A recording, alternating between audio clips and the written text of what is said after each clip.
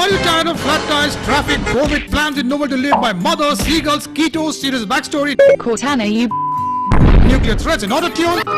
Well, look no further. What you need is a revolutionary product called Framing the Problem Differently. Framing the Problem Differently is a new product designed to make all your problems go away. Is the problem really a flat tire? No, it's going to work. Quit! Now you have nowhere to go. Simple. Who needs a tire now? Too much traffic, COVID, too much COVID. Plans with no way.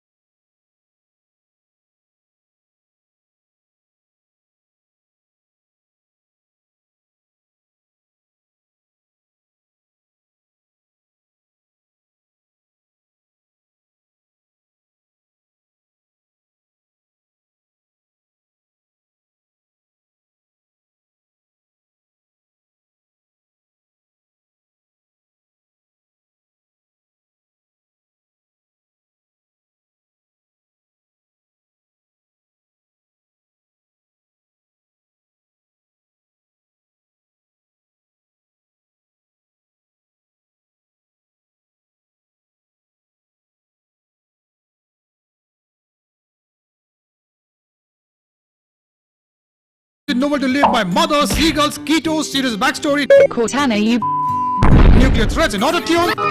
Well, look no further. What you need is a revolutionary product called Framing the Problem Differently. Framing the problem differently is a new product designed to make all your problems go away. Is the problem really a flat tire? No, it's going to work.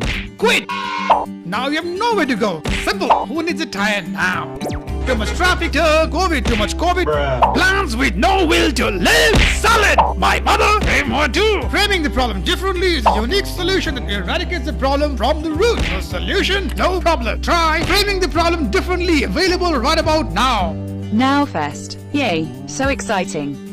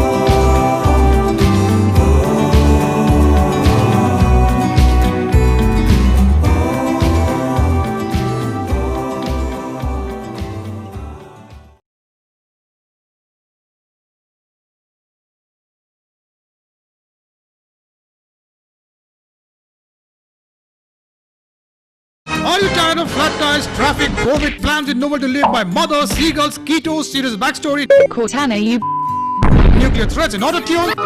Well, look no further. What you need is a revolutionary product called Framing the Problem Differently. Framing the problem differently is a new product designed to make all your problems go away. Is the problem really a flat tire? No, it's going to work. Quit! Now you have nowhere to go. Simple. Who needs a tire now? Too much traffic, COVID, too much COVID. Bruh. Plans with no will to live. Solid. My mother, aim more too. Framing the problem differently is a unique solution that eradicates the problem from the root. No solution, no problem. Try framing the problem differently. Available right about now. Now Fest. Yay, so exciting.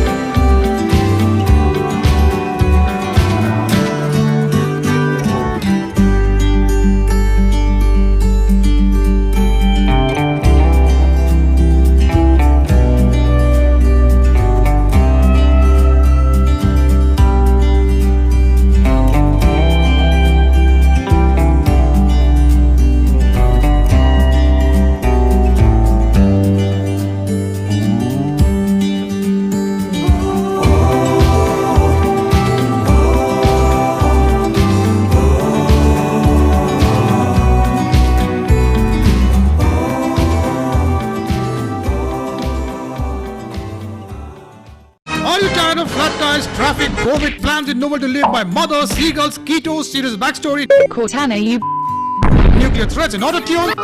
Well, look no further. What you need is a revolutionary product called Framing the Problem Differently. Framing the problem differently is a new product designed to make all your problems go away. Is the problem really a flat tire? No, it's going to work. Quit! Now you have nowhere to go. Simple. Who needs a tire now? Too much traffic, COVID, too much COVID. Bruh. Plans with no will to live. Solid. My mother, aim more too. Framing the problem differently is a unique solution that eradicates the problem from the root. No solution, no problem. Try framing the problem differently. Available right about now. Now Fest. Yay, so exciting.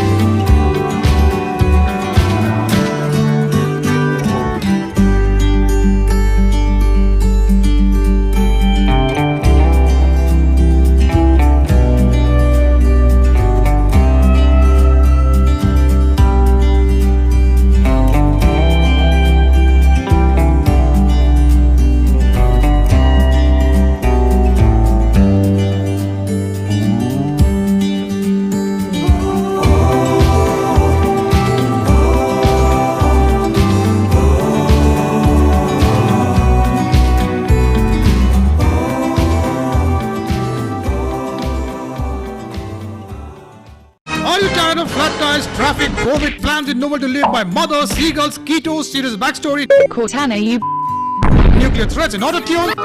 Well, look no further. What you need is a revolutionary product called Framing the Problem Differently. Framing the problem differently is a new product designed to make all your problems go away. Is the problem really a flat tire? No, it's going to work. Quit! Now you have nowhere to go. Simple. Who needs a tire now? Too much traffic to COVID, too much COVID. Plans with no will to live. Solid. My mother, aim or do. Framing the problem differently is a unique solution that eradicates the problem from the root. No solution, no problem. Try framing the problem differently. Available right about now. Now Fest. Yay, so exciting.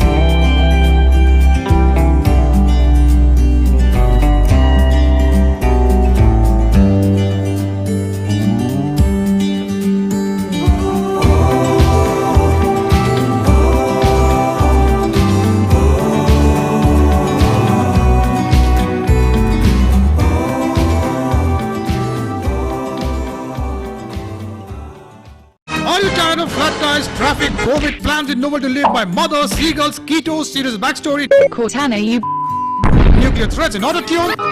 Well, look no further. What you need is a revolutionary product called Framing the Problem Differently. Framing the problem differently is a new product designed to make all your problems go away. Is the problem really a flat tire? No, it's going to work. Quit! Now you have nowhere to go. Simple. Who needs a tire now? Too much traffic to COVID, too much COVID. Plans with no will to live. Solid. My mother, aim or do. Framing the problem differently is a unique solution that eradicates the problem from the root. No solution, no problem. Try framing the problem differently. Available right about now. Now Fest. Yay, so exciting.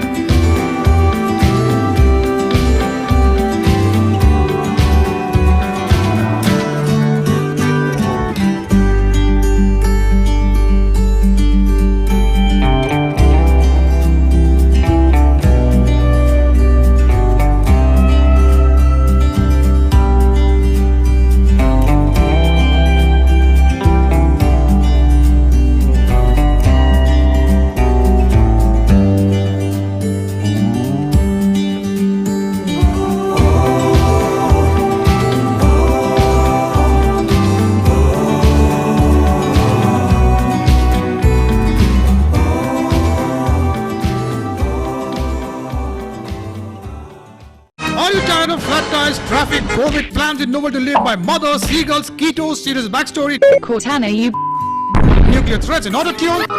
Well, look no further. What you need is a revolutionary product called Framing the Problem Differently. Framing the problem differently is a new product designed to make all your problems go away. Is the problem really a flat tire? No, it's going to work. Quit! Now you have nowhere to go. Simple. Who needs a tire now? Too much traffic to COVID, too much COVID. Plans with no will to live. Solid. My mother, aim or do. Framing the problem differently is a unique solution that eradicates the problem from the root. No solution, no problem. Try framing the problem differently. Available right about now. Now Fest. Yay, so exciting.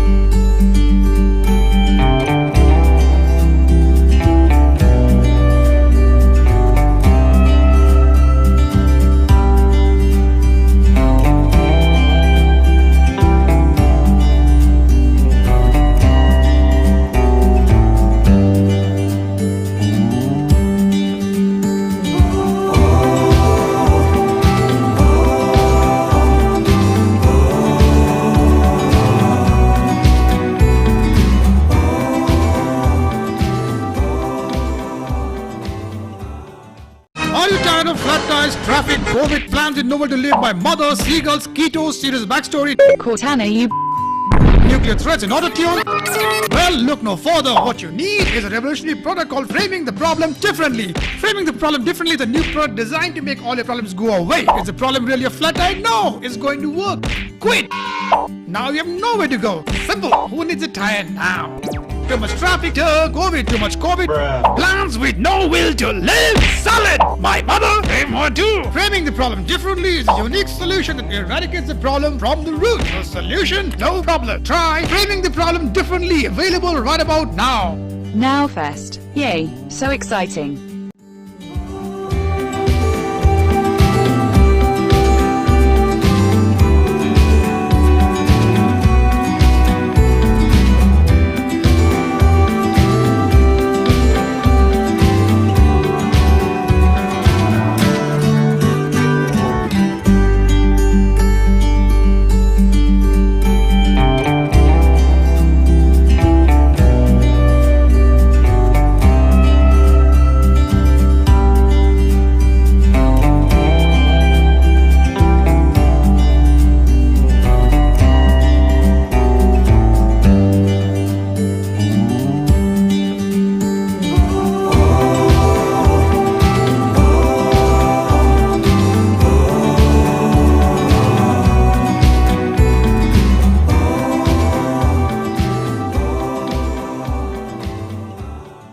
Are you tired of flat tires, traffic, COVID, plans with nowhere to live by mother, seagulls, keto, serious backstory, Cortana, you nuclear threats in auto-tune? Well, look no further. What you need is a revolutionary product called framing the problem differently. Framing the problem differently is a new product designed to make all your problems go away. Is the problem really a flat tire? No, it's going to work. Quit! Now you have nowhere to go. Simple. Who needs a tire now? Too much traffic, COVID, too much COVID. Plans with no will to live. Solid. My mother, frame or two. Framing the problem differently is a unique solution that eradicates the problem from the root. No solution, no problem. Try framing the problem differently. Available right about now. Now Fest. Yay, so exciting.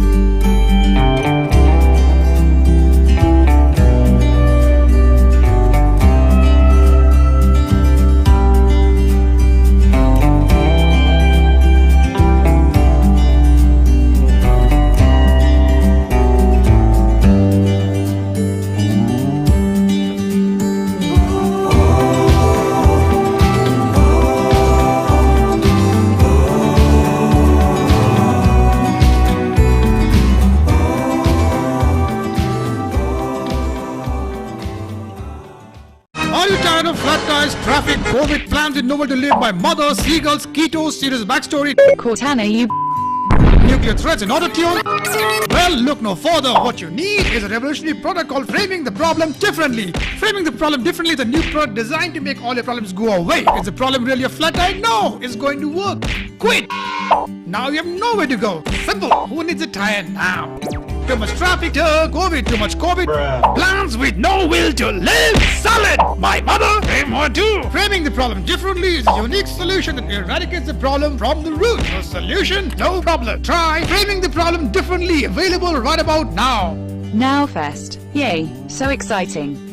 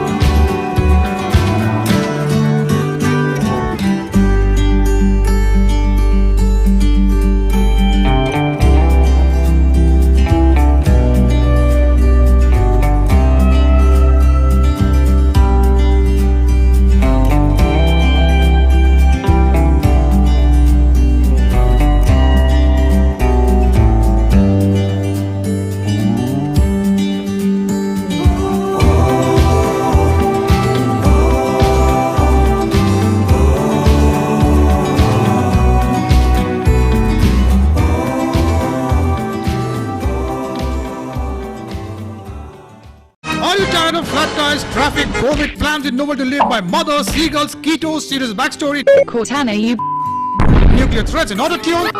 Well, look no further. What you need is a revolutionary protocol.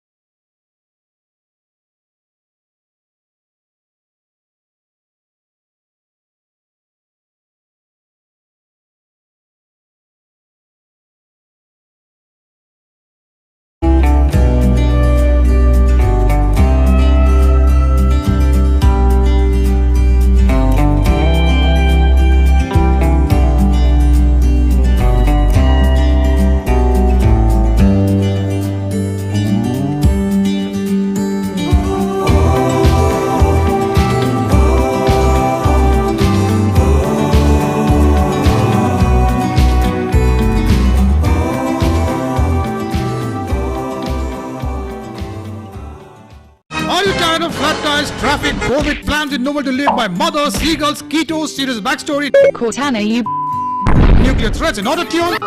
Well, look no further. What you need is a revolutionary protocol framing the problem differently. Framing the problem differently is a new product designed to make all your problems go away. Is the problem really a flat tire? No, it's going to work. Quit. Now you have nowhere to go. Simple. Who needs a tire now? Too much traffic, COVID, too much COVID. Plans with no will to live. Solid. My mother, frame or two. Framing the problem differently is a unique solution that eradicates the problem from the root. No solution, no problem. Try framing the problem differently. Available right about now. Now Fest. Yay, so exciting.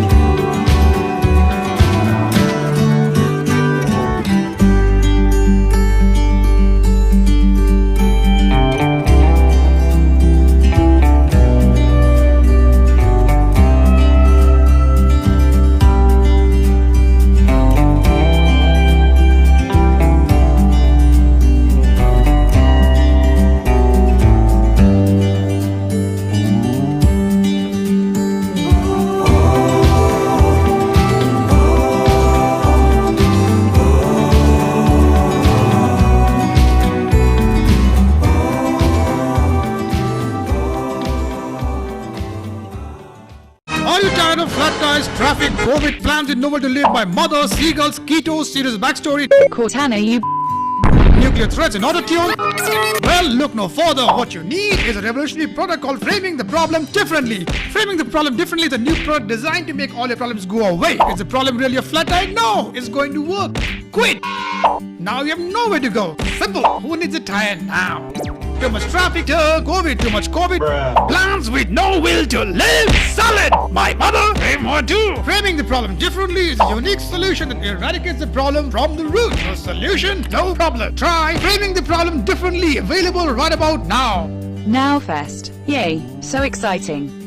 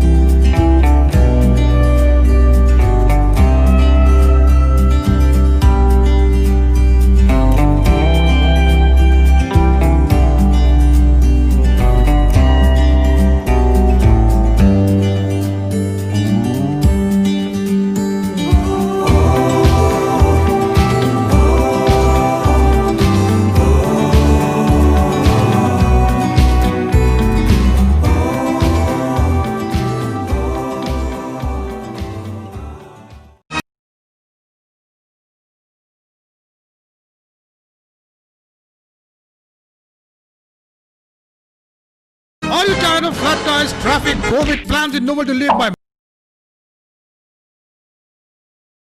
East Coast, not the East Coast, from the Eastern time zones, from Australia, New Zealand, Indonesia, Singapore, Thailand, Malaysia. Good morning to all our folks in India and to the folks in UK who have logged in early. It's almost 5:30 in the morning out there. Well, very, very good morning to you. And for the rest of us who's going to join us later, this panel is going to be fun. Welcome to day 3 of the Now Fest 2020. It's going to be packed with some of the most brilliant speakers and panels. Thank you so much, everyone, for logging on from convenient and inconvenient time zones, for your enthusiasm, for personal conversations and great questions in the comments. It's been fantastic. And with day 3, we have saved the best for last. Enjoy. We kickstart with a fantastic panel discussion, the creation of next generation products with behavioral science. On the panel, Anand Sood, co-founder of Verzogo, with over 18 years of experience in sales transformation programs at EY, PwC, and Opera Solutions across India, USA, the Middle East, China, and Southeast Asia. Joining him is Beck Weeks, co-founder of PIC, a product that uses the power of habit formation in a smart way to improve people's lives. Beck has also led teams in strategy consulting at Bain & Company and public policy research for the Australian federal government, delivering meaningful results that drove change. And joining them is Mustafa PC. He worked with MNCs in Europe and the Middle East until he decided to come back to India and co-founded one of India's favorite ready-to-eat food companies, Eat Fresh Food, which today serve millions of Indians every day. And finally, we have Tarif. Tarif is the founder of Happily.ai. It's a Bangkok-based company whose mission is to create a happier workplace using behavioral science, technology, and fun. Now, he combines people analytics and AI to promote engagement at workplace and helps company build stronger, healthier environment and networks. Now, who is moderating this session? It is Divya Radhakrishnan. She is a VP of Behavioral Labs at Verzogo with over 17 years of experience in understanding human behavior in multicultural markets. Divya brings innovative solutions to help understand how different data sources can be used to address human behavioral problems. Over to you guys. Thank you very much, and welcome everyone to this celebration of all things behavior science. Thanks, Prakash, Reshma, and the team. It's very exciting to be here. Yeah, the Now Fest team has managed something. I guess most people in the behavior science world, at least in this part of the globe, this half of the globe, have only wondered or worried about, when is behavior science going to become less weird? When will the global South, truly embrace all facets of behavior science? So the fact is that there are organizations that have started this journey. There are some organizations who are early, some organizations who are slightly ahead. And today we're going to talk to some of these organizations who are slightly ahead in embracing behavior science and trying to put it to work with their products and solutions. So human behavior is complex, right? So it's further complicated. There are changing circumstances, dynamic contexts that we live in and we operate in.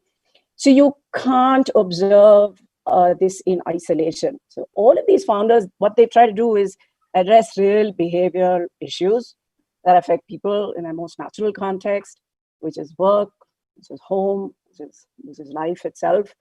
So if someone's trying to put together a fresh meal in a kitchen, or a salesperson who's sweating it out in the field, a manager who's trying to keep their people engaged in an office, some people who are struggling to kick a habit, either kick a bad habit or pick up a new habit. So this is a real world with real problems. People and their beliefs, fears, motives, they get full exposure. And all of these founders of these fantastic products have used technology, analytics, data, and very importantly, great design and delivery to really bring the solution to life. So they've been brave. They've built their solutions around behavior much earlier than most people would have thought about it. All of them are trying to crack a slightly different problem. Some of them are niche, some of them are age-old, but all of them are critical to our happiness, pretty much. So Prakash has done a wonderful round of introductions already to Mustafa, Anand, Tarif, and Beck, but I have a few tidbits, perhaps, which some of you may not know. So Mustafa is, sells 1.5 million cups of coffee a month. Okay, guys, 1.5 million coffee cups. But he is allergic to coffee. Can you beat that? So any of you want to be a coffee tester, you know where to go. And you get the most fantastic coffee. I'm an ardent aficionado of ID coffee. Apart from all the accolades and awards and recognition and everything that Mustafa has got, I guess it's his humble origins, which I guess makes everybody look at him with wonder. He is a bit of a wonder child, I guess, in the startup world. Beck Weeks, again, I got to know that Beck is a friend of a friend. I'm really happy to meet her here. And she co-founded Peak with Senthil Mullainathan and Mark Norton. Senthil Mullainathan is, again, I'm a big fangirl of Senthil Mullainathan, his books, and I follow him actively on Twitter, the rare occasions when he comes on Twitter. Thank you for being here, Beck. Tarif, Reef, great to be in touch with you. You have a lovely product over there, and really looking forward to seeing more of that and hearing more from you. Reef is 4th generation Indian in Thailand, mind you guys. So that's interesting. That's culture which has traveled, Indian culture which has traveled the seas many generations ago. And he is scorching the employee well-being workplace with his tools. So finally, a quick line about me, apart from all the stuff that Prakash mentioned, pulled it straight out of LinkedIn. The other stuff which I can tell you about is I work in the behavior lab in Worksago, basically where we try and understand users better, try and understand what the data is telling us. We pursue things which have a lot of potential sometimes, but we come up from sometimes, we don't have anything. And then certain other times we come up with something that's fantastic. One last line about Anant before we move on, because Anant and I work very closely together. So in meetings when Anant says, I think there's a little bit of nuance to that, and he loves the word nuance, uses it very often. I usually lean forward. I'm like, okay, this is either going to be like a silver bullet or it means a whole lot of work for me. And we've come up with some interesting. We've had many interesting discussions, lots of discovery that's going on, and it's a constant learning process, especially when it comes to technology products. So without much ado, let me move to Mustafa, and let me start off with him and try to understand a little bit, Mustafa, about your organization's focus. We know all about your fantastic products. What is this solution that you came up with, and what are the challenges in the context and environment and culture which you had to face, and what's the power of your solution?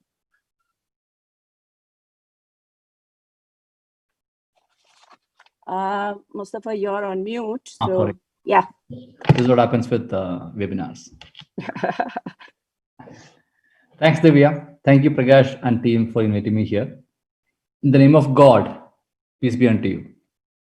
I'm PC Mustafa, CEO of ID, and we make world's best food, idli.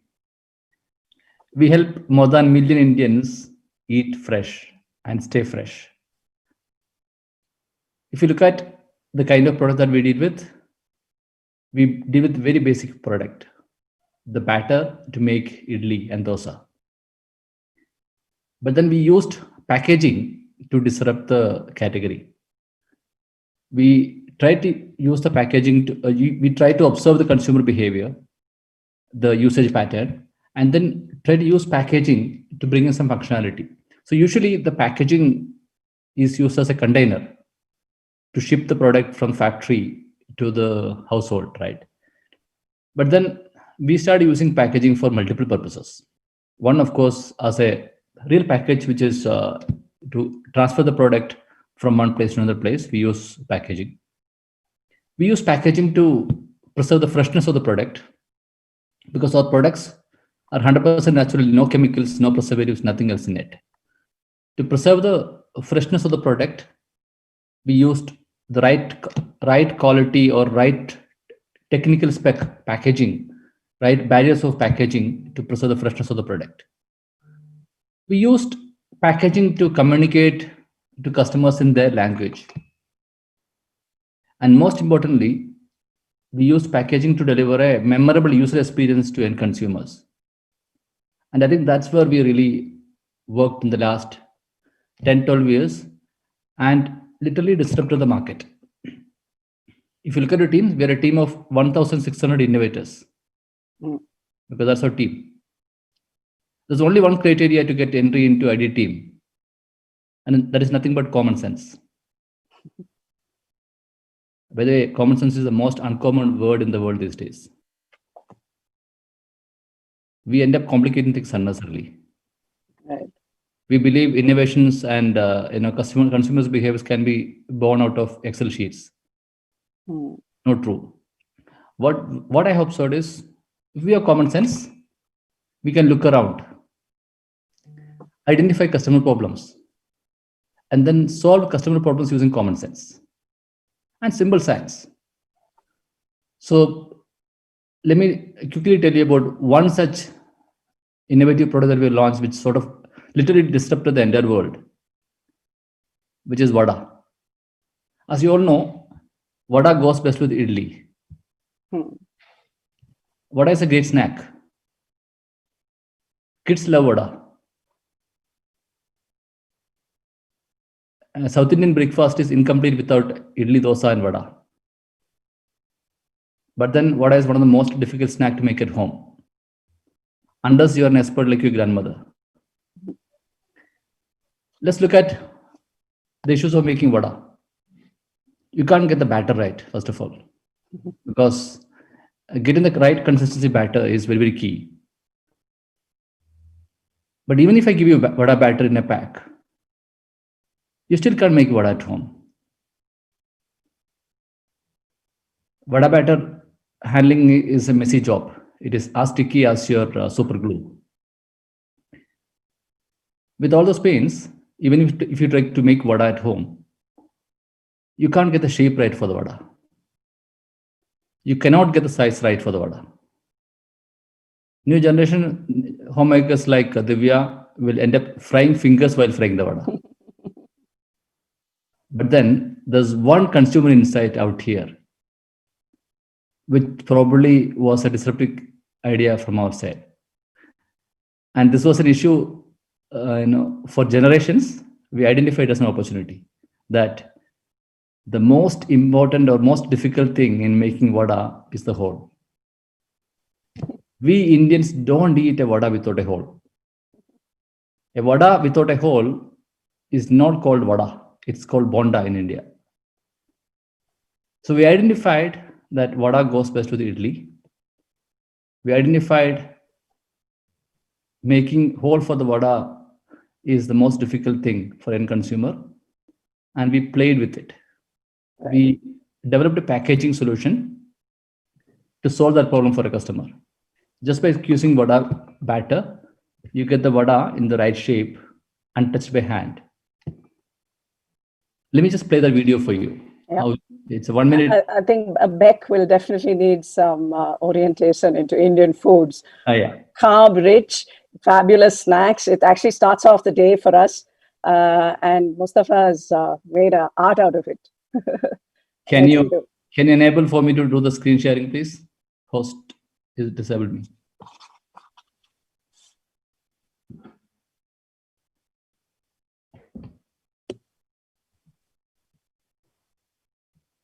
You should be able to share the screens now. Apologies. Yes, I can do it now. Thank you. Let me quickly play this video for you. It's a 1 minute video. This is no ordinary snack, a South Indian speciality. It's a favorite in homes across India, but its circular cylindrical shape and donut-like hole make it fairly difficult to prepare at homes. It needs the expert hands of grandmas and aunts or even restaurant cooks. Not anymore.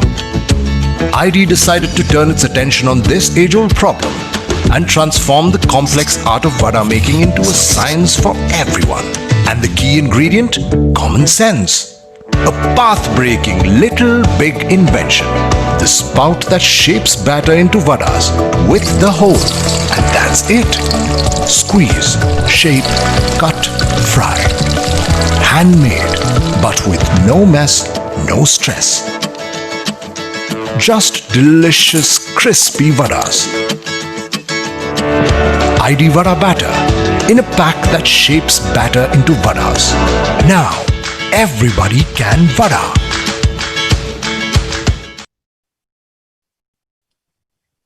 Right.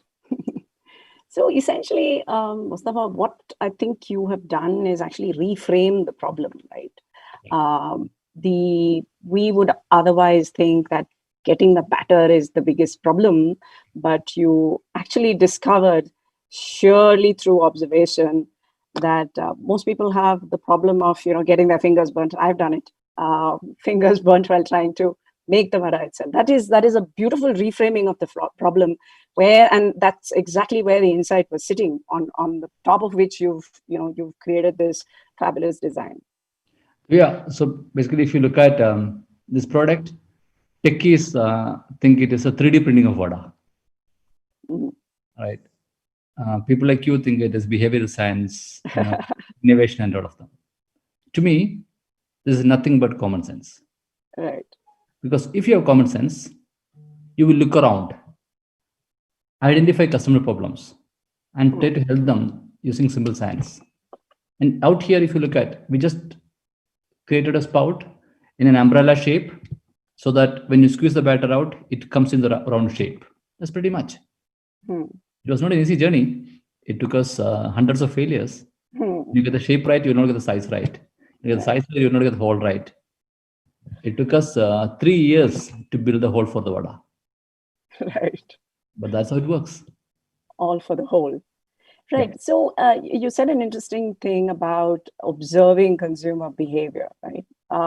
Just tell us through that part of it. I mean, I'm very keen to understand a little bit more about that. So I observe my mom, the way she makes food. We have been doing this idli dosa batter for the last 14, 15 years. I was not able to sell my idli pack to her so far. She still want to make batter at home. But then once I asked her to make vada, she said, no, I don't know how to make vada. Right. So vada started disappearing from Indian homes. Right. Because it was difficult for her to make vada. So then I talked to her and I tried to understand, why is she finding it difficult to make vada at home. So if you look at vada making was an art, which only our grandmothers used to know. Mm, We try to bring science to it. right. Today, even a teenager can make vada at home. Great. Thank you. Thank you, Mustafa. We'll come around again. Let me just move now to Reef. And Reef, tell us how you decided that you want to come up with a proposition around employee engagement in the workplace, and came up with happily.ai. I've seen your really slick video. You've got a fantastic product out there. Tell us more about that. What was your journey like? Well, thank you, Divya. Thank you so much for moderating today. And thank you, Prakash team. I'm lucky to be here amongst you all. And Mustafa, I think your product is a hole in one, pun intended. But yeah, no, happily I guess related to common sense, really, that it's hard to fathom how painful work can be sometimes. Even as a person who has been in a few different workplaces, we have challenges at work, and people aren't as happy as we should be. We work most of the time. We spend most of our lives working. It shouldn't be a chore. It should be something we want to do. And I think a lot of times, people it can get frustrating when somebody says, "Oh, you should just do what you love," because like some people don't have that opportunity. I think happiness is also, as a word, it could be very abstract. But what we found through our research and a lot of trials and failures is that happiness isn't abstract at all when it comes to the workplace. There's actually a few things you can do right to build a happier workplace, and it's not about free food and all these other very expensive things that maybe a lot of companies really invest in. It's more about building meaningful interactions and relationships at work. It's about getting the right support from your managers. It's about having a culture of open feedback. It's about getting recognition on a regular basis. Right, and we don't focus enough on those things, and I think that sometimes it feels very effortful to do these things. Sometimes it feels unnatural or foreign, especially depending on the work culture that you belong to. In Thailand, for sure, it's a challenge, but I think that's where behavioral science can come in to change habits, to really make things that to help us unlearn the bad things and learn and motivate us to do the right things. So that's what we've been able to see with what we're doing. Right.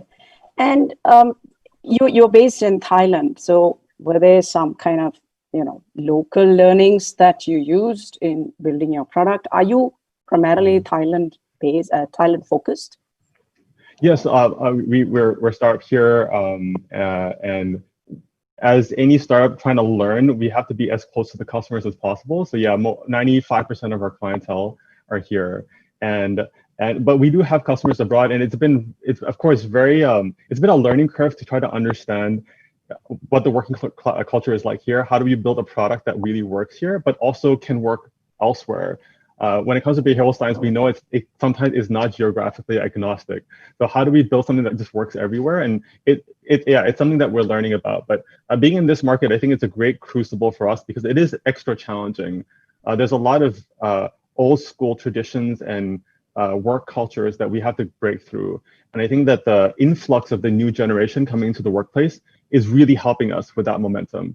They're coming in without all these old biases and cultures being in the way anymore. So I think it is a fresh start for us, and it's a good time for us to really try to shape and mold the workplace into what it could be. Right.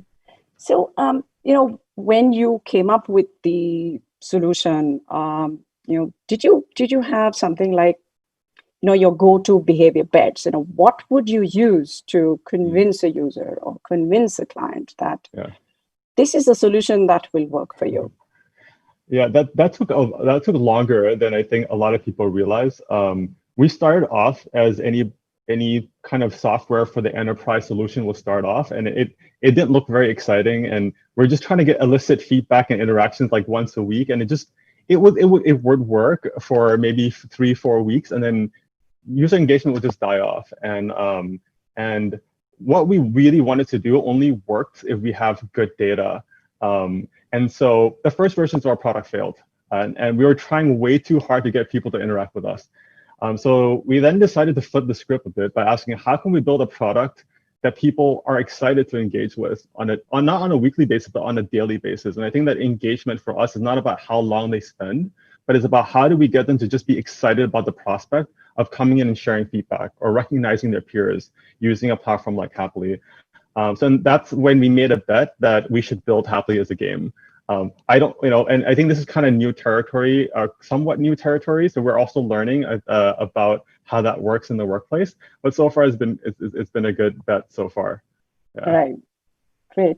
So your tool is essentially looking at employee well-being, right? Yeah. Right. And what are the kind of learnings that you've had in the journey that you started off on? Yeah. What is is there a silver bullet? Is there a magic pill that ensures employee engagement? That's hard. I think everybody is searching for that silver bullet. If there is one, what I feel is it's all about creating dialogue between people, right? Having the right context to create and have that conversation. That's a good conversation fixes pretty much everything. It's just that we never know when to have it. We never know who to have it with. And when we do really need to have it, we choose not to. I think there's this statistic out there that we're more comfortable breaking up with a partner than we are to have a difficult conversation at work, which is like, but that's what reality is. So I think if there is a silver bullet, that's what it is. And I think happily a lot of times we are just facilitating that. We're facilitating, giving and initiating these conversations that we should be having in the workplace that we just don't have. Right. Okay. Thanks, Srif. I'll move on to Anant. I know that Anant and our 6 co-founders identified a niche which perhaps nobody else thought of at that point in time when we launched. Please, Anant, all yours. Thanks, Prakash, Reshma, and the Now Fest guys to have me here. So yes, it was before I begin, I must admit, Mustafa's video really took me, got me craving vadas. So I think after this session, I'm going to go get some of those, Mustafa. So that's a good sales pitch, Mustafa. We all of us come with we're 6 co-founders at WorkSogo, decades of experience in driving transformation in organizations. And in about 2015 or so, we realized that there is something missing when we go and look at giving advice to large organizations, say how to improve your sales. And we realized that the problem was around behavior. And funnily enough, we first went to the world of games to try and figure out saying, how is it that you get a large, you get a grandma from Afghanistan and a teenager from Bangalore playing the same Candy Crush, having no problem understanding what they need to do. There's no manual for it. You lose a life. The game gives you a very serious feedback, which says, you've lost, you have no more lives left. And that kind of encourages you to carry on. But in the world of work, if you go, and I'm giving you a sales context, we've had all of us have had these conversations. Tarif, you also said that right now. You'll have people say, hey, don't go and talk to that individual right now. He or she's just had their monthly review with their manager. So feedback and productivity has a very negative connotation. And it's funny because all of us, and all of you will agree, we spend half our lives at work. Half of our life, it does not necessarily be in the office, but we are at work. And given that amount of time, there is absolutely no way, organizations have even figured out how to get people to remain engaged, motivated, and productive. So month-end reviews, and Mustafa, you'll agree with me, where you'll have your sales guys or, your teams come and tell you saying, these are the 100 reasons why we have not been able to hit our targets. the market is bad, the targets are too high, competition is too hard, or whatever it is. Whereas what we realize is the focus needs to be more around how do you get each one of the employees, your sales guys, to be more uh, autonomous in the way they drive themselves around the organization's objective. So that's what we decided that we'll look at. And now about 40 large enterprises in Workzogo, 80,000 employees later, we realized that the path we took 5 years ago is seems to have legs. And it while we haven't solved all the problems as far as productivity is concerned, we realized that looking at each individual, personalizing personalizing the input that we are able to give each one of the sales reps on a daily basis is the way to go. And I don't know whether this visual is It's visible, yeah. is visible, right, to Yeah. all of you all. This is one of my favorite things, which is there is an abundance of data in organizations today, right? They have thousands of metrics and KPIs and Excel sheets, or whatever analytics tools that exist there. But at the front line, the guy who's actually going out in the market and selling for you, uh, if you ask them, they're just 2 or 3 or 5 maximum, 5 things that they're supposed to be doing on a daily basis. So there is if you give them tons and tons of information and expect everyone to just figure out all the metrics, figure out all what they need to do, and on a daily basis do what they're supposed to, ain't going to happen. That was our essential aha moment, saying how do we move away from just having abundance of data and having a paucity of action. How do we make sure we focus people, get them to be self-motivated using behavior design as an input? And that's how we came up with this AI coach, which looks at all the data, but essentially on a day-to-day basis focuses the attention of each one of the sales guys on the field to on a few things that they need to do very, very consistently. And if they build the right habits around those, either it's meeting customers or pitching the right product at the right time, they should see good results. And when like I said, we are seeing that by using a few of these behavioral inputs around personalizing the insight for the individual, focusing on what motivates him or her on a daily basis, and very specific 1 or 2 actions that they need to do on a consistent basis, they're able to see companies are able to see good results, and individuals are happier with the way they are able to engage with their work and be more productive for themselves and for the organization. Right. So when you talk to clients, right, what is their first reaction to behavior science and sales? So and here's the funny part. The first few years, I think, in 10 conversations we'd have with customers, 9 of them we'd spend the entire time we had just telling them what behavior science is and saying, hey, why this is important. And even at that point, the kind of requests that we'd get saying is, hey, you know what, can you give me some, can you help me track my my sales guy on the field? Can you put GPS on their phone, or give me one more metric that I can track? So fundamentally in organizations, and the way they are structured and the way they are managed, field forces are managed is very command and control. So I have almost like a general on top who says, okay, this is how I want my sales guys to walk, talk, speak to their customers, do a beat plan, do visits, etc. So very command and control.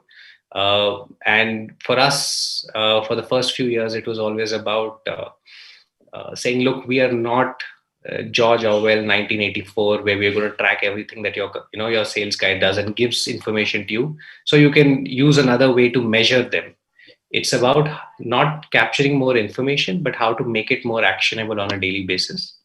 And Also make it more contextual to your salespeople. So I'll give you an example, Divya. If you look at MISs today in organizations, it's one size fits all. If I am the top, the top sales guy in a team, I get to see my target, I see my what I've done, and I'm very happy with it. It's all greens on my sheet or whatever graph that I'm seeing. If I'm somewhere in the middle, there are a few greens and a few reds. If I am at a 50% achievement kind of a thing, I'll have more reds than greens. Does that really motivate me to act? And so I saw Mustafa nodding when I said, you'll get a lot of excuses from sales guys saying market is tough. That's fundamentally because we believe, and this is backed up by research, which says, if you show me how far away I am from my goal, and I'm very far away, the distance I have to go is farther away, I'm not going to get motivated to do more. I'm going to find reasons why I cannot hit that target. I'll come and tell you, the market's tough. My manager doesn't like me. He's given me a harder target. Or my territory is not too good. Or whatever it is. So what we've now brought in is making sure this information. How do we personalize it for the top performer, somebody in the middle, and at the who's at the bottom of that bell curve in some ways, so that the data is personalized. It is more empathetic to each individual in your team. So if I'm a 60% achiever, I don't necessarily get told I'm 40% away from my target. There are things that I'm doing well, and there's this very fascinating analysis that we showcased to our customers, which said somebody at a 60-70% achievement is 3 times more likely to comply with a sales process than your best sales guy. And to your question, Divya, our customers refuse to believe it when we show them saying, look, do you now, is a Sehwag more important to you in your team? Is a Rahul Dravid more important to your team? And that gets people thinking on how do you look at managing your teams and making the way you give feedback, the way you manage them on a daily basis more personalized, more empathetic to their performance context and their productivity context. So it's been a journey, but very happy to say thanks to the 2018 Nobel Prize, more and more customers. So two of India's largest banks now are our customers, and they're got thousands of their guys, their salespeople on the field using our tool to make sure they remain more consistent, more productive, and do better than where they are on a daily basis.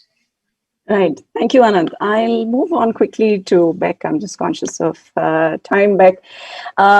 Thank you for being here. You are in a completely different time zone. Welcome from Chicago, I think. And tell us a little bit more about Peak and how did you think it up? What does it do for us?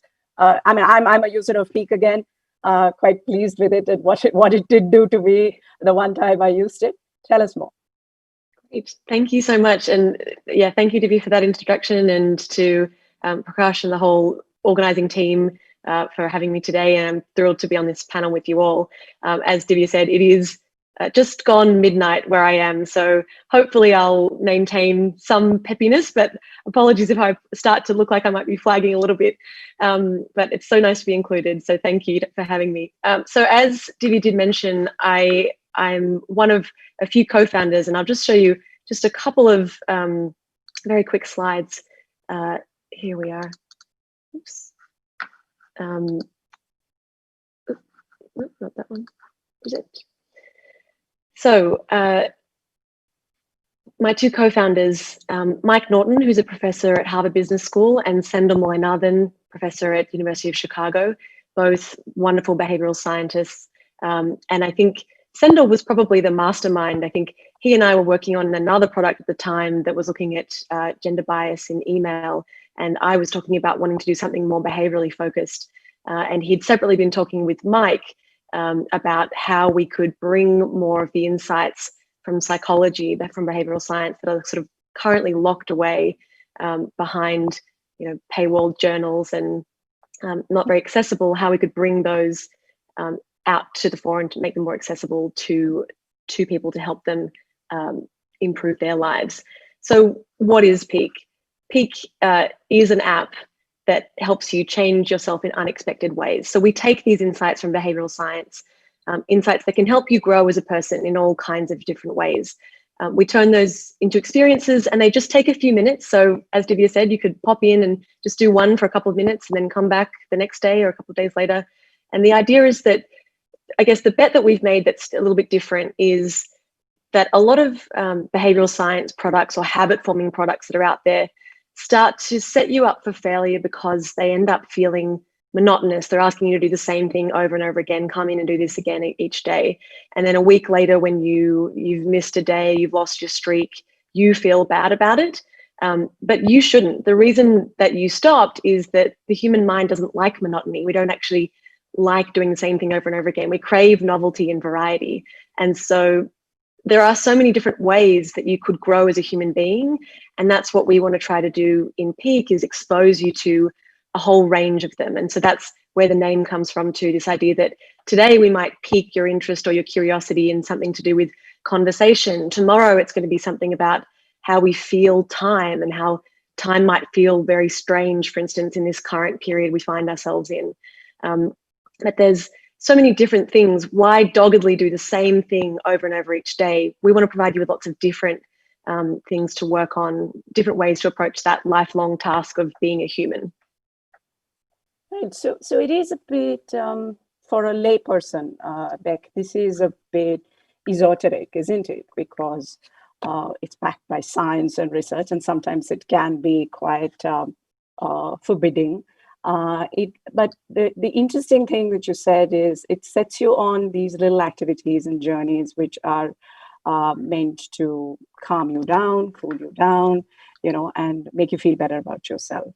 So have you ever been asked that, is this too complex for lay people to understand or appreciate, embrace, and actually use? I think that a huge part of our goal is to democratize it and make it easy to understand. And so when we present these things to our users, I think we're not presenting them as complex scientific findings. I think when you try one of the moments, you'll see that, and I'll just show you very quickly a couple of screens, but there's a lot of illustration, there's a lot of humor, there's, that we don't think it needs to be dry and dusty just because it is backed by science. It should still be fun. And so each of the activities that we have people do in the app, in each of what we call a moment, yes, there's the science there so that people have confidence that there's something backing up what we're asking them to do. But the activity that we'll get them to do to help them live that concept is something that is very tactical. We'll take them by the hand through something. It could be as simple as implementing a new finding, for instance, out of Harvard Business School, that preparing for a conversation, even a social conversation with a friend, taking a few minutes to prepare can lead to having a more fulfilling, productive, enjoyable conversation for both participants in the conversation. And so that's a super simple example, but we'll help you actually think about a person who you're going to talk to soon. Think about, you can swipe through some flashcards that help you think about what you might have talked about with them last time, you might want to check up on this time, get them to actually make a little list that we then save for them. So it should be, the ideas, the research is scientific and academic, but we're trying to present it in a way that isn't. And so we hope that we're presenting it in context and via topics that people already know they want to engage on, like having better friendships, better relationships, better conversations, those kinds of things. Right, that's interesting because one of the things that is held against behavioral scientists is the fact that many of these findings, the 200 odd biases and effects that you hear of, are small little laboratory experiments done in faraway lands. What is the relevance of all that in our day-to-day life, right? So that's, and in a way, I guess you're trying to bridge that gap, say that can move out of the lab and onto your phone, and hence help you through the day. Exactly. And I think the last thing I would add on that is just that we want people to almost bring that experimental mindset from the lab into their life as well. And so to say, well, yes, there was this finding in this lab, it's robust enough that we think it's worth you trying, it doesn't necessarily mean that it is the silver bullet. We talked a little bit before about, everybody wants the silver bullet. We're not saying do this, it's the magic pill, the silver bullet that will just suddenly cure everything. But there's a good enough reason to try this. Try it for yourself, bring that experimental mindset, see if it works for you. If this one didn't work for you, that's okay. Try something else. Right. Thank you. I'll quickly move on back to Mustafa. Now, Mustafa, I understand, and I've been reading up a little bit about the way you do business. There's a lot of use of data. What are the, surprising, unsurprising kind of things you figured out about consumers when you pursued data? And all of us, I think, in this group understand how data can show us a lot of interesting things, but at the same time show us nothing at all. And you could really come up with absolutely nothing. So Mustafa, please do tell us. In the interest of time, I'll try to finish in Right. 2-3 minutes. Right. A couple of points. One unsurprising thing to me was, customers are willing to pay a premium for the quality and features. This was something I expected, and while designing the product itself, and we were proven right that consumers will pay a premium for the right quality product with the right features. Right. While selling the product, one of the biggest challenge for us was the right selling. As you all know, running a business is tough. Running a food business is very, very tough, and running a fresh food business is the toughest job in the world. Right. So the right selling is the key, because for any fresh food business, the biggest challenge is the wastage. So let's say a store in, say, Indiranagar in Bangalore sells 10 packets of idli dosa batter a day. It is important to keep the right quantity in the store. If I keep 11, one packet get wastage. If I keep 8, there's an opportunity to cost 2 packets, and consumers won't get the right product. All right. And we deal with a highly perishable fresh food with a daily replenishment model. So if I end up keeping 11 packets in the store, 1 packet come back as a wastage, or the wrong product goes to the customer. Right. Right. So when we looked at the data, something which we interesting we learn is our salesman do not know any number between 5 and 10. Okay. They know numbers 5, 10, 15. Right, which was a surprising number data to me. When we looked at the data, we actually captured last 10 years of store-wise items, sales and wastage data on a daily basis. And the pattern is they know numbers like 5, 10, and 15. There are many numbers in between, and they have no idea about it. Right. And we then try to bring in analytics to sell the right coin to the store. Right. So that's something which we learned. It was again a surprising thing to me. I had not learned that during my MBA days, that there are no numbers between 5 and 10, but I've learned that from that time. Few other things that I would say surprising to me again is Indian homemakers is extremely difficult to handle. Indian homemakers, they are the gatekeepers for the kitchen. She will never buy idli from outside. She's okay to buy idli dosa batter, make idli at home, and serve hot and fluffy idli to the family. If idli comes out well, she gets a credit or he gets a credit. And if for some reason dosa is not crispy enough, Right. you can blame it on me, brand ID. What I've learned is never take to credit away from a homemaker. Right. Right? Never try to sell idli to homemaker. She will never buy idli. She's okay to buy idli batter and add her love into the product and serve fluffy idli to the family by cooking at home. So that's something which I've learned. Right. It was surprising to me. Right. Now, if you look at this whole thing, there's no rocket science in making idli dosa batter, right? But then we try to play the role of a professional assistant to a homemaker. In this journey, we've learned, or we looked at how a homemaker is using the idli dosa batter. We then try to bring in packaging innovations to deliver better features to a consumer. For example, if you look at a idli dosa batter pouch today, initially she used to buy idli dosa batter pouch from me. It was like a pillow pouch, 4-side seal pillow pouch. She used to wash it, cut open, then transfer the batter into a vessel, use it, and then leftover batter she used to keep in the refrigerator, all of them. We thought we should simplify it. We tried to create a boat-shaped packaging, which is like a transformer. You see those, cars becoming Superman kind of this one, right? So we try to create that kind of packaging, wherein it's a pouch during transit and storage, whereas when you Ziploc open it, it becomes a vessel, right? And so that customer can use the batter directly from the pouch or make idli dosa directly from the pouch without transferring to a vessel. And then it comes with Ziploc. She can lock it and keep it in the chiller and preserve the product for partial use.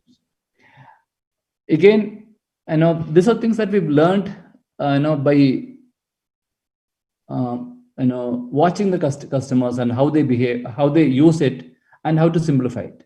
Right now, if you look at one such problem that I'm now observing is dosa making. Right. Can you get the right shape dosa, the round shape? Yeah, if you're asking me, yes, I can. I can't. I'm very proud to say that. If I start making dosa, it becomes in Australia. Right. So we identified as a challenge. Now we are now working for a person like Tarif to make dosa at home. Right. Or even beg for that matter. Yeah. We should ship some dosa batter. The right thickness, right shape, and the round dosas. Right. So that's something which we are working on now. So I think it's important for us to monitor or observe consumer behavior. Right. Quickly moving away from dosa, I know people will feel hungry when I start talking more about dosa. Let me make you thirsty now. Right. So it is not just about idli dosa batter. So today we started. When we started as a idli batter business. Today we believe we have a very strong network in fresh food business. So I think it's also important for me to tell you about the batter business, volume as well. As I think mentioned to you initially, it took us almost 9 months to sell 100 packets. Today, we sell idlis for more than 1.5 million idli every single day. If you look at our market share, in the Bangalore market, we have a 70% market share in this business. In market like Hyderabad, we have around 80-85% market share. Pune is around 85 to 90% market share. And Mumbai, it's around 95% market share. Right? That happens because when you have the right product, correct, right, solving a customer problem, right, that's good enough to sell it.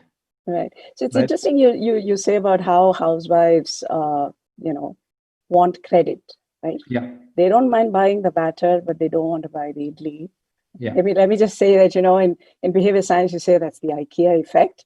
Yeah. IKEA makes you create these things yourself. True. And layers on more value to it than what you probably originally bought. Yeah. And you've hence been able to command that premium, especially because of, both your packaging design and the fact that users feel that they have actually created it. Be the vada, be the dosa. True. She is the queen in the kitchen, or he is the king in the kitchen. Yeah. So just coming back, I know I'm taking a little bit of time. This is a real story in my life. 3 years ago, I was down with typhoid. Right. And doctor asked me to take a lot of coconut water. Mm-hmm. My helper would go to the roadside hawker, bring those 2 coconut with her, and then I tried to open the coconut and drink the coconut water. And this coconut was very heavy, right? It used to be around 2.5 kg of each coconut, and she could carry only 2 coconut with her in 2 hands. Bring home,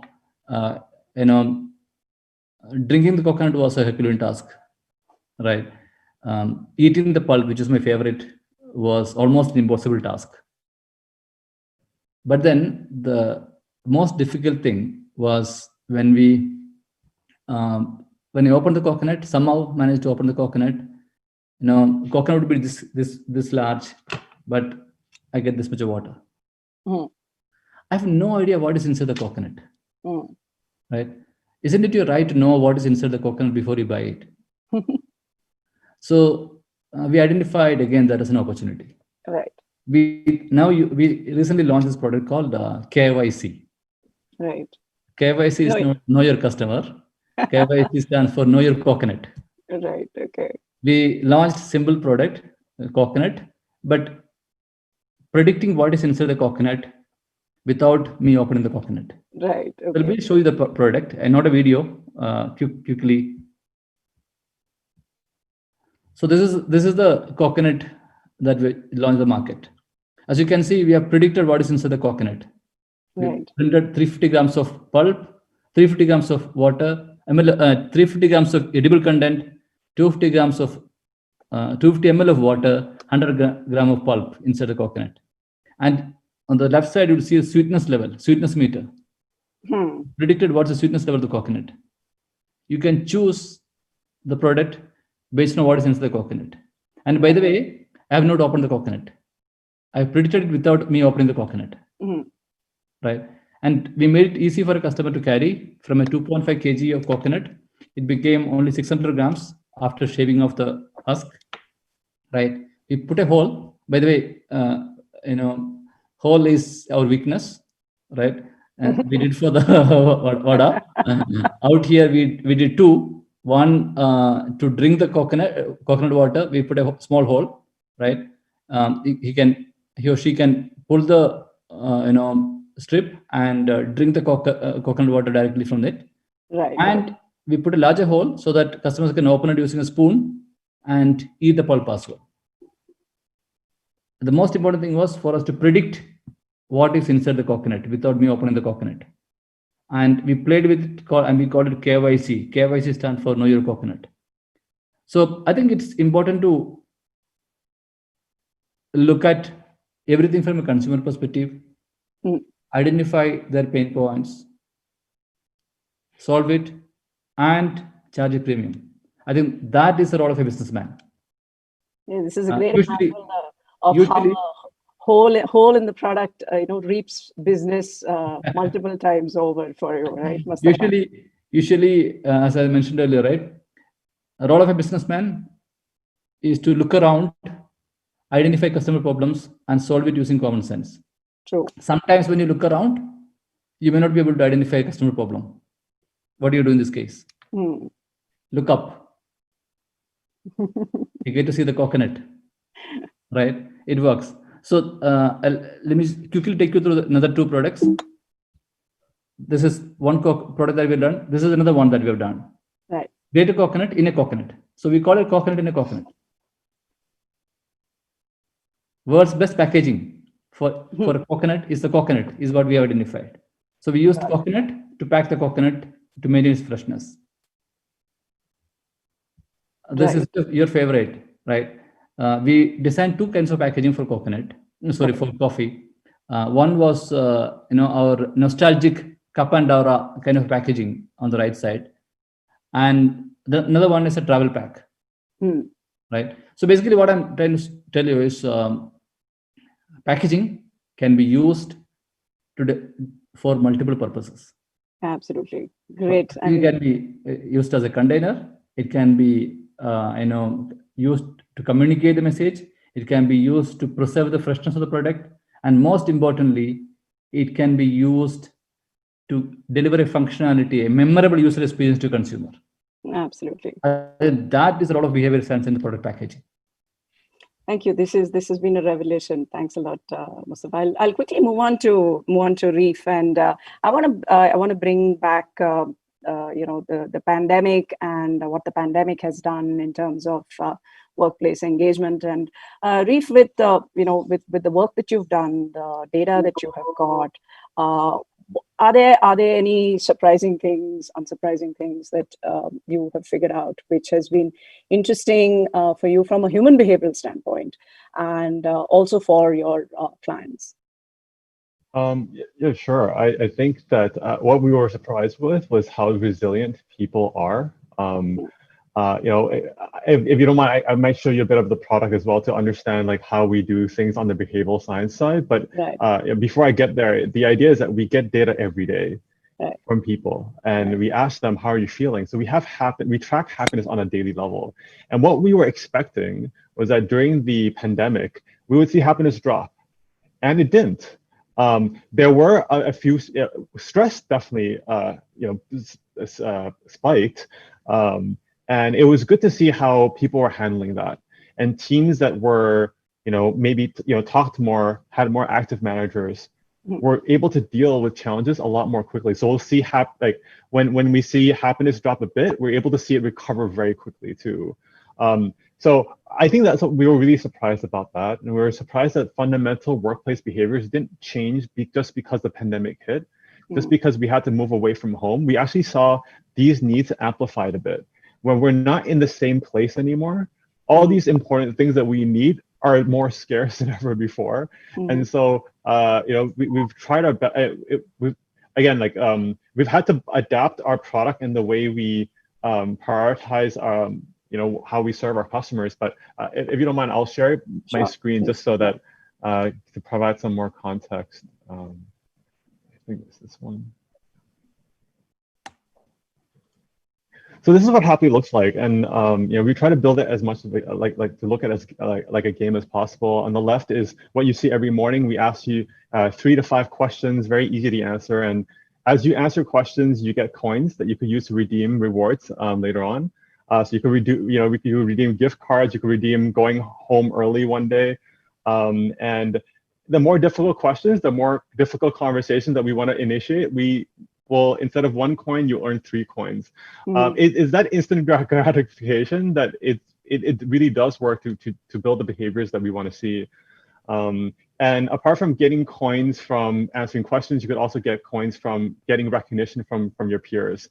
So I could give you 5 coins for hosting the session today, and you'll feel great for it. Although those 5 coins are technically worth about 20 cents. It's not worth right. If I were to walk over and give you 20 cents, I think you'll be more insulted than anything else. But when it's in the form of a game mechanic, I think it's really helped connect workplaces in a time when we're more distributed than ever. And in that concept, there's a lot of things we can do. We gather data every day, so we can also inform managers every day about how their teams are feeling.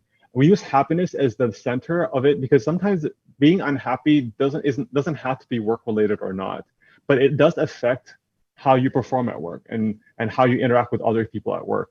So we're trying to provide the right data to the right person.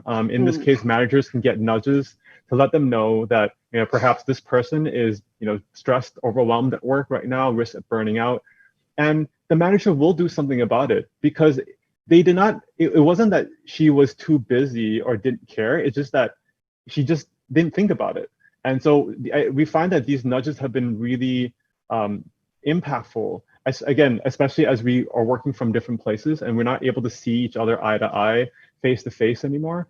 So we've been very happy to see those kind of interactions happening. I'm just gonna, so this is like happily as a game. So we, apart from feedback and recognition, we also encourage and motivate a lot of other things in the workplace.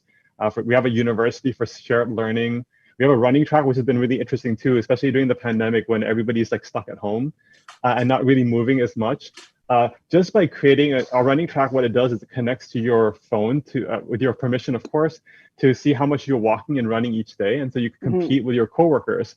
And it's very low stakes, but just having that interaction has motivated people to be more active because now their friends are depending on them to be so. And then there's a lot of other things we could do too with organizational network labs, but I'm just gonna close that for now. Right. But yeah, I think I've been very surprised by the fact that the workplaces have been a lot more resilient than we thought they would be.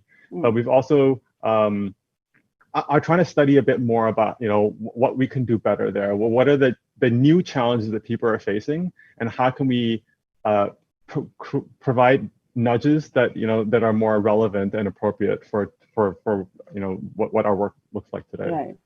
Yeah. Great. Anand, I'd like to bring you in over here. Tell us Work2Go solution is in a far more serious business transformation, business enhancement space. The pandemic would have caused havoc at multiple organizations. What have we discovered through the Work2Go platform about employees, about users, and their productivity and performance during the pandemic Great. and after? Yeah, and I'm going to echo what Tarif said here. In terms of it surprised us in a lot of ways. So where there's been a lot of and so just to give you a little bit of context to everyone on our engine's currently looking at about 10-15,000 teams across many countries. And surprisingly enough, like I've said, there are so many of the productivity levels haven't gone down. In fact, in one North American focused team, we saw their productivity actually went up 15%. These guys are essentially selling financial products in the North American market. And the reason for that was also surprising for us is prior to this, and we were having a chat with the guy who's the head of that team, and he says, look, earlier in a sales kind of a context, I'd be sitting next to my my sales rep and having a conversation and saying, this is what you're doing well or not doing well. In this now that physical connect is no longer there, but how do I they're now trying to figure out new ways to digitally empathize with their team members. And obviously Work2Go's tool is there, which kind of helps do that. But I think the key thing for us has been and I'm just going to again share a screen, is the data already exists with all the organizations. And like Mustafa was saying, there's enough and more data around saying the sales guys don't know anything between 5 and 10. Yes, that's a fact. The challenge is not because they don't know the data. I think our understanding that came out from looking at all of this was, it is more about how do they take an action on the data that's presented to them. So it's the easiest for me to sell a widget. That's the only thing I'm going to sell. I'm now in the habit of doing that day in and day out. So even if my retailer we are working with a couple of consumer product companies, where when they go to dealers to sell, they're just used to selling the easiest thing that they have in their kitty of products that they have to go in. So you're pushing your product out as compared to trying to figure out what the user gets, the retailer gets. And what the engine has shown is, while all this data that exists in all your CRMs, etc., if you're able to personalize and make it more contextual to that individual on what they should be doing, so on a daily basis, you get them into the right habit. So Divya, to your question, we saw a lot of, and again, financial services sector, one team which was looking at collections, loans collections, reminding customers to pay up on time, etc. You no longer can go and meet a customer and collect that EMI or get them to pay up for that installment. But over this period, they were able to actually be more productive sitting at home, just making phone calls and getting their customers to promise to make those payments, and then following through to make sure it happens. So completely new behaviors learned, productivity goes up, primarily because the way the engine works is, it's not going to just keep showing you data, but it makes it contextual to you, tells me, kind of focuses you to build the right behavior around the things you're supposed to do. And Beck, you spoke about this around, getting into a streak, doing something consistently, repetitively, small actions that you take, you get into the habit of doing it. And that's what the engine drives as far as that sales context is concerned. So in this pandemic, we have surprisingly seen productivity actually go up for teams who were in the mode of doing the right thing. only that thing changed from physically going and meeting someone to now doing it virtually, in some form. Sure. And similarly, just to not just from the team context, even from the way managers are now engaging with their team members, no longer being able to do it, physically going and saying, "Hey, well done, you're doing a good job," but now more being able to digitally and virtually, manage their teams so that they're more productive. So. I think teams in this, in this new changed context, teams who had the right behavior, managers who had the right kind of empathetic way to give feedback personalized to each individual, have actually bounced back, have been more resilient. In other cases where it was more command and control, where a team, a sales rep waits for my manager, to tell me what to do today.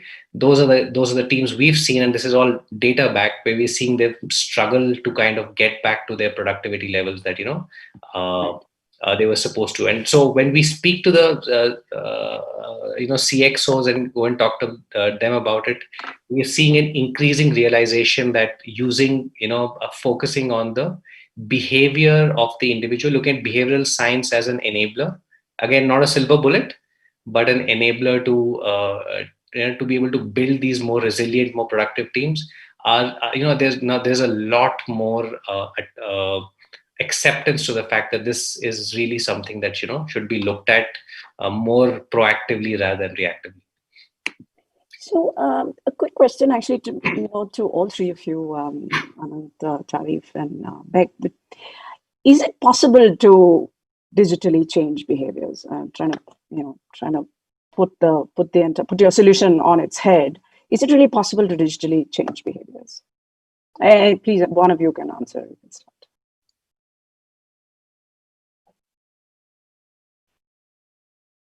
I don't think anyone's going to say no. Yeah, I'll go second. We'll go first. I mean, I think it definitely is. I would say, aside from just all of the behavior change research, there's some interesting research that shows, for instance, when if someone has to disclose something a bit more sensitive about their health, for instance, they're actually more comfortable doing that not to a human, but instead through a form or to a bot or something. So I think there are some situations where actually the digital vehicle can be even more effective. And for instance, there are things where certainly I think digital over things like a book or a podcast, we think in our app, we have people being able to actually sort of go through options and select something, go to the next screen, and we can make that experience much more interactive in a way that you couldn't deliver through something else. So I think digital provides a whole range of really exciting opportunities to try to make that behavior change more embedded. It's a little bit like the anonymity that digital offers, right? I think since you took up the example, I guess in the financial services space also, you do hear that, especially in India, and I think there's some research that was done by the RBI a year or so ago, which said that when lower income people have to reveal about either their financial status or their financial knowledge directly face to face with a person who's considered an expert, there's pretty much no revelation. But on the other hand, when you do it digitally, it offers a nice little thin transparent barrier, which makes it easy to have that conversation. Absolutely. And I think it ties a little bit back to what Reef said earlier about we don't want to have those difficult conversations. And it's much more difficult to reveal that to a person than to reveal it to a form or to a bot of some kind. Right. Okay.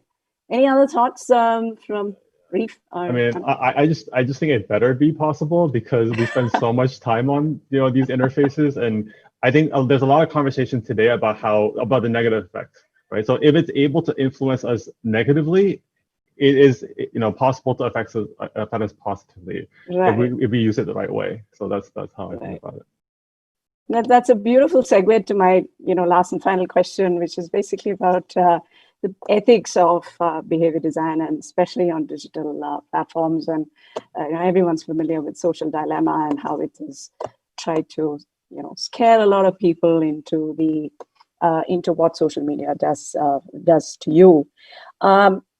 tell us about, could you tell us about how do you take ethics into design in your products?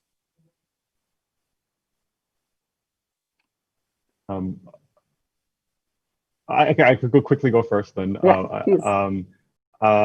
I mean, I think the hardest part to swallow about watching the social dilemma was just the fact that everybody said they never intended that what they built will be used nefariously. I mean, and that's hard because today I'm not intending happily to be used in a negative way, but then it makes us really look in the mirror and scrutinize every single design decision we've made.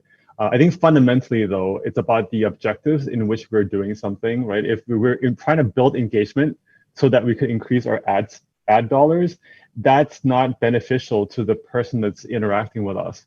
So I think for us, it's about staying true to that. If we're going to engage with an employee unhappily, we have to better make sure that every single decision that we make and every behavior that we're trying to elicit is a positive one that will make a positive difference. So it's just about just being a lot more critical about our decisions.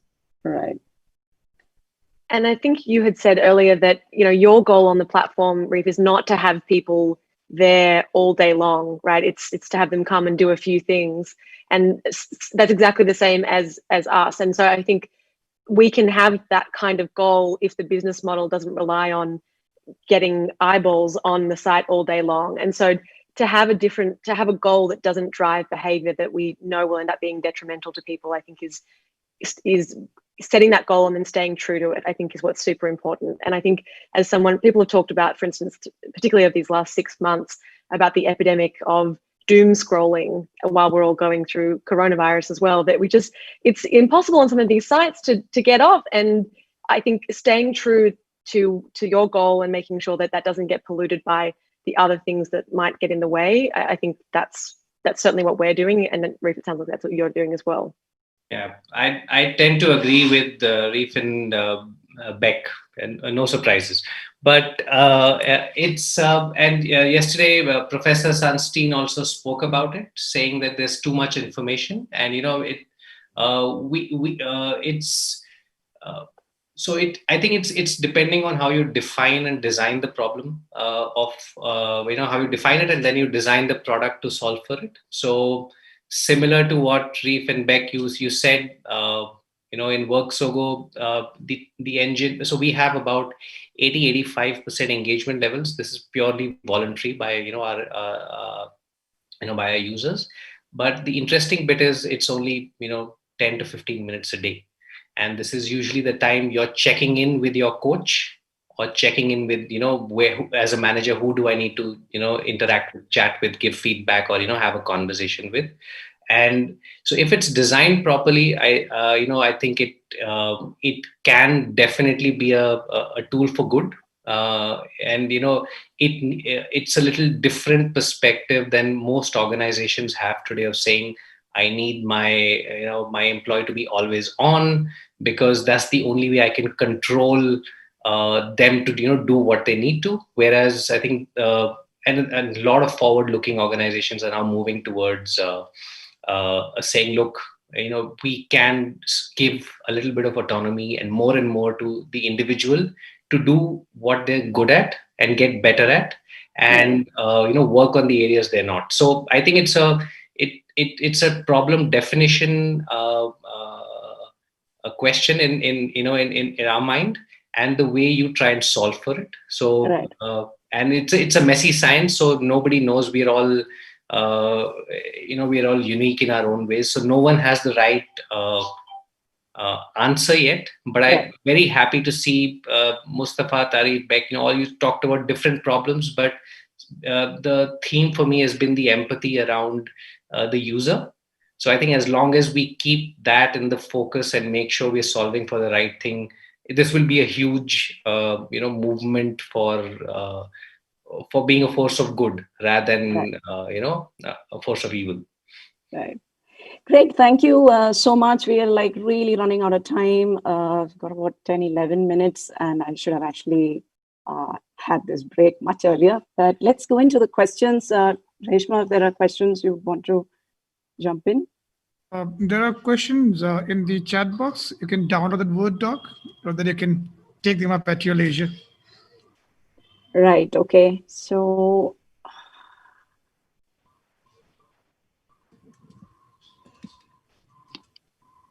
one second. So I download it.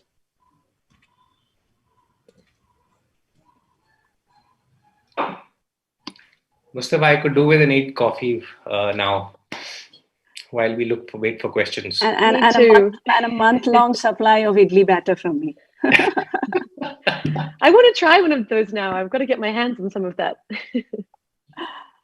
Right, just a second. Let me just. Right. Okay. So let me quickly run through a few questions.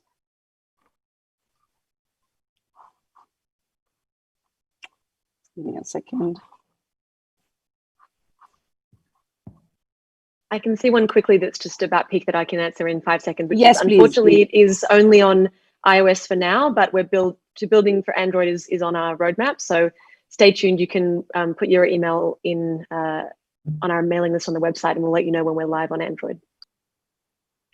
Right. So there's a question again to bag from Jafar, who asks, how can apps go beyond being mini personal behavioral consultant? Does success of an app mean users stop using the apps and become independent in keeping up with good habits? I mean, that is actually one of our goals long term, is that we get people to develop this mindset for themselves of being curious, trying new things, noticing things in their own behavior, and that ideally that starts to become something that they are doing by themselves. So yeah, in a perfect world, maybe certainly people should be able to do some of the earlier things by themselves and then graduate to doing even more kind of advanced things. But I think that there's always something new to learn. There's always new research that we're going to want to help people implement. So I think there would always be something that we would be able to offer to people, but for sure, I think developing that muscle for themselves is something that we hope people can start to do alone without the app. Right. So there's a question from Ganesh Radhakrishnan. I guess it's for Reef, but Anand, maybe you could also attempt it. Since it's been easily tracked by the employer, how much are employees willing to be honest about how they feel today? Are there any initial hiccups or any surprising insights over there? Yeah, had same question. I think in terms of building habit, Beck will be much better at me in answering. But what we have observed from the data has been very interesting, that we see it over and over again. After we launch Happily, we get these really artificially high happiness rates, right? But there's something that happens at about the 3-week mark, which is like the 21-day magic number, where companies will start to see it just significantly drop suddenly. And that's when the feedback becomes, oh, I don't know, like I'm just answering these questions to get coins, to actually, I'm more comfortable now. This is a habit. I feel okay and safe to share my feedback. So we'll say it will take about 3 weeks for you to get honest data. But once you break that barrier, that's when the magic happens, right? That doesn't happen if you're going to only measure things once a month or once a year. You're not able to break that barrier. So yeah, that's what we'll be able to see. Yeah, I agree with Reef on that. We've seen something similar. The magic number for us, Reef, seems to be about 8 weeks. But since for us, it's more around their productivity. So is there hard metrics that we're looking at? How many customers met, or how many products sold, etc., etc. We find the first 8 weeks, it takes the employees or the sales reps to start trusting what they're seeing on screen. So you always start with distrust, saying, this data of mine is, what's going to happen if I say something? So when we deploy the first 8 weeks, we call the trust and transparency phase, where the engine is more building a personal connection with each individual, saying, are these your targets? Is this what you're supposed to be doing? Is this is this what you've done last year? Last week, etc. And after the 8 week period, we start see, and in our tool there is no data that you're entering saying, I've met these customers. All that's anyways. So my job as a sales guy is already happening outside. I don't necessarily need to engage with this, with this new whatever coach that, my management suddenly told me I need to, look at. So 8 weeks in, we start seeing voluntary usage. And Mustafa, to your point, to your question, after the 8 week mark, we see that the sales reps start trusting what they're seeing. And surprisingly enough, because now they trust what they're seeing and the coaching tips that they're getting from their coach, their productivity actually starts improving. So from a 5 and 10, so one of our customers said, I want to change this behavior of my sales guy from looking at 5s and 10s, which is selling the way they were, to getting into a run rate. This is a cricket analogy, but a run rate kind of a mode of going and selling products. And that starts happening from the 8 week mark onwards, because I'm trusting what I'm seeing, so I'm okay with whatever information I'm getting. It's not intruding in my space, and it feels more personal to me. So it's not just saying, hey, you're a 60% achiever and now you need to do 100%. It'll try and get me to be slightly better. It'll kind of coach me on my motivational persona. So in that sense, it's again to the last question, right? It's no longer a George Orwell track, monitor everything I'm doing. It's more about how it's helping me get better at my job in the way I'd like to get that feedback. So 8 weeks in, we see across the board, each and every individual start doing a little better. And and being okay with the fact that this is a coach, and it's helping me. It's not just here to monitor me so that my manager can have another stick to beat me with. Right. There's a question which I think is for Mustafa, but again, it can be taken by others too. So when they say you observe behavior and make an art out of it, after that observation to innovation, what are the efforts that it takes to make this art into reality? So I think, Mustafa, you'd said it took 3 years to make the Vada delivery system. So what was that journey like, if you could just quickly tell us? So I think I'll try to simplify it in like 1 minute. Yeah. First thing is to observe customer and pick one issue out of it, right, that you want to play with, right? You cannot be solving all the problems, but solve the most important problem for a customer. For in the case of Vada, our biggest problem that we want to solve was the hole for the Vada, right? So we identify that as the opportunity. Then try to solve it in a very simple way, right? And that is an experiment. Right. In fact, just for information, making dosa in the round shape is an opportunity, is a challenge that we identified 10 years ago, right? I still don't know how to solve it. Probably the next 1 year I might solve it. So it takes time. You need to be, or I would say, you need to be prepared for failures. Right. So let me just end this message with one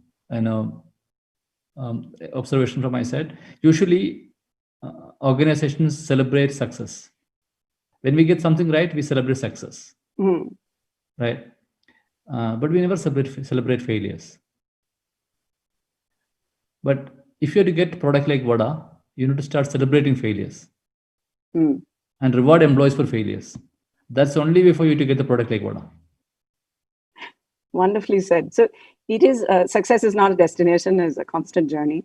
And I guess in all of your cases, the goalpost, you are moving the goalpost ahead, right? It is not a fixed goal. It is not that we reach here and we've done our job. Next is the round dosa from Mustafa and Tarif. What is the next thing that you are going to focus on after having made employees happy? What else will you try? Oh boy. I mean, I think, yeah, it is an ongoing challenge, to add to what Mustafa was saying. You just have to be willing to get punched in the face a lot of times. I think our reaction is to flinch and to go away from pain. And so we don't want to get feedback. We don't want to get the honest truth that this doesn't work. But I think that's what it is. I think what's next, I can't say yet. because I don't know what the workplace challenges will be in a year or two. But I think that just having that mission that's very clear means that we'll adapt as we need to, as the world evolves as well. Right. Any last thoughts from Beck and Anant, and we can close the discussion? I just, as an Australian, when I heard about possibly seeing DOSA in the shape of a map of Australia, I want that. I know that that's not how it's meant to be, but I'd love to see it. Right.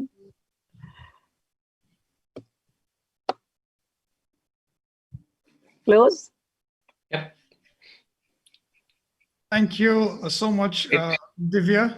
All right.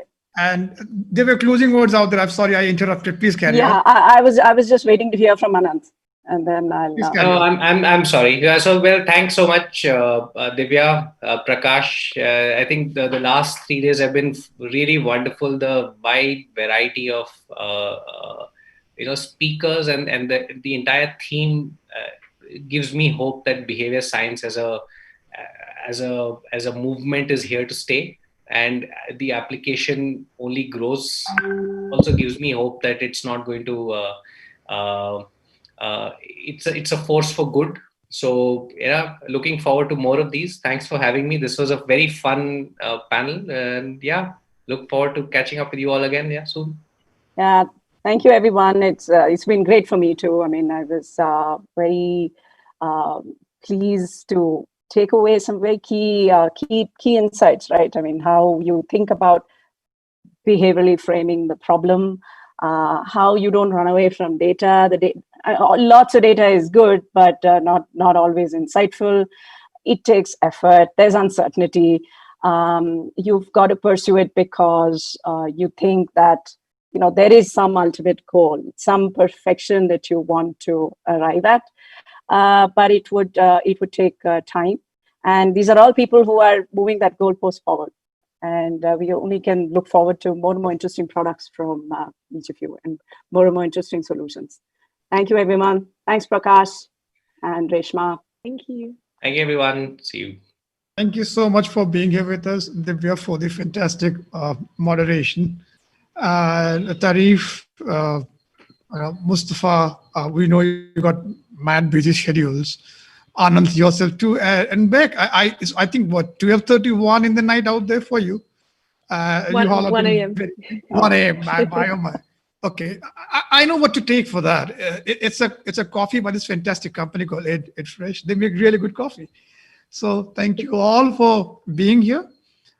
It has been an absolute pleasure, and we have got another 20 questions that I can see lined up. I got people messaging saying, please record this because they want to revisit this. We are recording it, and we'll take your leave now, but thank you so much on behalf of everyone who has joined in from different corners of the world. Thank you. See you all.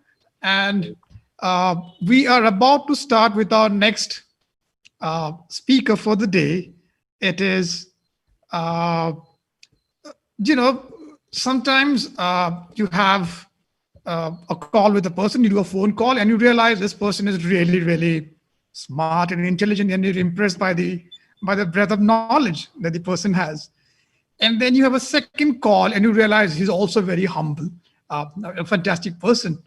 And by the third call, you become friends with him. Dear all, our next guest is a widely published policy economist, entrepreneur, and commentator. He has advised cabinet ministers as well as sat on Australia's Productivity Commission, bringing innovative solutions to the forefront.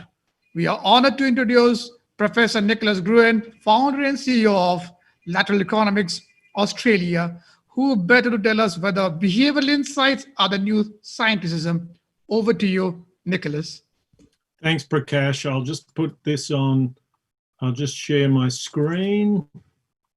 Then I have to go into presentation mode, so sing out if anything is wrong about this. We in good shape to speak, Prakash? Yes, we are. All yours. Okay, thank you.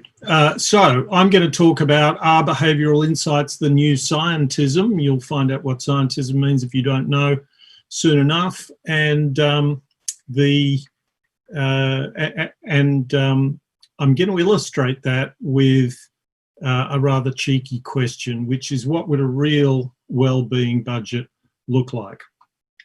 So many of you will recall that Jacinda Ardern, the Prime Minister of New Zealand, is associated with the world's first well-being budget. And certainly the idea is a very worthy one, which is to use the instruments of government, not just to look after the economy, but to target the well-being of its population.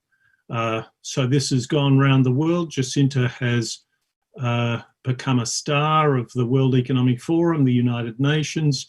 She even provoked her own little culture war in Australia, as you can see there on the right, with our Labor Party saying it wasn't a bad idea, and our Conservative Liberal Party making fun of the idea.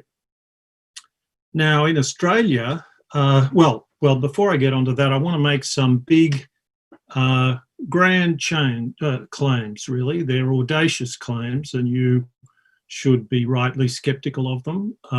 So it's up to me to demonstrate them to you.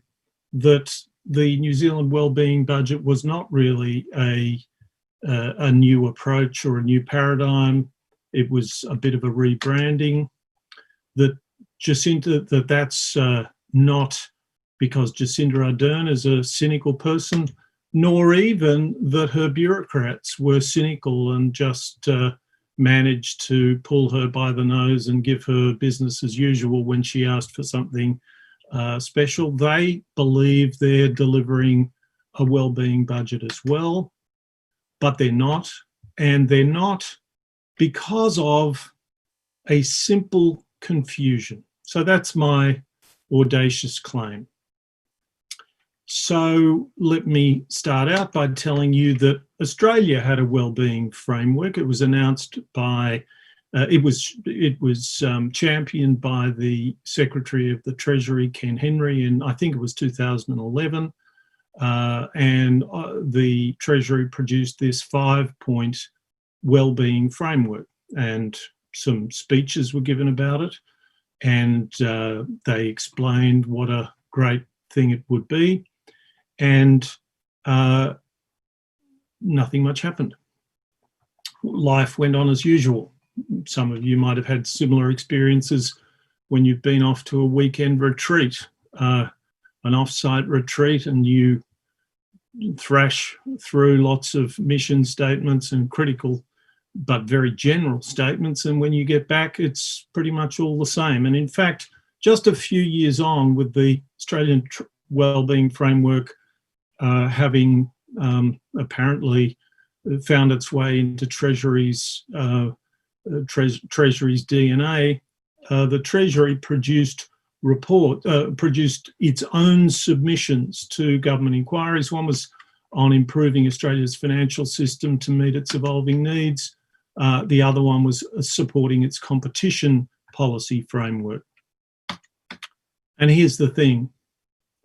The Treasury submission did not mention the word complexity in those two inquiries, which raised the question of complexity for consumers. Some wellbeing framework.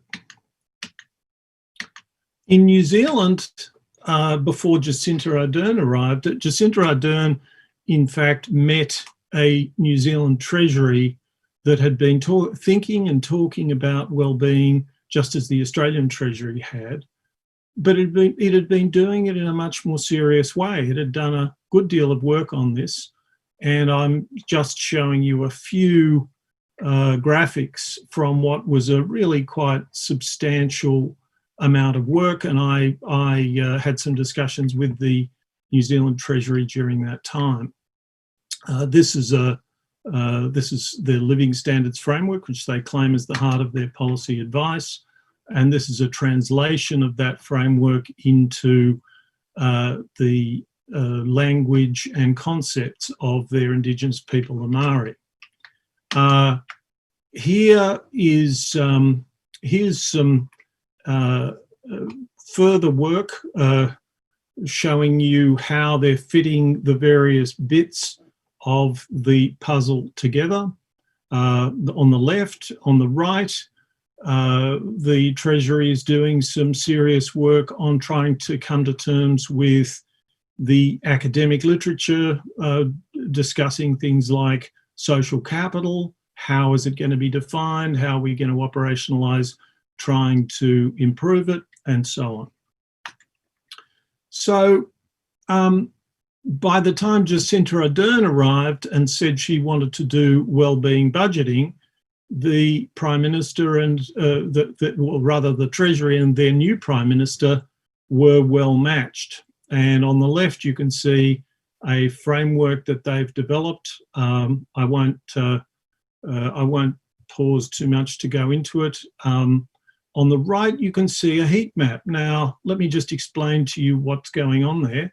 Down here on the bottom left-hand corner, you get well-being dimensions of well-being, if you like. So one is civic engagement and governance, another one is cultural identity, jobs and earnings, and so on, health, education, environment, and so on. And in this heat map, what they're able to do, because they're getting so much data in, is that they can tell you the correlation between housing on the one hand and income and consumption on the other. And that's highly correlated, as you would expect, because people with income get themselves better housing and so on. So the wellbeing budget was put together according to 5 themes, and I'm just putting the 5 themes before you there. And the New Zealand Treasury is able to take quite narrow, this is a fairly broad part of the New Zealand population from 15 to 34 years. They're able to take, but they're able to take much narrower snapshots than that, and they're able to tell you how they're going on all those dimensions. So this is a pretty impressive story. I don't know whether they can tell you the well-being of Indigenous people in Rotorua, but that's the kind of thing that I know they aspire to be able to do. And there's something missing with all this work. There's something missing. There's something terribly missing, because with all that work, we might know a great deal about Maori well-being in Rotorua, how it is better or worse than non-Maori well-being in Rotorua. And we have not got any direct information on how to improve it. So welcome to one of the most classic, one of the most profound and powerful phenomena of scientism, which helps us confuse knowing a lot about something, having a lot of knowledge about something, with knowing what to do next, knowing why we want the information and how we can make the world better for that aspiration. And of course, I can't help but notice that in this conference, having listened to a few sessions, the expression behavioural science is used quite a lot. Now, please don't think I'm therefore critical of behavioural science. Science is important. Knowing what's going on in the world, being rigorous about that is obviously important. But I want to broaden, I want to show you something that I think is really very striking. Here's a guy called Herbert Simon, and he helps us crystallize this distinction between science, scientism, knowing how, and knowing what. And one of the things he says is that the sciences are for knowing. And there's a list of sciences, and they at the top of that list is the most rigorous, if you like, and the most highly prestigious science, and it goes down to more complicated, more chancy, more uncertain disciplines. And then he adds, then Herbert Simon tells us that the professions are for doing. And there's a list of professions. Now, I can't help, this is a kind of an aside, but it helps me make some of the points I want to make. I think economics is in the wrong list. Not that Herbert Simon has put it in the wrong list. I think it puts itself in the wrong list. I think economics should think of itself as a profession, that is, something which obviously wants to base itself on science where appropriate, but that it should think of itself as a discipline for doing things in the economic world. And I think, and another way to think, and again, I'm not trying to tell you behavioural, I'm not trying to demonise one group of one discipline and lionize another one, but a nice, I think quite a good contrast for the attendance at this conference to think about is the idea of behavioural science as a science and human-centred design. As Herbert Simon said, all professions, all attempts to make the world better are exercises in design. So more generally, scientism involves the reaching for scientific prestige for its own sake, rather than because being scientific is the most important thing that we need to be. Scientism involves trying to look scientific, which economics has a terrible problem with, because most economics is in mathematics, and some of it needs to be in mathematics, but quite a lot of it, in fact, some of the things I'll talk to you today about, sort of can't be put in mathematics. If you put them in mathematics, you can't understand them as well as if you put them in words, and as a result, economists really barely know about them. And scientism tends to deal in decontextualized knowledge nuggets. Sounds like a product, doesn't it? Maybe I should set up a business selling decontextualized knowledge nuggets, but there's a fairly heavily subsidized industry that would be competing with me, academia, and so maybe that's not such a good idea. And we've seen the cost of this in the global pandemic.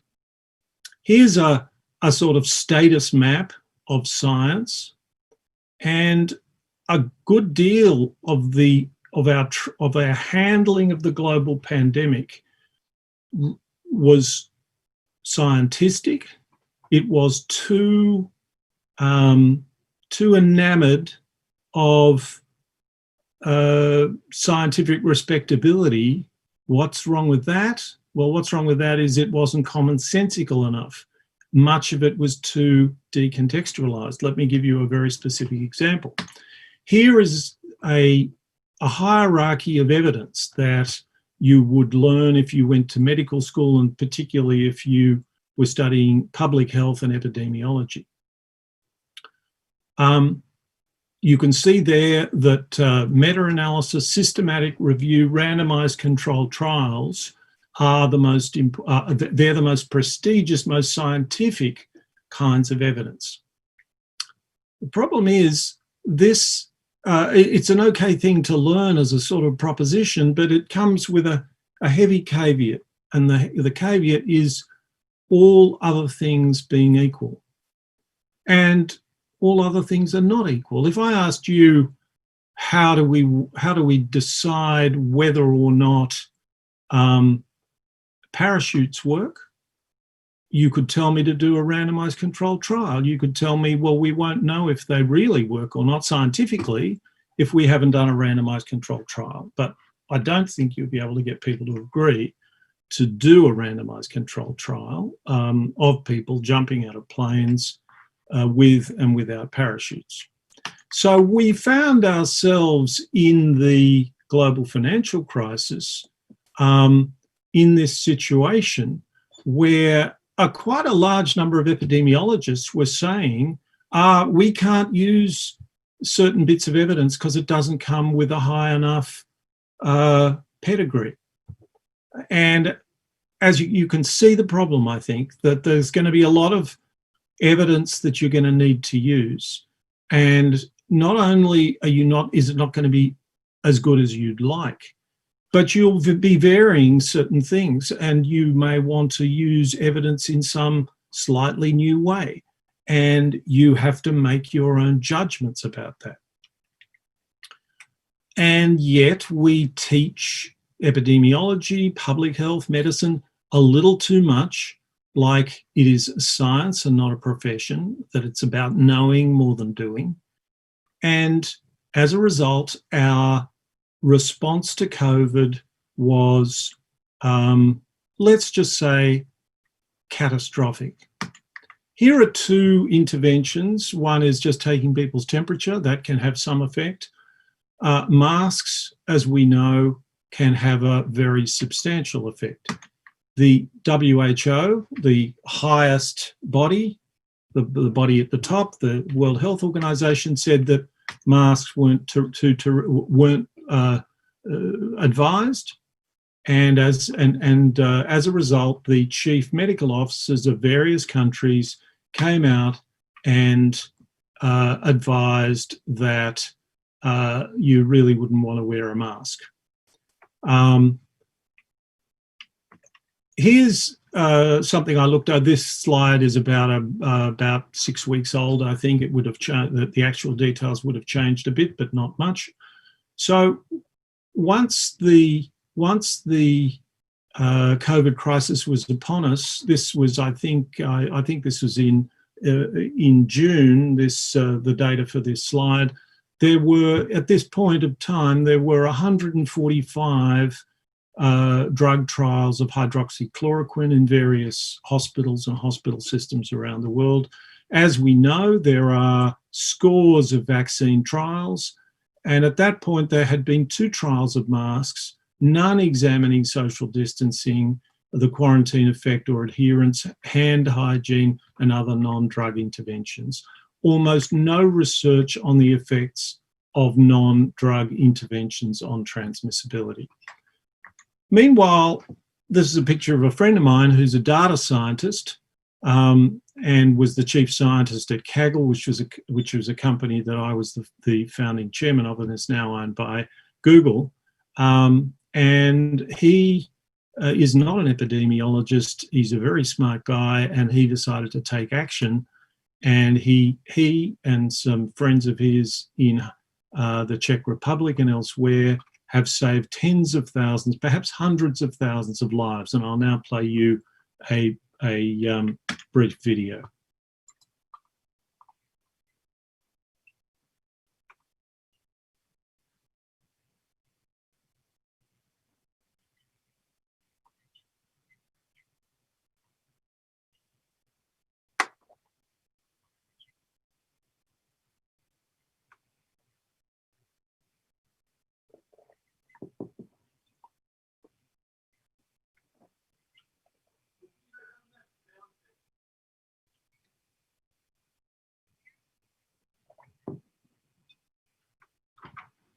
Yeah. Your video doesn't have any sound.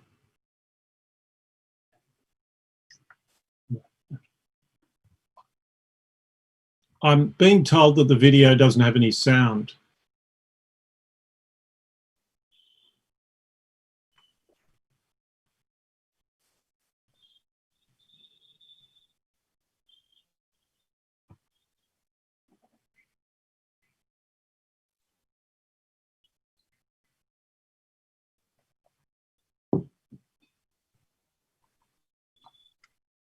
The sound is missing on the video, Professor.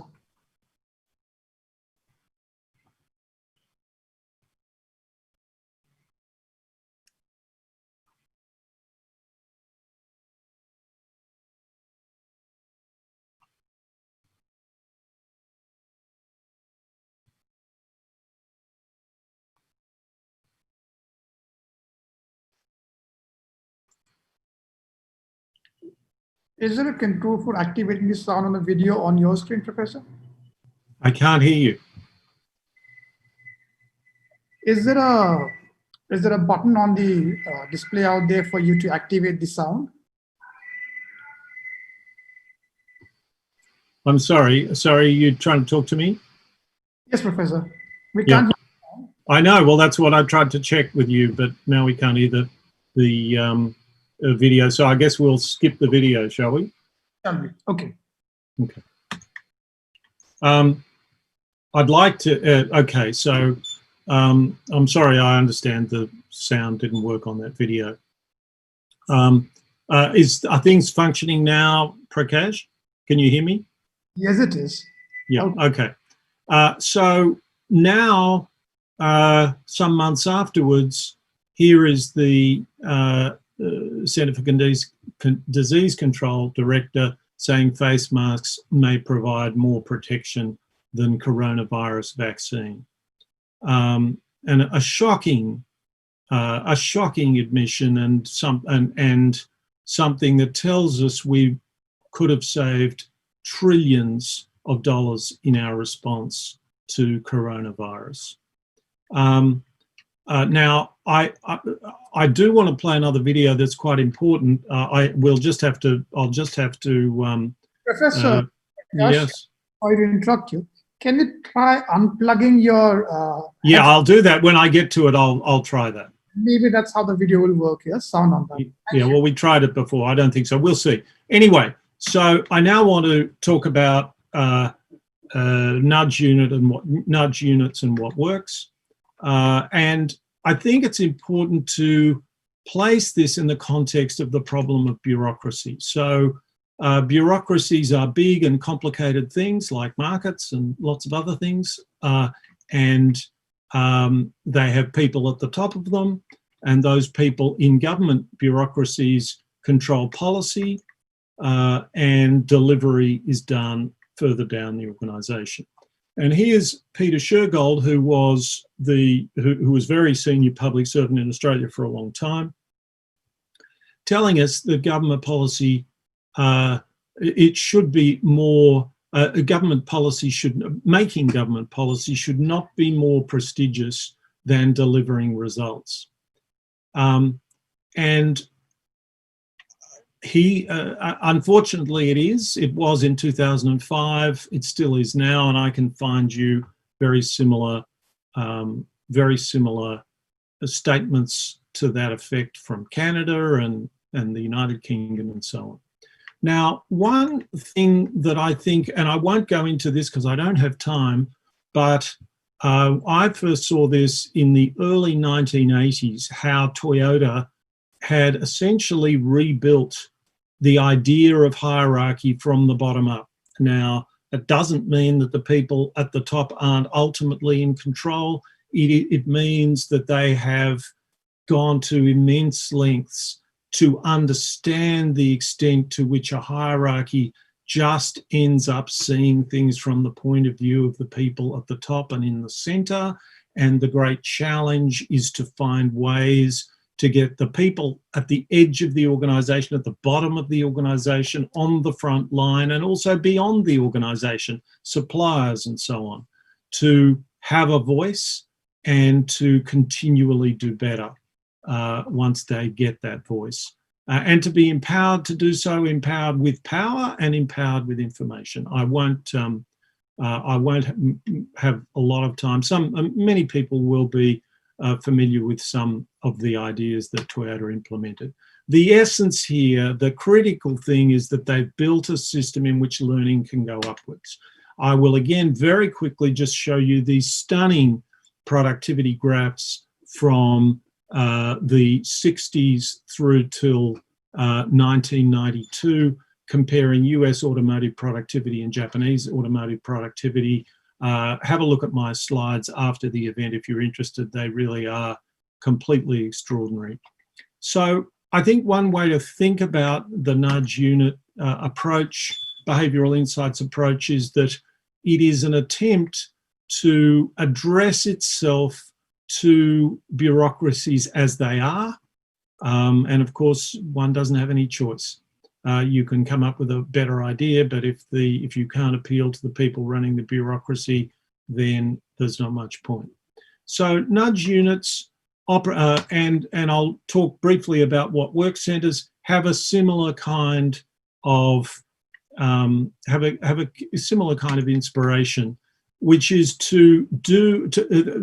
are consultancies, so they're very much in the top end of the echelon of the organisation, but they're trying to do work which really should have been done by a competent bureaucracy but isn't being done.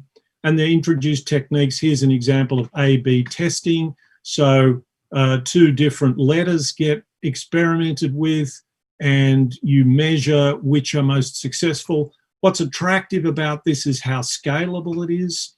And so that becomes a very attractive thing. Here's another example, using feedback to send people text messages before they turn up at a job centre to improve the reliability to get more people doing being part of the program and so on.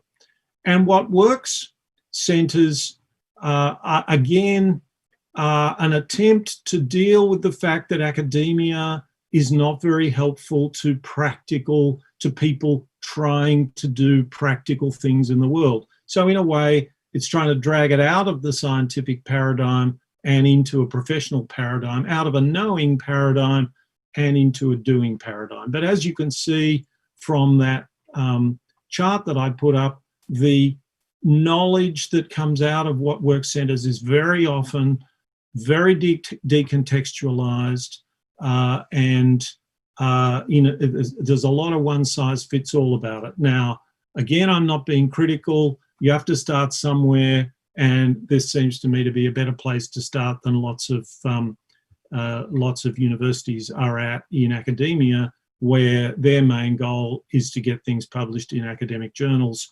and there they sit as if they're a secret, and very few people ever hear about them. I want to show you a different approach, and before I do, I want to take you back to Herbert Simon, because I think there's something else that can be said, which is that sciences address the universe, and I don't want to get anyone too excited, but professions address the multiverse, the human multiverse, because they're about contingent worlds. They're about a world that we seek to build. So that is a pretty powerful way of talking about decontextualized knowledge. If knowledge is decontextualized, its capacity to help us do something in a necessarily very concrete situation is always something to keep in mind. And again, there's that suggested contrast between behavioural science and human-centred design. And Silicon Valley has given us some good lessons here, I think, because Silicon Valley doesn't use a lot of behavioural science. When you're really designing a product from the ground up, human-centered design really became popular because it was seen to be so powerful from Silicon Valley. Behavioural science tends to be tips, tricks that might be useful in a marketing or behaviour change layer. And again, I'm not being critical when I say that, and I'm also being generalising somewhat, and I'd be interested in what people think about that when we get to discussions. So here's some examples of Silicon Valley acing it on human-centered design. This is how Google, one of the reasons why Google ruled the roost in the end, the main reason was it had better technology, but another important reason was that it was very focused on trying to see things from the customer's point of view. Likewise, MySpace filled up with as many ads as Rupert Murdoch could get on the page, and Mark Zuckerberg showed a little more patience on that subject. And here's just a recent quote I came across with an Australian entrepreneur talking about managing technology. The more technology you have, the more the human element is important. I now thought I might talk to you about an ancient Greek word, because it's a very important word. It's a word, I only use this word because we don't have the concept. So in ancient Greek democracy, they had this term isegoria, and it sometimes gets translated as freedom of speech, but it means equality of speech. Think of our own democracy. Think of the fact that less than half the population have university degrees, far less, of course, in the developing world, and the proportion of their elected representatives who have money and education, the two most powerful forms of capital in the world. Now, this is relevant in bureaucracies, it's relevant in social programs, and I wanted to show you a social program. That social program is a program called Family by Family, and I was chairing this thing called the Australian Centre for Social Innovation, and we were given the task of trying to produce a program which prevents an early intervention program which prevents families falling into crisis. And experts have this habit, and they don't necessarily mean it. They're just not thinking that they might not be the centre of knowledge and the centre of the action. So virtually all the programs to address this problem turn out to involve social workers turning up at houses to talk to people, and case management by a professional of a family, and so on. And so what we did at the Australian Centre for Social Innovation was we turned all that around. We didn't exactly, we turned it kind of on its head, but we didn't just say we want to bring a mentor family to help mentor another family. We said we do want it to be a professional program, but we want the professional to be a midwife, not an obstetrician. That is, the professional was a trained family coach that would take the families through the program, the one family mentoring the other.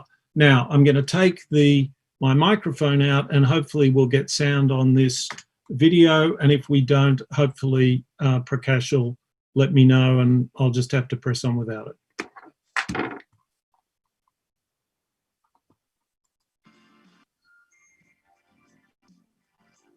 Are we right?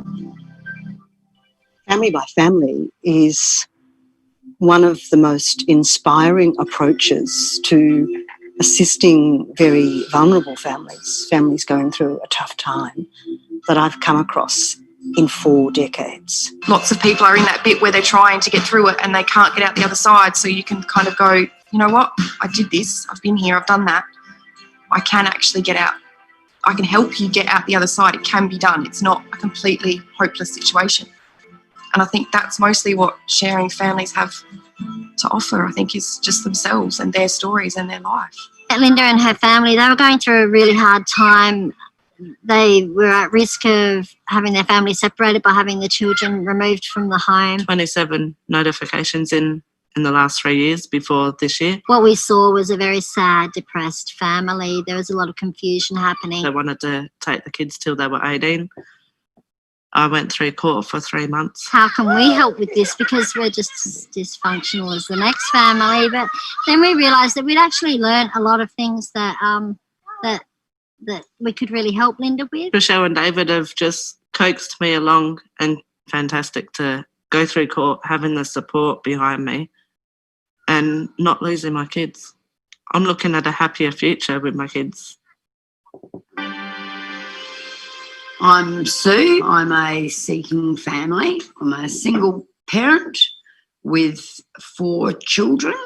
My 9-year-old son has some special needs. He was too young for it to be labelled, so it got labelled as developmental delays, which is an umbrella thing. Yeah. Since then, I've been knocking on doors and you know, screaming and crying and whatever for help. We have guest speakers giving us training, for example, from Autism SA. That was particularly significant with Sue because I was able to pass on that information. Instead of me telling me, no, I'm useless, I'm this, that and the other, I've got someone saying, no, you are a good mum, you do a good job, you know. So it's just, yeah, that helps immensely. Just seeing her come alive, the way that she holds herself compared to the way that she did when I first met her is just, yeah. She actually, you know, stands tall and smiles. Now life is it's just going to get better. It's as good as it can get for me at the moment, I believe, you know. Giving us hope of a new way of reaching out to troubled families, drawing on the strengths that exist in other families. So my system tells me I have about 8 more minutes, so I'll try and get through what I had to talk about.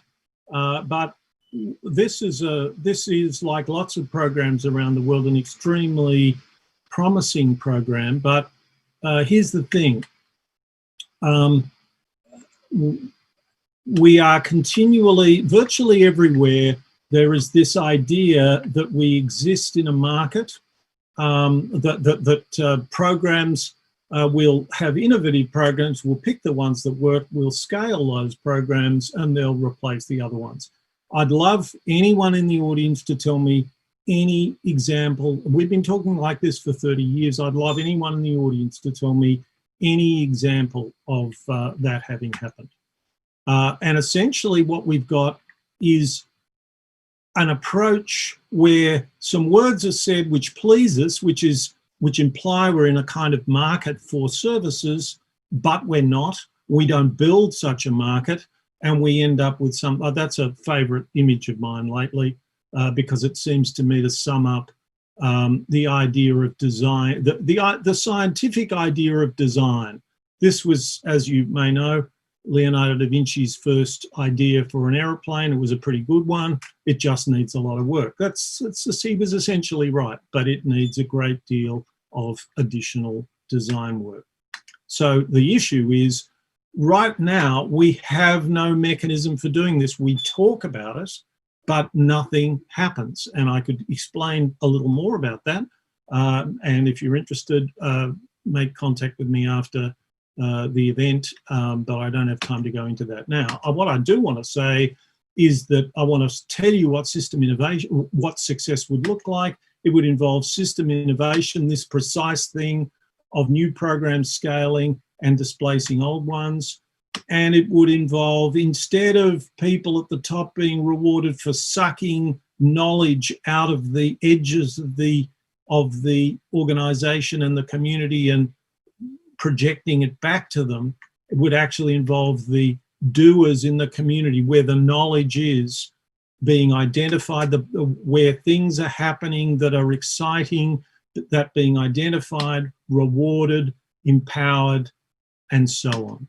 So let me conclude by telling you what I think a real well-being budget would look like. Remember this themed budget. I think of this as rather like theming a ball. We're going to get people to dress as pirates or in togas or whatever. This is governance by word association, by abstract nouns. You identify some things. Now, those things look to me like some of them look to me like they're quite closely associated with well-being, but there's no sense in which these themes convince us that New Zealand is deploying the instrumentalities of government as effectively as possible to drive up, to discover low well-being and to repair it, to drive up well-being. What would be the first thing it might look like if you did is that it might rather look like a cost curve in greenhouse gases. So here you'll see this is a cost curve which explains the various costs of taking action on reducing emissions, and quite a few of the things don't cost you anything, they save you money. So so what we would be presumably trying to do something similar with well-being. What we have done is we spend our time in academic debates about how we're going to define well-being, but we know enough to start without doing that, because we know enough to identify very clearly where there is low well-being. And then the next question is, how straightforward would it be, how easy would it be to lift that well-being? And in measuring well-being, the dashboard is a very general dashboard. It's great for the news, it's great for the politicians, but it isn't helping the people running programs to optimize their strategy, and it's not helping us work out which programs are responsible for improving well-being. So just to give you some examples, and these are off the top of my head, if we're looking for low-hanging fruit, the lowest hanging fruit is that if your boss is no good, you're miserable and you do a lousy job. Now, in fact, the problem there is, how do we get better bosses? I do have some ideas on that, but I don't have time to tell you. But again, I can follow up after the event. This is a simpler one, which is that carers have low well-being, and a lot of that low well-being is driven by social isolation. I'm suggesting to you that that's low on the cost curve and quite possibly going to generate negative costs when you take into account hospital costs and so on. This is dyslexia. I think there's a good chance that we could do this a lot better, that we could educate the dyslexic a lot better, and there's a lot of dyslexic people.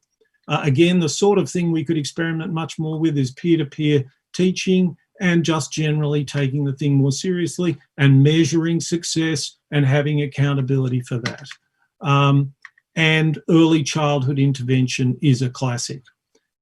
Huge economic and well-being gains from doing that. So if we want to move from knowing what, so the essence of this, the essence of know-how, is to move not just from knowing what to knowing how, but to build a system of knowing in order to improve well-being. So we would measure what works in situ within programs. We would come up with provisional definitions of well-being. This is generally self-reported well-being. You produce a standard for that, and you ask people in programs before and after they receive the service to self-report their well-being, and you do that in an ongoing way. You work out what works and what doesn't work. This gives you social proof for the community.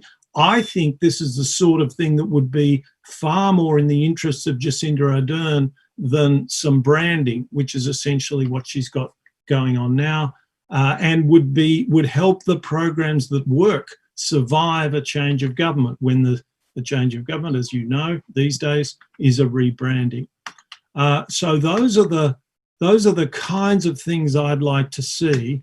And in place of the themed wellbeing budget, I'd be wanting to look at individual programs. I've tried to give you a bit of a sense of that here. That's the one, that's a picture of the boss from the earlier slide, and those little green dots around it would be all the data we were collecting on the impact of our programs on well-being. We already know what they cost. We've already got the other data, but we don't have well-being data. There's the dyslexia program. There might be 10 different experimental trials, and we find out which ones work, and we start using that data to drive improvement, and so on and so on. So there's the slide I gave you about success. How do you hold a system's feet to the fire here? The best I can come up with, but I think it's quite a powerful thing, is to have annual reports of an Auditor General saying where are the pilot programs, which ones are being scaled, because fairly quickly this will become a talking point for the political class. Why do we keep talking about scaling programs that work when we don't scale any programs and we just stay with what we've got, with lots of little pilot programs so we can all talk about innovation? So that's, now I've got to the end of my presentation in 30 seconds too long. I'm quite proud of myself for having done that in the circumstances, and I'm very happy to hear people's questions and comments. Thank you very much. Thank you so much, Professor Nicholas. That was fantastic. We also got lucky because Mark out there found that video of the mask that we could not hear the audio of. Aha. He kindly shared it with us on LinkedIn, so we quickly shared it on LinkedIn. So it wasn't too bad. Oh no, that is fantastic. People heard it, and people are going to take a look at it, and also on YouTube. So those are fine. We have a couple of questions. Let's take them up. We have around 8-9 minutes, so I think we should be good, right? The first of this question is from Abhijay Nair, and he says, how do this well-being framework enable better cognitive bandwidth for the marginalized without increasing their bandwidth? No policy would achieve its well-being objectives, is what I think. Yeah, I think that's probably right. But what you're asking these people, the people, the marginalized, you're asking them a very simple question. According to the kind of thing that I'm talking about, you say to them before the delivery of whatever service you're delivering, assess what you think of your life from 1 to 10.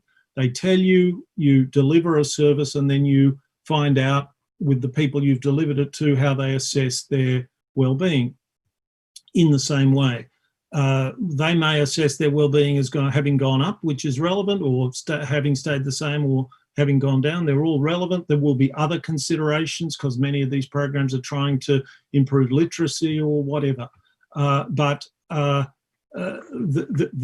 So if you use the sort of mechanism I'm talking about, I think it can be helpful because it is giving some voice to the marginalized. Now, the other way of looking at this is to say that you will be having, if you have programs that work for the marginalized, you run those programs, you attach something like what I've spoken about to the program, and then people tell you, yes, this works for me, and this system that I've got bossing me around with bureaucrats doesn't work for me. So it's not nirvana, but that seems to me to deliver something more likely to be a learning system than the traditional bureaucratic methods that we use at the moment. Thank you so much. We have a question from Mark. Mark actually was the one who found that video for us and shared with all of us. Mark. Thank you, Mark. Thank you. All right, Mark, brother, here's a question. Mark's question is, if well-being budget is a good idea and the public would benefit, what really is preventing the application? What is really preventing application of it? Ideas. Really, I mean, what's happened at the moment is we have Jacinda Ardern has shown us that it sells at a PR level, gets you invitations to the United Nations and the World Economic Forum. Everyone's interested in it. What's then holding it back is that you're doing things differently. Now, doing things differently, that's not as hard. If you're a democratic politician, putting through tax changes is much harder than this. But the thing about this is that it's very institutionally rich. There's lots of people around. There's lots of social workers who are doing what they're doing. And so if you come up with a way of doing a better job, at the moment there are no level playing fields on which different programs are measured. And so the weight of professional inertia, the weight of professional opinion, the difficulty democratic politicians have in taking something away from someone and giving it to someone else, often within the bureaucracy, it's too hard. So those are the kinds of things. But it's really important for me to point out that politicians do more difficult things than that if their populations want them to, ultimately, if there is a consensus that they should. But here there's really just confusion and lots of people with slogans and nothing much happens. Right. Here is another question, and it is from Martina. Martina says, can experimentation, especially in the field, be an antidote to scientism, and does it reinforce the tendency to know for the sake of knowing? Or does it reinforce the tendency to know for the sake of knowing? All right. Yeah, well, it's a very good question. So a lot of nudge units, this is true of the Australian Federal Nudge Unit, a lot of nudge units, they're quite proud of having high-level university graduates in them. And there's a great craze for randomized controlled trials. Now, randomized controlled trials are important and worthwhile, but they give you a single answer. I've got a nice slide showing you the difference between approaches like program logic, which try to break down the logic of a program and test each individual bit of a program to see what's working and what's not, with a randomized controlled trial, which simply says, we did this here, we did it in a randomized way, so we've got a control group over here, it had this effect. Well, the problem with that is, what if you want to vary one element here, or you want to do it in another city or something like that? You don't know the answers to those questions. So randomized, as I hope people appreciate, I was not speaking against science. I was speaking about keeping clear in one's mind that science is about the universe and the professions are about the multiverse, that professions are about the world we're trying to build. And so an RCT gives you high-powered knowledge, which is very pretty decontextualized. If you would need that knowledge, that's good. But an awful lot of building a better world will be about using other kinds of knowledge. So if we get ourselves too fanged up with all the graduates who want to do RCTs, not least because they can then get them published, then that actually will look like it's making progress. It'll be easy to report on the news and to report to the minister and to go on the dashboard, but it actually won't build a better world very much. Thank you for that. This whole, and I remember when we spoke, you helped me understand science as a tool to understand the universe and the world around us versus the profession as the way to implement or use the knowledge to get something done. Yep. It was pretty eye-opening, and it would be lovely to go into an entire discussion on that probably for an hour. However, in the interest of time, let me get back to the next question out here. This is from Nam N. And Nam says, I would be interested to know how Professor Gruen sees the role of behavioral sciences in policy evolving over the next decade. Well, I think that the role of behavioural sciences is obviously, like any science, it's an important and worthwhile science. I have a preference or something that is done less, it's taught less and it's done much less. I call it paying attention. So one of the slides you didn't see that I sort of edited out for economy of presentation is a slide I often use when I'm presenting to public servants, where I say, when you came out of university, you thought that if you're an economist, in fact, this is a slide I presented to economists, you think that being an economist is 80% your training and 20% fitting your training to the world. I think it's around the other way. Your training gives you certain basic concepts, basic ideas, and you need to pay attention to the way those ideas are being used. Often there's a kind of dominant way, which is just which is just the way everyone is thinking. And if you pay attention, you can often uncover low-hanging fruit. And hopefully I've given you a small example of that. Prakash is saying that this idea of the distinction between sciences and professions was a new one to him. Gee, that's something, isn't it? I think it's a new one to a lot of people, but it's a pretty powerful idea. and it's not from behavioural science. So science is this highly publishable conquest of knowledge in the world, and these other things are about human activity. And by paying attention to what we're doing, I think we can uncover all kinds of things, all kinds of assumptions that we're making that are really holding us back. Thank you, Professor Gruen. We would love to keep on talking the entire day, but we do have a schedule to keep up with, and our apologies for that. Thank you for joining us in here and helping us with your time and your insights.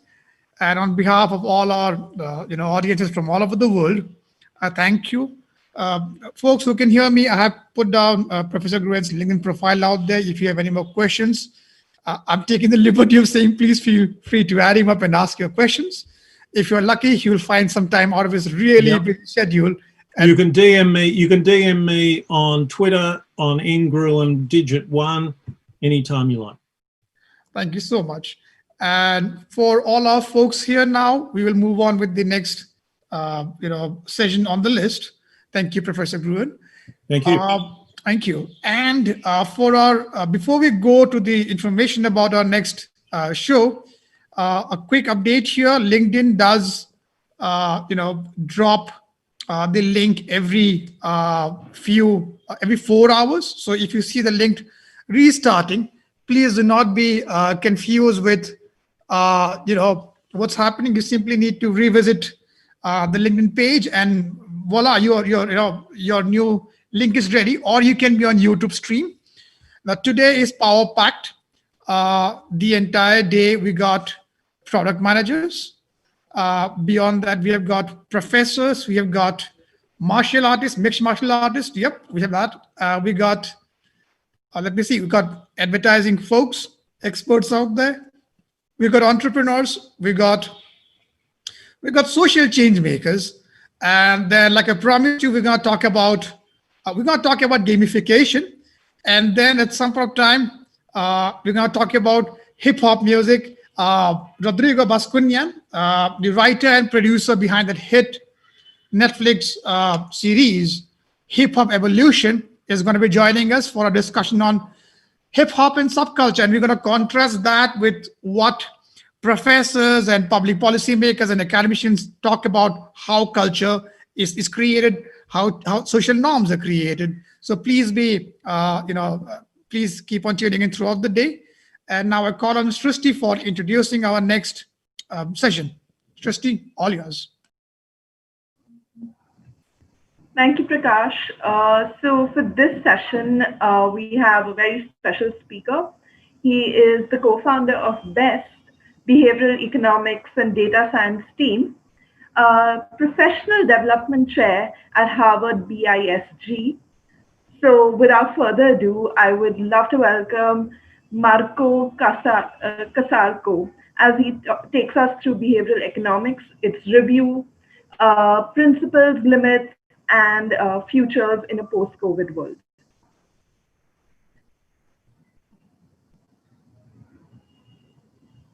Well, okay. Hello, everyone. Thank you, the organizers of the NowFest, for the invitation to give this brief lecture. Well, so far, I can imagine this event have dealt with many topics related to behavioral science, most of them some applications to real-life situations, especially during the current context.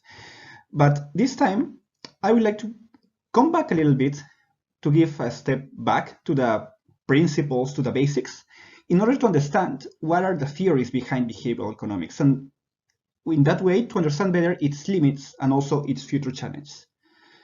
So let me start with this question. This is something maybe most of the people who are economists or who are related to the economic science don't think too much about it. But if you think a little bit more, there are several other social scientists who actually deal with this problem and who consider that people are usually not completely rational. Think about this problem, this dilemma. Maybe you have already heard about it, but let me introduce to the ones who maybe don't know about it. Imagine you are someone who is watching a train who is passing through a road.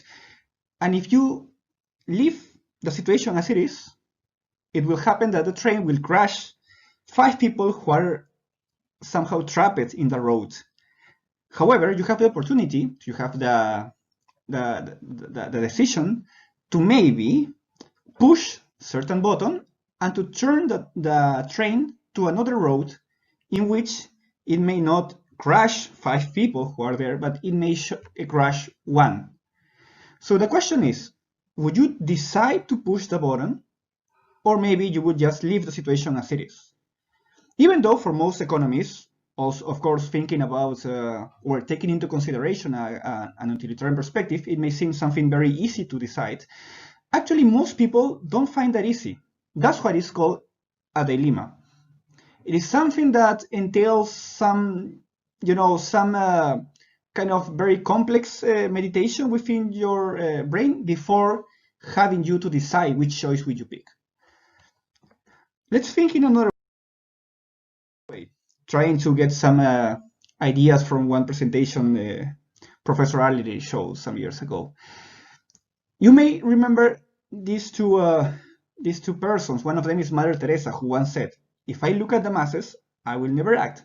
But if I look at individual, I will." And you may also know Joseph Stalin, who once said, "A single death is a tragedy. A million deaths is just an statistic."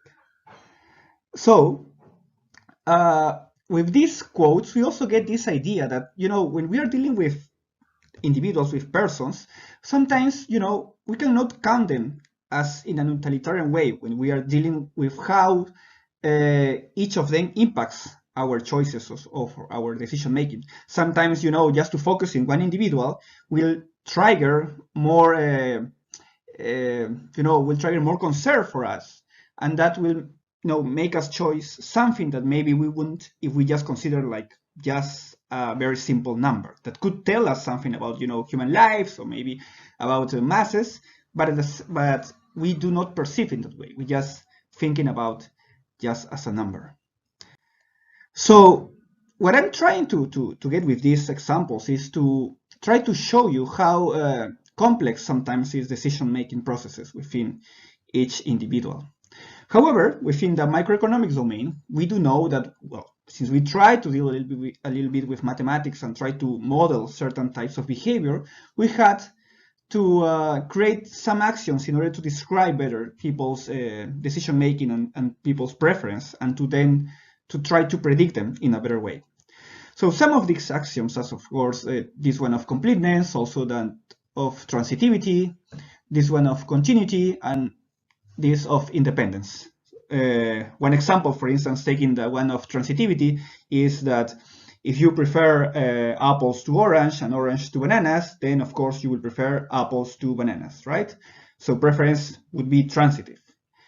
However, as you can imagine, there are some instances that researchers and mostly behavioral economics and psychologists have found that these axioms, of course, doesn't hold in real life. So this comes to the next chapter of my talk, which are the theories behind behavioral economics and how these theories give us like a better insights to understand human behavior after all. One of them is bounded rationality, proposed by Herbert Simons several years ago. You may imagine like this. Of course, we often think of ourselves as, a rational individual, this nomenclature of Homo economicus, who maximizes his profits and who handles all relevant information without any problem. However, real life have shown us that most of the time we have some limited rationality. We also have limited willpower, and also we have some type of limited selfishness. So just taking this as an example, this has been called by some circles of Homero economicus in contrast to the Homo economicus. But going out one step beyond, this bounded rational individual does not maximize, but instead it has this type of behavior that Herbert Simon described as satisficers, are individuals who may not seek the best out of all the options, but just are trying to look for some options and try to get the one that passes certain level of threshold that you may have. And when you reach that threshold, of course, you stick to that option and you don't look for anything more, because we are restricted not only by time but only by our own nature, that we cannot evaluate all the options that we usually have available. So just to give this insight, Herbert Simon did not only give this very nice theories for the behavioral economics field or also for the psychological field, but actually for computer science. And you can think about satisfy things like an algorithm in which you assess certain situations, you get some cues as much as your brain allows you to get, and then you pick one option and you evaluate if it passes certain threshold, right? If it passes, you stick to that option, and if it doesn't, then you come back to the beginning and you try once and once again until you have the one that you can stick to. Let's also have this kind of brief review about cognitive biases. I do know you all know about these optical illusions, right? You all know that these tables are exactly the same, and you can see it here. However, this is not what I want to show. What I want to show to you is that even though you rationally know that these have exactly the same size, if I came back a little bit, you will still notice that one of them is, of course, larger than the other one. So let's look at this other example, for instance. You still perceive as the circle on your right is still larger than the one on the left, right? You do know, you still perceive that, even though you know that both might be the same. And of course, both are the same. But you cannot trick your brain to still lead you to certain type of perception, because, you know, we need to have certain types of roles of thumb by which to take decisions, because we are constrained. We cannot take all the information available each of the time. So taking this example to a more precise context, you can also think of some of the experiments made by Kahneman and Tversky some years ago, by which, for instance, they show certain people this kind of mathematical problem, and people usually guess, you know, that the multiplication result will be something like this. But then they also show this same, a similar problem to another group of people, which instead they had as the first information available, you know, the first numbers. Instead of starting from A, they started from 1, 2, 3. And these people instead, they expected the result to be around 500. This is very tricky because the real result actually, you know, it's like around 40,000. So both groups underestimate the real result, but the one that was shown, you know, the smallest values were kind of anchored to give like a smaller response compared to the previous group. So there are several examples like this, you know, and there are actually some people who are trying to create like a kind of cognitive bias codex and try to classify them in order to see if it's possible to get to a general theory to explain most of them. It's kind of an open question. Most people think that it's not possible, but well, since we are we do have researchers working on this, who knows? Maybe we can reach something closer to that in the upcoming years. So well, another example I want to show you is this called framing effect, and maybe this will sound a little bit like the current situation, but I promise it was not something intended. Imagine you are the Minister of Health of a small nation of 600 people, and you must face a foreign disease.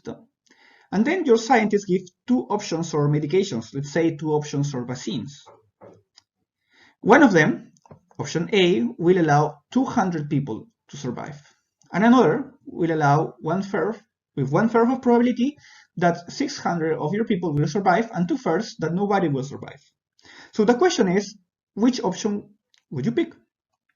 So in this example, most people prefer certain option, okay? That I will show you at the end. But then to another group, the researchers propose to pick instead between 2 other options. Option X, which will let 400 people to die, and then option Y, which will let with 1/3 of probability that nobody will die, and 2/3 of probability that 600 people will die. So then, let's see the results. In the first case, the first scenario, more than 70% of people choose option A. However, in the second scenario, only around 20% of the individuals pick option X. What is very interesting here, if you compare option A and option X, you will see that they are exactly the same option. They do represent exactly same objective amount. Because if you have 600 people in your nation, if 200 survive, then 400 will die. So it's very interesting how people have reversed their preference just in the way the answer was framed. In the second case, it was framed as a loss. So people somehow, move away from that option because they were somehow maybe scared to have this kind of a certain number of individuals that for sure were going to die in case of this option was taken. So this experiment somehow led to some of the insights that after a while led to one of the main models, one of the main theories behind behavioral economics that is called prospect theory. That, trying to sum up a little bit, it basically tells that you always have like a point of reference by which you consider something as a gain or as a loss.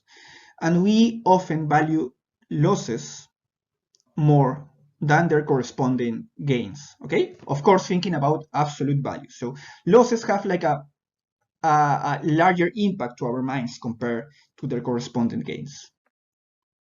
Let me show you another model, which is also very important within the behavioral economics field, which is the hyperbolic discounting. So imagine, for instance, that you are a student and you have an exam tomorrow at 11 a.m.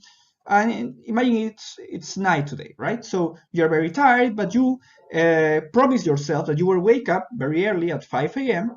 To study, okay? So you wake up very early and then you will study because you will get a higher utility for your exam, of course.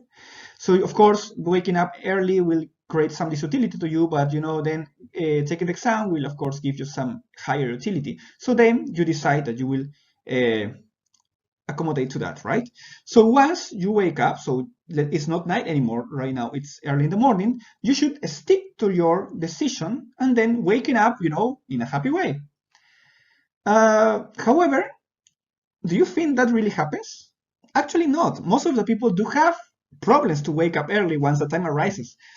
And how could we explain that? Well, of course, not with an exponential model, but most with an hyperbolic discounting model, which are the yellow and red curves over there. So, for instance, with a hyperbolic discounting model, you will see that once you are already in the moment, when the time to wake up has already come, you will have a different discount function, starting from that, because it's not regular, the function anymore.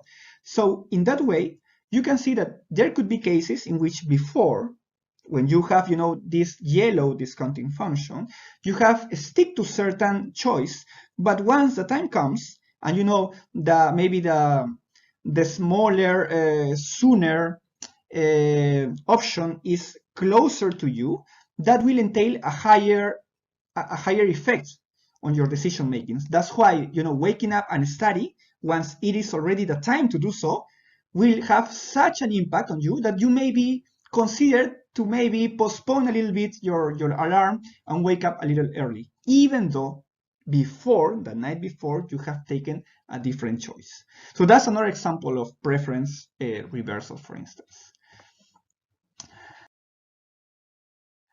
And let me show you something else, something very interesting about how behavioral economics also could relate to other social sciences and also natural sciences to explain certain types of behavior. The one on the left is the monkey who gets cucumber. The one on the right is the one who gets grapes. The one on the left is the monkey who gets cucumber. You have the one on the right two monkeys is the here one who gets grapes. The one who gets should cucumber, perform note certain that the tasks. first piece of One of cucumber them is will perfectly receive fine. The first cucumbers, piece he eats. and the other one will Then receive she grapes. sees the other one getting grape. In and this you will case, see what happens. grapes So she are gives a rock to higher us, that's valued the by the task. monkeys, are like dollars, And we and give her a cucumbers piece may of be like cucumber your and she national eats it. currency. The other one needs to give a rock to us. And So, that's what she does. see, And the she one on the gets right the grape. gets the And she eats it. The other one sees that. grapes, C gives a rock The to other us one now, sees, gets again here cucumber. receives cucumbers instead.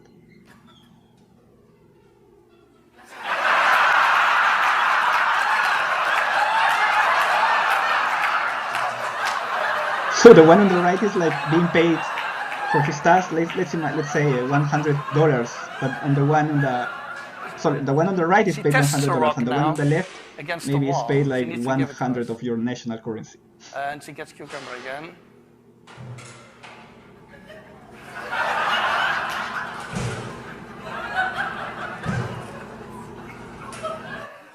So this is basically the Wall Street protest that you see here. Well, so what I'm trying to say with all these examples is, how complex decision making it is sometimes, and how we need to also rely on other sciences to get some insights to better explain how to deal with it.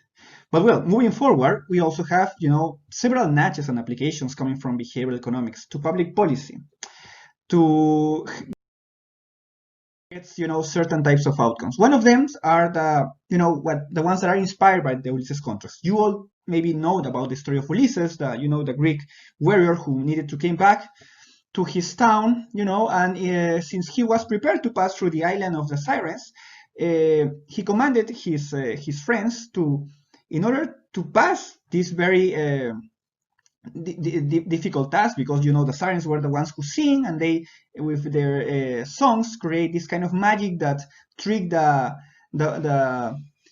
sailors to go to the island and then to die because they shock the rocks over there.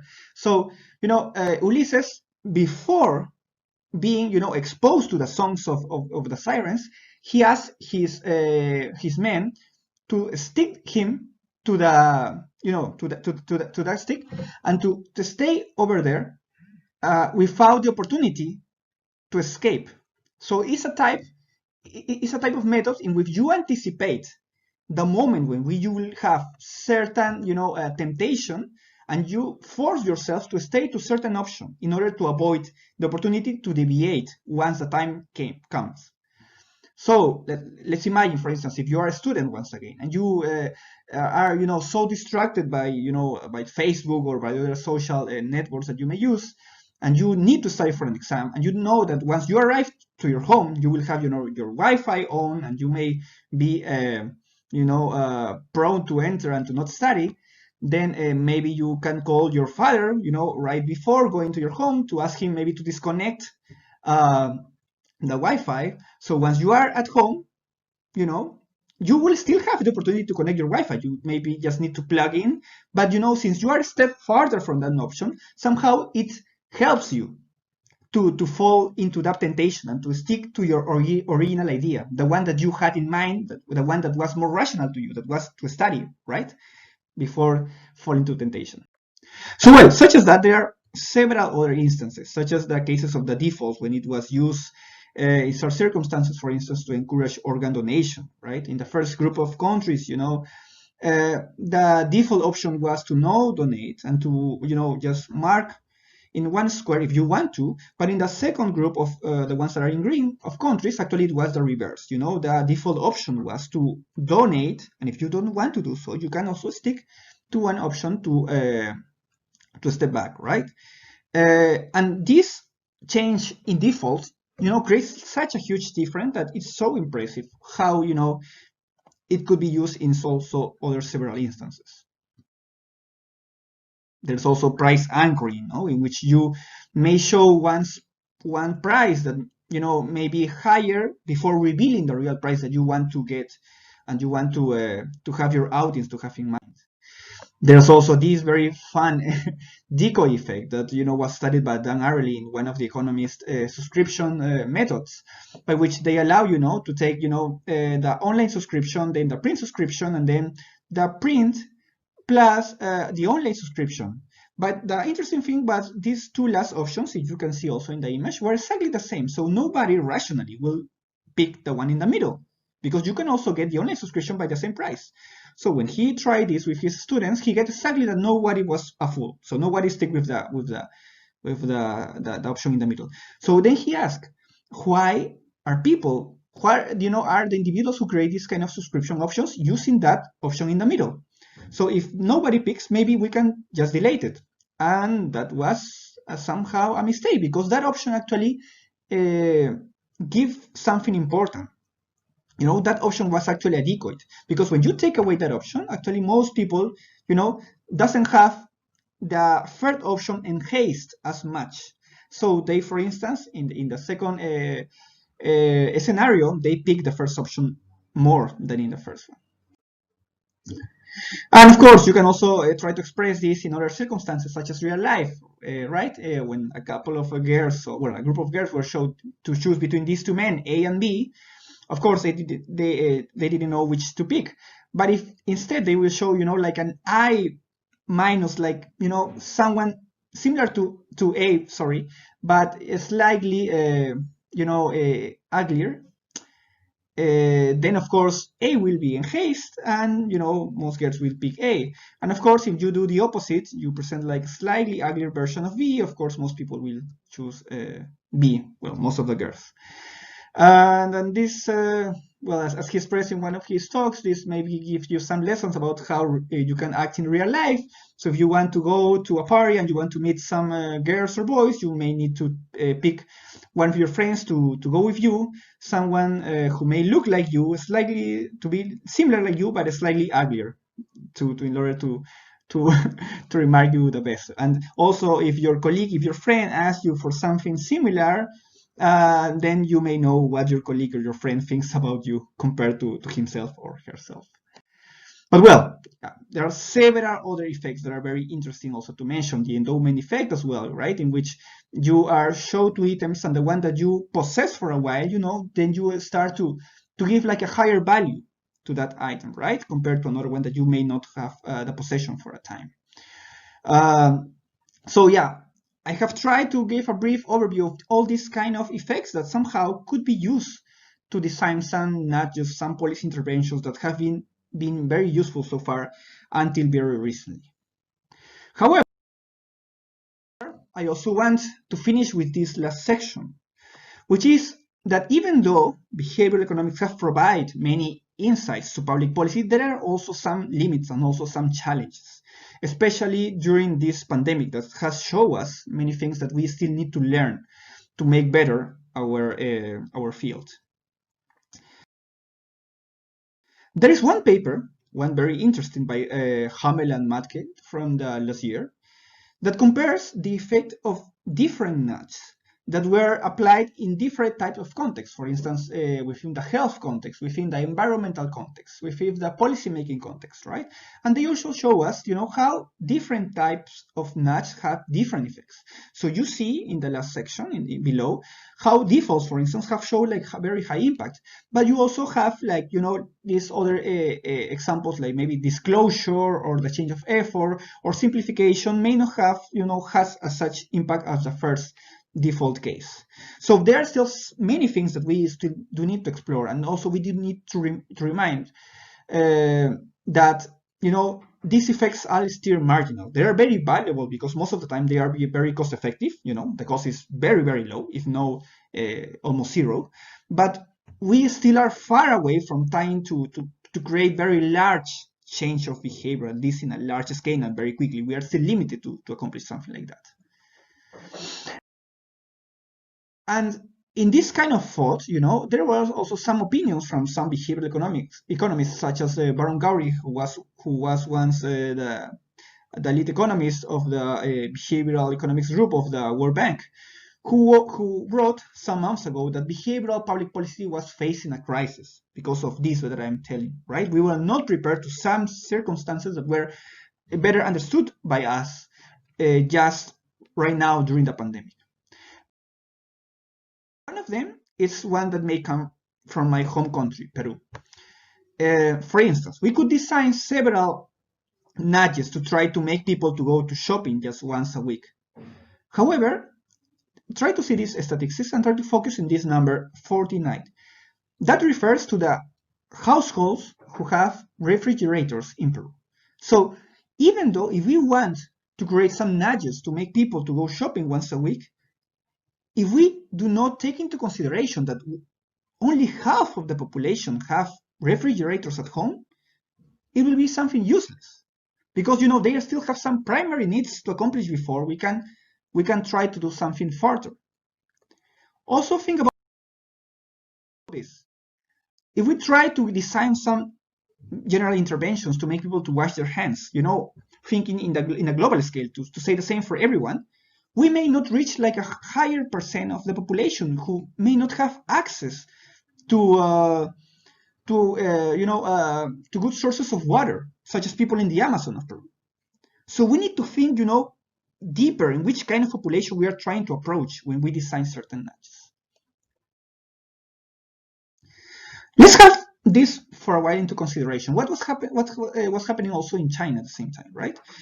So just mention a little bit about technology. They were starting to use these health codes, in order to map how risky you were about contracting COVID based on how close you were to other people who may have already had COVID.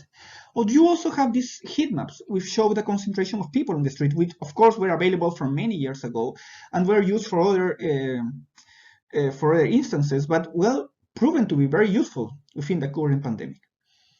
So you may ask, why I'm showing you this? So let me, you can wait for a while and we will come back to this later.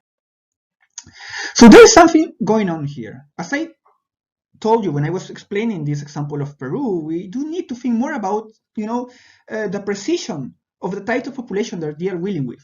So something that we can take into advantage are the social big data that, the world is creating right now. For instance, in the internet, in just 1 minute, we do have all these large amounts of data from Facebook, from Netflix, from Google, even from, from Tinder, if you're familiar to that app, from YouTube, etc. And in this same scale that we can think globally, there are also, large amount of data that are being created in China. And then for good or bad, they are being used to somehow to have like a better idea of which type of population are, the ones who walk on the streets or who are in certain in certain places. So even though that could be something to a little bit, of course, worrisome sometimes, it also, if it used in the right way, it also will also allow to to have a better understanding of the population that we are dealing with, and to maybe create more precise nudging mechanism to certain circumstances, right?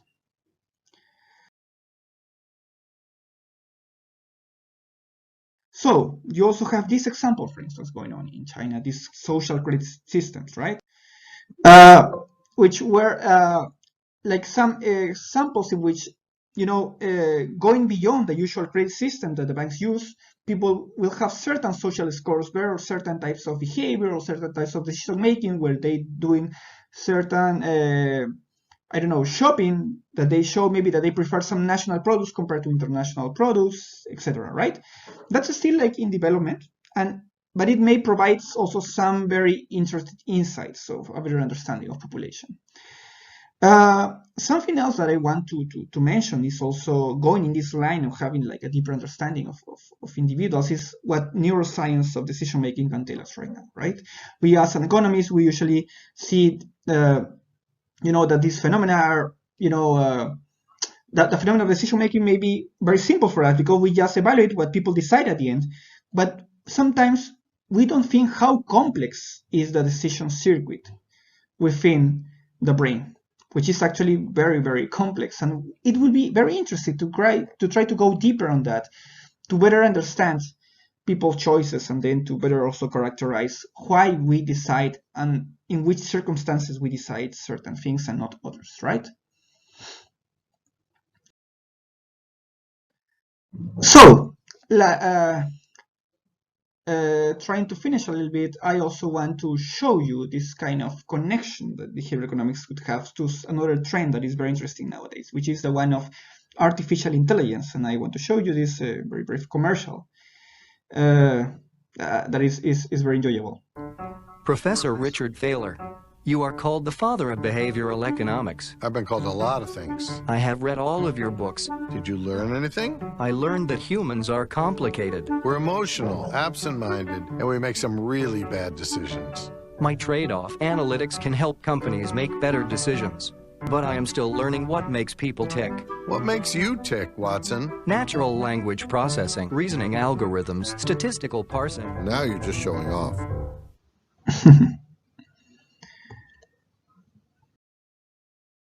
Okay, so why I show you Richard Taylor, and also I was mentioning some of the Chinese apps. Well, last year, Richard Taylor came to have the knowledge of some of these apps that were going on in China. And he came up with some intuition that I also had some years ago when I also get to know about this type of information collection that was happening in China. You know, the opportunity that all this data could create to a behavioral economics. I don't know, it's something worrisome, you know, because if it's used in a bad way, of course, it deals with privacy issues, and of course, you can use to coerce individuals' behavior, and that may not be good. But if we remember the principle of behavioral economics that one says that we can use, you know, nudging as a way to avoid more coercive methods to change behavior, because nudging also allows people to still preserve their freedom of choice, then we can say that in these circumstances, in a world of lot of data, it might be, you know, wise to make a better use of all that data, and of course with the right with the locks in order to prevent any privacy issue, but also to have, you know, nudging as a better resource that could also make people, you know, reach the types of behaviors that we want, but at the same time having in consideration that people are different. And if people are different and different groups are, you know, have different characterization, then we need to apply nudging in a very precise and different way to each of them in that group. So that's something, one of the lessons that comes from this current situation. And let's see what technology will prove to us in the coming years. And we will see, and we were very excited to see what the field will tell us in the future.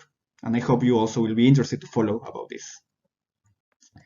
So, well, that's it, at least for me. And thank you so much for the invitation, and thank you for listening. I hope it was interesting, and I could provide some also nice insights to you this time. So, thank you all, and see you next time.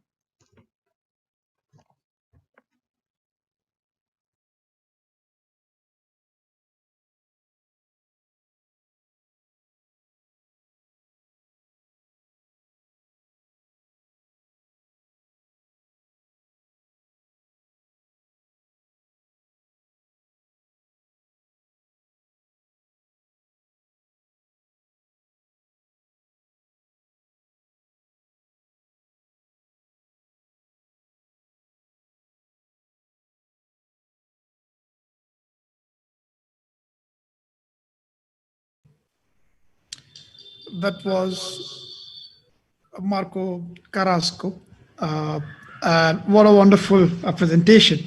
But I also want to quickly jump in out here while we say our thanks to Marco for his presentation. And our thanks on behalf of everyone who has logged in from different corners of the world.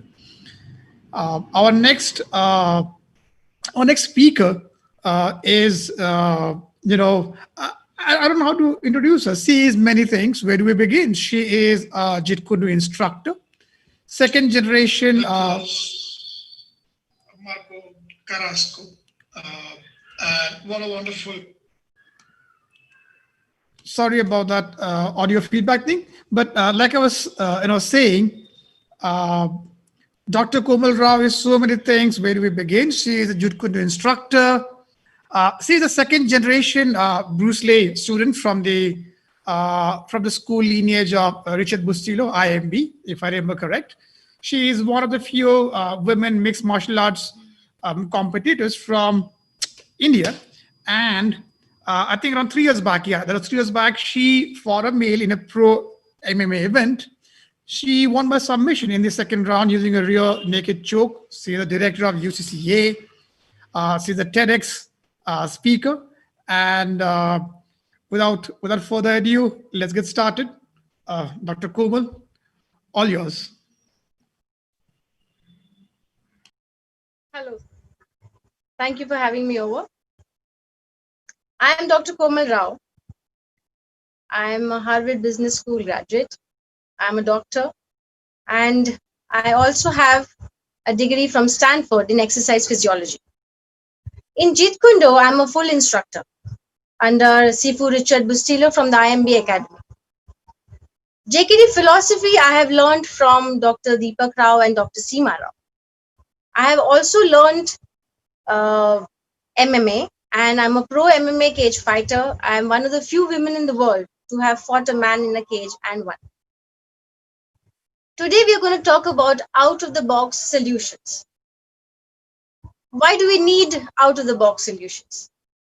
All of us require something better to do out of the template, out of the box, so that we are able to maximize and give better results. Now, Jit Kune Do offers certain principles that what we are going to talk about today, which will help us to learn out of the box and solutions and goals that we can achieve. So what are these principles is what I'm going to talk about now. The first principle is simplicity. What is simplicity? As it says, simplicity is using fewer resources, being able to have less complications, less results, better results with fewer resources. So simplicity in Jit Kune Do, what we look at is we use very few tools. Instead of accumulating 110 techniques, we take few techniques and we use it to its maximum. So like the lead JKD jab or the lead kick, side kick. Now, if you see a machine which has too many parts, it's going to break down easily. So if you take a cycle versus a motorcycle, a cycle will have fewer components which will break down. So it's more effective. So Jit Kune Do, basically the first principle of simplicity is meant to make sure that you, with fewer resources, with fewer complications, you achieve maximum result. So if you're looking at working, you work with a smaller team and you get maximum results with a small team with fewer complications. The next point we're looking at is directness. So directness is distance between 2 points is a straight line. So instead of going around the bush and taking a detour, you try to go straight and reach the point straight. In Jit Kune Do, directness is we don't pull our hands to the waist and then punch. Where your hand is, you punch from there. Where your leg is, you kick from there. So directness is going straight to your target. So you minimize the time required for any task. When you eat, you take directly the morsel to your mouth. You don't go around. Similarly, when you are doing any work, you try to minimize the steps that you require to do the job. So that is directness. So we covered simplicity, we covered directness. If you want to talk to a girl, you don't have to go around, talk to her friend, try to speak to, via. You try to speak to her directly. So simplicity, directness, you try to get the task done with fewer resources, fewer complications, and less time. Next principle is effectivity. Effectivity is whatever task you pick up, it has to yield results. Whatever goal you pick up, it has to yield results. So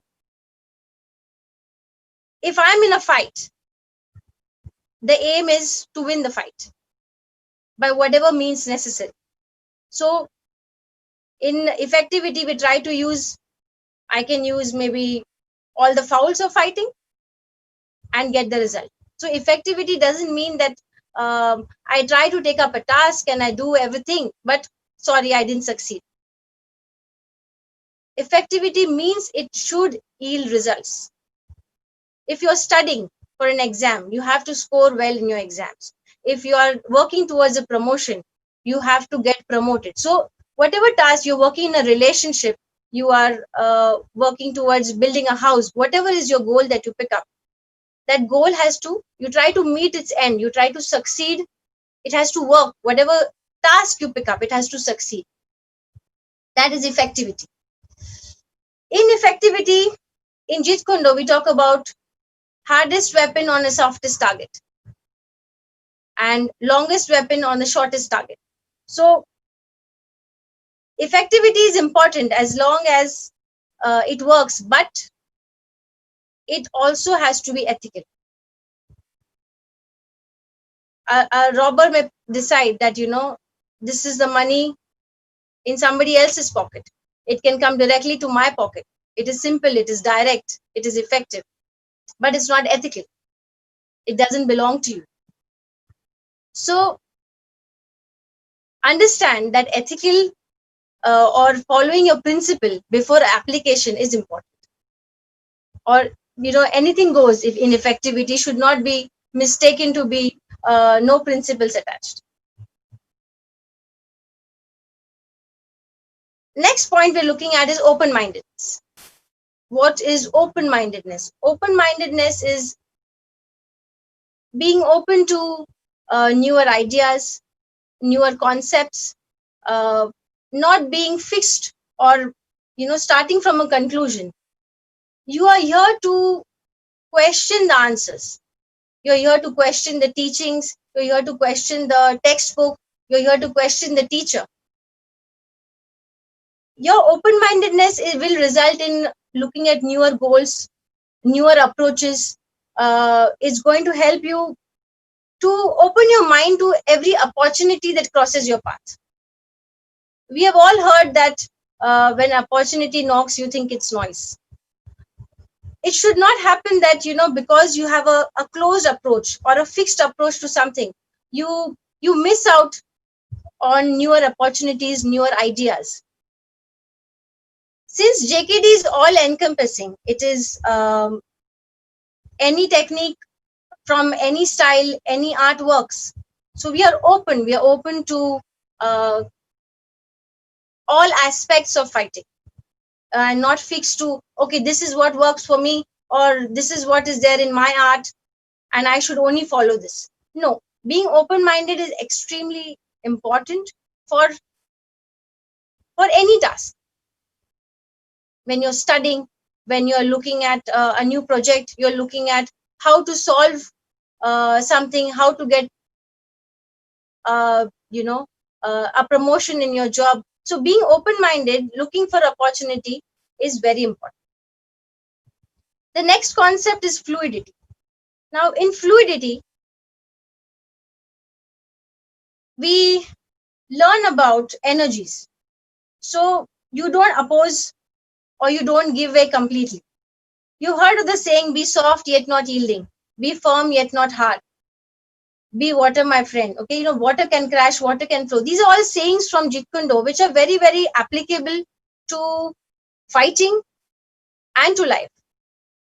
So if I'm in a fight and if somebody pushes me, I have to pull him. I have to use his energy. If somebody pulls me, I push. I'm going to use and I'm going to be fluid in the concept where if I try to block, if somebody is punching me, I deflect the punch. I don't try to block it, where I will get hurt and I will get injured. So fluidity is all about adapting, moving, and in such a way that you reach your goal with least harm or least injury to you. So in being fluid, you're also learning to maneuver yourself. Like in fighting, it's very simple to understand. When somebody comes towards you, you can use his energy and, spin him and drop him. In life, fluidity is very important because maybe you're in a job, you're being bullied. Sometimes we use too much force and sometimes we use too less force. Sometimes we are too submissive, we don't really talk back, we don't really assert. And sometimes we use too much energy. We may come across as rude. We may come across as somebody who's not wanting to be a team. So fluidity is important because you learn to use energy. You learn to use, not to push too much, not to pull too much, to learn to balance your energy. You have heard of this story called there's an oak tree, and in a storm there's an oak tree and a sapling. So before the storm, the oak tree is very vain and very proud that nothing is going to harm it because it is so strong and it is rooted in the ground. And the sapling is just swaying in the wind, and it doesn't seem to have too much strength. But when there is a storm, the tree gets uprooted. The oak tree gets uprooted because it is rigid, it's unbending, and it is a disciple of death. Whereas the sapling, which is the disciple of life, it has yielding, it is moving with the force, it's not stopping anywhere, survives. So if we have to look at our lives, we also have to consider that, are we being fluid? Are you getting into too many fights? Are you getting bullied too much? Are you able to balance your energy?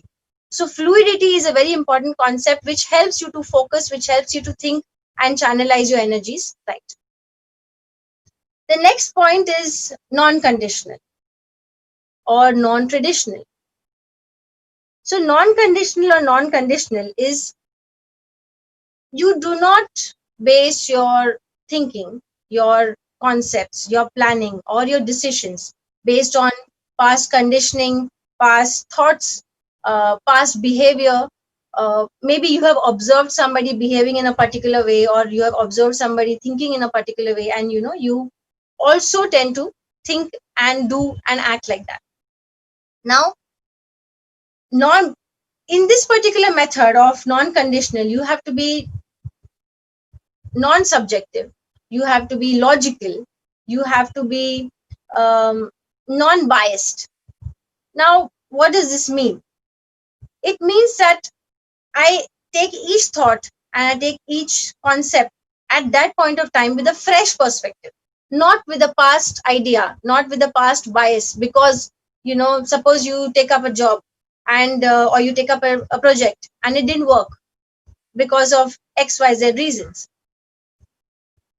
If you have a similar project now at hand, if you start with the previous conclusion that, I could not do this work and I'm not capable of doing this work, well, then you're wrong. You reconsider with fresher mind, with a new concept, and you attack that point directly. You know what? Maybe I did this wrong at that particular point of time, and I will not be conditioned with my past thinking. You should not do the same mistakes which you did in the past. You should learn from your past mistakes, but make sure that you are open and you are not conditioned to your past failures or past setbacks. In fighting, we try not to have a conditioned method of fighting, in one particular way. A Jit Kune Do man is always going to set up a rhythm in fighting and then break the rhythm. So you get your opponent used to a particular type of technique. Suppose I'm doing a jab in a particular way, or I'm doing a kick in a particular way. So I'm going to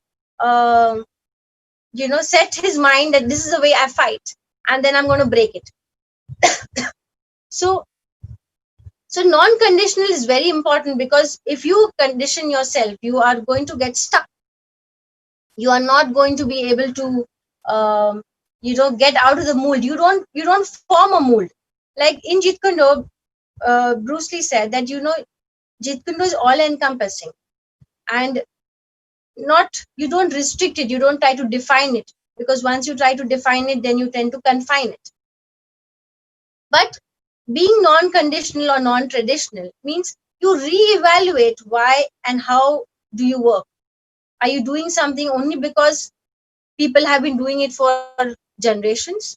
Are you doing something because so and so person did it? Is the process really working, or do we need to look at it from a fresher perspective? Maybe in your company, some project is being handled in a particular way, but you look at it with a newer look, and you think, oh, maybe, we can do away with these steps. Maybe we can, analyze this entire process again. So non-conditional is very important to get out of the box solutions. In Jit Kune Do, we don't wear uniforms. We wear shoes. We don't have katas. So we try not to condition and follow traditions and laid back conditions or previous conditions. Now, if we look at the concepts of Jit Kune Do and how it's being used in today's pandemic, the pandemic sadly caused all work and all movement and all businesses and work to be stopped. If you look at the work from home concept, which has worked beautifully for a lot of sectors of work, including schooling, where school kids are going, school kids instead of going to school are studying from home. People are giving exams from home. People are giving, I am giving a lecture from home instead of coming to the venue. So if you look at all these aspects of pandemic, which are being considered from work from home or perform from work from home or study from home, if you look at it, it's simple. The concept is very simple. Why? Because it uses very less resource. The companies can give off their office spaces. Office space is not required. People can work from home. A workstation can be given to each, officer. Kids can study from home with a laptop. So less resource. You don't have to travel. Your travel time is saved. Your workplace, electricity, internet, workforce over there, so many people, handling so many people, cleaning of the place, handling of so many employees, all of that is sorted out. People are working from home. So it is simple because you're using less resource with less complications. It's direct because you are meeting your goals in less time. You are able to do your work from home, so you're not wasting time traveling to work, then doing the work and then coming back home. So you're meeting the short principle of shortening the time period. It's effective. You're getting paid for your work. The company is getting the goods that it requires, the work that it desires. Kids are studying from home, so they're able to grow further. Teachers are able to execute and teach and transmit their knowledge.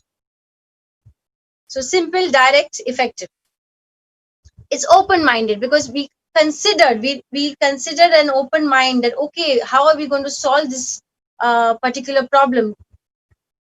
Because everybody has to stay at home. You can't travel and you cannot, infect people around.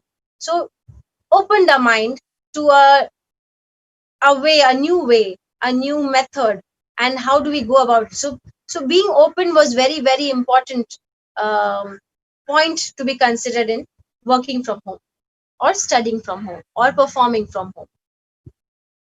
Next concept is fluidity and non-conditional. Now, fluidity and non-conditional. Many past thoughts that you have to go to a workplace, you have to go sit on a table and do your work from there, or you have to go to school, sit in front of the teacher and study. So all of these were past conditioning or past orthodox method of thinking that, no, this is the only way it's possible and there is no other way possible.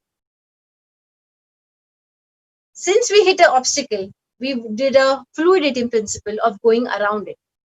So how did we go around it? We decided that, okay, as much as we can, we are going to try to work from home, study from home, give exams from home, perform from home, shoot from home. There are a lot of people who are even shooting for their movie scenes, etc. from home. So all of this gives the idea that it's very possible for man to for all of us to come up with a particular solution to a impossible situation. And the principles of simplicity, directness, effectivity, open-mindedness, fluidity, non-traditional, non-conditional, overall, if you look at it, it helps. If you're looking at each and every aspect that I have discussed today, and we have, been party to it today, it helps to, okay, let me just think. Do I need so many clothes in my wardrobe? No, I don't need so many resources. I can cut down on my resources. Am I working towards my goal? Am I working towards my effectivity? I'm doing all these steps, 1, 2, 3, 4, 5, but am I getting the results? So if you look at your life, if you go back home today and you consider every aspect of your personal life, aspect of your work life, aspect of your study life, aspect of your relationships, if you look at it from a newer perspective, where you look at simplicity, am I meeting the simplicity principle? Am I meeting the directness principle? Am I meeting the effectivity principle? Am I being fluid, or am I being too rigid? Am I being stuck up on my past thoughts, past conditioning, or am I open to newer ideas? So I think all of these concepts can be used by everybody to meet their goals and to meet their success. Now, in my fight, which I had with a male opponent, now I had gone to fight in YBN, is a pro MMA fighter, and in Germany. And the female who was supposed to fight opposite me, she met with an accident, and she did not turn up for the fight. So if you look at this, I then took up a very non-traditional or an open-minded approach to fighting a male opponent who was heavier than me, taller than me, stronger than me. Now, in the fight, I used these same principles to win the fight. The opponent was stronger, he was heavier, his punches and kicks were stronger than me. If I had to win the fight, I had to understand that I had to use different tactics and different techniques to overcome that. When he sat on me and was beating me up in the sit and hit position, I rolled him off me. So I tried to use the principle of, fluidity, where I don't use too much force, or I do not use too less force, and I get out. I use the principle of open-mindedness, fluidity, and non-conditional. When every time he would pick me up and drop me, I didn't keep that conditioning in my head that, okay, every time he picks me up and he's going to drop me, I'm going to get into a soup. When he would pick me up the next time, I kept an open mind. I looked for an opening. I got an opening and got into a rear naked choke position, and I choked him into submission. So in every aspect of our life, we can look at how we can better our work method, how we can better our life, how we can make things simpler, easier, and more effective. So that was my talk on Bruce Lee's Jit Kune Do and what it teaches us about out-of-the-box solutions. Thank you so much, Dr. Koval. We're very happy, to hear your point of view. And Bruce Lee has been one of the most influential martial artists ever. I think him and Ali would probably just count out there among the greatest. And to have someone who is a second generation student, someone who understands this philosophy of Jit Kune Do so well and was able to use it in her own life and inspire thousands and thousands of people in India. Thank you so much for that. We would like to ask many questions. Unfortunately, we have time for exactly one question. So here goes, right? And then the question is, Bruce Lee was a philosopher, and he blended Eastern philosophy, Western philosophies together. And after his own open fight, I forget the name of the gentleman, he said, my style is not enough. I need to create a new style of fighting. And that was his path of evolution towards JKD. He was already a phenomenal fighter, right? And just before his death, we know he was also experimenting with grappling. He would study fencing, he would watch Ali's videos on loop over and over again. The way we talk about it in today's world, many people talk about mental models, or this need to mix and mash different disciplines to become better at problem solving. Bruce Lee was doing it already in the 70s and 60s. If you can help us understand how can we implement this really fast, starting today, what can we do? What can all of us who are listening to you do to take this approach of Bruce Lee, to take your approach, the way of the Jit Kune Do, to improve our lives? One last question to you. Okay, so I would start with, you sit back and, like I said, you can look at what fewer resources can you work with. So in your house, you can start with minimizing. Like you may have 100, you may have 50 shirts, and you may not wear all of them. So you can decide, okay, I need to work with 10 shirts, or I need to work with 20 shirts, and the remaining can just go get packed up and kept away. So the more lesser, lesser the clutter in the house, the lesser the clutter in your mind, the more you will have RAM to work with. Like you understand in the computer, the more the space, the faster the computer works. Similarly, in your life, the lesser the resources that you work with, that you need, you try to hack away the unessential. That's one point you can work with. And the second point is you try to go through your goal as quickly as possible. That's a direct approach. You try to see how many steps you can minimize for any task, and try to not take shortcuts, but try to minimize the number of steps that you need to go for any task. Thank you, Dr. Komal. Again, we can't thank you enough on behalf of all the people who have logged in from, I know people have logged in from Australia right now, Singapore, there are people from UK, there are people from Africa, and I think people from LATAM want to, the ping BL is saying, please record that for us. We want to take a look at it. Thank you so much, and have a wonderful day ahead. Dr. Thank you. Thank you. For our next session, we'll be inviting Srushti, who's going to invite the panelists. Now, at the Now Fest, what's going to happen is, like we told you, we're going to connect diverse set of disciplines. We're going to pick up elements of advertising, marketing, and entrepreneurship. We just understood how Jit Kune Do connects to the world of behavioral science, as the world of mixing and mashing and creating new mental models. At some point of time tonight, we're going to talk about hip hop and understand how culture evolves, how new subcultures are created using hip hop.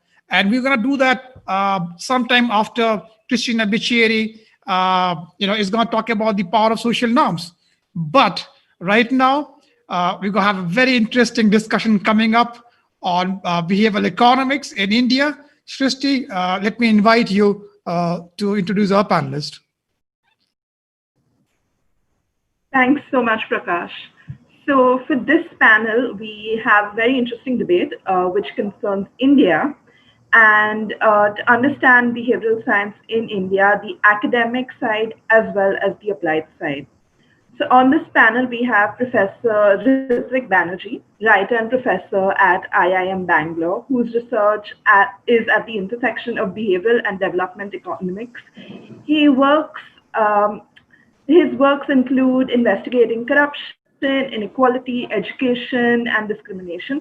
He has also served as a consultant at the World Bank and is a visiting scholar at the Harvard University for the economics department. Next, we have Dr. Madhavi Rangaswamy.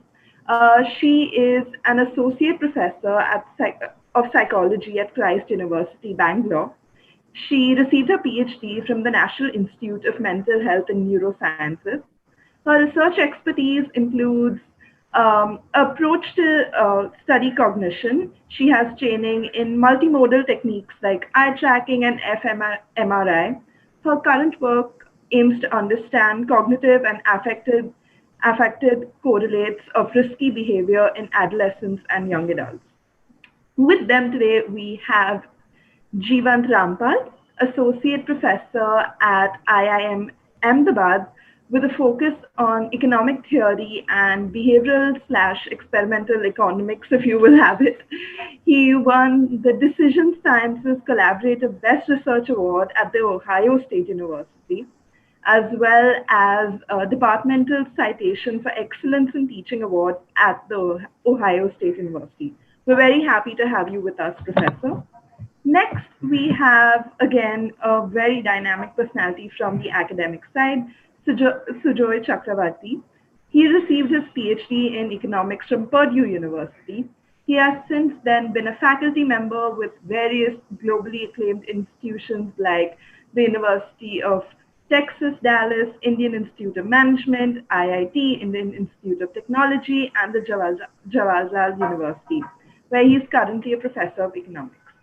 His research and teaching interests include microeconomics and experimental and behavioral economics. His research has been published in journals such as Ecological Economics, Review of Industrial Organization, and many, many more. And moderating this panel with us is Janofi, a lecturer and researcher at the University of Zurich and founder of the India Behavioral Economics Network, which I'm sure a lot of us in India who are interested in behavioral economics are a part of. She has independently worked and researched in economics for 9 years, published 2 books, and written over 35 research papers. Her projects range from intercaste discrimination and electoral gift giving in India to the immigration perception in Switzerland. So enough with the introductions. All of us are so excited to hear from you guys. So take it away. Thank you, Shrishti, for the intro. Because we have all been introduced already, I thought let's just start with a quick round of questions. So it's always interesting to know how you guys got into behavioral science. So maybe you could just tell us what the tipping point was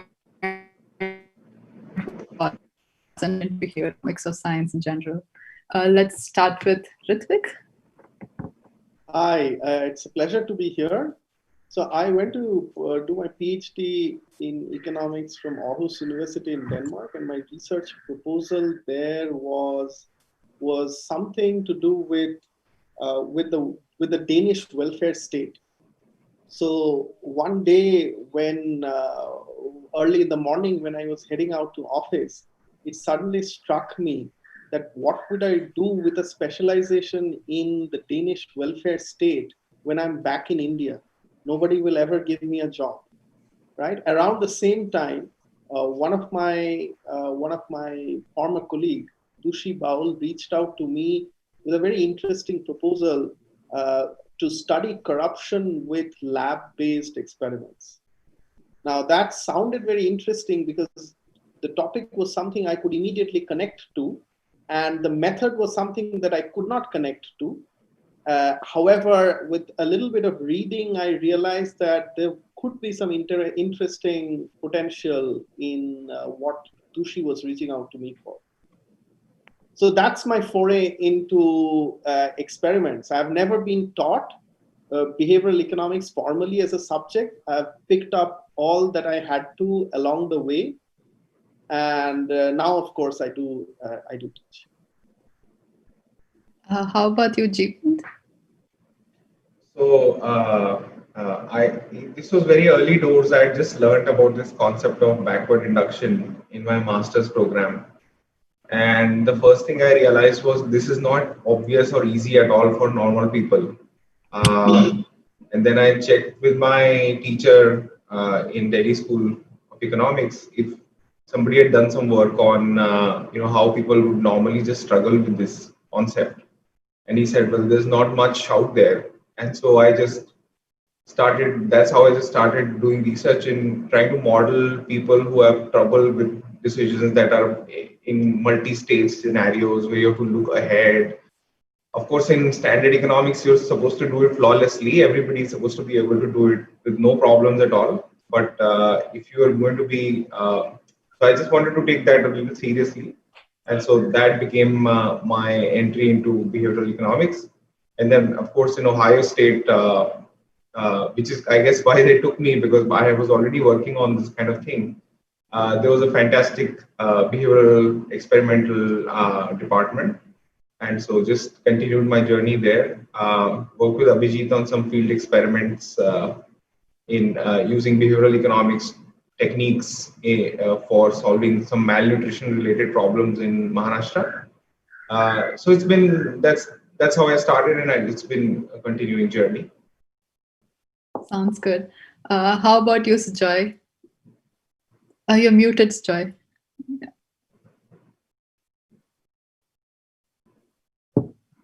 Okay, can you hear me? Yep. Okay, lovely to be here at short notice, but at least I didn't have to prepare a PowerPoint and studying that. But thanks, guys, the organizers. But so I'm a little older than these two. So I got into it in the 90s, actually, out of just pure boredom with trying to do economic theory. So I was at Purdue University, where everybody did game theory or econometrics, and then a couple of people had come to the department, Tim Kaysen and Charles Lusser, who I found more interesting because they were actually talking about human decisions, and their whole thing at that point was, oh, it doesn't work. Economic theory doesn't work, and there's all these anomalies, and people don't, things like that. So that got me a little more interested. So I started doing this completely heedlessly, like there was nothing out there, and I was writing some experimental instructions, but there's so little material out there. It was treated as so incredulously by the other colleagues of my advisor, who found this stuff to be completely bogus, and they were like, just do some theory, do some econometrics, they were like that. So it got to the point where I think I took a course in social psychology, the PhD students at Purdue, and that's when I realized that there's a whole world out there, of like human behavior, which goes way beyond like, economic variables or even fungible things you can translate into economic variables. There's things like sense of control and things like that. I mean, these things are alien to me, in my mid-20s. And, over time, though, when I came back to econ, they would be like, no, we don't do those kinds of experiments. We do like experiments like what Jivan talked about, backward induction. So that kind of got me into it. But my first 10 years was very confusing because there was a lot of resistance, both in the West and in India, about experimentalists. Like we had the least jobs on the market. But I guess the stuff is interesting. I think if the content is interesting, over time you find ways to adapt to kind of make it work for you to whatever degree it works. So that's how I got into it, purely from doing theory and getting bored and wanting to do something else. Sounds good. How about you, Madhavi? Sorry, you're muted as well. It was really interesting to listen to everyone, and I guess I share the time frame with Sujoy more likely because my work in neuroscience started in the 90s. And unlike all of them, my whole subject was about studying behavior. I started with animals. I was looking at animals. So I'm a zoologist, a biologist by training. And from there to humans, there's been a sort of a interesting jump, because when you deal with behavior in animals, there is much you can control.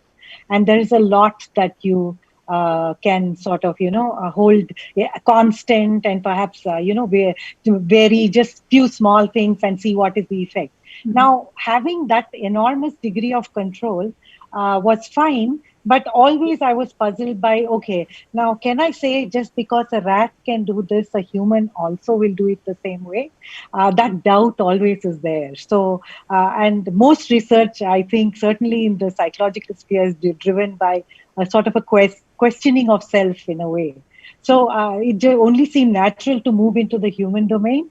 But when I started work in the human domain, which was more from a neurophysiological perspective, looking at how the brain does what it does, right? And to a large extent, you don't look at behavior so much in detail. You go with what the brain is doing. To know that you don't have so much control, there is so much of theorizing that is to be done. That sort of, mismatch that would happen when you're trying to extrapolate what you find. That is what intrigued me, and that's what has kept me in this field. And I mean, all of our other panelists have encountered this. They all talk about their non-Indian experiences of encountering something while they study. And this is something why one of the important reasons that I came back to India was that I wasn't the sort of interdisciplinarity that I've experienced was something I did not find in the Indian space. And that was something we wanted to sort of, bring it into fruition. And certainly that's why I'm an educator in the field. So that's sort of like my entire journey in a nutshell. And I'm studying behavior and behavioral science and trying to do it in a different way. And I'm someone who doesn't belong in a traditional psychology department, but I do belong in a psychology department, and we are trying to bring back experimental psychology in a certain way. So that's been my journey so far. Thank you. Sounds good. I mean, the most interesting thing here is that like we all have a long story of how we got into it, and it's not a very simple story. You know, if I ask most of my friends who do physics or mathematics how they got into it, it's like really simple because it was like right in front of their eyes and they just had to pick it. But this was like a very intentional search on all of our paths. And you know, you talk about 90s, and I was born in the 90s, so it did not get any easier now. Even I had to search for it, you know. It's always been a very active search for it, and that's just really sad. And the best part about this panel is that we all went through the process of looking for behavioral science and finding it, and like everyone here has that motivation to bring it back to India, and that's what makes this really amazing. Thank you guys for doing this. Okay, so before moving on to the questions, I thought I'd start with a small story that happened to me.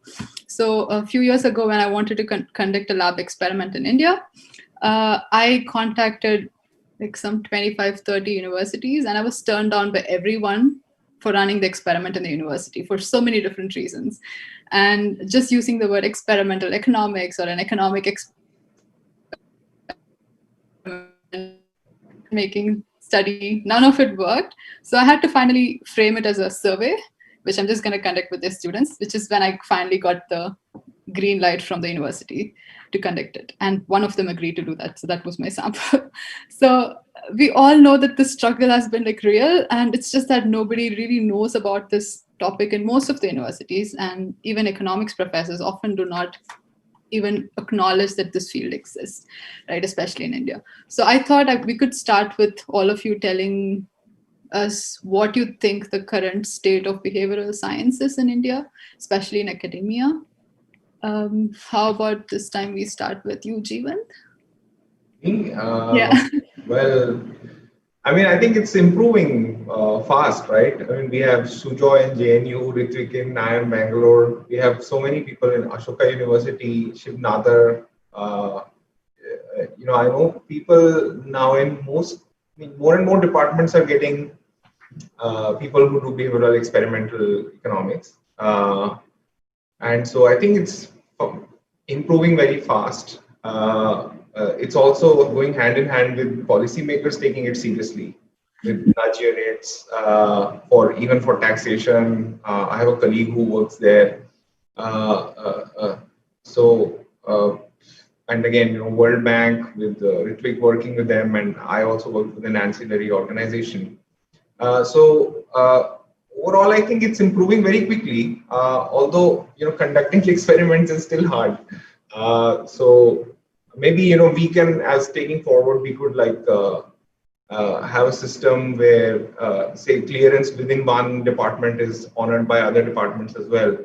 Because, you know, one challenge I had when trying to run experiments early doors was in India, you know, students would make deals before they came to the experiment. Like they would make profit sharing deals even before they knew what the experiment was. So you need like a large diversified sample to sort of guard against that. And for that, I think if there's more cooperation across departments, which is fast, growing very fast, I think you know, the road ahead looks pretty promising to me. So that would be my take on it. That's true. Things are sort of picking up, but although just in few universities and institutions, right? Just the top tier ones sort of at the moment. What do you think, Ritvik? So if I were to talk about the method of experiment, I think behavioral economics is much widely accepted now, and behavioral science and behavioral economics in particular at the moment is extremely mainstream in economics. So even people who do auction theory, they are looking at various kinds of non-standard preferences, valuations, etc., etc. So behavioral economics is very much mainstream. I don't think people even think about behavioral economics as something hatke or something unorthodox, right? So I don't think so anymore, not anymore. But experiment as a method to collect data, as you pointed out, is still challenging. I mean, though almost all of us here do lab experiments, but I would also like to, point out that you could think about field experiments as well, where the participants, they are not aware that they are participating in a research study. So I have found it extremely hard to conduct field experiments. I have done a little bit of it. So Sujoy can talk more about lab experiments, but I can tell you about my experiences with field experiments. Field experiments, because they are conducted in an environment where participants are not aware, is it's much easier to connect to a labor economist, let's say, who works with observational data with field experiments than with lab experiments. Lab experiments always sounds to non-experimentalists as an artifact, as an artificial construct. And who cares about what happens in the lab? But a labor economist or a health economist or a development economist will take you much more seriously if you can show evidence of what you have to say from field experiments. So conducting field experiments is extremely important, right? And particularly if you want to talk to development economists.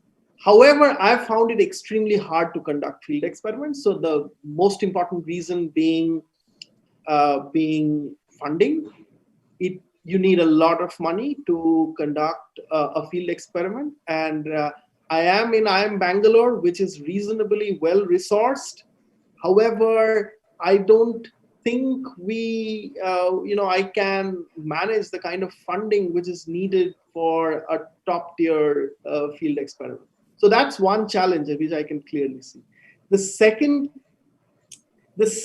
is, I've had issues with the IRB. So if you look at the papers, the field experiment papers, which are being published in top journals in economics, let's say the protest paper or the women's labor supply paper in Saudi Arabia. So, in order to be able to target some of these top journals, it's extremely important to be, to really think out of the box. And the moment you think out of the box in the context of experiments, you end up being in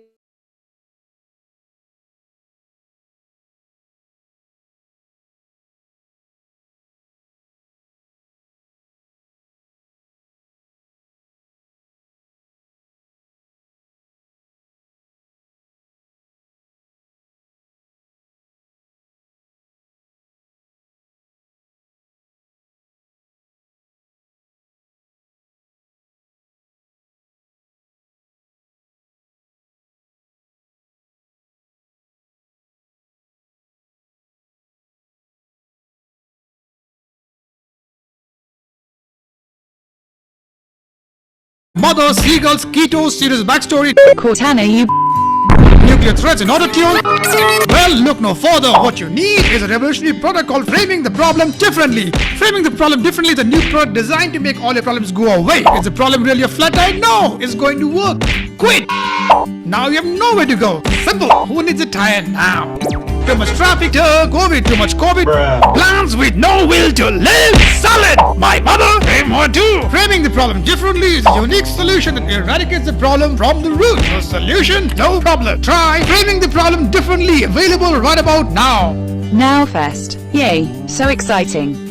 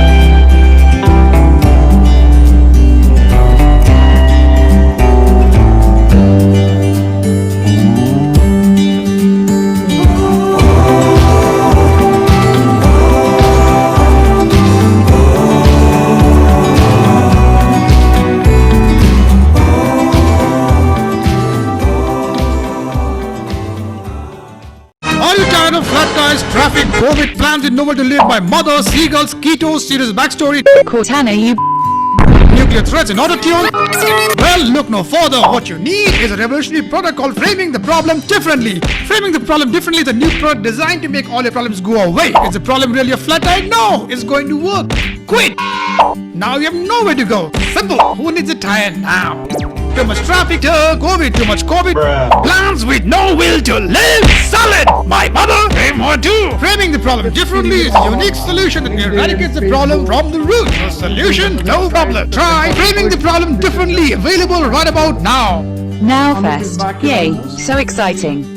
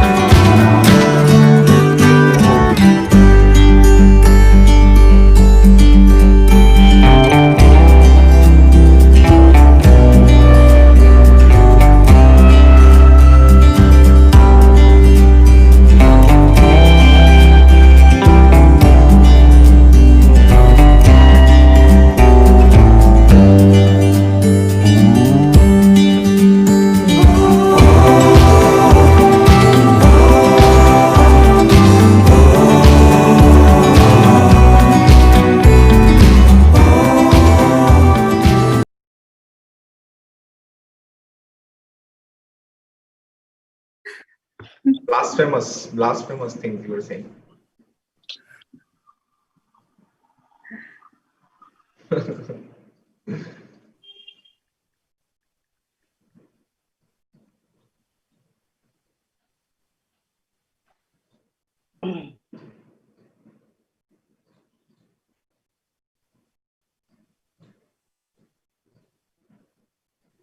Please continue your life.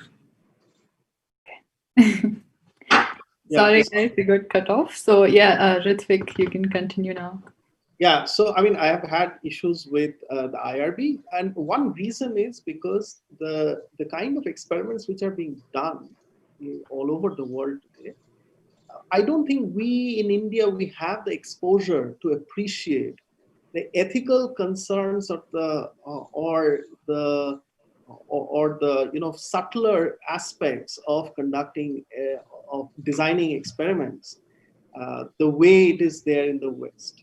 So the moment you start thinking out of the box, there is that second concern as well. So I'll rest my case there with these two primary concerns, one being exposure to modern experimental techniques and paradigms, the second being resources to conduct field-based experimental studies. Yeah, thank you for that, Ritvik. I think we'll continue with Sujoy because I'm pretty sure Sujoy has a lot to say about the ethical concerns part and about lab experiments. So yeah, over to you, Sujoy. Yeah, so I am, I think the biggest problem that I have faced, at least, and I think a lot of college teachers, not with the IIMs, because I've also taught for a little bit at an IIM, but I've mostly been in India now at JNU, is the funding situation is awful. I mean, I have had to spend all my ingenuity. I mean, guys at ISI, like people like Priyo and Som have really helped me by working with me and diverting some funds from their own projects. But it is very, very difficult. And as some of you know, that things have not been very good in JNU and very destabilized for the last 3 or 4 years. So that's further completely chopped it all up. So it's made my current projects, I mean, except to do unpaid experiments or, the 1 or 2 things I have going, it is very difficult for me to discretionarily get money to work. And that has been a big stumbling block. And I was also at an IIM at a time when this was not taken that seriously, all this behavioral experimental, unlike Jeevan, who actually was, would have been my colleague if I had continued there today. But I think things are a lot better today, like 10, 12 years down the line, 15, more like 15 years down the line. So that's I feel the biggest problem. The other huge problem, I think, is just to not have people to bounce ideas with. And this is a big issue. Like I'm doing a paper now with all these ideas of neighborhood effects, people who live in towns of unemployed and areas of unemployment, we also tend to show lower productivity. These kinds of neighborhood effects. People who live in caste vigilante areas also show much stronger caste adherence. This is in connection with a paper I'm working on, but it's true. I mean, in India, at least, maybe in IIMs now and a few other institutions, IITs for the technology and science people, there is a certain day-to-day engagement with it. There's seminars, people are talking, there's stuff going on, there's internal funding available for you to do some stuff. To get it to the point, you can apply for foreign funding, etc. But unfortunately, in JNU, there is I love JNU very much. I mean, I have no intention of leaving it. It's a great university. But the research environment is not strong in the sense that there is a culture, there is no culture of this kind of deadline research where, I mean, insofar as research means intellectualism, which I appreciate deeply, so I'm not even dissing it. I think, dissent, democracy, culture, social justice, all of that is there. And these are to be appreciated. But I think the kind of research like, you'd understand as Ritvik is talking about in the West, or Jivant is talking, where people get together to work on things and then there's a deadline and then out comes a paper, with some results which are disseminated to your colleagues and you get feedback based on it. And one reason I found it very hard to, I think, especially in the earlier years, those first 10, 12 years, to even publish papers in good journals from India is I have no idea how good the paper is. I send it to somebody and by the time they respond to it, it's like 6 months, there's no day-to-day feedback. And I think I have, highly cited papers in really low-grade journals. And one reason for that is because I think, some of these are, I didn't know even how to pose it and how to write it, in some sense. So I think these are this kind of neighborhood effect that afflicts us. I think the IIM guys are a little better, and I'm very glad for them. Sure, just what you're pointing out is probably true for subjects beyond behavior and experiments, right? Yeah, true. I am. And I think that's another big problem. So, and that's related to Ritvik's idea of that we are not at the frontier, hence. Because, when you don't have feedback of people working at a certain level and keeping updated. So, I mean, and updating each other through the social network. When you don't have stuff like that and you're working in isolation, I mean, I know some brilliant scholars in India who I think just were not, and not just in experimental behavioral economics, who just aren't disseminated enough, not because they don't have great ideas, they have great ideas, but because they did not know the right way to pose it. And I'm not saying everything should be up for sale, It's not like, hey, I have a great idea. Unless I market it using some multidimensional marketing model, it doesn't count. I'm not making such, brainless claims like that. So it's like, what I'm trying to say is that I think there is some sweet spot between getting an amazing idea, doing an amazing thing, and then being able to also present it in a way where you can disseminate it. And I think that wherewithal is low for someone like me. So I can think of great ideas.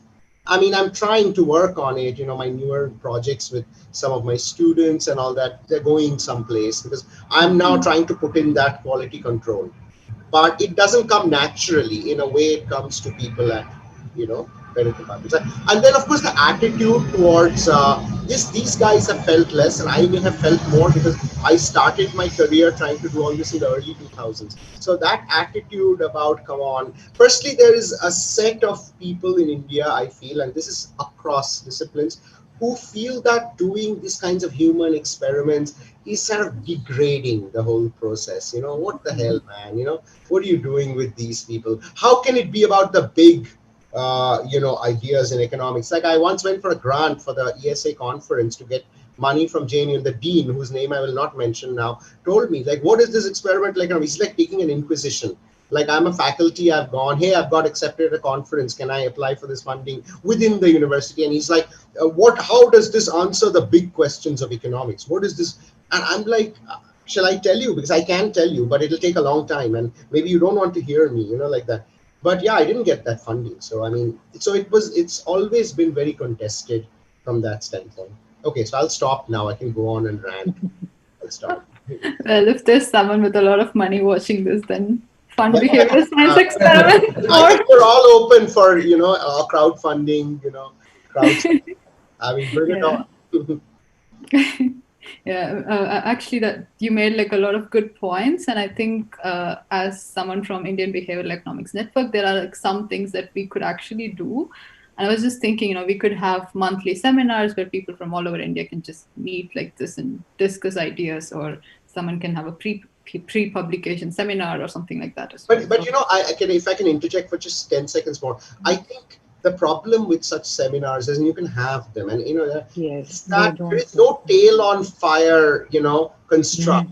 People in the West are not doing fun seminars and reading clubs, they're actually collaborating with each other and doing these seminars in order to improve the quality. I know that may be a production approach, and some of my colleagues in JNU will be like, what kind of academics is this? You're supposed to, wander in the flowered fields of academics. It's not supposed to be this deadline driven. But I think to some extent, good ideas come out of that tail on your, on fire construct, and I suspect that, this tendency of, thinking about everything, where there's a default tendency in Indian academia to do, is also doesn't really help on one side.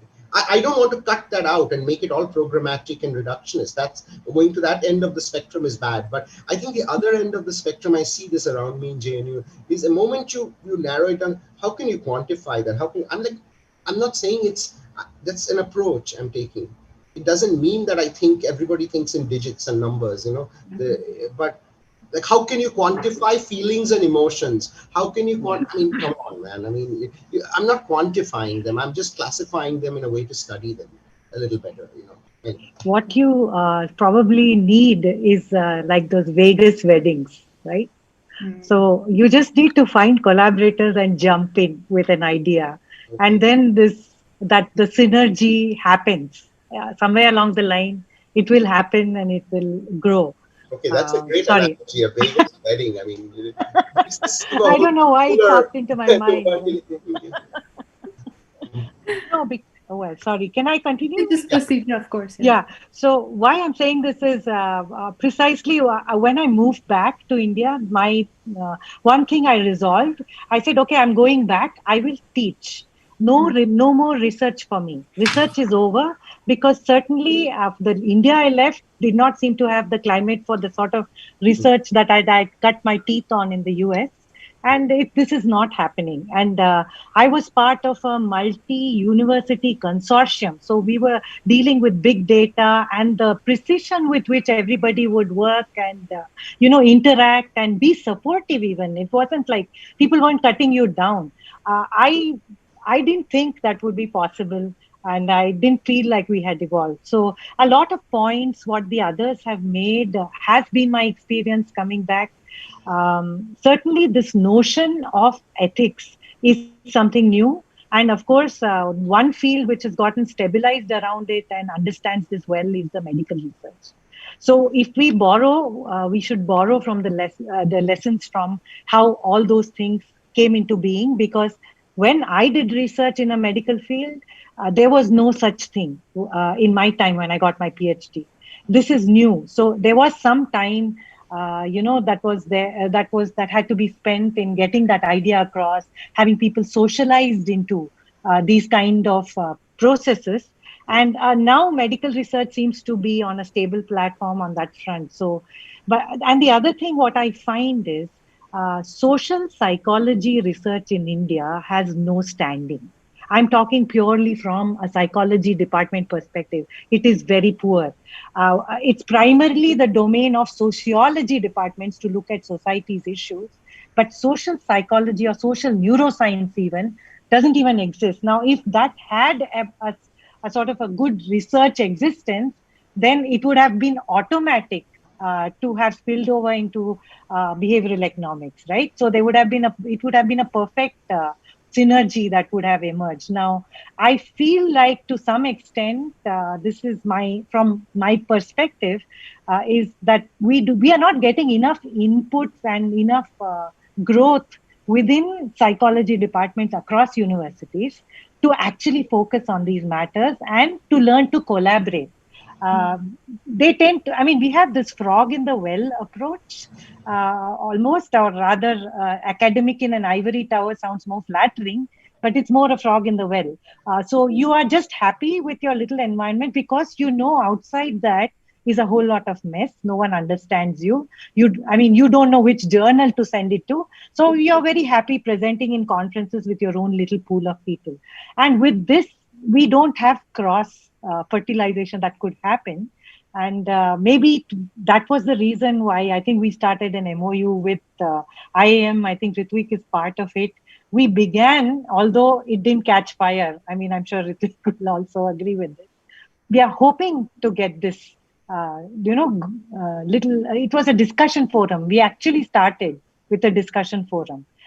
So there is, and what we found in that discussion forum was that each side speaks differently about this, and we were not clearly understanding. So we didn't understand I'm saying from the perspective of psychologists, we didn't understand the economists, and the behavioral economists didn't quite get our need for looking at an individual and our great pressure at holding different things constant and stuff like that, that experimental rigor that we are interested in. So it's important to evolve a common language to then build this synergy. So that's why I made this comment about the Vegas wedding, because I really feel I'm very uncomfortable and uneasy in this space. I know nothing about economics. I know nothing about those big theories. I teach cognitive psych, so I do teach about decision making, and that's my entry into this space, right? But I'm ready to make a move and say, okay, let's see how this works, right? So thanks to the IAM folks, we've started using Z3. We actually set up small experiments, so like using these standard games, right? Your ultimatum and all that. And we introduced it as a syllabus, as something that they do in the practicals at the UG level. So those students responded very well to this. So I feel like as an educator, I mean, of course, now we are concerned about our research, whether we are getting the synergy or not. It takes a little while for an old dog to learn new tricks. But if we make the new dogs getting a taste of the tricks now, I think maybe 10 years from now, we'll be in a much better place. And that's really happening now in India. So certainly, I think the field is emerging where there is an interdisciplinary kind of a dialogue. But from my side, I feel like, more people with social psychology inclinations should actually get into the experimental mode. They are still in the theory mode. So funding, yes.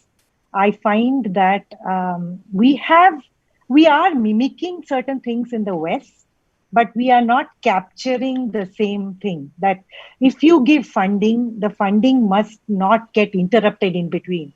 A lot of things need to be stable. People who are giving you funding need to have some experience in that field to understand, sort of like the NIH program managers who understand the people they've funded within their portfolios. So I think we have a lot of reform really required in the funding space. So it helps to probably this crowdfunding aspect, or institutions getting together and sort of starting off some competition with a small pot of fund. Those sort of things would probably really help the situation. But I agree with everyone. Funding is a big problem.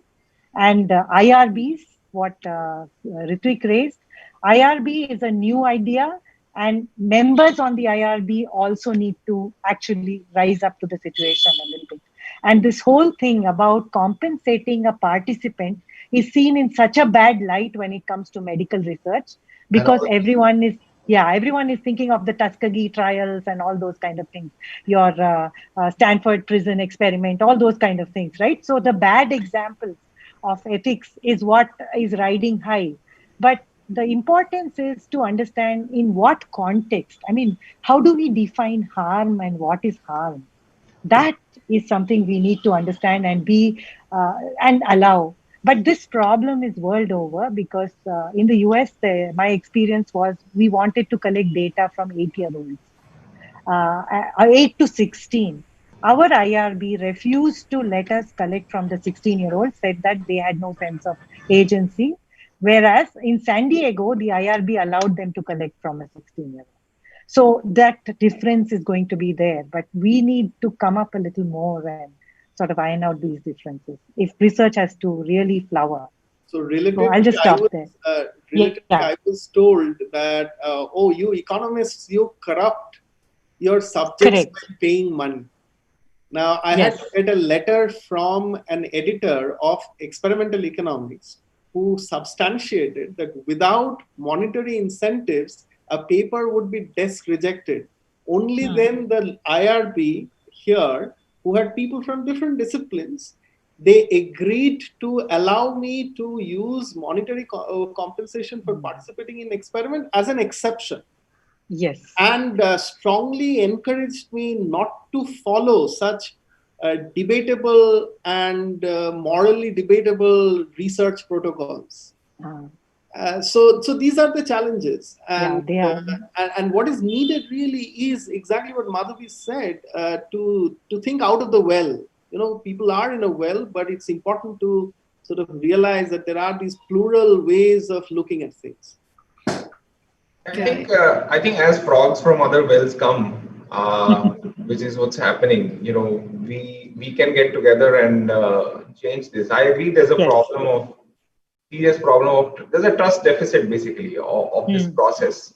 I had a similar experience in Ahmedabad trying to recruit subjects outside of IMA. They thought I was somebody from like Pepsi or Coke trying to, you know, introduce some product or something. I mean, the gap between what I was trying to do and what they thought I was going to do was, you know, immense. So I think over time, as more of us sort of seep into these organizations, hopefully, you know, we can, and with more dialogue with our colleagues, we can change this. And also, as this gains more and more traction in popular media and social policy, hopefully, I'm hoping that it will change. And, you know, this right here is a good initiative. Yeah. So the thing about research being a bad word, that's something I've even experienced within universities, that research is a bad word. So if you want to find out how depressed someone is and why are they depressed, what is happening, even there the research is a bad word. Therefore, if you're not helping a person, if you're collecting data from the person, well, there is a future where certain people will be helped. But even that is like, you know, a bad word. So I think though we have come a long way from there, things are changing. I have a sort of a small question for everyone. One thing that I have realized is there is a lot of market research. In a sense, what I mean is private research. So we have a lot of, you know, corporate institutions from outside India who want data, but they can't go through universities. So they just collect it within the community, right? So is that, I mean, how much of that is contributing to this kind of an attitude is something perhaps we should also question. Because when you go to someone with a questionnaire, they say, oh, we've answered hundreds of these, right? And then, oh, that person gave us money for answering this. Those kind of things. Now, some way, maybe we need some kind of an oversight in order to do impactful, large-scale research. If these small things are actually eating into the, what do you call it, participant base, that is something we need to be concerned about at this point. That's one thing I feel, but I don't know what others think, because I'm coming from, I'm a closet academic. So I think we need to differentiate ourselves. This is precisely what I got mistaken for, that I was doing some kind of market research for something. So differentiation and being aware that there's this behavioral, experimental psychology, neuroscience, decision-making research that is basically academic research and different from market research. So and to, you know, answer, just to sort of address Joe's point a little bit, Ritvik, I and Anujit have started this behavioral research in economics workshop where we annually do put people's tails on fire. At least we try. And so hopefully more of these, you know, will come into being sort of So this is a India-wide conference. In fact, people from outside who work in India are also invited. And so we spend a lot of time reading people's papers, and hopefully people get good comments from each other.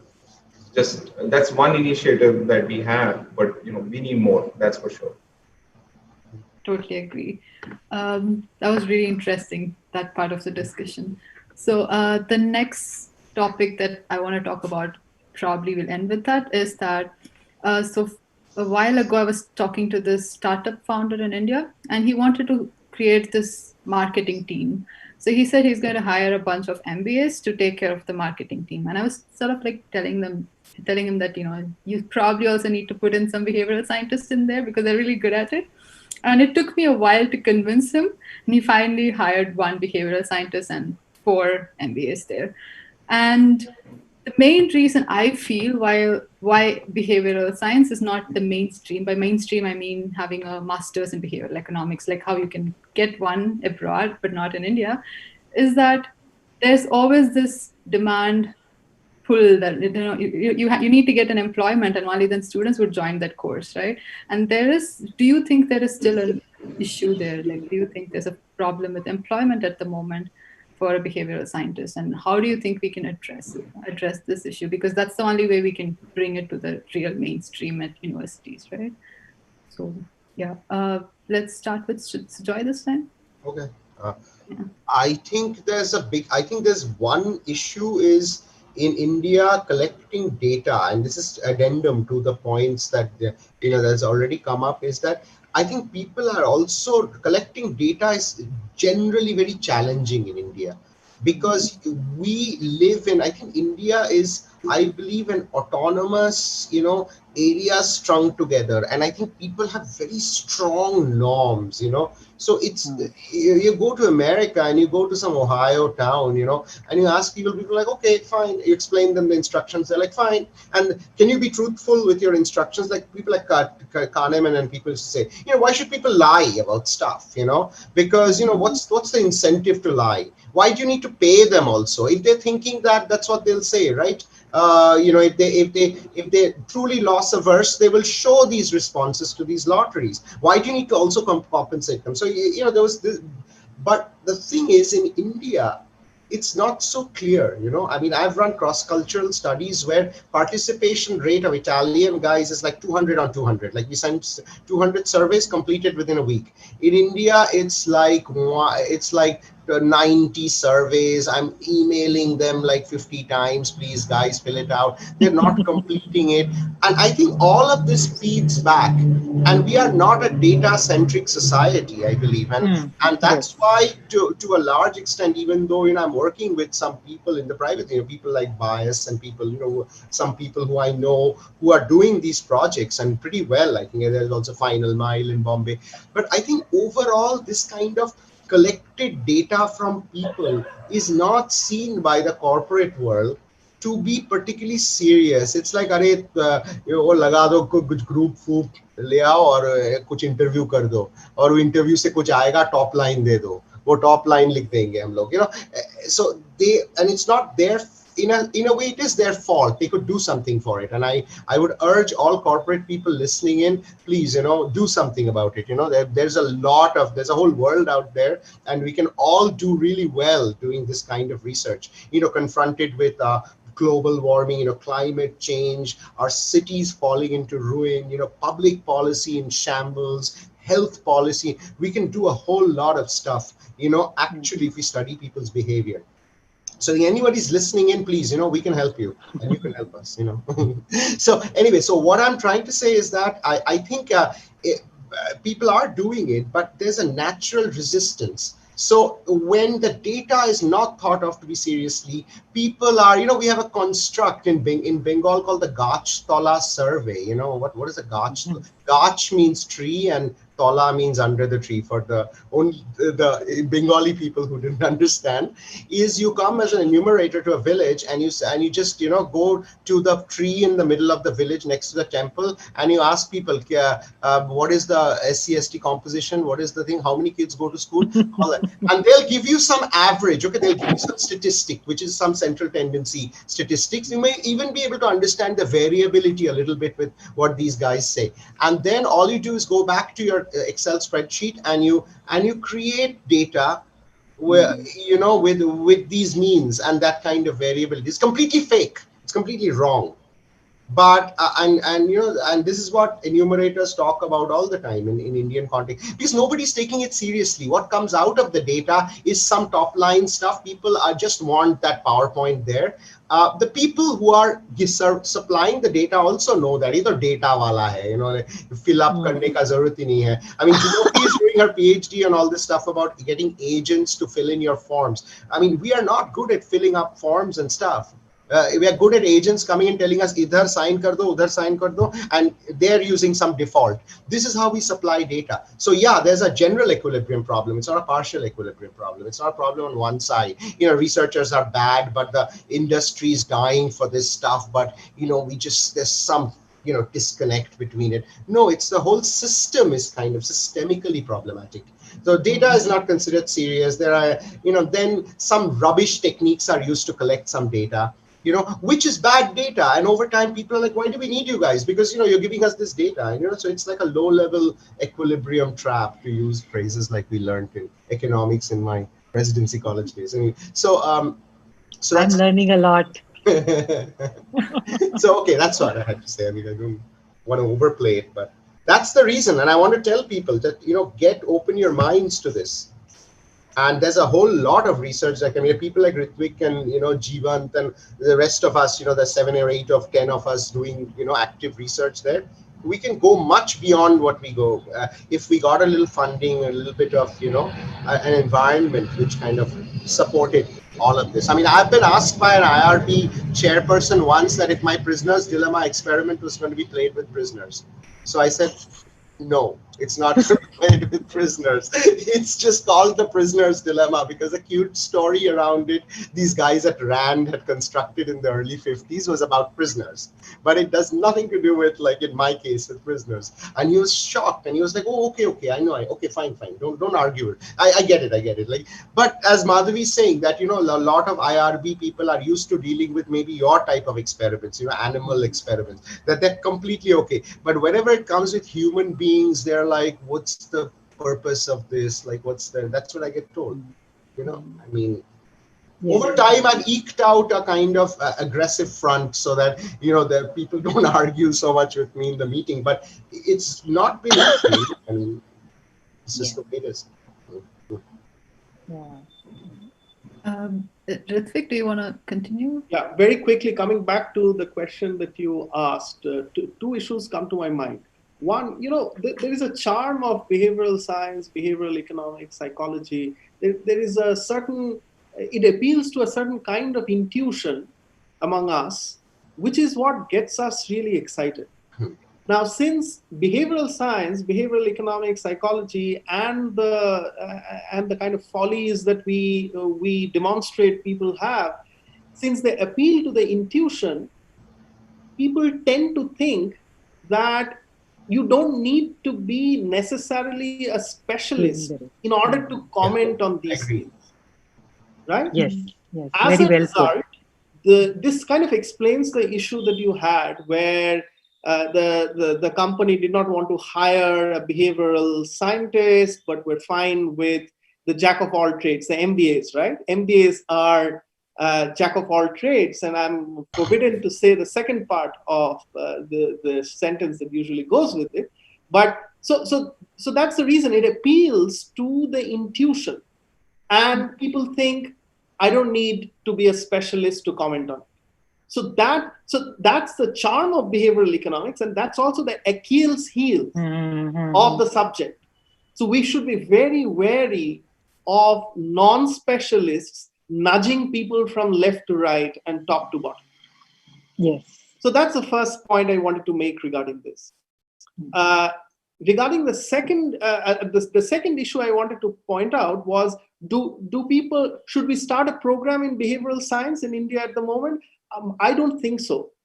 So I think there are a couple of top PhD programs in behavioral economics. So for example, Carnegie Mellon University has a PhD in behavioral economics program.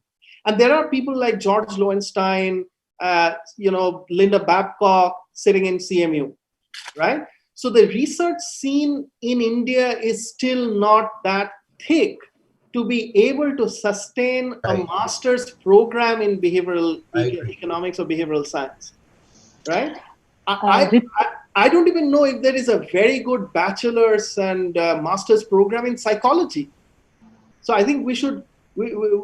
I'm not aware of it. No, there are, but it's not this experimental stuff. It's other stuff. Yes. We have. We do offer a behavioral science master's program in a sort of an American mode. I will explain a little more later. There's But something we in do have it. IIT. There's something in IIT Gandhinagar as well. Right.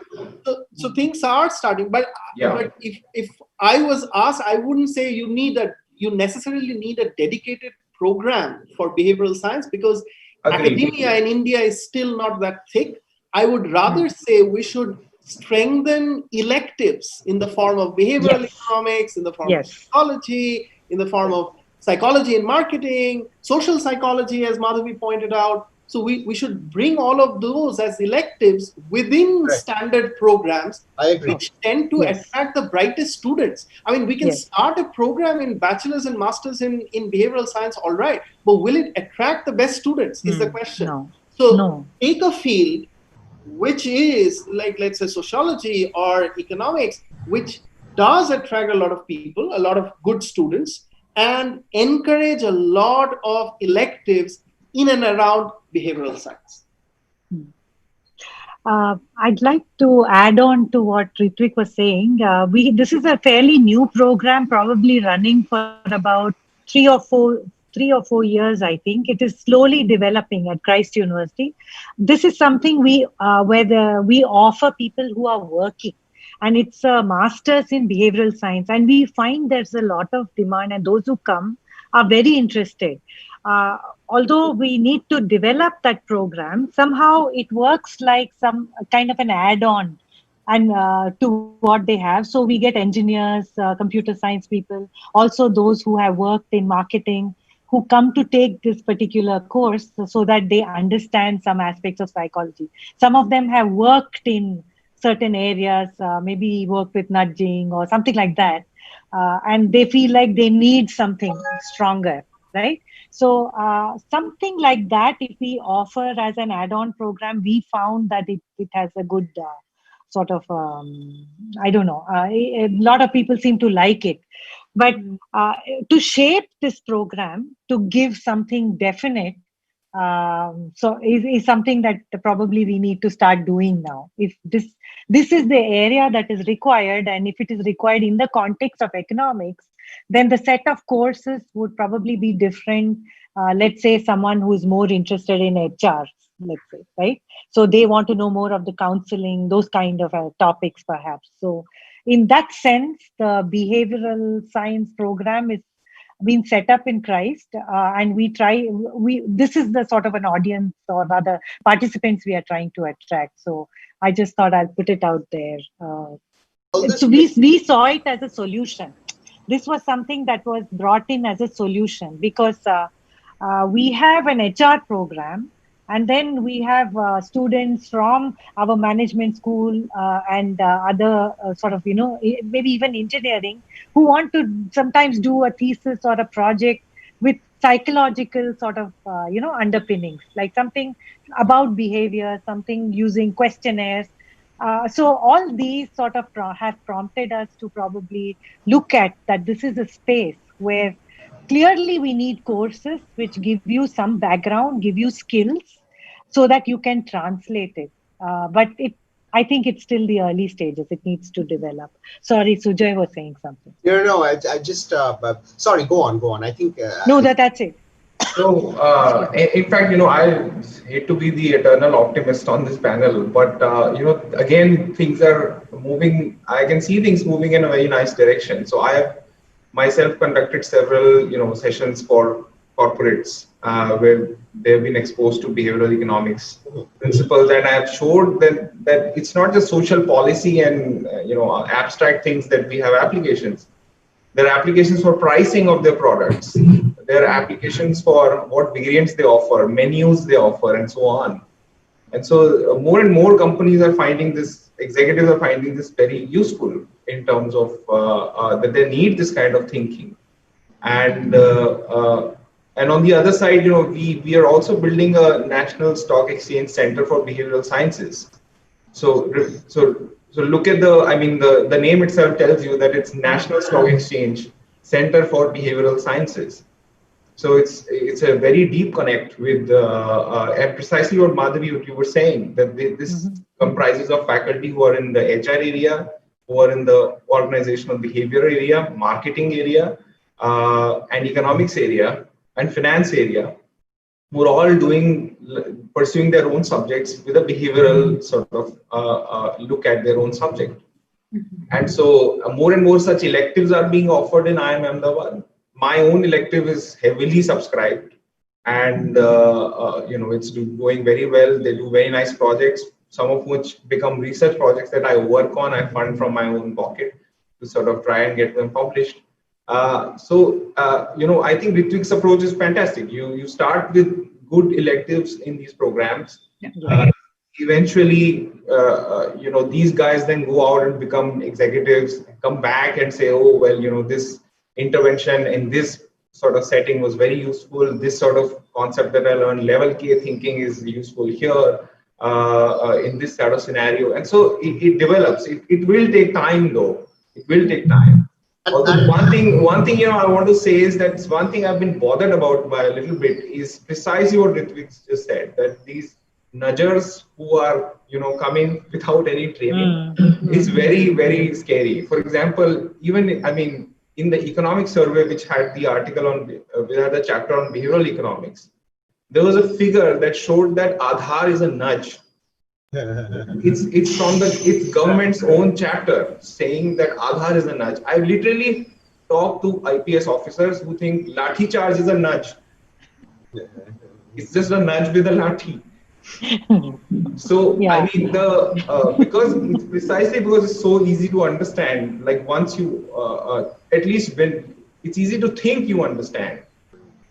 And so this space is quickly getting filled up. The space of consulting corporates and this policymakers is getting filled up by these amateur players who have not sort of done rigorous training, but just gone into consulting straight away. I think so. Academics also need to make an effort to connect the fast pace of growth of corporates, and there is a demand. There's a huge demand. It's just that are we smart enough to become the supply, or are we going to be sort of marketed out of the game by our very own MBAs or something like that? Yes, I agree with you. You're very right. I think the notion of behavioral science as a specialization needs to be ensconced very strongly. So then those who look for employees with those skills will pick from that particular pool. So there has to be some sort of a super specialization tag or something like that for that, so that you actually have a group of people who are completely thrilled by these kind of topics can actually do work in that area. Yeah. In some sense, Taylor's book was so accessible that it became a little bit of everybody thought it's super simple, and it's everything is a nudge.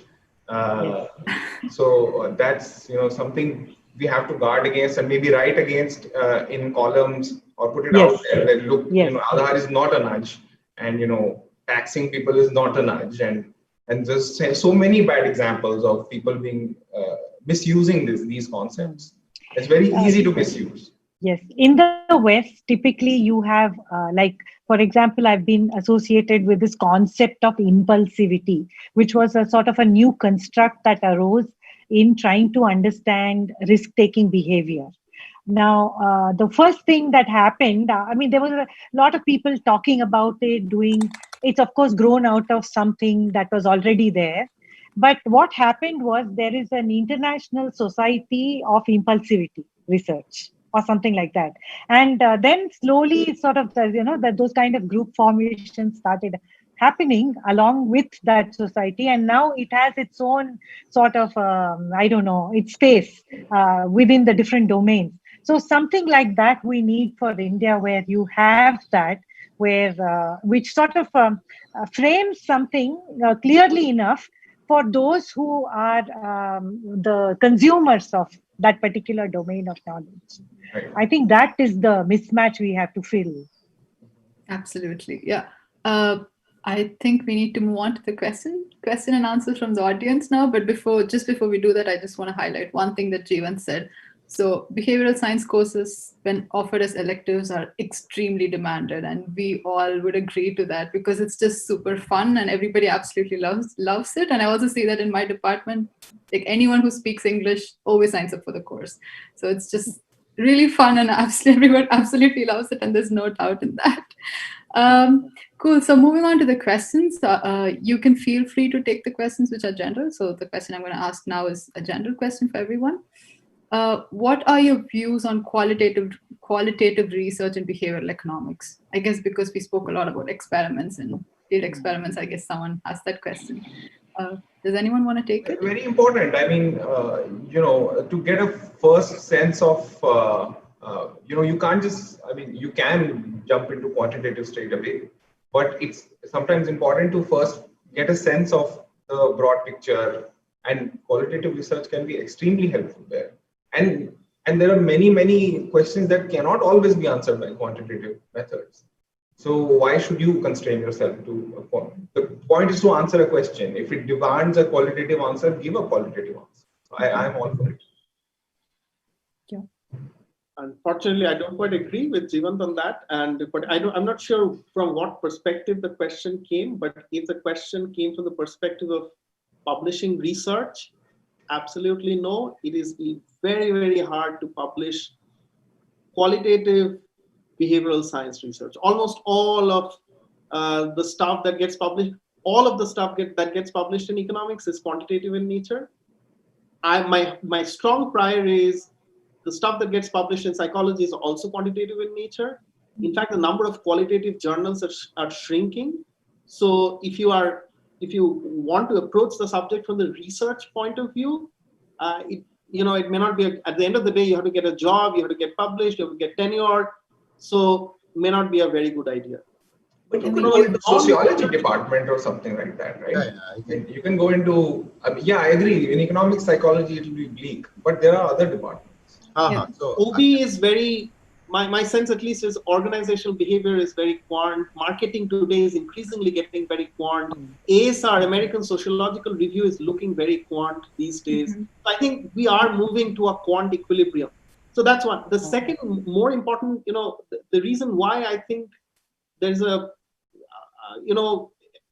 I find it difficult to kind of grasp the qualitative findings in any subject is the issue of external validity.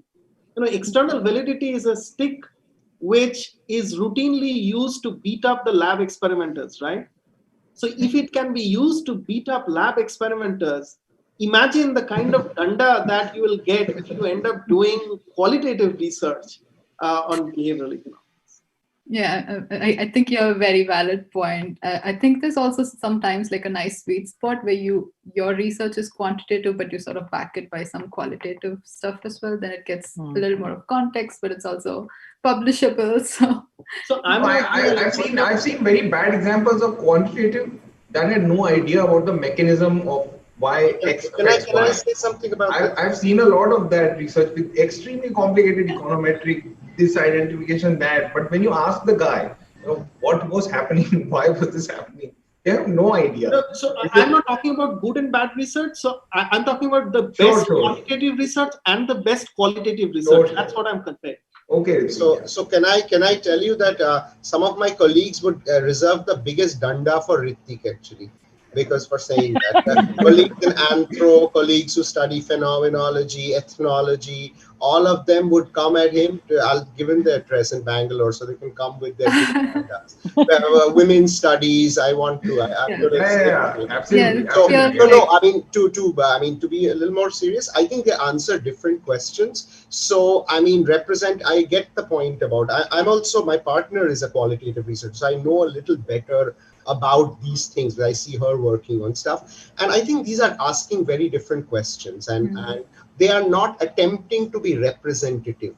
They are attempting to track processes. So it's enough for an ethnologist who publishes in the American Ethnologist or in cultural anthropology journals to go and talk to 15 households and live with them for 3 months and get this gets published in top anthropology journals. So these get tenure at Yale and Harvard and all that. So there's still a qualitative participant observer scene, but no, it's not answering the question that what proportion of the population shows this trait or adheres to that norm. This is not going to answer. But given that we know this norm exists, how does it play out in the day-to-day functioning? That would be something an anthropologist would be looking at, and that would be, as Junofi is saying, sort of complementing the approach to this other approach. And we know very well this experimental approach has come under a lot of attack, especially after Abhijit and Esther have won their Nobel. It's like, okay, so what is representative? Stuff is showing up significant at at 100 it's not significant, but when you increase the sample size to 1,000 becomes significant. But then when you increase the sample to 1 million, then about 50 other variables are going to be significant. So, I mean, where do you stop? And I know that's a bad question. It's a straw man type. I mean, you can use that to knock danda, give danda to anybody. But I think these are also somewhat valid, because I think a lot of economists, including me, I think I shouldn't try to be so holier than thou, would be like, oh, what's the sample size? Oh my God, only 300. Oh, come on, you need to get 4,000. But some guy will say 4,000. What's it measuring in a country like India, where everything changes in a few kilometers? We are bound by these small, tight norms, which are like, people believe they're in the country of their mohalla, not in their, seriously, it's coming out in all this IHDS stuff I'm doing on a paper, is that all these, their primary sampling unit is very, very predictive of things, which is a certain set of neighborhoods, which district, state, and locality, which covers. They're showing huge differences in behavior. So you know what I'm saying? So what's representative? I agree that 1,000 is more than 100, and 2,000 is more than 1,000, and 1 lakh is more than. But where do you stop there? There's a big debate on this with Angus Deaton and Abhijit Banerjee, which is kind of entertaining. And it's on YouTube. And I think about this whole idea of what is representativeness and things like that. Anyway, that's a... Sort of summarize, I guess it sort of depends on what questions you're answering and totally what field you're in, right? So, okay, so let's take another question. Why is the academia and practice world so disjoint, given the business world can test and learn at much faster rate? And how do we align the incentives? Maybe the IIM folks might want to take this. It's not as disjointed. They're coming close all the time. See, again, when there was, look, Shujoy and Madhavi and these folks really somehow made their way started this field, and there were others, and then it took time to get faculty here. It is taking time, I agree, but it's happening slowly. And I do think that there's need for recognition both from the business side and from academic side, that there's a counterpart on the other side. And yeah, sure, we need to reach out. I agree absolutely that a lot of research questions can come from business problems that business managers face. And a lot of solutions exist for problems already in academia that they're just not aware of. And but slowly and surely we'll get there. So we're trying. We are actively trying here. Do you think there's some nicer way to bridge this gap? Because clearly the business world is not really interested in reading all these complicated theoretical derivations and all. No, so when we do sessions with them, then it has to be so. It is very challenging for academics as well to boil down all that you have learned into a very easy to swallow pill for the corporates. It's a skill that I am learning all the time by teaching them and interacting with them. In fact, to be honest, to prepare, say, one lecture of 1.5 hours, I have to read for 3 days because they don't care about the method and the empirical technique and so on. They care about the main result and intuitively what was your method. And so it takes a lot of reading on my part to give them something that's valuable for them. And so it is an effort, absolutely. And in both directions, for them, even however much I simplify, it remains complicated for them. Yeah. So it's an effort that's required in both directions. But it is a certain skill that academics need to develop, and I think it takes practice to develop it. It takes a lot of practice, and on both sides to get. Even at the university levels, I think it is one of the criteria on which the universities get evaluated in some way. So there has been a push towards increasing industry collaboration. So at least preparing forums for something like that, where this, I think any university worth its salt which wants to seriously improve its ranking and things like that is actually working towards that. So there would be a lot changing, and I think it would be exponential. After a point, it's just going to shoot up. So I think the effort is certainly ongoing from the university perspective also. Yeah, I think such incentives are like really helpful in this way, right? I think academics also need to get rid of disdain for the corporates and so on. I think that attitude change also needs to come. That this is some corporate whatever. This is not high level research. You need to talk to businesses and it's an age thing, though it's a legacy thing. I think Indian entrepreneurs today are much more nimble on their feet, and I think the entrepreneurs that you dealt with 20-30 years ago, that kind of were much more legacy entrepreneurs. They didn't really care about what can we do to get that strategic advantage to move there. It was more like, how do we get our business going from day to day? There, I think insights from behavioral economics, except to help you a little bit in your HR management and a little bit in it doesn't really help there. But I feel today, talking to some people in the industry, I think things have gotten a lot better. And I think with our data capabilities becoming higher, it's not like as Ritik started out with doing field experiments and stuff, these have a lot of value, I think, to even the industry. I mean, whatever we academics may think about it, and some people may have snobberies about working with that, and I mean, we should go get beyond that, I believe, as academics. And I feel that I think conducting field experiments well and all that is greatly an advantage of academics, right? Especially given that marketers and corporates are interested in local heterogeneity. So a lot of them are obsessed about one thing that we average out in economics. We try to at least, let's control for all of that and look at how this variable acts.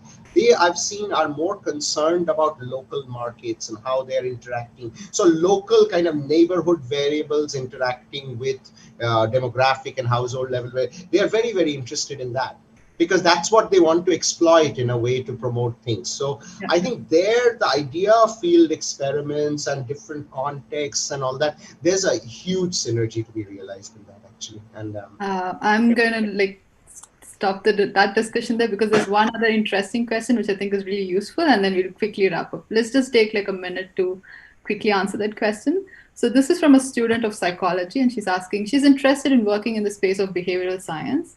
Any advice on how to get into this seemingly fledgling space with limited opportunities in India? Do you think that that's sort of true, that there's limiting opportunities? And if that's the case, what is the answer? Because you're all academics, and I'm pretty sure a lot of students here have the questions. Maybe just a quick 2-minute round, and then we'll wrap up. Jeevan, do you want to answer? I mean, there are some dedicated programs that I know of IIT Gandhinagar. I know several other IITs have dedicated programs. So that's one approach. Another approach is you enter a mainstream economics or other decision science program, and then you take a lot of the electives. So I think those are the two major approaches that you can follow, as far as I understand it. I think that would be my answer. And you look at the faculty pages of the possible institutions, and you see they look at their interests and see if you find a lot of 3 or 4 that you prospectively can work with, then apply there and get in somehow, and then just work with them. Yeah, I would also say the same thing in the context of psychology. You would, to find professors who are beginning to work in these areas. And it's not important that you get a degree in behavioral science, but if you're following up some research or look at research projects and become part of those research projects, that would also give you a level of specialization. I mean, I can say documented. Sorry. I can say that for JNU, we have 3 econ departments. One is econ geography, one is international, and one is our econ department. And we have enough people interested in behavior. So if people really want to get into a master's program and take that forward, they will run into one of us there who's interested enough to. So that's the best we can do right now. I mean, the other option is to go abroad to Berkeley or a London school and do that program, but it's usually costly and above the reach of a lot of, middle class, even upper middle class people. So, Or you move to Germany or Switzerland where you have free education and the education system's quite amazing, guys. Or Denmark, I think, where you true, yeah. Thank you so much, everyone in the panel. It's been an amazing discussion. I had a lot of fun, and I hope the audience also had a lot of fun. Thank you so much for your time. Thank you. Prakash. Junafi, thank you so much for conducting this amazing panel. We just found out. Well, happy birthday! And it's normally we are supposed to give you a gift because it's your birthday, and you gave us this wonderful gift. Thank you so much. This is what I love doing, so I had fun. Happy birthday, Junafi. Thank you, guys. Dr. Madhavi, Professor Sujay, Professor Ritik, and Professor Jeevan, amazing panel. We actually have double the number of questions still pending compared to what we shared. People have been loving it across YouTube, Facebook, on the website, and on LinkedIn. And maybe we'll compile them all and send it down your way, or ask them to be in touch with you. We'll share your LinkedIn profiles whenever you have time. Possibly you could engage them with your answers. A good amount of your discussion touches heart because the whole discussion about the need for this structured program and the over-reliance on MBA at some point of time, right? A couple of years back, when I wanted to pursue a career around this line, I actually ended up doing an MBA from IMB. And there are some programs, like you talk about, there are programs around STDM, strategic thinking and decision making here and there. One class maybe on behavioral economics in the marketing side or in a economics class, but it would be lovely to have a fantastic program the way you guys have talked about. And thank you so much. Hopefully 10 years from now, when you look back, and we say, okay, this was the group. These were the people who kind of spurred that education out here, all of you. All the best for that. Thank you very much. Junafi, happy birthday again. Stay safe. Thank you. Bye-bye, everyone. Bye-bye, everyone. Great to meet you all. Bye. Bye-bye. I now invite Janavi here to introduce our next panel. Janavi, all yours. Hello, everyone. We're honored to introduce the insightful and brilliant mind of Stephen Lacey, researcher and founder of The Outsiders, which he likes to describe as a bunch of misfits shaking up insights, cultural understanding, and the wisdom of the crowds. True to the name, Steve prides The Outsiders' way of conducting research outside the margins. Perhaps the reason he is known as an insight specialist is because he's always on a mission to challenge convention. He'll be in conversation with Joe Burns, strategy director at Mother UK. His work speaks volumes about his in-depth understanding of consumer culture and the art of persuasion. From selling insurance comparison with a twerking businessman to hot pants, to deploying the cast of Love Island to gate crash nights with a takeaway. We cannot wait to get a glimpse into the way you both see the world. Over to you guys. Hello, everyone. Thank you very much for having me. It's fantastic to be here, and it's good morning in England and good afternoon, I think, in other kind of places. So what I'm going to take you through is a presentation that myself and Joe have been working on over the last couple of months during the kind of COVID lockdown. And essentially, we've kind of developed a model to kind of segment UK audiences in the kind of essence of what would be described as a kind of culture war that's going on both in the UK and the US. Initially, it's a UK kind of focus, but we know that it can be applied to other kind of markets. And we're very excited about it. It's been picked up by some of the leading kind of political strategists in the UK, as well as activists and most of the major brands, and of kind of using it or looking at it to think about how they think about kind of brands. But before I kind of start, I'm going to do a little whirlwind tour on kind of trends. Hopefully try and teach you some kind of new ones, because I know there's been kind of quite a lot of kind of trend organisations kind of spreading their kind of worth. I'm then going to talk about Britishness, and then we're going to take you through a model we initially developed, and then with experts, including some leading kind of historians and kind of some political commentators, and then we're going to take you on about how that audience is kind of sized.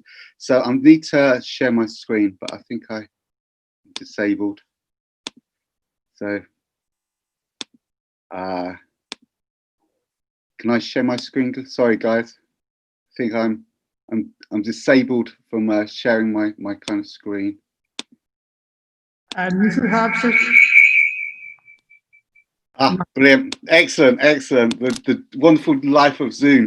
So okay, so this is kind of called the state of the nation. So let me take you into full screen mode. Can everyone see that? So I think a good place to start is kind of pre-COVID. A lot of people are out there at the moment doing kind of COVID kind of trends, but to be honest, I don't think there was any new trends through kind of COVID. I think what COVID did was it just accelerated trends and acted as a kind of COVID. So I think we need to go back in kind of time pre-COVID to understand some of the trends that were going on, and I will then talk about how they've been kind of amplified in a kind of COVID kind of world. The first thing that we've seen, and we've been seeing this for the last couple of years in the UK, and we're seeing it in other countries, seeing it in Poland, seeing it in the US, is a polarity of kind of thinking. So what you're seeing is some big kind of conflict points between environmentalists and deniers, centrists versus kind of populists, globalists versus kind of nationalists. Steve, I don't think the screen sharing, I think you're going to have to do it not on full screen. Sometimes happens. Okay. So thanks Joe. So can you see it now? No? I think you need to share screen again, but not put it on present mode in the... Can you all see that? So hold on. Share screen. Thanks, Joe. Can we see? Okay. Can everyone see the screen? Yes. We can see the screen. Steve. Okay, excellent. So what we're seeing in the UK is this polarity of thinking, and people, kind of a diversity of different kind of topics. So environmentalists versus deniers. You're seeing liberalism versus authoritarianism, progressives versus traditionalists. In the UK, we had a Brexit versus Remain, which is still kind of transcending at the moment. And then some of the smaller things and differences you'll see is a city versus smaller towns, meat eaters versus vegetarian, and experts versus anti-intellectualism. So this has been developing over the last few years. This is quite un-British. So Britain's quite a trading nation. So we tend to like the kind of the centre ground. So we don't like these tension points. What's been happening since COVID has been kind of accentuated. So you have a lot of consumers and the population in worried and concerned. And what you've got is a battle of ideas. So I would say we're actually entering the biggest battle of ideas that we've probably had since the 1980s, maybe even the 1930s. So who will win that? Will that be the liberalism, or will it be authoritarianism? Will it be the traditionalists and progressives? Is a big thing. And this is where I think a lot of focus needs to go. The next thing we saw a lot in the UK was pre-COVID, the present was very, very tough. So for the ordinary person, life was difficult. You couldn't it was hard to get a house, you couldn't afford, you had wider social networks, but it often meant that you didn't have so many kind of friends through that. And everything was essentially focused on the kind of now and just how do you kind of get by. In a COVID age, this is going to get even worse. So where the present was tough, the future is essentially, pardon my French, is going to be shit for many audiences, and people already losing their jobs, being redundant, wondering how they're going to pay their bills. The next thing you saw was a trust void. So people in the UK are not trusting politicians, they're not trusting the media, and there's a feeling that establishment is kind of fading. We're seeing this accentuated more and more. I've done a lot of work recently around kind of media and media trust, and people in a COVID age will stop watching the news, people have been stopped buying kind of newspapers.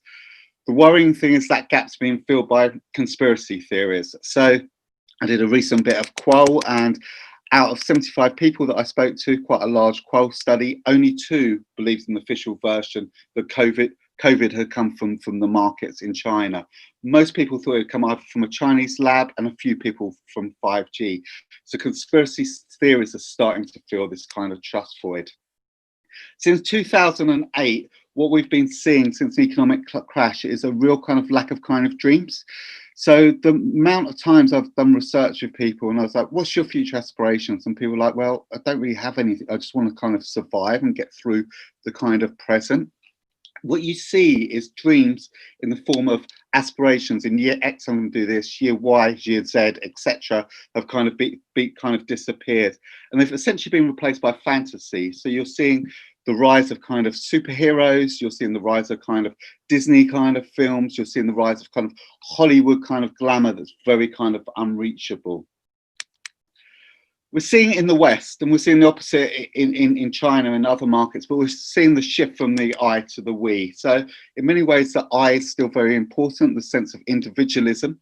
So youth are seeing themselves as personal brands with KPIs. You have the rise of entrepreneur culture, the showcasing of kind of the super ego, but the we is coming more and more to the kind of fore. Rising kind of political activism, a lot of questions about capitalism, and a pullback to community. What's happened in the COVID age is we've seen this community really being heightened. So people are really looking out for their neighbours, real kind of communication on local kind of Facebook groups. How can we help each other?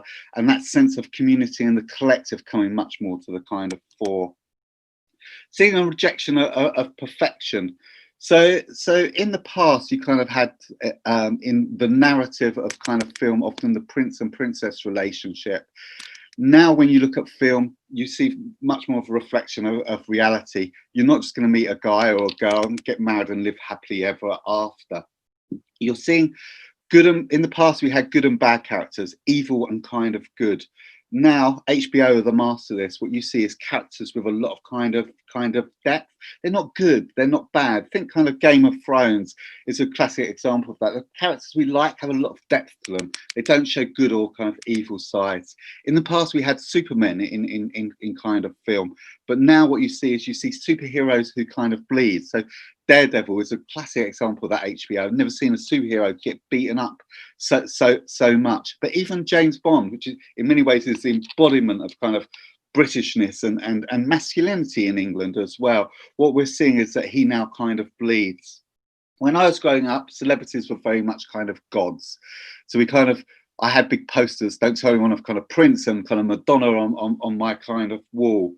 Then that kind of dissipated, celebrities as God dissipated in the West and in the UK, and you got image production. So things like X Factor, where you get Dorothy, she would look a mess, she'd appear on TV, and 5 days later she was the most amazing kind of singer.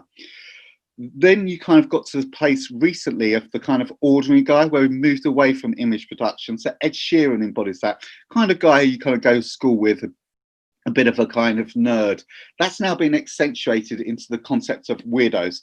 So Lewis Capaldi is a fantastic example of that. They're just messy, they're chaotic. They're the kind of guy who never would have gone to school, and if they did ever go to school, they'd just turn up in a complete and utter mess. When you look at political culture and spin doctors, you see a similar kind of thing. So under Tony Blair, you saw image consultants. It was very, very polished. It's very about suits and kind of very kind of pristine kind of imagery, and how can you make the narrative and kind of shift the narrative. That's kind of shifted now, political commentator, and Dominic Cummings in the UK is a good example of this. It's quite messy, so he kind of looks messy. He wants to recruit weirdos and kind of mavericks, whether you like him or not. He's playing very much into these codes. We had an obsession with kind of wags and kind of that's kind of footballers' kind of wives. Now that's kind of gone away, and now it's very much focused on talent in your own kind of right. When we look at active rebellions, we've been seeing quite a lot of rebellion in the UK. So that could be from a kind of soft and gentle rebellion, like turning your phone off at the kind of weekend to escape from society, through to kind of behaviour change rebellion. So I'm not eating meat, I'm caring for the kind of environment, through to what we see in the UK as youth rebellion, children not going to school and taking days off to protest about kind of climate change, to the breaking of taboos. I think Bodyform, who's one of the clients I work for, does that very, very well in the women's space around kind of periods and kind of blood kind of normal, to performative. And I see a lot of this, and this is very much about, we're at the Remain protest or we're at the Brexit protest, and it's like, what's the best board I can put up so I get on Instagram or I get into The Guardian? And then I think the last one is just cutting off from social expectations. So that idea of just not getting involved in the conversations that everyone is having at the moment. However, what we are seeing is a comeback of tradition. And even in Gen Z and millennials, so I wrote a big paper globally. So this is more globally, but what you're seeing is tradition making a comeback. And with Gen Z and millennials, what you're seeing is a magic third. So there's a third of people that are moving away from the concept of kind of diversity and progression, and they're playing very much into the traditional kind of codes. And for them, there would be a sense of religion coming back. There'd be against LGBTQ. There's that whole idea of the cult of the kind of strong man. This idea that we're in a world of liberal totalitarianism, that we're being told what to do and how to kind of think, and really kind of pushing back. And that's something I think we have to be careful and kind of watch. So what about Britishness? So let's talk. I'm going to talk about the working class. So it doesn't matter how much you kind of get away from it, you can't get away from it in England. We are a class-based society. And I'm going to talk about the white working class because they're the audience that is probably kind of most connected to kind of Britishness in many kind of ways. So what do they think of kind of Britishness? So for them, Britishness means everything. So this is an audience that can't look to the future because the future looks horrific for them. They know that the future is going to be really, really difficult. They're very much stuck in the present, but the present's incredibly kind of tough. So they need to look back to the past, and the past makes them feel safe. And the past is an anchor that kind of protects them. And this is really, really important because the more times get difficult, the more someone needs to go back to the past. You're behavioural scientists, but you'll know this well. So as kind of caveman, we're programmed to look for new waters and new foods, but that new thing can kind of kill us. So we have a constant tension between the new and the kind of familiar. I would argue for this audience, when times get tough, they ignore the new and they shift very much back to the kind of the familiar. And they endorse Britishness and Englishness, and they flip it around in the same kind of way because it makes them feel safe and it's secure. It's just familiarity. They're very proud to be British, and they're secure in the strength and power of the past and romantic about the past. So there's a lot of kind of romanticism about what the past is and what the past can bring. People say, can you define that time? I think the best example is probably a Hovis kind of advert. It's a black and white advert set in a village where everyone knows everyone and everyone kind of gets on that kind of comeback of the kind of community. And Britishness is such a secure anchor in their lives because it's one thing that can't be taken away.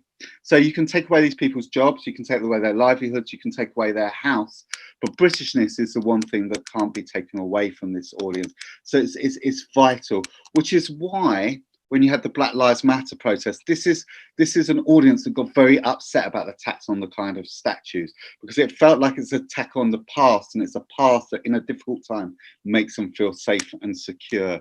And they were especially upset by the tax on Winston Churchill. There's a feeling with this audience that Britishness is under attack. So they think it will kind of die out. They get upset that other countries' festivals are celebrated more than their own. There's a feeling that they're branded racist for kind of supporting their kind of their country, and they feel that those in power dislike kind of Britishness and aren't passing it kind of on. So they're very defensive about Britishness and what Britishness is. They're also a little bit disappointed in the current social order. So Prince Andrew, there's been some sexual kind of allegations, I'll say allegations around him. They were upset about law and order in the context of Black Lives Matter. They're disappointed that they felt they overplayed their kind of hand. And the army, there's some been bullying things. So some of the big things that they really kind of trust, institutions, they feel have been let down.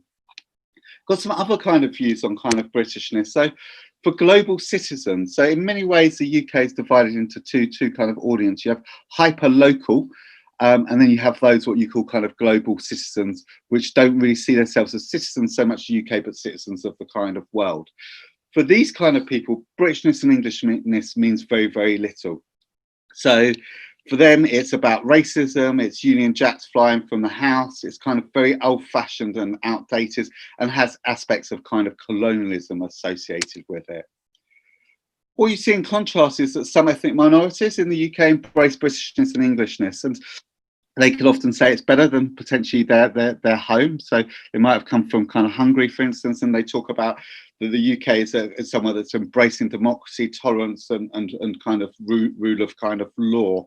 And they appreciate those kind of values of kind of Britishness. But some ethnic minorities can feel invisible from the representation within the British square. So the Muslim community is a very good example of that. I did some groups with Muslim communities, and I said, who's your heroes? And they turned around and went kind of quiet. And someone said, Amir Khan, who's a boxer many years ago. And someone else said, Nadia from a TV program called Great British Bake Off. So they struggled very much to think about kind of heroes that kind of represented them. Also, when it comes to the media, the representation of Muslims tends to be either very kind of extreme, or it tends to be very, very kind of liberal and not much in between. Some ethnic minorities are finding the cards heavily stacked against them, and you're seeing this very much from Black British kind of perspective, where they talk about having less opportunity to kind of to succeed. They would like overall the statues of, they find them offensive, of the statues of slave traders in the UK, and they think the police are generally institutionally kind of racist. Now I'm going to take you some UK kind of code. So there's a history behind this. About 3 years ago, just after Brexit, a very, very smart sematician, can't recommend him more highly, called Chris Arling, developed a quadrant of UK British kind of codes. And I was really inspired about that. So I kind of, from that inspiration, I've looked at that model and kind of further developed it in my own kind of way. And I'm going to take you through what this kind of stands for. We then explored this with some kind of historians and also some kind of political scientists to really make sure that it kind of felt representative. And really, we have kind of two kind of dimensions. So on one hand, we have traditionalism, and on the other side, we have kind of progressiveness. So that's a quadrant one. Now, that could be debatable, because some people could say that traditionalism actually is kind of progression. And a great example of that was in 78, I think it's 78, 79, after the Iranian Revolution, a lot of ethnographers were doing work across the Middle East, and they suddenly discovered a lot of women were now in the full kind of burqa. And those women, when they were kind of being interviewed, were saying, this isn't traditionalism, this isn't progressiveness. But I'm using it in the Western terminology. I also think and strongly believe that progressiveness and traditionalism is history, and that's a fundamental battle of history, with the next two dimensions, which is the elite on one hand, and then on the other hand is the mass. And I think that's the other two battles. So we looked at the two biggest battles in kind of history, we kind of put them together in a codal kind of index. So what are those kind of UK kind of codes? So if we look at the kind of mass traditional, they're an audience which is very much about it's very much about protecting social order. It's looking back to the past. It's about security and working classness. And it's often rooted, not totally, in white British communities. It's a sense of looking back and being safe. The next quadrant is the elite traditional. And that's about kind of protecting order. It's about domination of kind of culture, looking back to the past in a paternalistic way, and it's very much based around upper classness. We then have elite progressives. So this again is like, it's in conflict in many ways with the elite traditional. But similar, it dominates culture, but it's about gently changing the order from within. It's about being modernistic, individualism, but will still with a sense of paternalism. And for this side, it's very much, I'd argue, about defending liberalism and the concept of liberalism and capitalism as it is at the moment. The next group, we have mass progressives. They're about gently changing the order. Like mass traditionals, they want an easy life, but it's very much rooted in kind of modernism and security and kind of working. We then have rebellion, which we don't see a lot in the UK. So we don't see a lot of kind of rebellion. So I'm just going to plug my computer in. But what we tend to see rebellion is it tends to formate in the form of music and art. So when we have rebellion in the UK, mass rebellion, it tends to be through music. So punk would be a good example of that. 1988, the advent of kind of rave culture would be an excellent example of that as well. And the last bit is kind of elite rebellion, and that's about smashing the order from within. So it's often elite traditionals who are rule breaking, and usually through sex, drugs, and kind of rock and roll, so to speak, but they're very hedonism, eccentric, and subversion of kind of the codes. So each of these codes has a best and kind of worst dimension. So mass traditional, at worst, they're the kind of people that are branded racist and kind of closed mind. At best, they're seen as community, family, fairness, and kind of down to earthness. Elite traditional plays into the upper classness. That can be about heritage, style, class, and tradition, but at worst, it can be seen as a snobbery, elitism, and about the empire. Your mass progressives is very much about universalism. It's about equality and fairness, but at worst, these could be the snowflakes. And even in a way, after gay rights, there wasn't that much more to fight for. This audience would kind of see. So they've kind of shifted to mass consumerism. Your elite progressives is about protection of rights, protection of kind of liberalism, universalism, but at worst, it can be seen as a metropolitan elites that are very kind of patronizing. Mass rebellion, at best, it kind of drives big change. It's wild, fun, and subversion. At worst, it's riots, and it can be connected with the far left or the far right. An elite rebellion, which you don't see that so much of at the moment, can be about style and class and breaking codes through fun and sex and drugs, but a kind of worse, it can be kind of connected to the far left or far right. So Diana Midford in the 1930s, who was an aristocrat who had strong connections with Hitler, would be a good example of that. Or the Cambridge Five, who were 5 people who worked in the Secret Service that betrayed secrets to the communists, would be an example for elite rebellion at its kind of worst dimensions. There's lots of different examples of this. So mass traditional, this isn't where they necessarily come from, this is how they speak. So we have people like Nigel Farage, who's kind of part of leading the kind of Brexit. Peter Patel, who's the Home Office Secretary, very much talking the language of a mass traditional in the kind of pub, be tough on law and order. Kind of Norman Tebbit, even the boxer Tyson Fury would fit very much into this category. Elite traditional, not surprising, it's like the Queen and the High Church and Chelsea and kind of polo, but also politicians like Jacob Rees-Mogg, who lives in a castle and is an Anglo-Catholic, I think with 6 or 7 children and many mates. Then you have elite progressives. I think what's interesting about elite progressives is you get enemies who would be seen as enemies are actually in the same space. So Tony Blair and David Cameron are both elite progressives. They're both talking about the protection of kind of liberalism. John Major, similar. Harry and Meghan come from an elite traditional, or Harry has, to an elite progressive kind of space. Civil service is an example. Anne Appleton, who wrote a good book about kind of democracy, she's a pro-Reaganite, but she would be in this place because she talks about the protection of liberalism. Mass progressives, so we tend to get kind of sports stars very much in this kind of space, such as Gary Lineker and Anthony Joshua.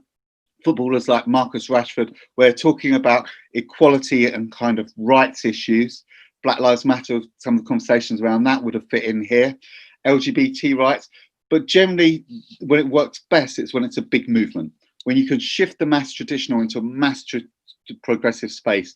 Thatcherism did that. She took the working class in the beginning ages and made them in much more mass progressive forward thinking. New Labour did that. Most of the voters of New Labour, I think 58% were from working class backgrounds. So they managed to achieve that middle ground.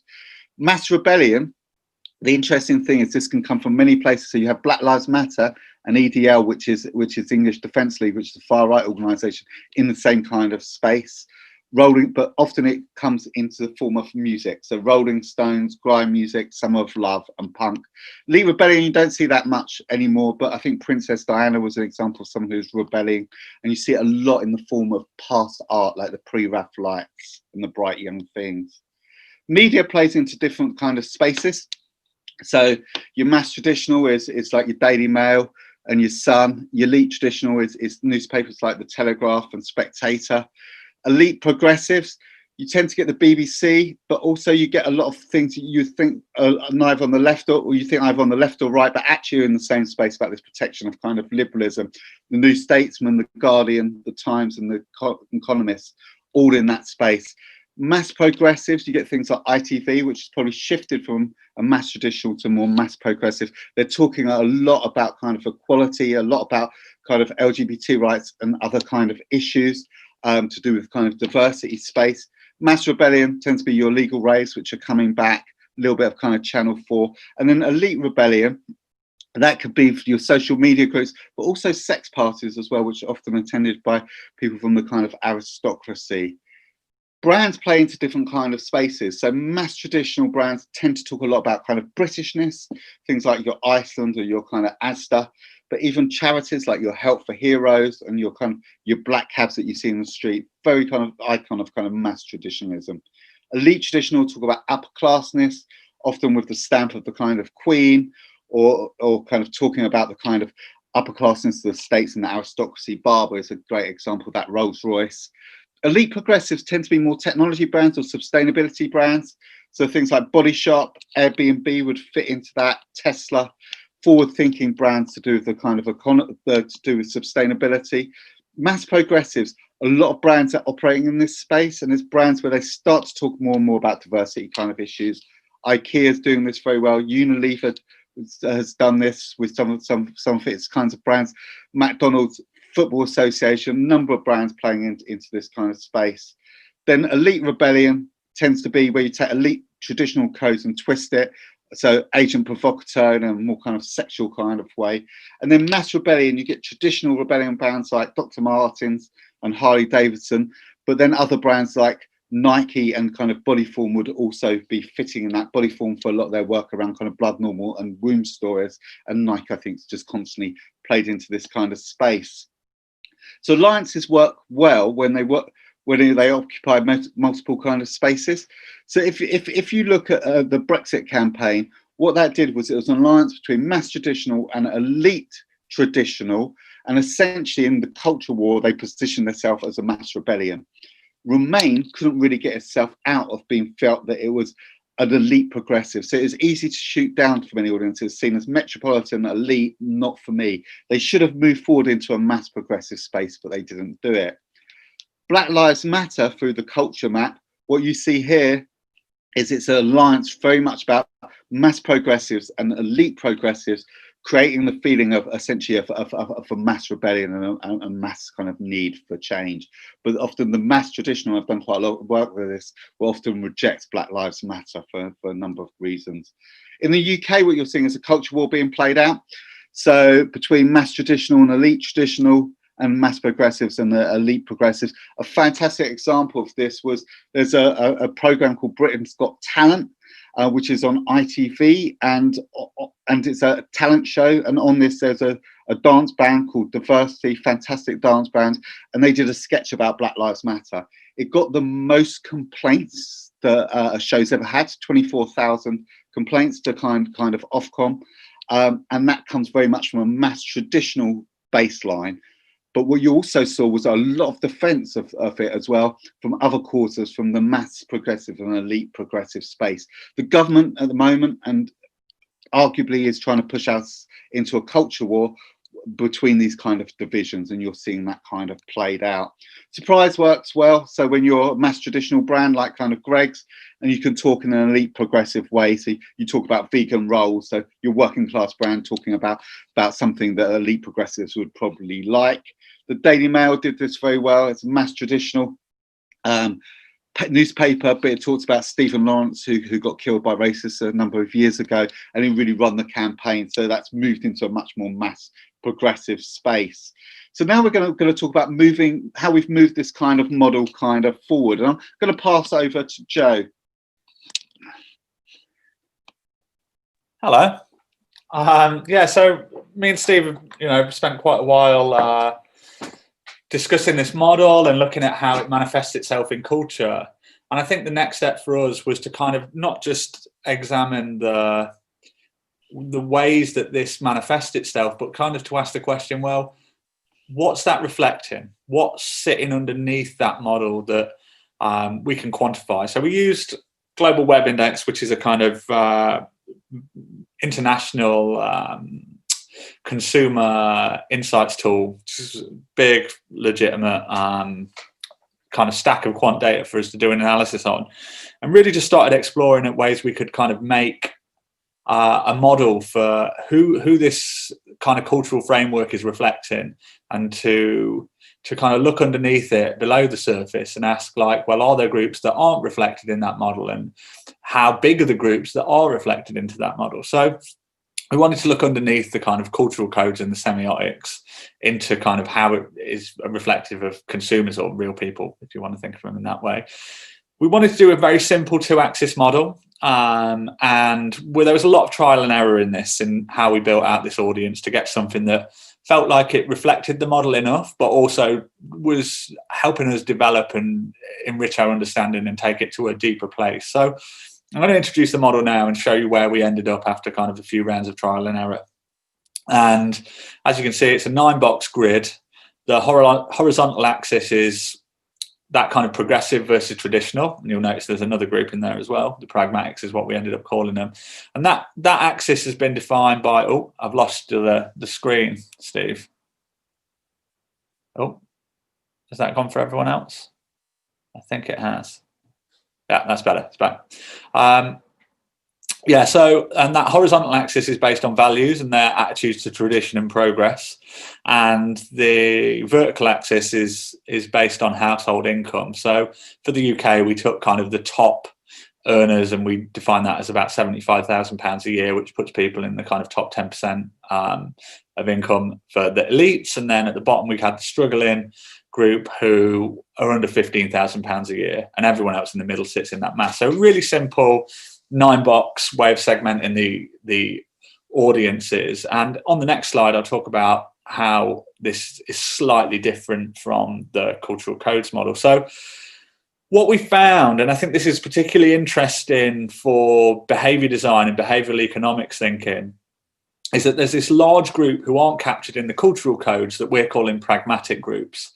And the reason that's interesting is because their decision-making processes don't seem to be driven so much by values, but seem to be more driven by pragmatism and simplicity, convenience. And I'll go on to talk about those guys in a little bit more depth in a moment. But it's just important to say that these aren't kind of neutral. They are a separate group who, they're not just sitting somewhere between traditional and progressives. They have distinct behaviors and distinct, things that they care about. So that's the first shift that you'll notice. Obviously, the other thing that's immediately obvious is we added in this group that we're calling struggling. And I think it's no surprise that they're the group that feel like they're least reflected in the cultural codes that we all can kind of see around us and see reflected in the media and see reflected in the kind of thing that the news care about. These people who they kind of sit a little bit outside of the system. They're not earning a huge amount of money, and they struggle in their day-to-day lives. I know Steve does a lot of research into this group, himself from a kind of qualitative perspective. So it was good to include those as well. And then finally, I think the thing you'll notice is that rebellion isn't being codified into a particular audience quadrant or group. And the reason for that is because, as you saw when we looked at the codes, any of these groups can shift into that rebellion space. And I think one thing that's starting to emerge from the analysis we're doing is that rebellion tends to happen when, you know, the kind of structure of culture itself isn't reflective enough of the people that sit beneath that kind of, you know, that cultural quadrant. So this is how this model differs slightly, but these things are very, very much meant to be seen as complementary, and they kind of have a relationship with each other. And, you know, exploring the kind of numbers of people and their beliefs underneath it has helped to kind of shed light on the cultural codes. So I'll jump into now and talk about some of the sizing. And this, I think we've lost the screen again. I think it might be something to do with clicking. I'm not sure. Yeah, so as you can see, this breaks down all 42 million UK adults into one of those boxes. And, you know, they're discrete for the sake of the model, but as with any good model, you know, there's going to be a degree of a spectrum within each one. But roughly speaking, you can see that the mass socioeconomic strata houses by far and away the largest number of people, number of respondents. The elite's much smaller. And then when you break down on values, what you can see is that the kind of pragmatic and traditional groups tend to dominate within each of those spheres, and the elite group's a little bit smaller. The more progressive group, sorry, is a little bit smaller. And I think that's interesting because when you look at the cultural codes, I think it's very much probably kind of equal in terms of the amount of volume they get culturally in each group between the progressives and the traditionals. As I said, the pragmatic groups don't feel like they're reflected quite as much in culture. And there's some interesting implications for that. And I think we'll come on to shed a bit of light on why we think that might be when we look at the ad industry in relation to these things, which I think is quite interesting. But before we get onto that, let's just kind of break down this audience a little bit more and show you the kind of analysis we can do. So just a really simple one to start off with, we looked at the breakdown between where they live. So if you look suburban versus urban, what you can see, and these charts are to scale with the previous chart, is what you can see is that there tends to be a skew for traditionalism in those more suburban environments and fewer progressives. But on the whole, you know, the majority of the UK still consider themselves living outside of urban centres. But that was just a simple thing to kind of introduce the model and show the kind of analysis that we can do.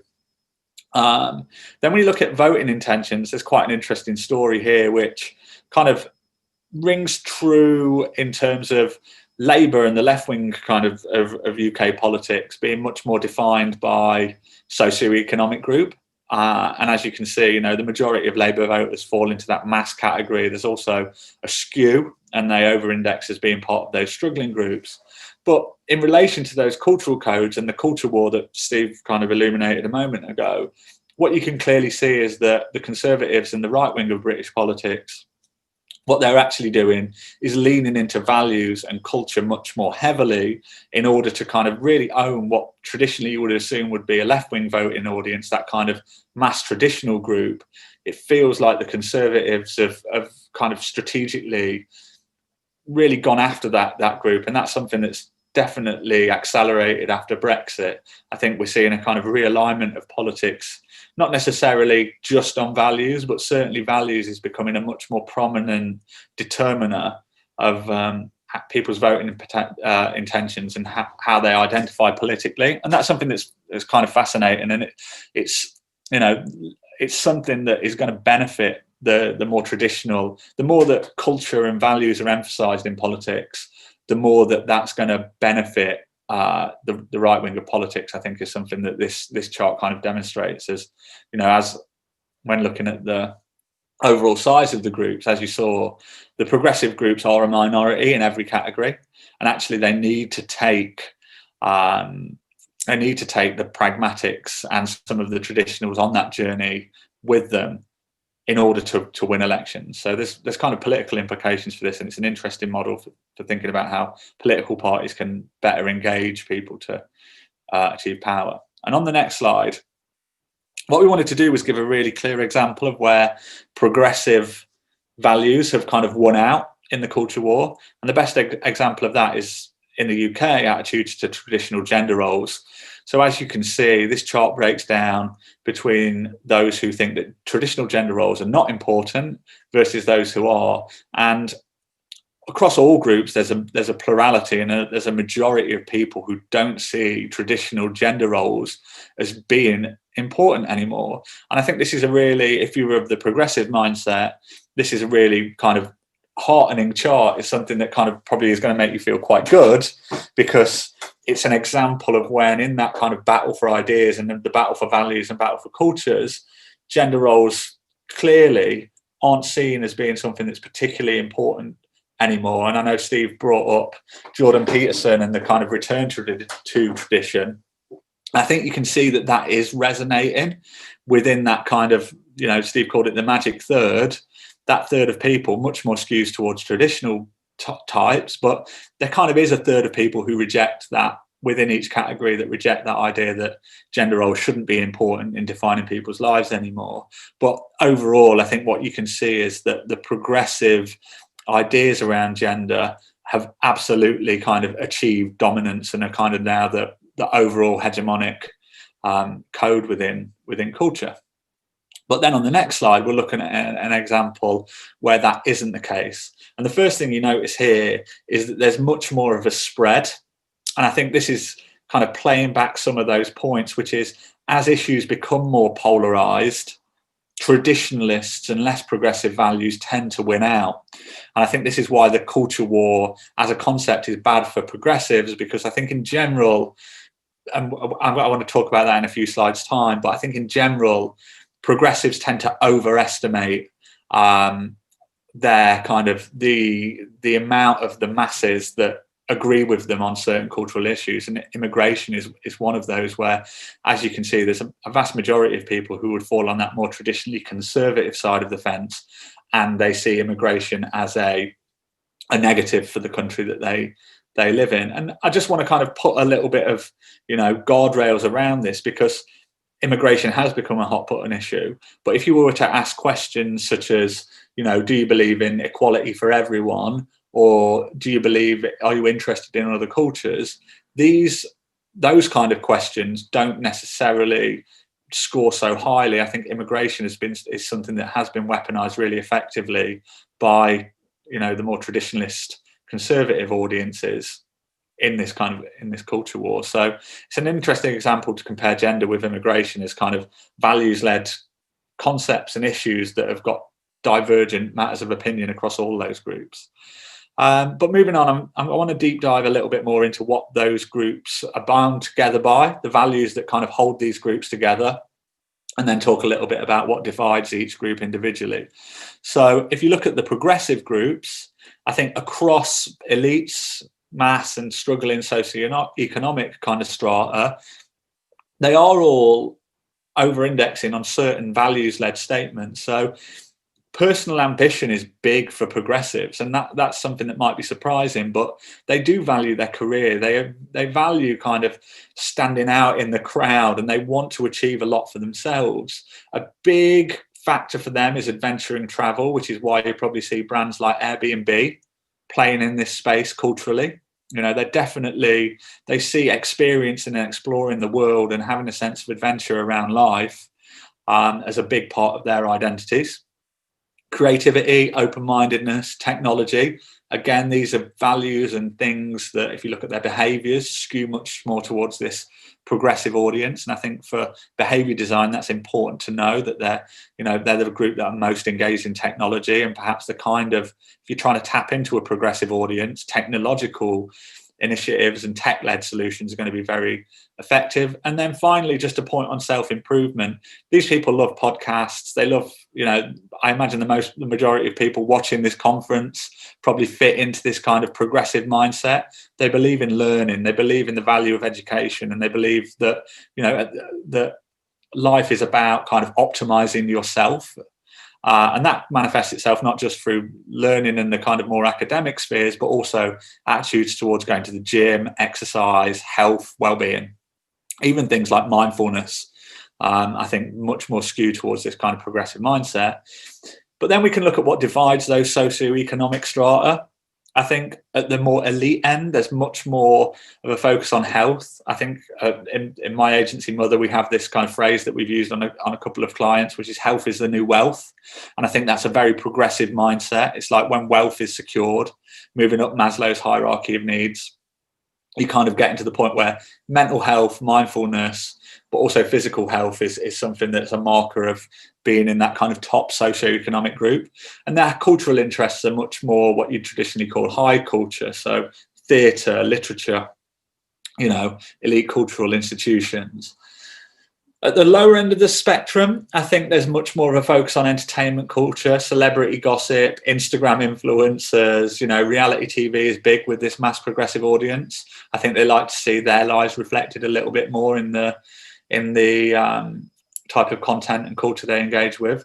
And then finally, this was an interesting one, but they're big into nature, and that might be going hiking or wildlife TV shows and things like that. But this kind of progressive group, not the elites, but the kind of mass, have got a real interest in kind of nature interests and experience in nature, which was quite interesting. So that's how those groups break down. Then when we look at the traditional groups on the next slide, these kind of across the strata, what you see is that they're kind of bound by values around family and the home. And that's values-led and attitudinal statements, but also they're kind of interest in DIY or gardening as pastimes and activities they're interested in. You know, this sense of community is big for them, and helping others before themselves, faith and belief.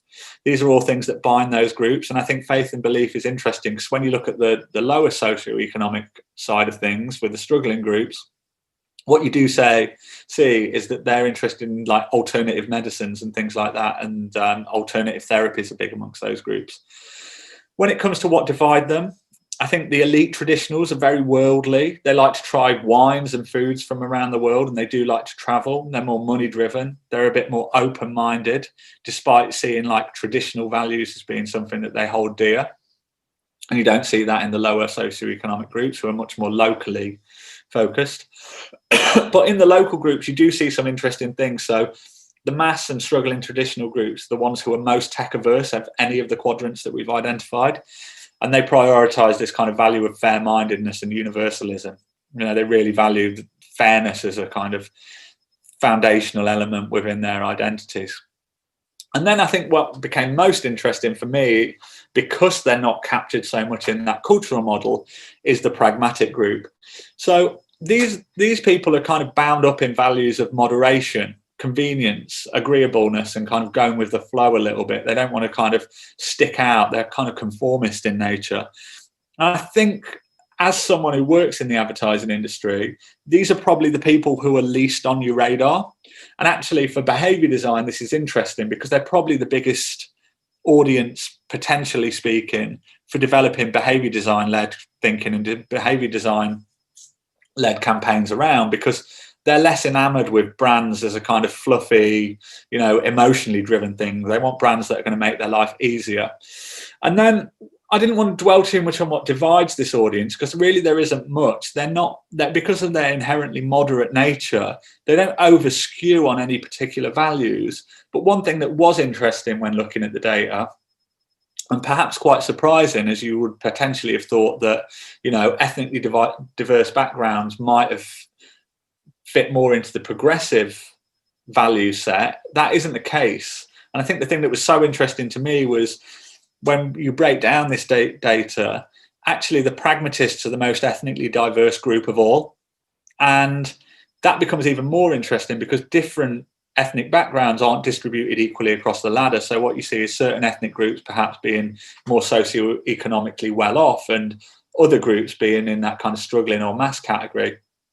And actually, on the next slide, I kind of pulled a quote from Reddit, which I'm not going to read through because it will take a while, but I think it captures a little bit of what gets to the heart of what makes this group tick, which is, and what they value about British culture, and perhaps the thing that isn't reflected in those kind of more cultural codes that Steve talked about, which is they really, really value the fact that there's a lot of things about British culture that if you're kind of ethnically native Brit, you might not notice, which is stuff kind of just works. And the example that the guy kind of on Reddit was throwing up was traffic. You know, people stop for pedestrians at crossings and you don't have to bribe anyone when you take a driving test.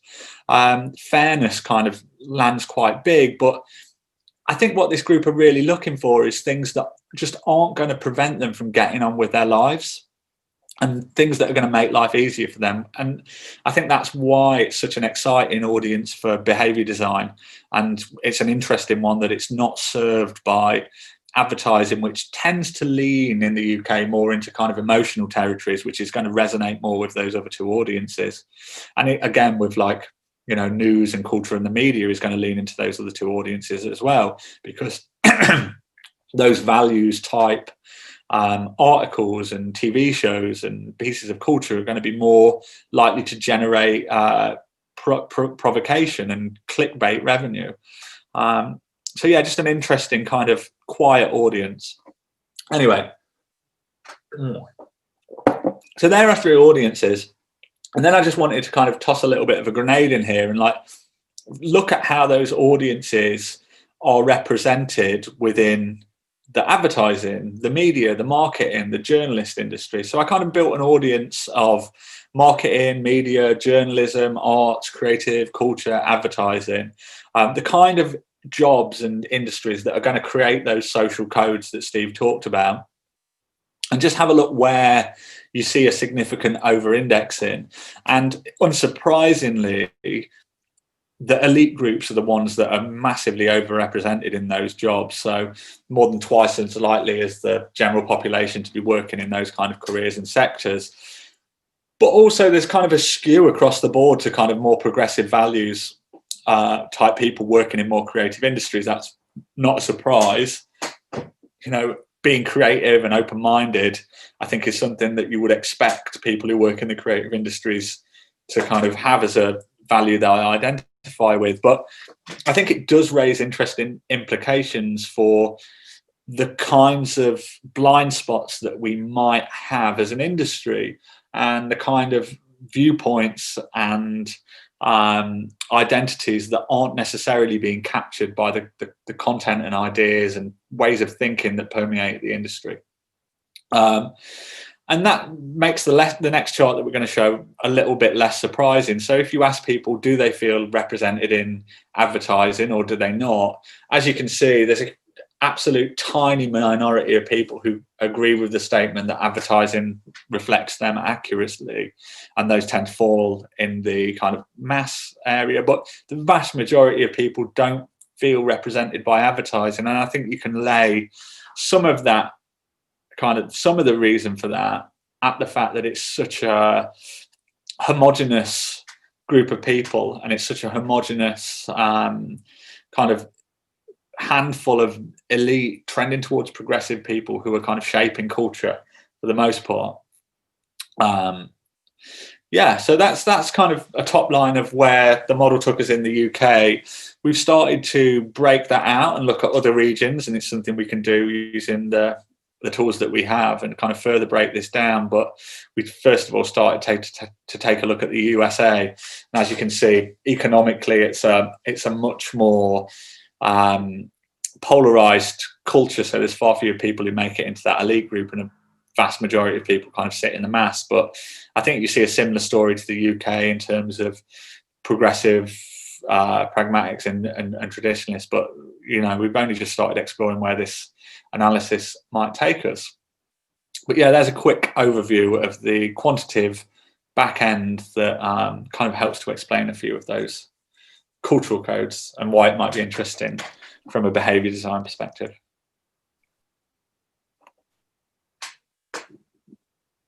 Thank you so much, Stephen and Joe. That was a brilliant presentation. It was just so illuminating. I don't know how much time we have, but it was so interesting. There are so many questions. We'd love to discuss this. There is a question that I have, which is that, I mean, it's interesting because as much as you talk about, you've broken this down to culture codes in the UK, there's so much of it which is so familiar even back back home. There's so much of it which seems extremely familiar. And Stephen, you spoke about how the good and the bad have shifted, and the idea of what we believed was good at some point, and who was a role model, and that seems to have changed and shifted. We've seen that here too.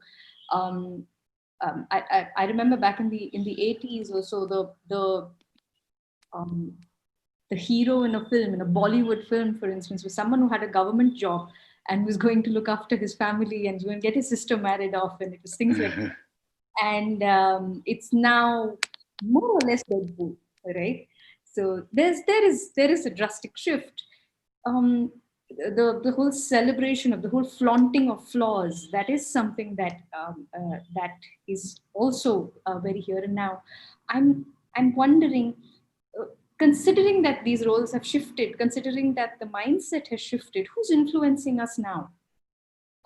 Who are these new role models, and do brands have to now, will brands also have to take these make these shifts and start looking at archetypes from these new shifted angles? I mean, I think the role model depends on where you sit in that model, to be honest. So people will like different things depending on the viewpoint of how you sit. So some people will want people that are more traditional, and the mass traditional will lean much more towards more traditional kind of roles, where I think the progressives will lean much more to someone who showcases herself in more progressive kind of way. I think what you need to look for is some kind of something that appeals to everyone, which is becoming more and more kind of difficult, and I think more and more difficult kind of globally. But I do think there's things like family values and fairness and respect. There's a number of values that you can play into to find that kind of architect type. Me and Steve actually worked on a project together for a pitch, talking to, I guess, guys who you would consider in the mass and struggling traditional, trying to convince them to be more careful around gambling and to reduce their spend on gambling. And I think we had a very interesting set of insights around that, which was that when looking for kind of a hero character, those men, and they were mass traditional, mass struggling men, they wanted someone who had started off where they had started off, but had made it somewhere amazing. And they wanted someone they could empathize with in terms of their background, but had gotten to somewhere which they could only dream of achieving. And Steve talks a lot about the death of dreams. And I think there's a real opportunity for creating those kind of hero archetypes by looking at what people's dreams are, and through a character giving people the opportunity to dream and like imagine what they could become. And I think that it's an interesting thing to try and think about, like, how have people's dreams changed? How have what people like really, what would they love to be in their wildest dreams, and kind of like giving them the opportunity to do that when life and the world around them feels like there's less opportunity. Right. It's really interesting, because I think, when brands traditionally tend to fall into the archetypes and say I'm the sage or I'm the hero, or but I mean, if the outlaw is the new hero, then who's the outlaw? And you know, if is it that, and also considering that you've broken down so beautifully into these different groups, and then do all of these, because it's become so diverse now, are we actually looking at a completely different frame of looking at personality types? Will we have, we've seen it, but will we have actual right-wing brands and left-wing brands? Are we going to see that kind of a shift? It's a really good question, and I think what we focus a lot on here is what divides us. But I think for me, what's quite important is also what kind of unites us. And so I do a lot of work in diversity space, and one of the things that we realized on diversity is, first, is really, if you want to bring people who are non-diverse and get them to buy into your advertising campaign. So you're featuring someone with disability or someone from LGBT, and they can't understand that background. The best place to play is in universal human values. So if you look at something like the Maltesers advert, what that is, it's a disabled woman, but she's with a bunch of friends which everyone can relate to, and she's talking about sex with her friends. If you look at Paddy Power, which used a disabled person, it's a disabled person who's supporting a football club.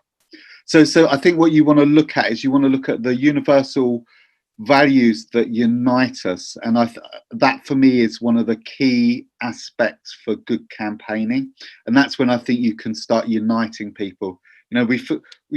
Sex, love, fear, there's so many, care, pride, and I think if you look at those universal values, then you can look for things that kind of can glue us together and can be used interestingly in campaigns. I mean, the Maltesers campaign that featured a disabled person was the best performing campaign in terms of sales for Mars for 20 years. Wow. Okay. Stephen, Joe, we would love to just we've got our guests, and we've got so many questions. I would direct everyone to Fantastic. Weekend and to keep sending the both of you these questions. Get in touch with you on LinkedIn. I know I'm going to keep asking you guys. That's good. And thank you so much for coming. Thank you so much. Thank you very much. Thank you. Thank you. Thank you very much. Bye. Bye.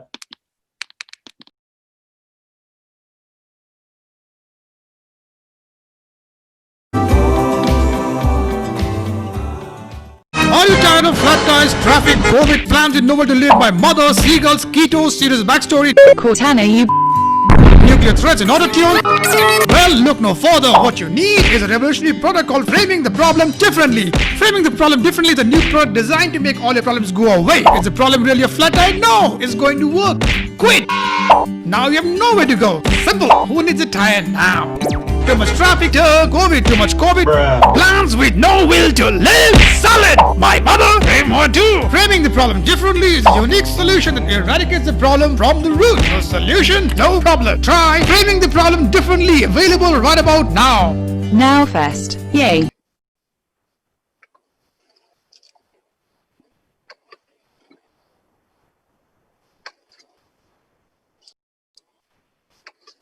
Next, we welcome a couple of tech entrepreneurs.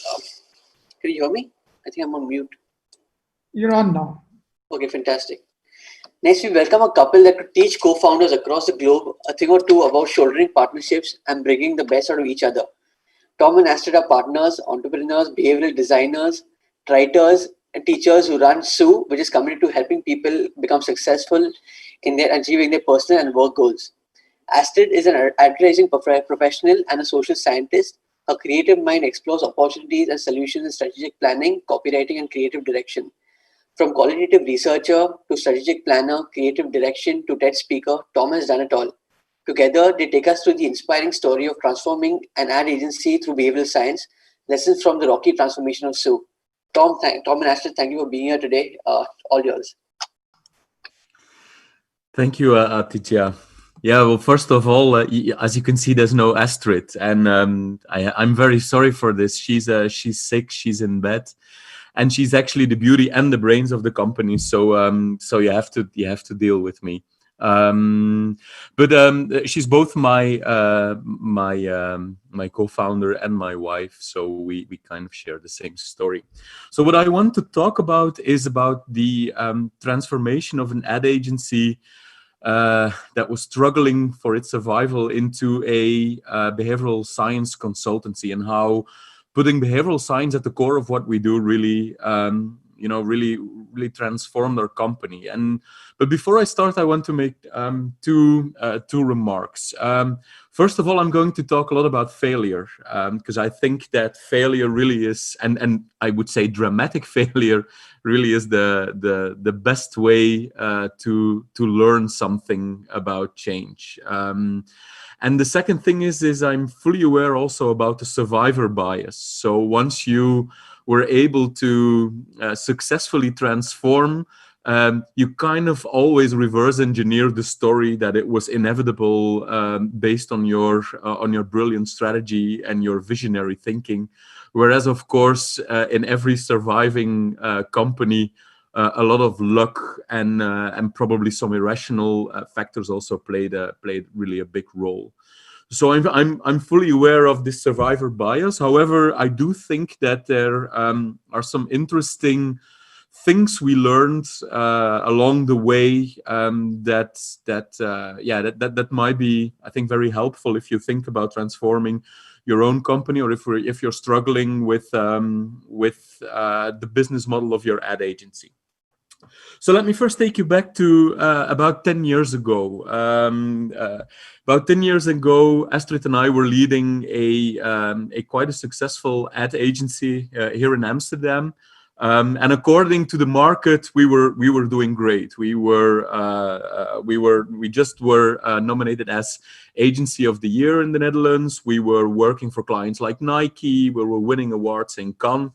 But the problem was we hated every bit of it. And I think that the real problem was that what we saw at that time was that the agency business model, the business model of what we were doing was working less and less. And at that time, I think we saw two major problems, two major shifts or transformations that were challenging the agency business model.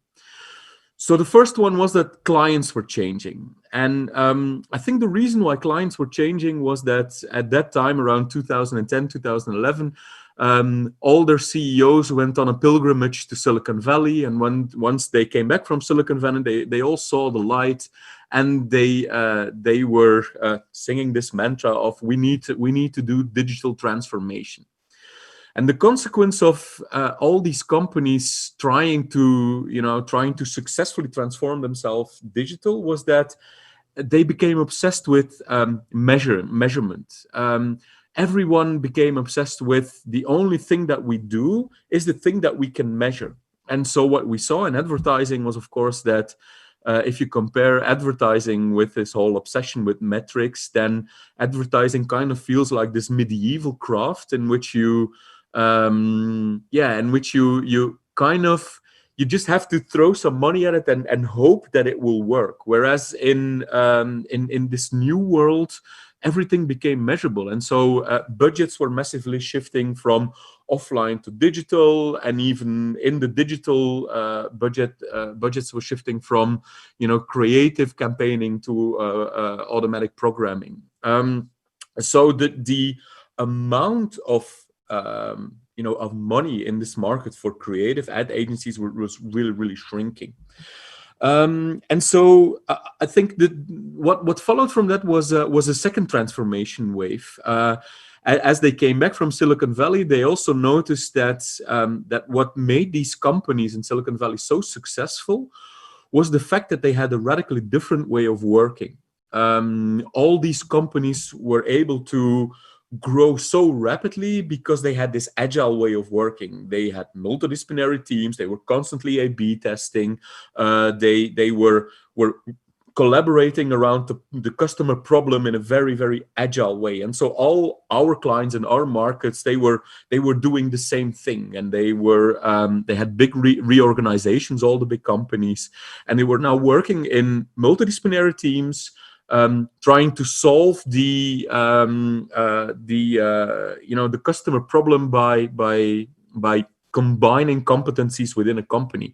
You could actually say that as of 2010, 2011, at least in the Dutch market, but I assume this was the same story in different markets as well, was that companies started to realize that creativity or creative problem solving, or even moving fast in an agile and creative way, was becoming a critical competence that they should have internally. Whereas they were used to outsourcing creativity, what we saw more and more was that they were defining it as a critical competence. So that was the first big problem. Clients were changing. And the second big problem was that markets were changing. what we also saw was that in our client base, everyone was in their market being attacked by digital companies. Every market became a digital market. I don't know if you still remember, there was this famous quote by Ray Inamoto. He was the creative director of AKQA back at the days, and we actually put up this quote in our agency, and it said, what was it again? Business models from the least expected players or angles are disrupting your business faster than advertising can save it.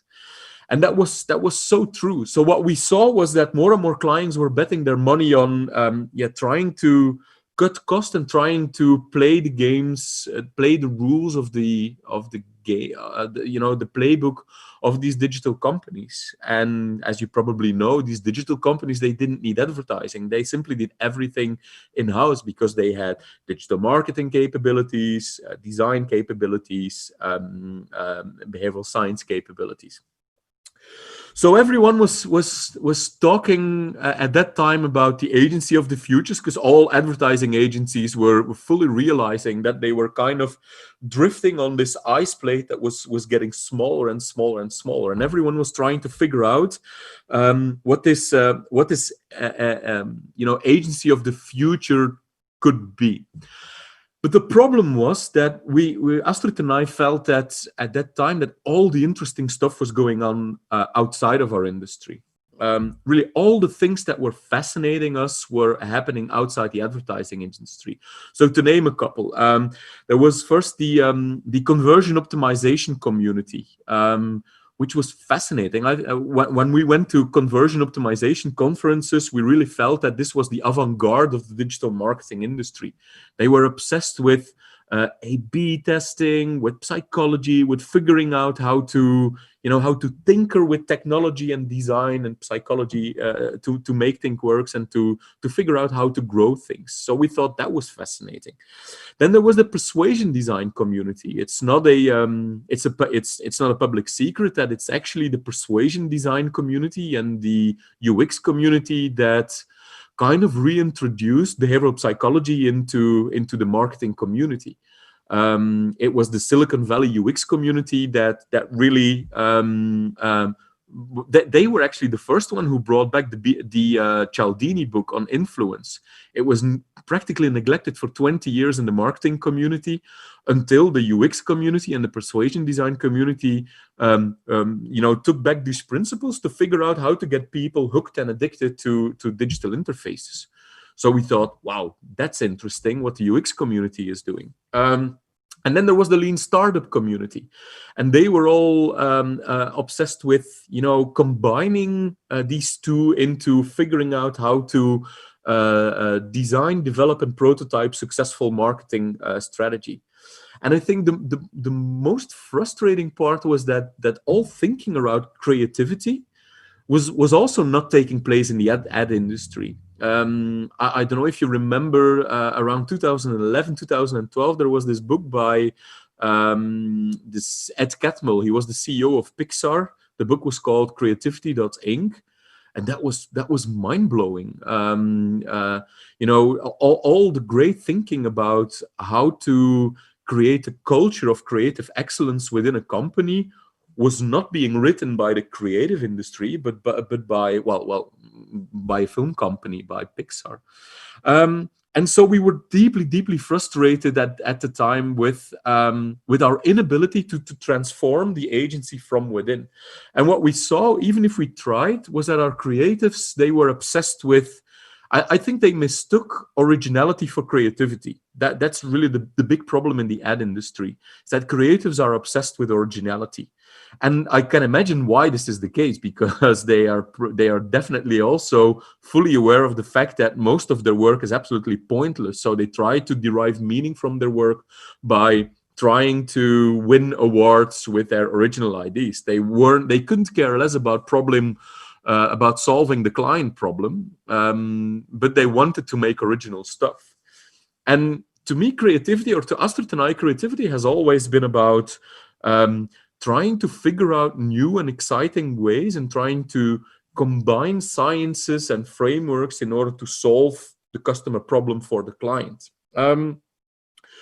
So what we decided was we just quit the agency. We were managing directors of an agency in Amsterdam. We just quit our agency and decided to start something else, to start our new company. And we founded Sue back in January 2012.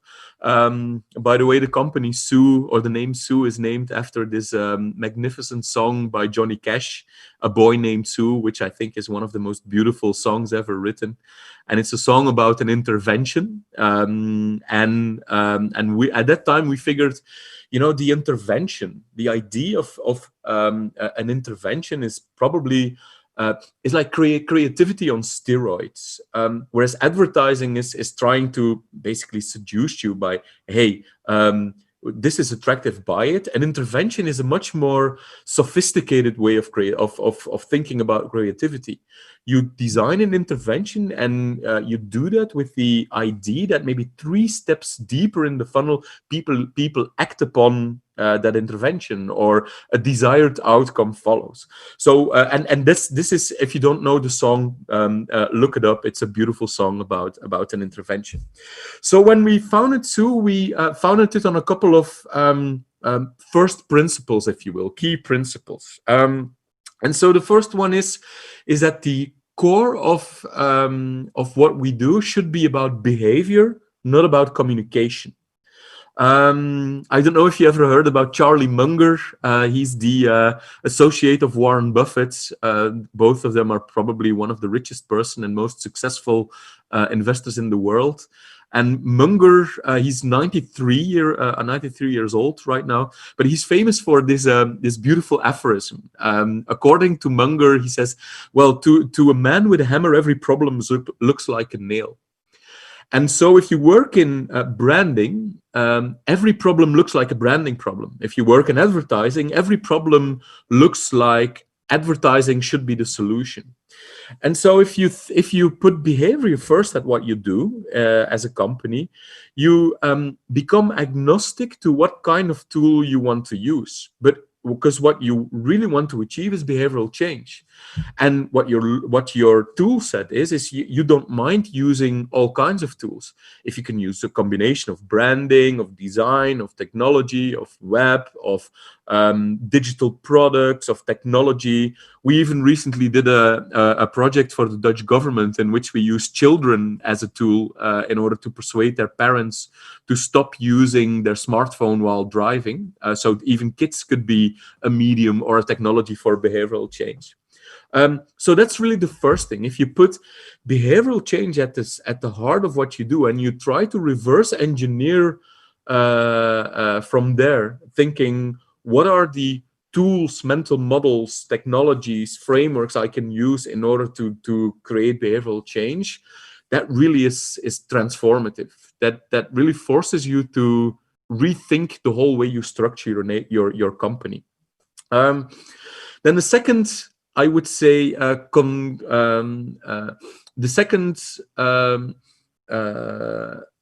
just a second, I have a bit of my nose is running. The second market convention that we tried to challenge was the idea of creativity.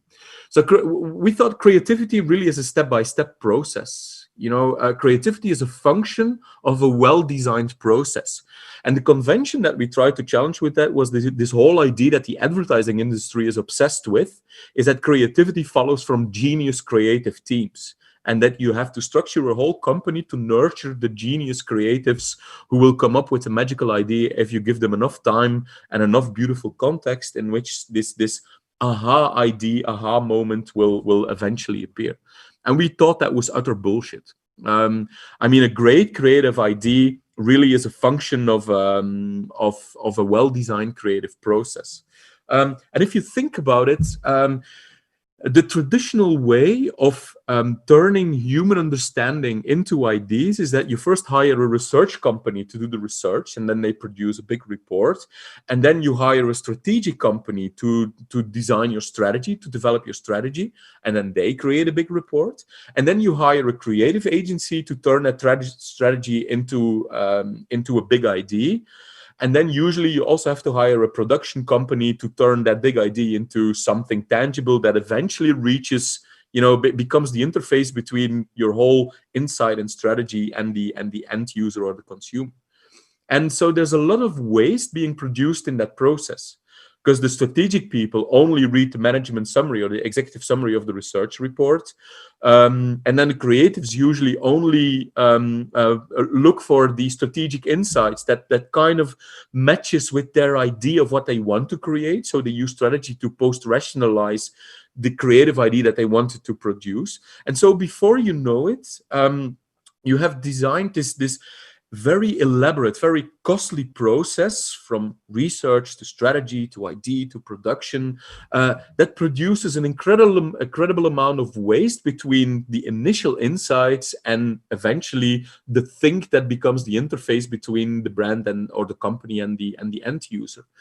And so we thought that this is such a crappy creative process. If you want to think of creativity as creative problem solving, what you should do is that the team who designs the interventions should also be the team that does the behavioral analysis or the research, because they should feel the problem, they should spot the opportunities, they should fall in love with the problem, so that their work is all about designing solutions to solve human problems. And if you don't feel the target audience, if you have to design an intervention for diabetic people, but you have no idea on how diabetic people think, feel, and behave, what their deeper motivations are, of what their struggles are, you will never be able to produce a really good outcome. And so this was this second convention. We need to find a way to design a creative step-by-step process that produces far less waste than the traditional process. And then the third one is this idea of prototyping that we fell in love with looking at the real startup. And to us, the idea of prototyping everything is challenging the convention of the idea that you need to be an expert and that you are hired to produce a certain knowledge, and that you need to, that your clients want you to produce an insight or a knowledge based on your expertise. And that's of course also bullshit. That's bonkers, because if you need to design something for humans, you always miss the point to a certain extent. And once you embrace rapid prototyping and you embrace your own uncertainty and you produce several variations and you put them out there and try to learn as fast as you can what hypothesis you had actually works in triggering the desired outcome or desired behavior, that's a much more fun way of being an expert or bringing your expertise to the table, because you quickly learn that every assumption that you have might potentially be wrong, and that sometimes an idiot idea that you didn't really believe in is actually the one that works in triggering the desired behavior.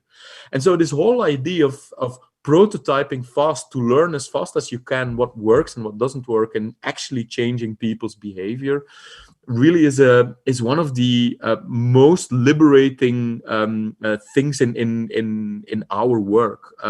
We treat everything as a prototype, and so we can't fail anymore, because the only moment we fail is that we learn something that it didn't work. So that's great, we learned this, let's try something else.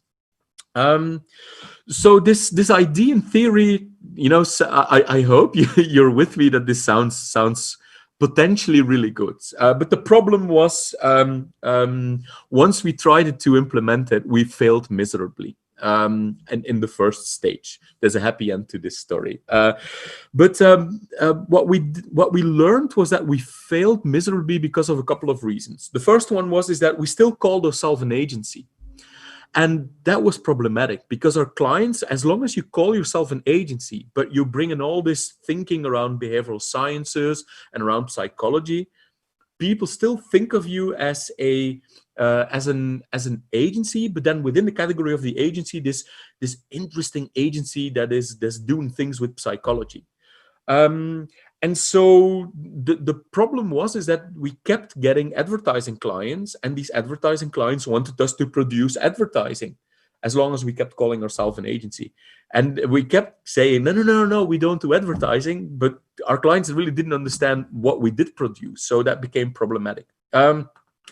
Then we also hired too many people to do the work, and not enough people to actually invest in the growth of the company. Classic, I would say, classic failure of every company who's not in a scale-up phase.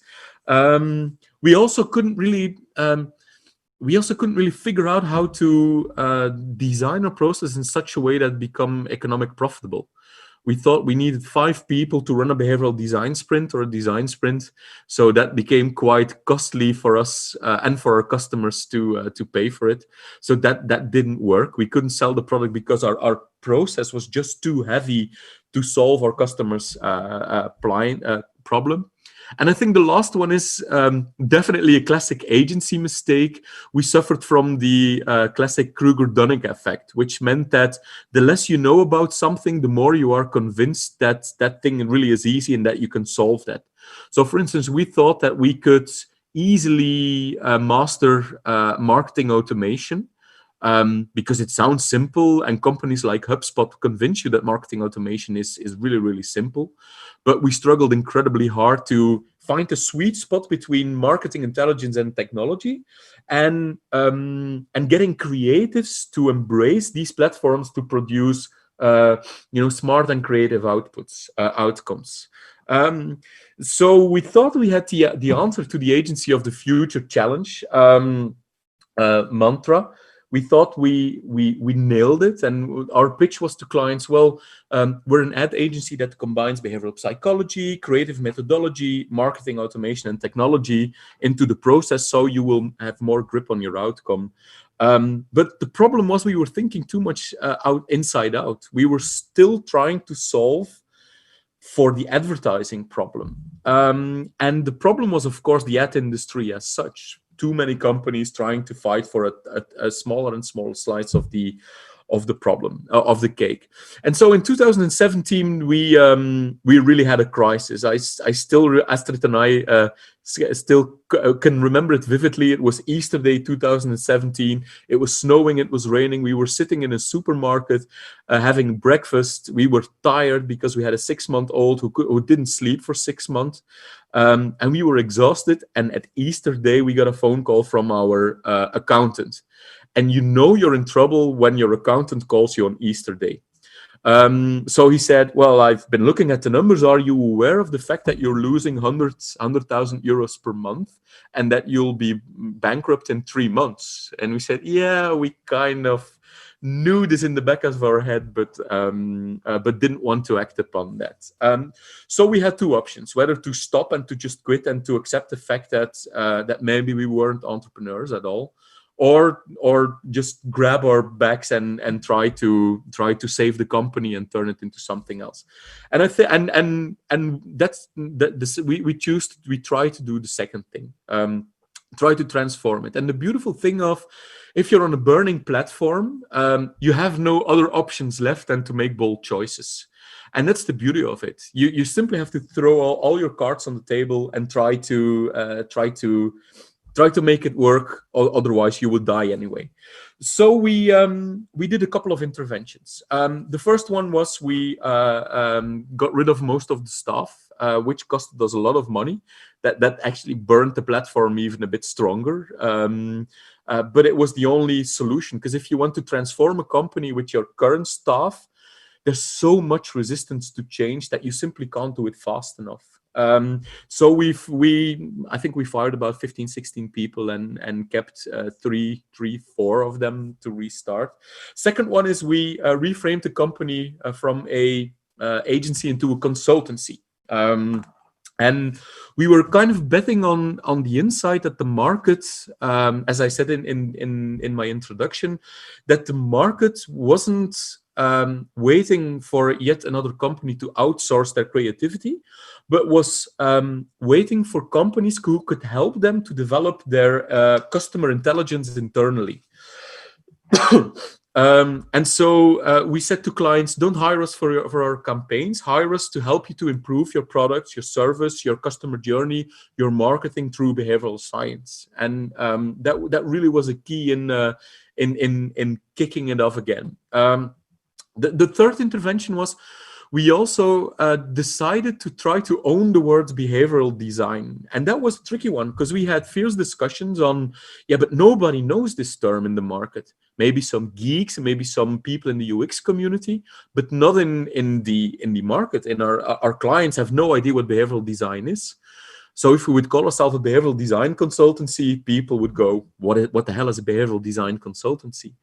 And yet, on the other hand, we figured, but what if we figured it might work if we just build that category, if we just own that word and try to trigger the market's curiosity by constantly building all kinds of frames and stories around behavioral design and designing for behavioral change. And that really was a winning strategy, because owning the term behavioral design and writing, creating content based on behavioral design thinking was something that people in all kinds of industries got fascinated about. Because everyone, whether you work in marketing or HR, or whether you're an entrepreneur or whether you're a leader, you are fascinated about the idea of that there are principles for behavioral change that you can master. You can become better at what you do if you understand behavior, if you understand human decision making, if you understand human psychology. And so this really was a winning strategy for us to try to build the category, or build the word behavioral design, at least in the European market. Fourth intervention was if we wanted to first become more anti-fragile, at that time we read, of course, Nassim Taleb's book on becoming less fragile or becoming more anti-fragile. We figured we should diversify what we do.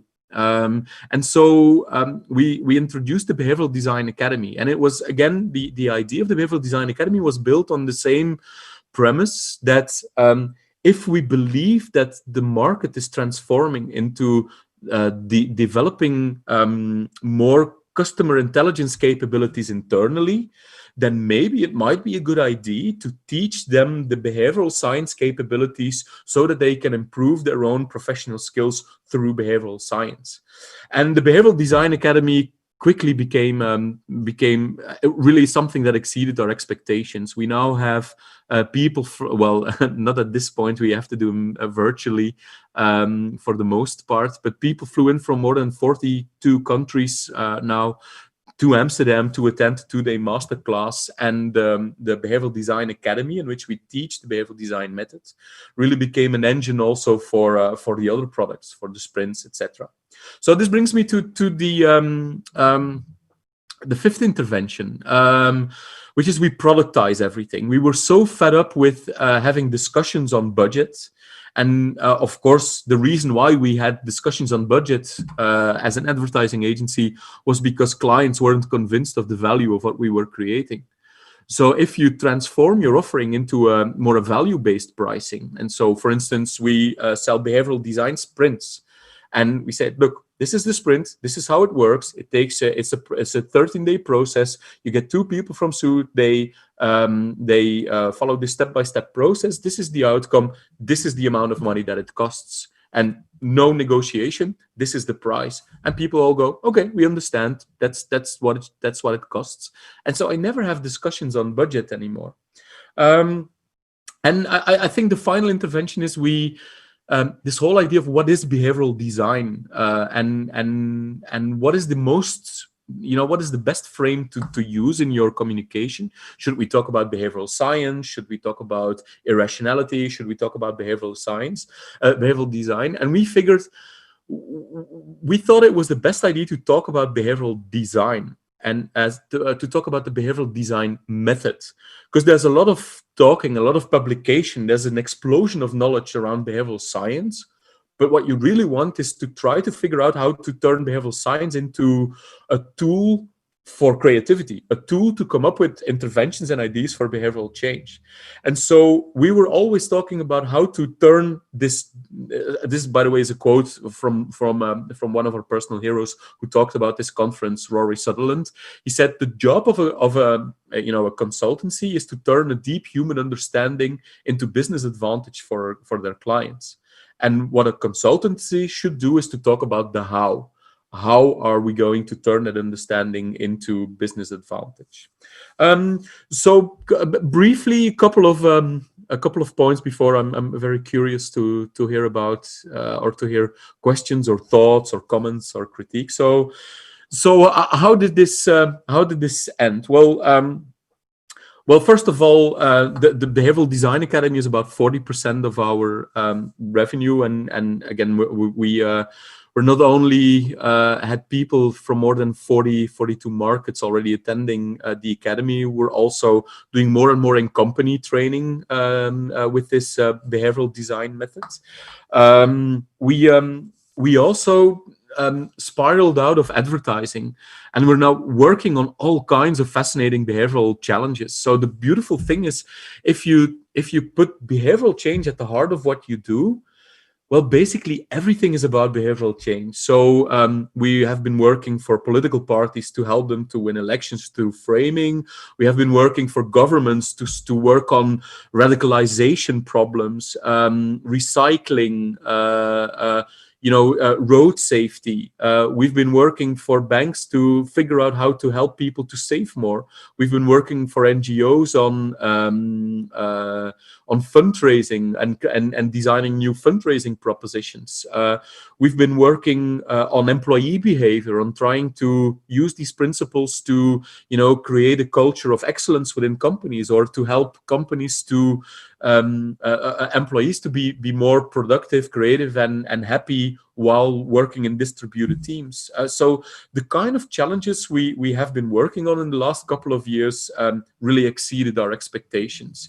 And it's very important to throw in the mission of what we do, because if you work on behavioral change, if you work on influencing minds and shape behavior, well, there's of course this ethical question on aren't you going to use this, what we call dark wisdom of behavioral science, to manipulate people and to hijack their brains and to hijack their deeper emotions in order to get them to do what you want? And as you of course see everywhere in politics, this is exactly what's happening.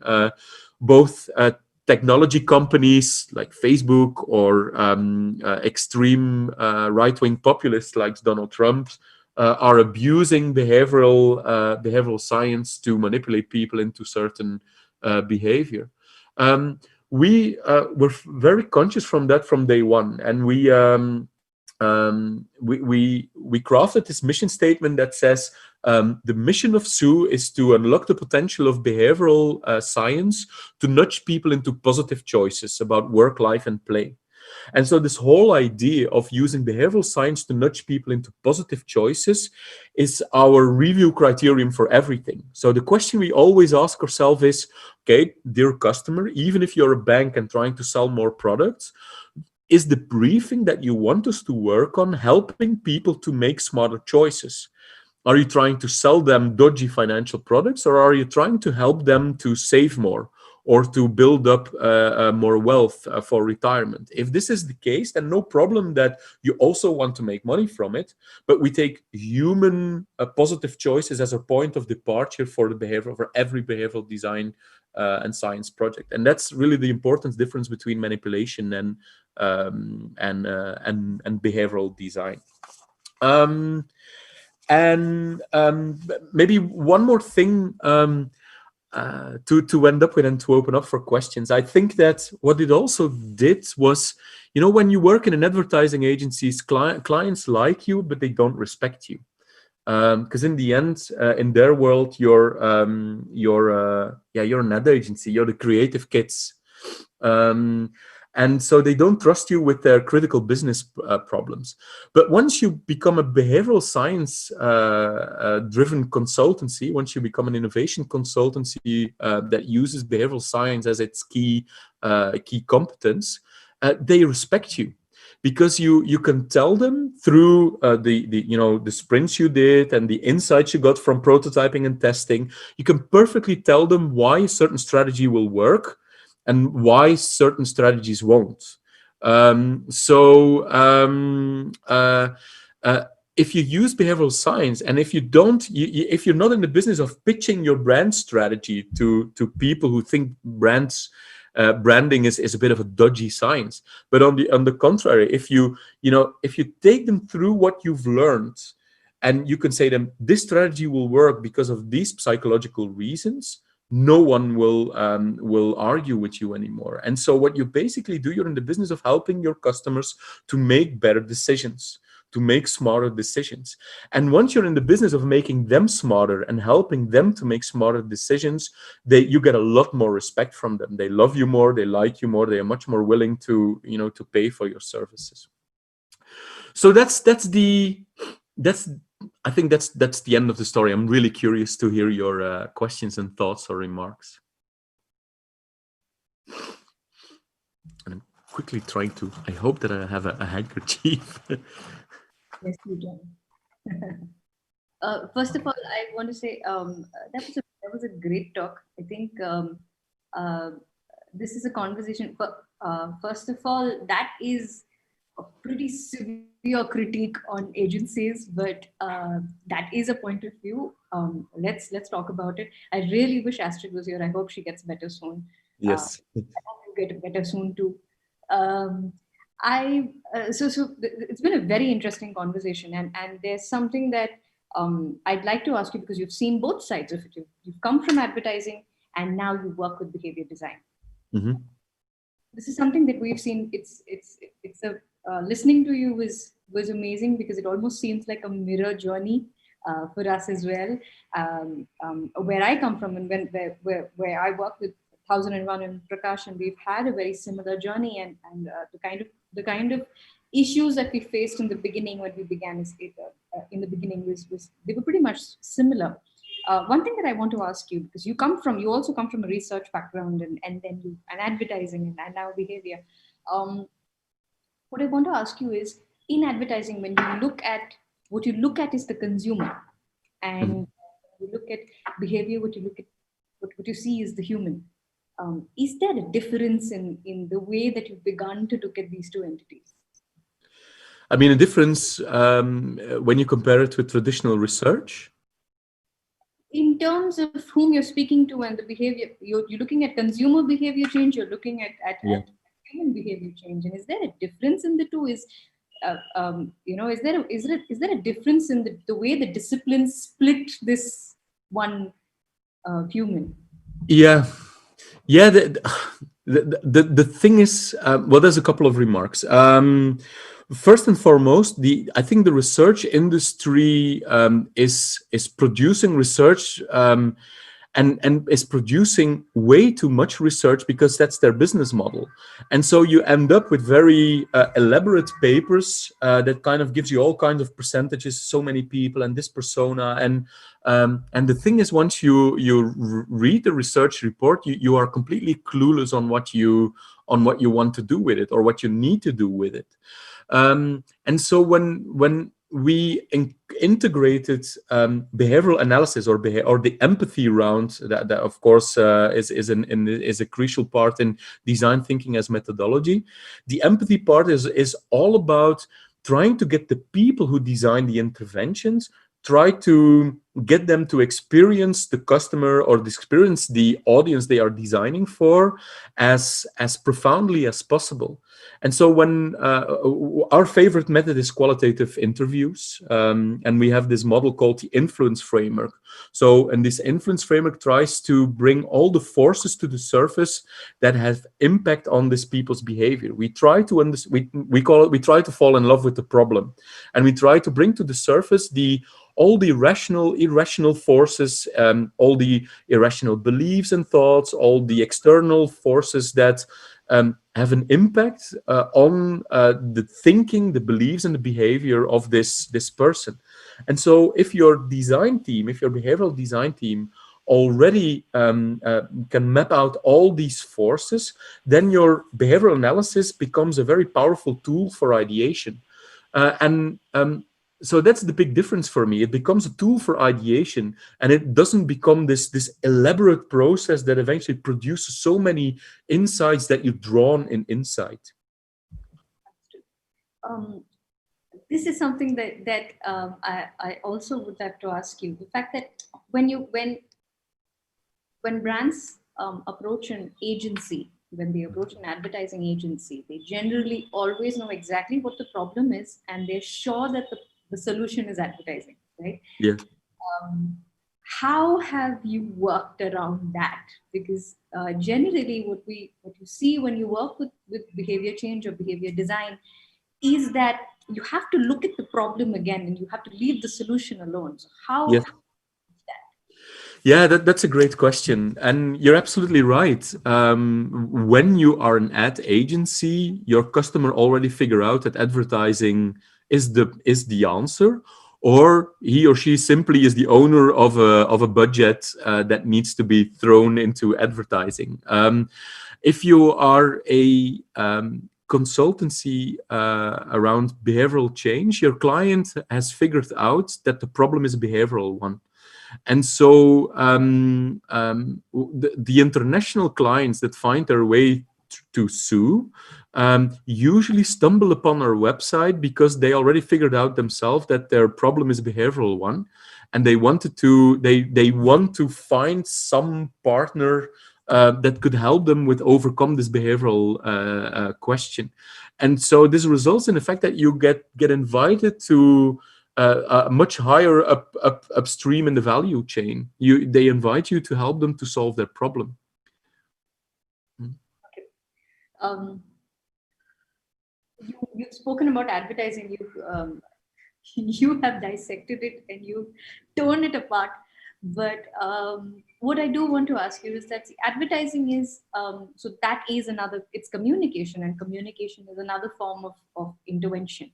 Yes. And so it is a tool. Yeah. I'm playing the devil's advocate here.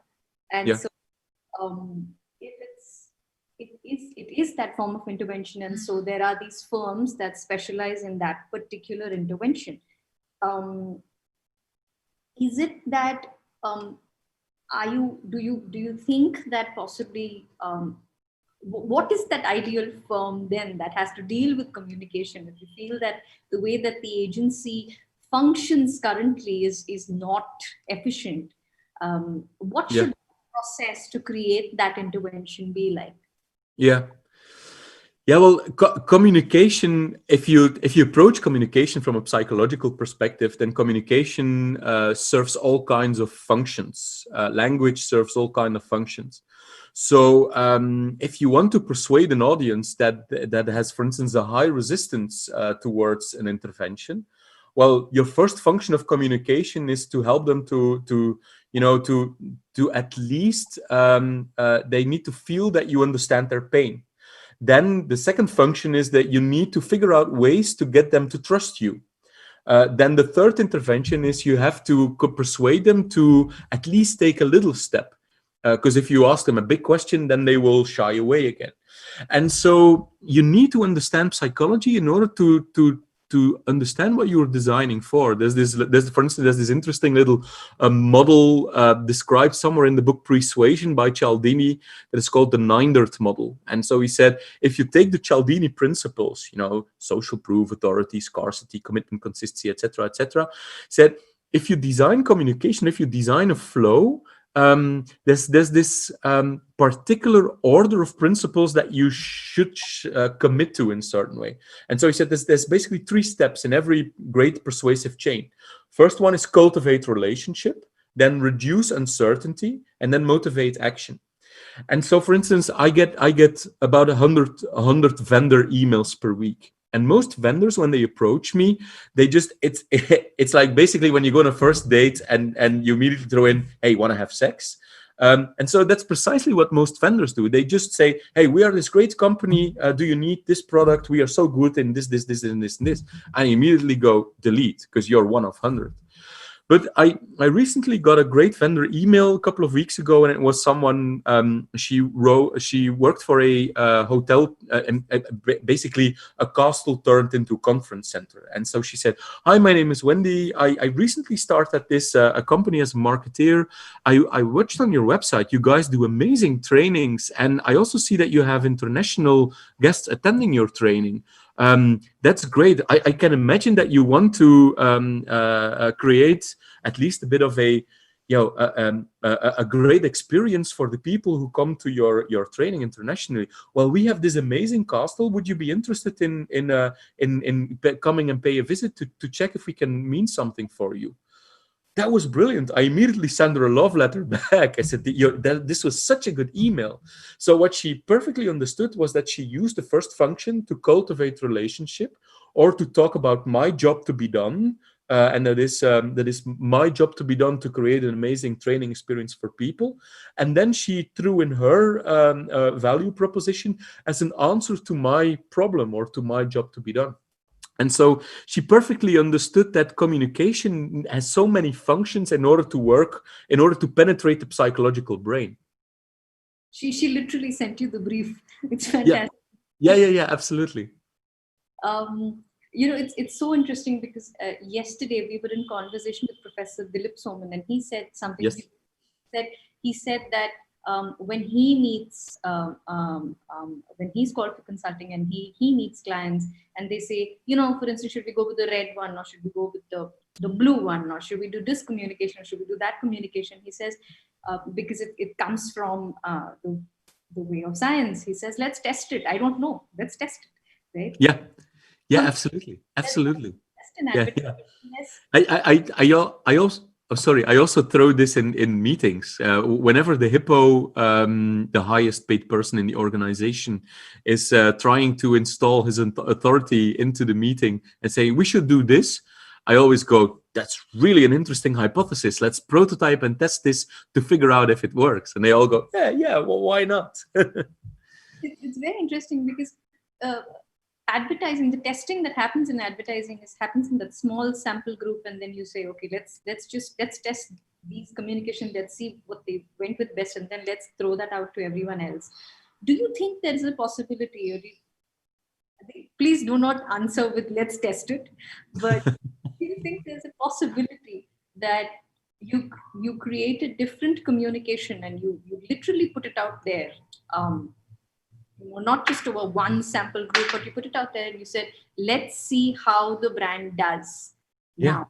Test it let's have 3 campaigns and let's test it out there. Do you think that's an approach that could actually work, or would that dilute the brand? Would it confuse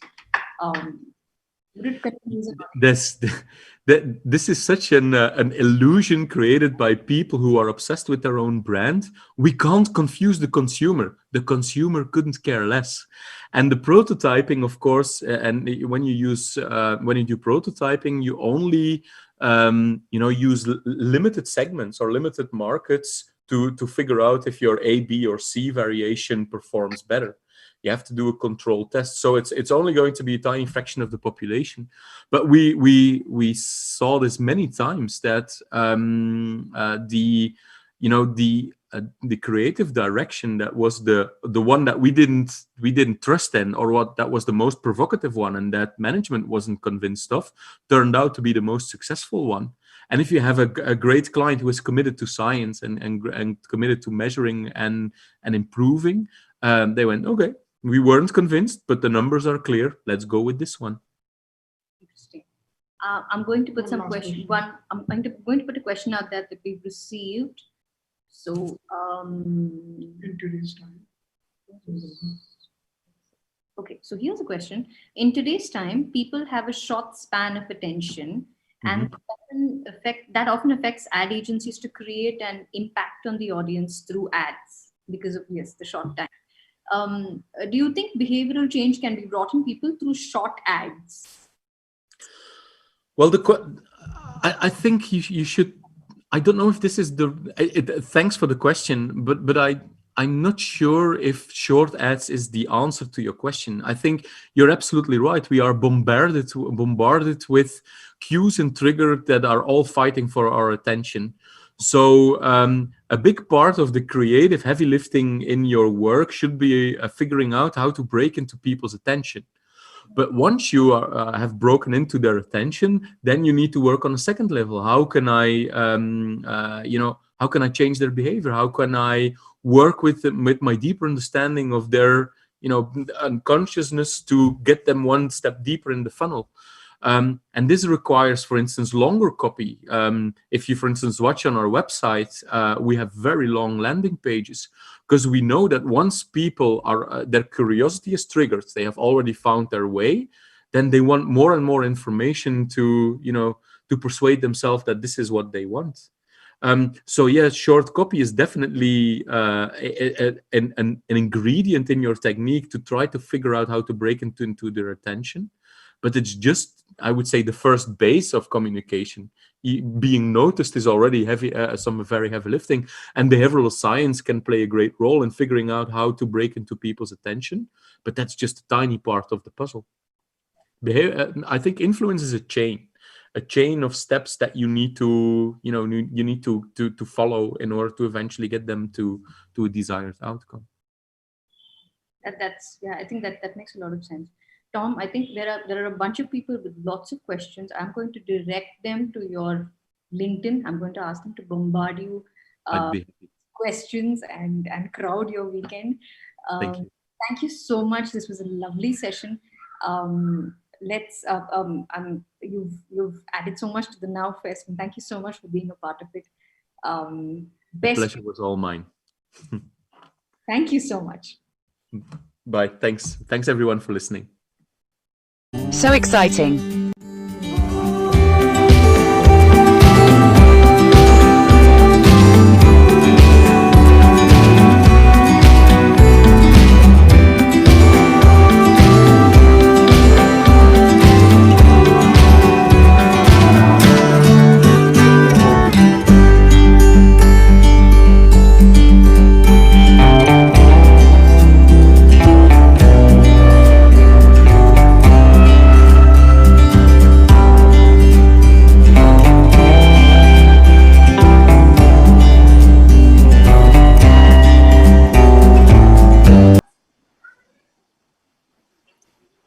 Up next, we're glad to introduce India's most popular entrepreneur, Ankur Warikoo.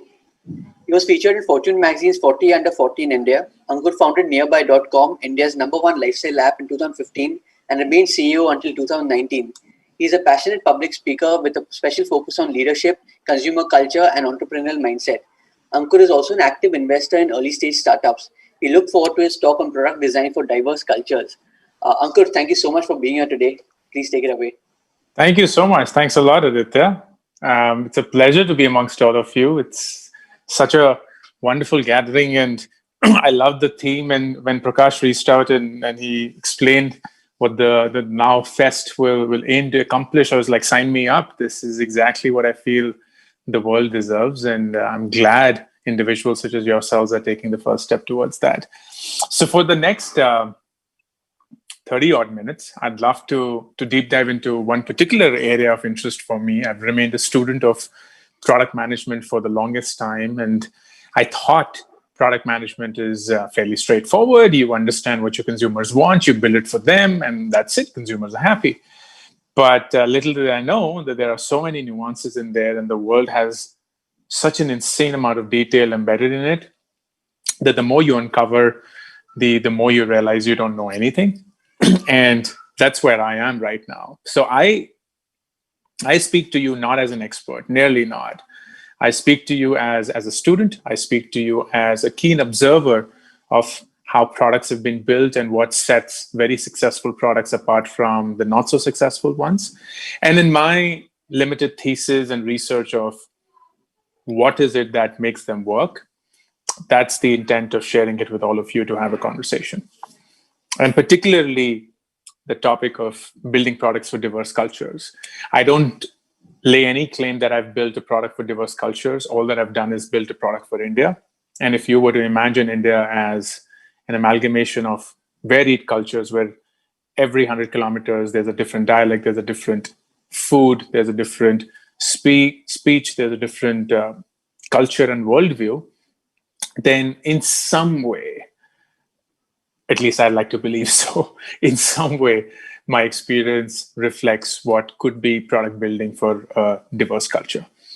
But here are 3 things that I've learned in the journey of building products for India, how hard it has been, and how I remain humbled by that experience, which is what I wanted to share. Number 1, and I wish that this was a offline in-person event, because then this question that I ask is just very beautifully leading to the point that I'm trying to make almost always. But now, in the absence of an audience and I'm looking into a screen, nonetheless, let me ask you that question, and you, wherever you are, you can raise your hands and I'll hear you nodding through the sound of the universe. The question I ask when I'm in front of an audience is, do you think you come from a middle-class background? Do you think that you're part of what I would call, or what people generally say, is the middle class of your society, wherever is it that you are living, whatever is it that you represent as a society? And invariably, when I ask this question, almost always raise their hand. Almost everyone raises their hand. And of course, I've asked this question more often in India than otherwise. So then my follow-up question is, all right, great. It's good to know that you all think that you represent middle-class India. What is the definition of middle-class India? And then people give me these very subjective definitions. Middle-class India is where your parents are salaried and they didn't have a business or so on, so they worked their way through. Middle-class India is that you grew up in an environment where you didn't have enough money. Middle-class India is about ambition, about values, so on and so forth. And I was like, that is great. I love you. I respect you for that. But to me, that is not an objective definition of what middle-class India is. Tell me what the economic definition of middle-class India is. And very few people in my experience know that answer. But here's the answer, at least for those who are in India, and then I'll try and make that relevant to everywhere outside. Middle-class India, economically, is anyone who earns between 8 to 12,000 rupees a month. Someone who earns between 8 to 12,000 rupees, which is anywhere between $100 to $150 per month, is middle-class India. And no one that I've ever asked the question to falls in this group. Everyone's way above this group, way above this group. But what they don't recognize is that they didn't even know. They always thought that they were middle-class India because they thought that they represent what is middle-class India values and middle-class India upbringing and middle-class India systems and processes. But they're completely far away and most likely alien to what is true middle-class India. And that could be true for you, irrespective of wherever you're sitting in the world. You may think that you are a middle-class representative of the country or the culture you represent or you grew in, but you'll be shocked if you genuinely went into a deep discovery of what comprises middle class in your culture or your society or your country. And the reason I make this point is when you are building products for consumers, especially consumers across different cultures, across different use cases, across different demographics, it's very easy for you to assume that you represent the customer. It's very easy for you to assume that you are the customer. So if I were to ask most people in the audience, hey, you thought that you represent middle-class India, why don't we go ahead and build a product for middle-class India? Guess what you will do? You will build a product for yourself. You will build a product for yourself because you believe you are the customer.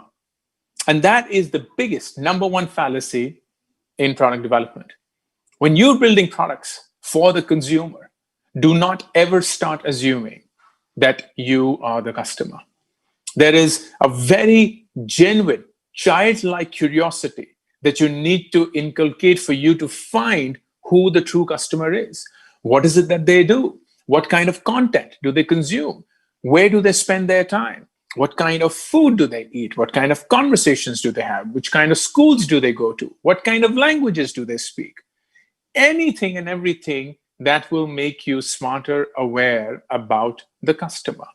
And that means dissociating yourself from what the customer genuinely is. So that's number one. The big mistake that product managers, product owners make is assuming that they are the customer. Number two, and this is something that if you've studied marketing or if you were a student of marketing at some point in time, you would have come across, which is customer segmentation. It's like the buzzword. Create segments of your customers because each segment differentiates and behaves differently. Each segment has its own nuances. So you will have to communicate with them in their language. You will have to propose what is it that you've built according to what they will resonate with or relate to. So you constantly thinking about what's your customer segment. And I have had the privilege and the honor of running Nearby, and before Nearby, running Groupon India. So for the longest time, close to about 9 years, all that I've done is spent my time in the hyper-local business of this country and running what is essentially deals and discounts platform, a way for you to discover what are the best offers that hyper-local businesses have to offer. And when we started, it was very easy for us to assume that the target audience for us, the one that will most favorably react to the offers that we have from restaurants, from spas, from salons, from movie chains, from retail stores, and so on, would be students. Because students are the one who are always short of money. Students are the one that are always looking for a great experience. Students are the one that would love to upgrade their lifestyle with the money that they have. Students are the one that would spread the word a lot faster than others. So there is this virality coefficient built into them. So students seem like the best target audience. And that's true to an extent, but here's where it begins to break down. Imagine you are a student and it's Friday night. You've had a long week, maybe in college, and you just want to unwind. So you want to take a few friends along, or guess what? Your friends are insisting that you take them out because it's your birthday. Let's say that. And in India, at least, it's a culture where the one whose birthday it is has to give a birthday party to everyone else, not the other way around where most of the world lies. So this guy has to now throw a party for his friends because it's his birthday. And he didn't want to. He was like, I'm low on cash. I now have to go through this. So he goes to Nearby, checking the best offer that the restaurants have to offer. And he couldn't care less about his friends' choices.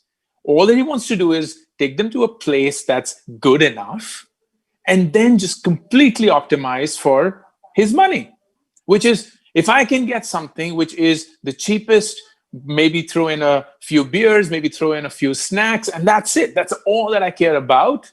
And I don't want to optimize for anything more. That's what he will do. And he will go to his friends. It's like, hey, friends, I love you. It's my birthday. Happy birthday to me. But this is what you get. Don't complain. Don't ask for more. That's all that I can afford. Great. A Friday evening. But now it's Saturday. And this guy's date is like, let's go out for a nice dinner. Because it was your birthday yesterday and I would really like to celebrate it with you and it'd be lovely. Now, suddenly, the same college student is not going to behave like the college student because now he's going on a date. So he's not going to be this miser saying, hey, date, this is all that you get. You don't get a choice. This is all that I can afford. He doesn't come across, he doesn't want to come across as someone who's cheap or someone who doesn't have a lot of money. So he's now going to up his standard and compromise on the offer or the discount that he was going for. He's like, you know what? I'm okay not getting a 50% off that I got last evening. I'm okay getting a 20% off. But I would love a great place. I'd love a great place with great music, with such a great vibe, great service, great food, because I do care about impressing my date. It's a special occasion. And that evening also goes out well. Everyone's happy. And now it's Sunday and it's Mother's Day. And this dude completely forgot that it's Mother's Day. And he loves his mom and he wants to gift her a really nice spa. But it's Mother's Day, places are booked out. So he goes on nearby. He's like, you know what? Get me a spa. Just get me any really good quality spa. I'm willing to pay even more than what the usual price of that spa is just to get a confirmed spot and predictable high quality experience. So suddenly this college student is nowhere close to behaving like a college student. This guy is now behaving like a senior executive who's almost saying, I value my time and I value my quality a lot more than I value my money. So take my money and give me my time. Take my money and give me my quality. So if you were to now build nearby just for college students, what would you end up doing? You would end up just talking about the best deal, the best offer, the best discount. You would almost always be focused on the lowest price. You would not care about anything else because all that you have in your head is, here's a college student, doesn't have a lot of money, always looking for the best deal. Tell them that. Speak to them in that language.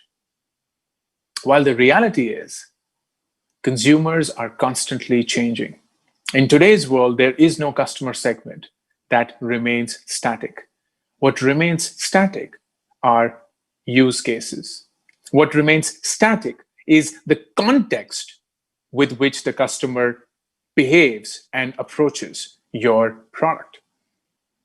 In this case, 3 of these. Number 1, a casual evening out with friends.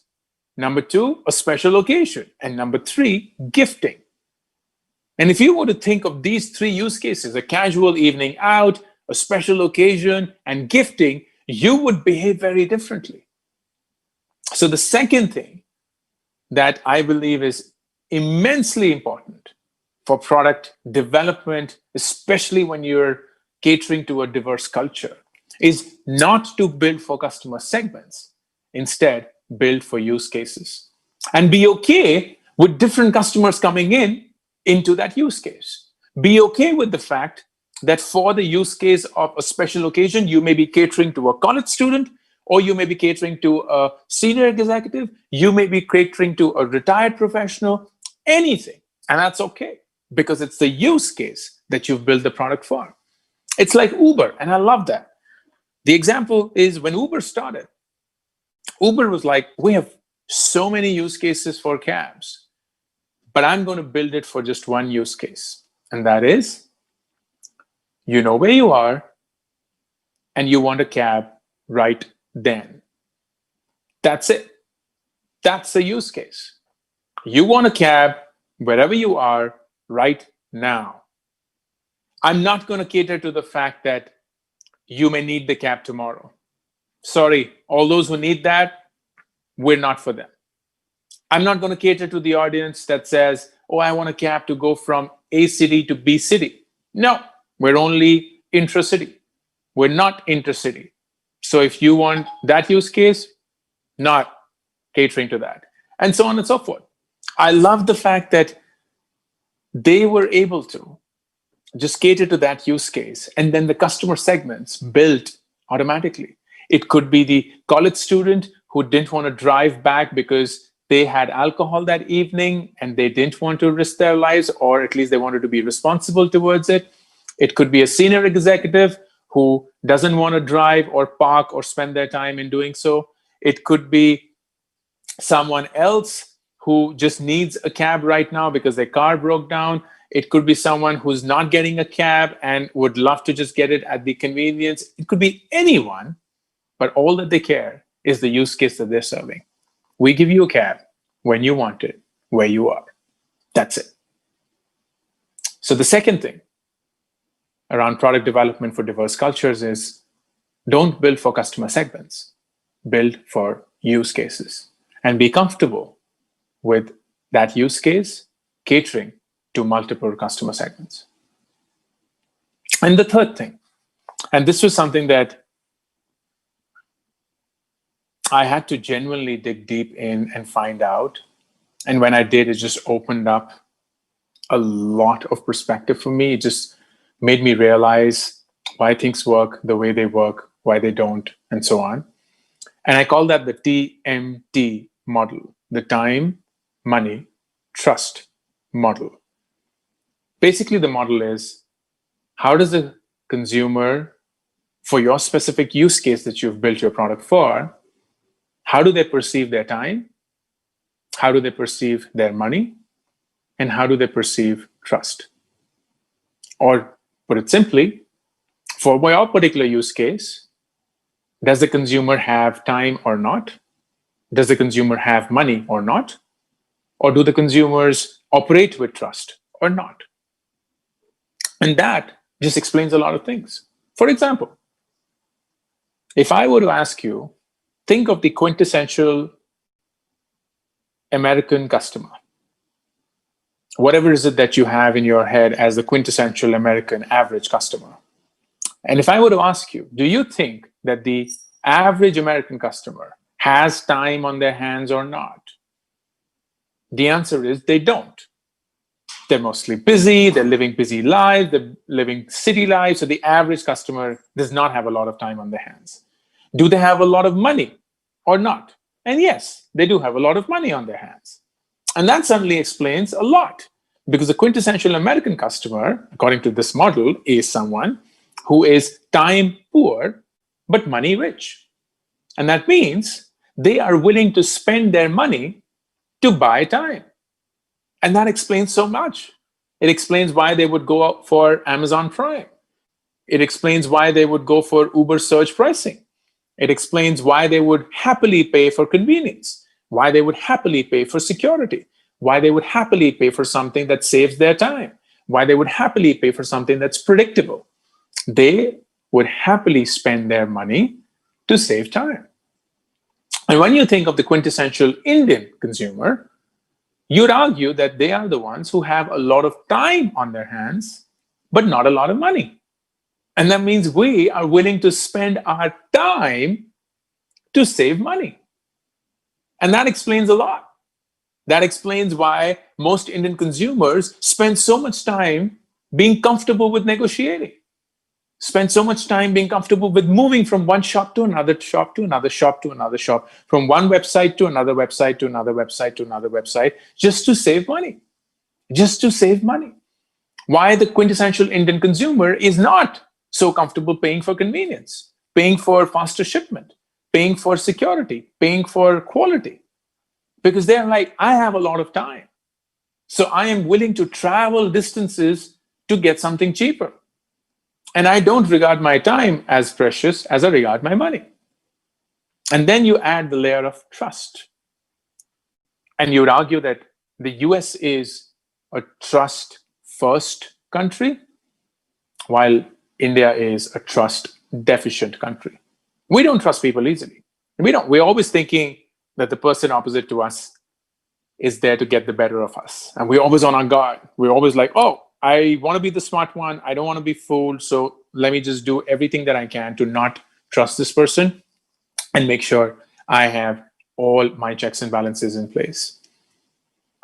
And that suddenly drives almost everything that there is to product management.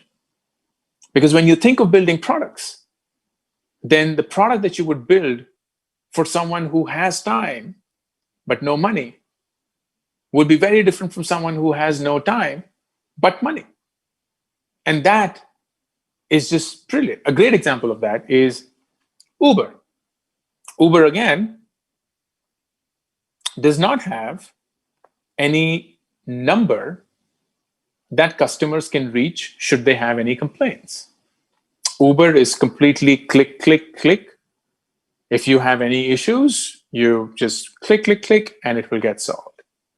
The Uber equivalent in India, the biggest competitor to Uber in India, is this cab company called Ola.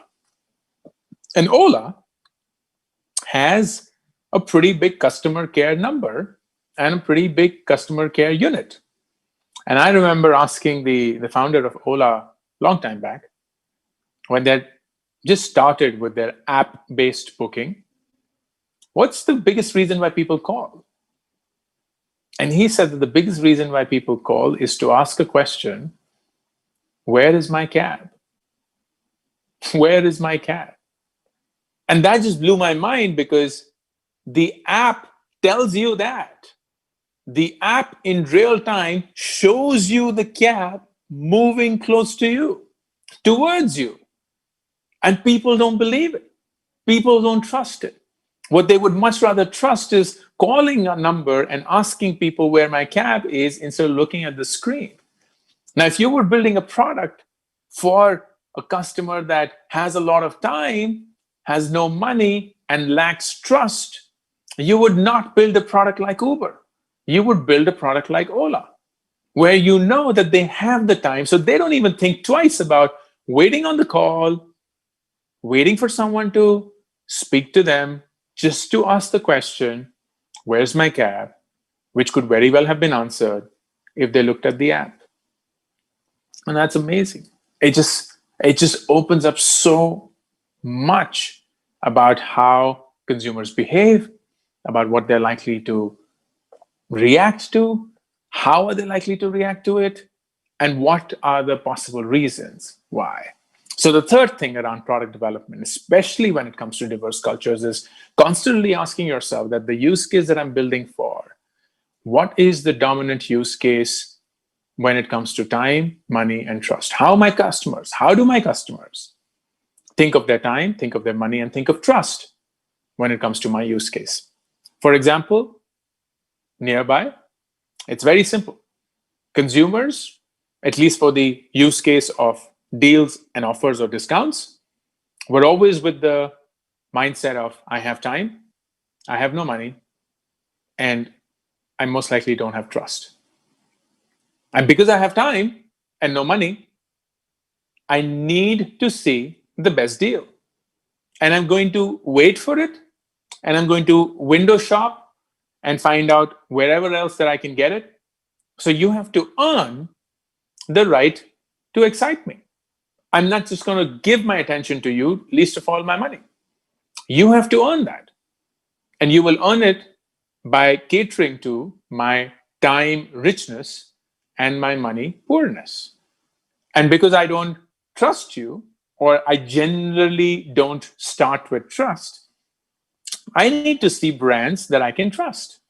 I'm not going to just randomly react to some Ankur Variku restaurant that's just opened up and claims to be the best one. I need to see a McDonald's. I need to see a Burger King. I need to see a Pizza Hut. I need to see a Domino's. I need to see brands that I see, because that's when I will trust. Otherwise, why should I? I will just feel that you are out there to get the better of me. You're giving this deal or discount because there's something hidden. It's most likely wasted food, it's bad service, it's something of the order, so I'm not going to sign up. And those are all the things that we faced when we started the Nearby journey in India, because we recognized, well, to be fair, we didn't recognize, and that's why we learned it the hard way. We didn't recognize all of this. It was only now that I am slightly wiser about what happened and why. But back then we were like, why are people behaving this way? We have the best deals. We have absolutely the best things that one can offer. And it was only because people were always asking, what's the catch? Like, this is too good to be true. Why would someone give such a great deal? There has to be something that is missing. And that came or stemmed from their trust deficiency.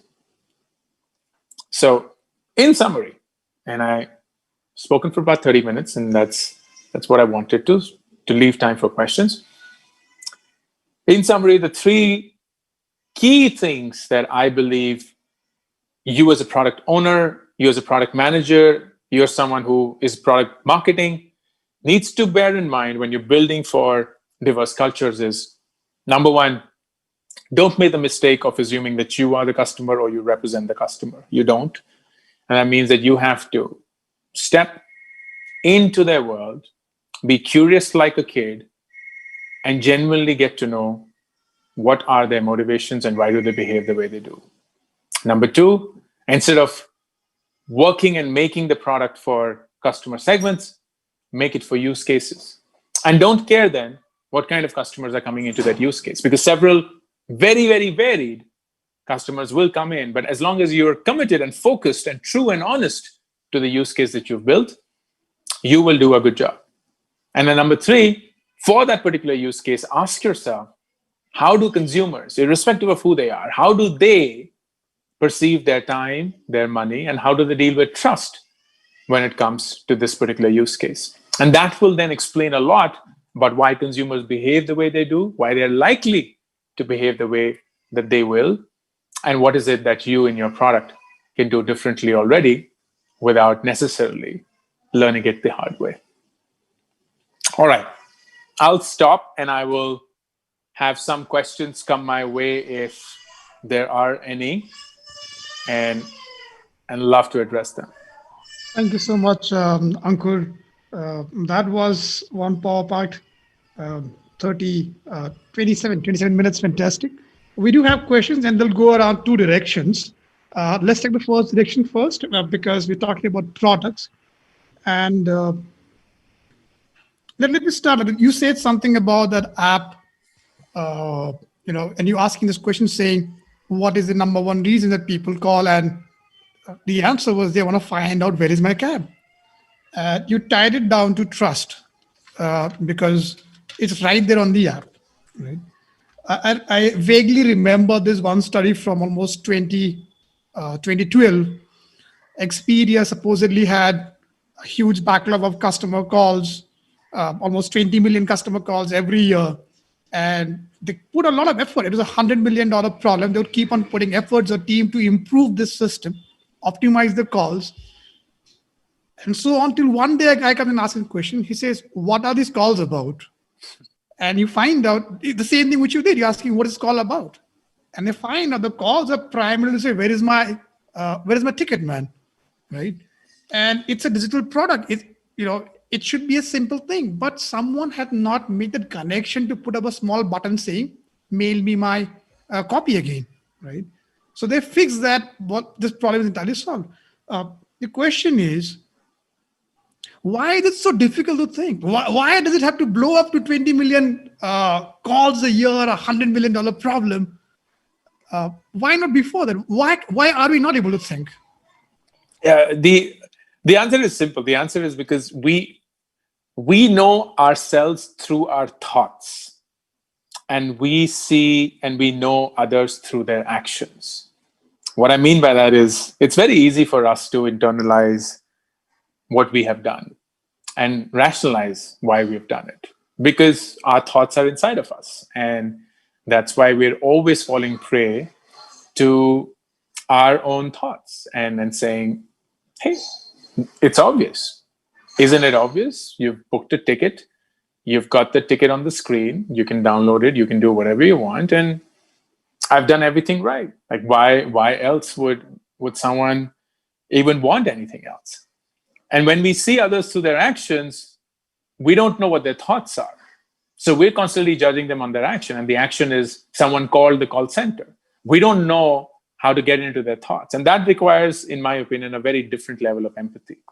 And I have not to stir up a debate, but I have a very unpopular opinion that I house within myself, which is empathy cannot be taught. I don't think that empathy can be taught. It's just my belief. And I believe that my biggest task as a product owner is to find product managers and product designers and consumer behavioral analysts who are blessed with empathy. Because if they're not, then they'll always think that what they've done is right, and they're not wrong in thinking that way. But they will never have the ability to drop down and understand someone outside of their actions. So my answer, as much as it's not popular culture, is it comes down to empathy, and that's something that's either there or not. Well, your answer out there about empathy not being something that can be learned. Design thinking courses are pretty much popular right now. Workshops are very much popular right now. Empathy is one of the core principles around which this whole thing is built. Yeah. And the whole premise of these workshops or these courses is that there is a process which you can follow. And once you follow it well, you should be able to empathize. So now that I've said this again out here very clearly, how do you react? Do you want to reframe the answer? Do you still want to go on? And No, say, I don't. I've thought about it. I've thought about it deeply. This is not a response on the whim. All right. I have. There's a reason that despite all the brilliant work around design thinking, most of which, by the way, is very obvious and commonsensical, there are still the problems that you quoted. And this is not from 2012. These problems will happen every day, every hour across the world. So it's not access to this process that disallows people.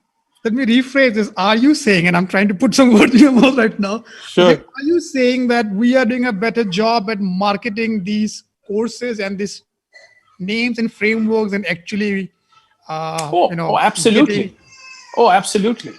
No, not in the sense of it being a sham, but in the sense of this very beautifully aligns to consumer psychology that we will always crave what we don't have. It's just human nature. So the one who's fat will always buy the slimming program, and the one who's not learned will always buy the intellectual course, and the one who cannot get into a relationship will always buy the relationship provider.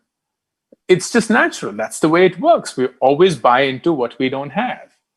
The question isn't whether that is right or wrong. It's absolutely right to do that. But the truth is that the entire world is pegged on inadequacy. It's not pegged on abundance. That's how the world is. You only create a product because there's inadequacy, not because there's abundance. Help me reconcile one thought which I'm not able to kind of formulate properly, right? So what we hear is you're saying that there are certain things that you have and you cannot create it, you cannot make it happen. Empathy being one of them, right? I only refer to empathy, not anything else. All right. So let me talk aloud loud and help me correct it or help me with this, right? And if I'm wrong, possibly we'll go on to a different zone, but that's going to be fantastic too. The question here is, almost all of us want to believe that we can change, we can improve, we can bring in things which we do not have. So you say you desire things that you don't have. I don't have money, I want money. I don't have fame, I want the fame. I don't know how to design a product, I want to learn it. And this belief is what helps us go down that direction and try, right? And then there are fantastic theories and framework like there is something called the growth mindset, which is you have to believe you can do it. You have to find meaning and purpose in what you're doing it, number one. And then tell yourself I can do it. And they try to do 4% tiny increments, right? Something which this fitness app Cult also kind of uses in their online program. They show you the guy just above you, just below you. So your competition is really small. Yeah. How do we reconcile that with you saying that empathy can't be learned? Or is it just like, you know what, this can't be done, but everything else is fine? Oh, yeah. That's what I'm saying. I'll be a fool to say that nothing can be learned. Of course, I'm only referring to empathy. And that was the only conversation and the point that I was making. Everything else can be learned and should be. That's how the world works. Thank you so much for that. The question then becomes, all right, so we all see Ankur Warikoo. He's a superstar, he's a rock star, fantastic, successful out there. And this is what we call is the final edited film, right? Typically, when you say the world gets to see the final film, but there are hours and hours of footage in the editing room which we don't have access to. So can we get some access to your footage? What's happening with Ankur behind the reels? What is it that we don't get to see? What is his routine? Is he relying on motivation? Is he following a system? A little bit about that, please. Sure. No, happy to dig into that. I'm a very process-driven individual. So everything in my day is scheduled. Every task is part of a bigger, larger process. And that's how it works for me. The time I sleep, the time I get up, the time for me to work out, the time for me to eat, the time for me to read, the time for me to work, all of it is scheduled. I am a very boring person by that design, but that works for me and works for me wonderfully, so I wouldn't change that for anything. And as I said, I love to believe, because at least I've seen it in the last 4 years of content creation, that creativity is a process. It is not something that happens sporadically. It's not something that happens in some moment that you can't explain. If you devote yourself to it, then it can clinically happen and happen at your will, which is what we do. I'm a firm believer in habits, and I genuinely have seen it for myself, that habits can then compound to give you results that you yourself did not expect from your own self. But that's how I operate, and that's how I live.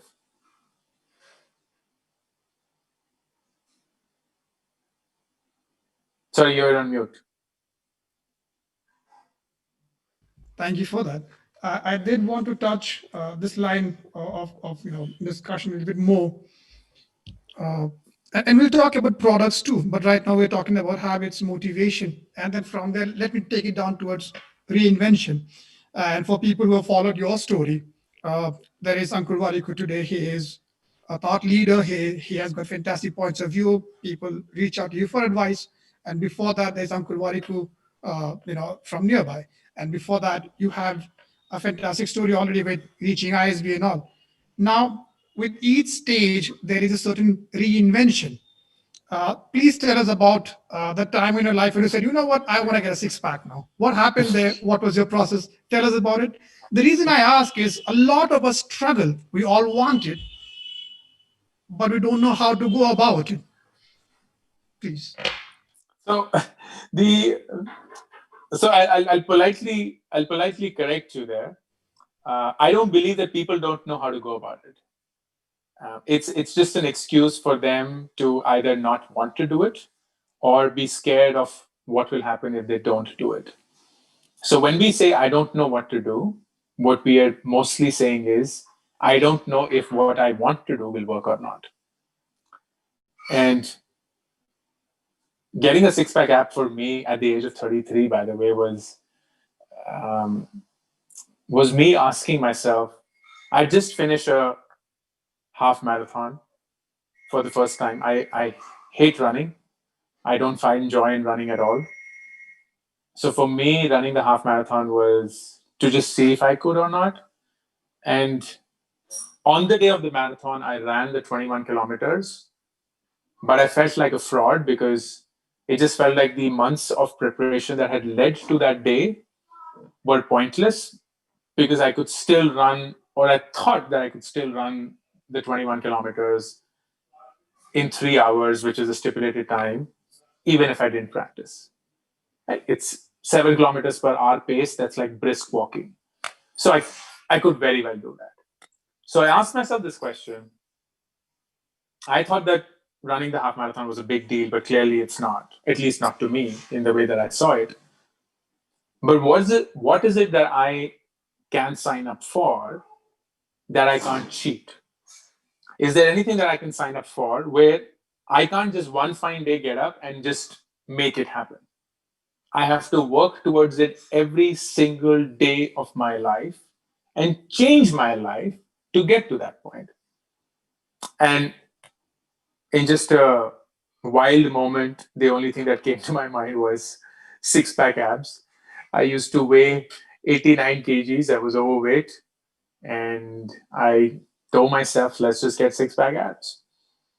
And I was able to do that in 5 months and dropped 20 odd kgs to get there. But it gave me a completely new life. Like that, I believe that my second life started at 33 when I got my health. Thank you for that, that personal, going personal now there with the story. Let me touch marketing for a moment. I know we have spoken about products. We've talked about misconceptions, and we got your point of view on how to correct that.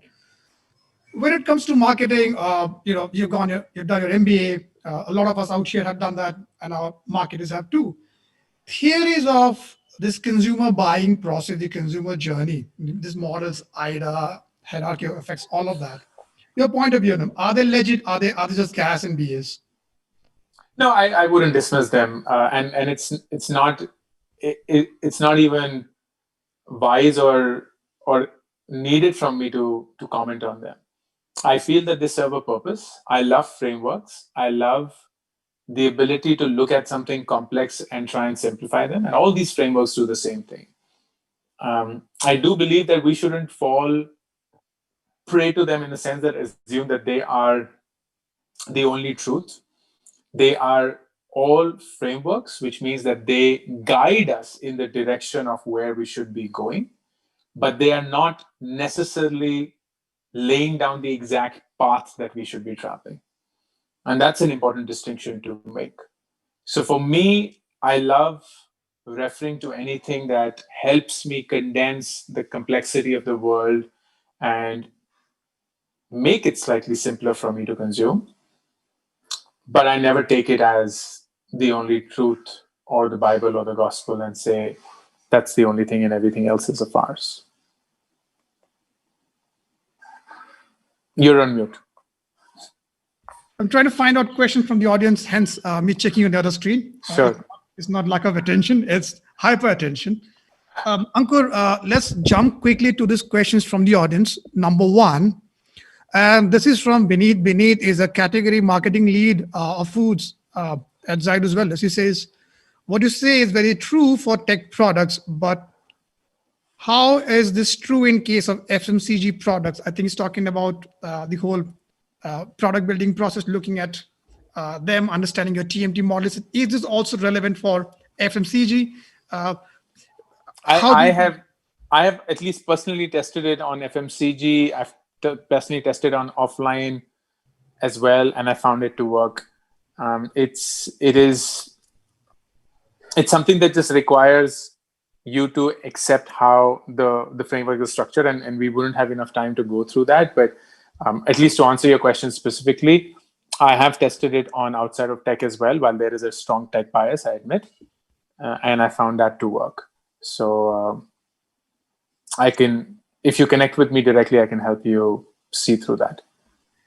This second question is from Sunny Kaldra, and he says, how did nearby allay the consumers' doubt about the great deals out there? So yes, we had to. So the big thing that we did was we basically had to uncover the journey of trust deficiency, and for us the trust deficiency was covered by twofold. One is to work with brands that consumers already trusted, so they didn't have to trust nearby because the brands that they trusted were on nearby, which was a good start. So instead of a bottoms-up approach, we had a top-down approach. We worked with the top merchants, and then we slowly trickled down as we earned trust for our own selves. But even with the top brands, there was lack of trust because people were like, hey, this is something fishy. Why would an ITC, why would a PVR, why would a McDonald's, why would a Taj give a discount? They don't need to. So there must be a catch. There must be something that's not kosher. And there we actually had to get down and create I wouldn't say testimonials, but more like validation videos, if you will, of the general managers of these brands, of the clients that we were working with, them explaining why they were working with Groupon. This was not for Nearby, but for Groupon. And thankfully, by the time Nearby came, we had traveled that journey. But for Groupon, we had to create these videos where people came on screen and they were like, hey, we are from this brand and we're working with Groupon because ABC, XYZ, and we encourage you to check us out. And that gave people some confidence that this wasn't a lie or this wasn't a farce. All right. There's a question here from Nihar. Nihar says, okay, he goes back to empathy. He says, let's say empathy can't be taught. And the next question is, how do you find those with empathy? What's your selection process? Yeah, that's a good question. So I have my own ballparks to do it. There are, during the discussion process, and I've documented the hiring process as Nearby. in great detail. I'll encourage you to check it out. It's online. It's a very, very non-traditional, very distinct hiring process, and I genuinely am very proud of it. It is a culture-first process. We don't look at the resume for the longest time. We get to understand the individual. We ask them questions that they didn't even expect. Nothing to do with their professional life, nothing to do with their experience, but all to do with who they are as an individual. And then there are multiple checks and balances within the process itself, where we would go about asking for or checking for whether this strain or this DNA of empathy lies within or not. Like a simple example, when we were in the pre-COVID era where interviews were happening in person, I always had the office help come in while the conversation was going on and ask the interviewer, the interviewee, for either water or tea or coffee. And I always told them, you should enter when you see them speaking. So I have a glass office, so everyone could see everything that's happening. You should enter when they're speaking. So you enter with the intent of disturbing them. And I just want to see their reaction. I just want to see their reaction. I want to see what they do. Do they get irritated? Do they get angry? Do they still thank them because they are asking for something for them? So on and so forth. And that tells me a lot about the individual, not just this data point, but several such data points, but this is just a case in point. I think over the years, we've just built our own framework to assess that, and every company, every organization would do it the way that they deem fit. We had our process and it worked really well. Thank you with that. Let me go down that route again and ask this question about the AC room versus the whole dusty road. I also want to tie it back to what you were saying earlier about people not asking the right questions. So there are two things out here. Number one is this culture that you talk about, which you are trying to build. Number two is a culture which already exists in a company. And typically, if you look at people who are from marketing and branding background, or people from the product management background, the consensus is that there's a good deal of homogeneity in those groups compared to your general population, which leads to good amount of bubbles being formed. And marketeers are known to say, hey, the entire country is getting liberal, because marketeers and advertisers typically are very liberal minded. And similarly for the, we all know the story of the CTO who is very convinced about his product because it works. This is a brilliant piece of engineering, right? How can we foster this culture where instead of just being comfortable inside our AC room, we also start looking out at the dusty road? And how can that happen? Because there are two sides to it, and you speak, I'm sure, a lot about it. One is the personal side on the individual level. Second becomes the institutional or the organizational side of it. Ankur. Right, that's a great question. There's only one answer that I have, and that's something that I believe applies both for personal and for organizations. At least that's what we attempted to do, and it seemed to work, which is as a discipline, not as an option, as a discipline. Organize your personal life and your organization in a way that you spend time with people who are nothing like you. You actually spend time with people who are nothing like you.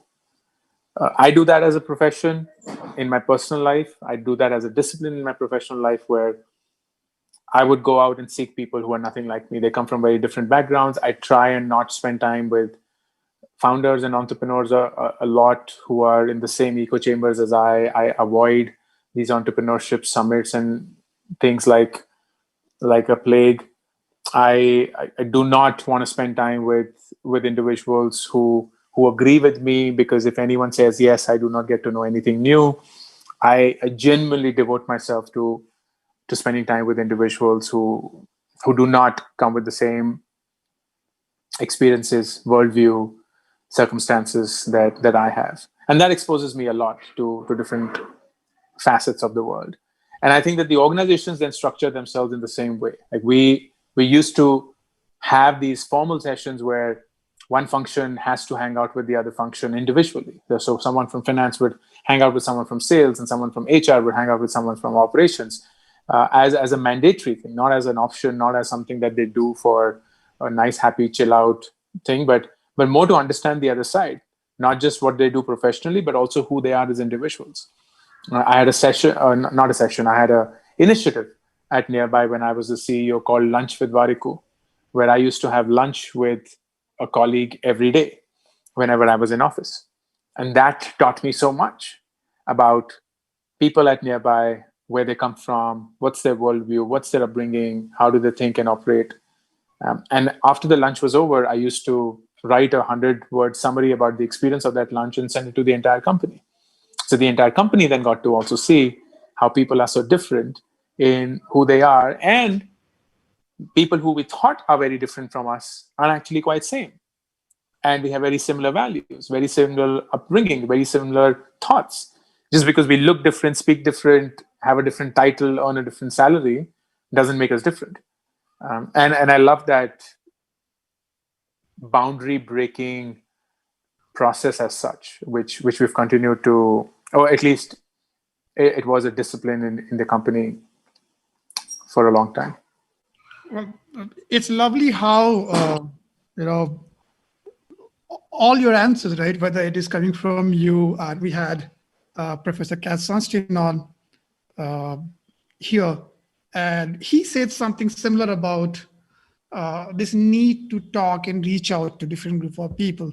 And then on day one, we had a panel around fake news, online disinformation, deep fakes, and they were the topmost experts in the world out there. And their answer is again a variation of what you're saying about this need to.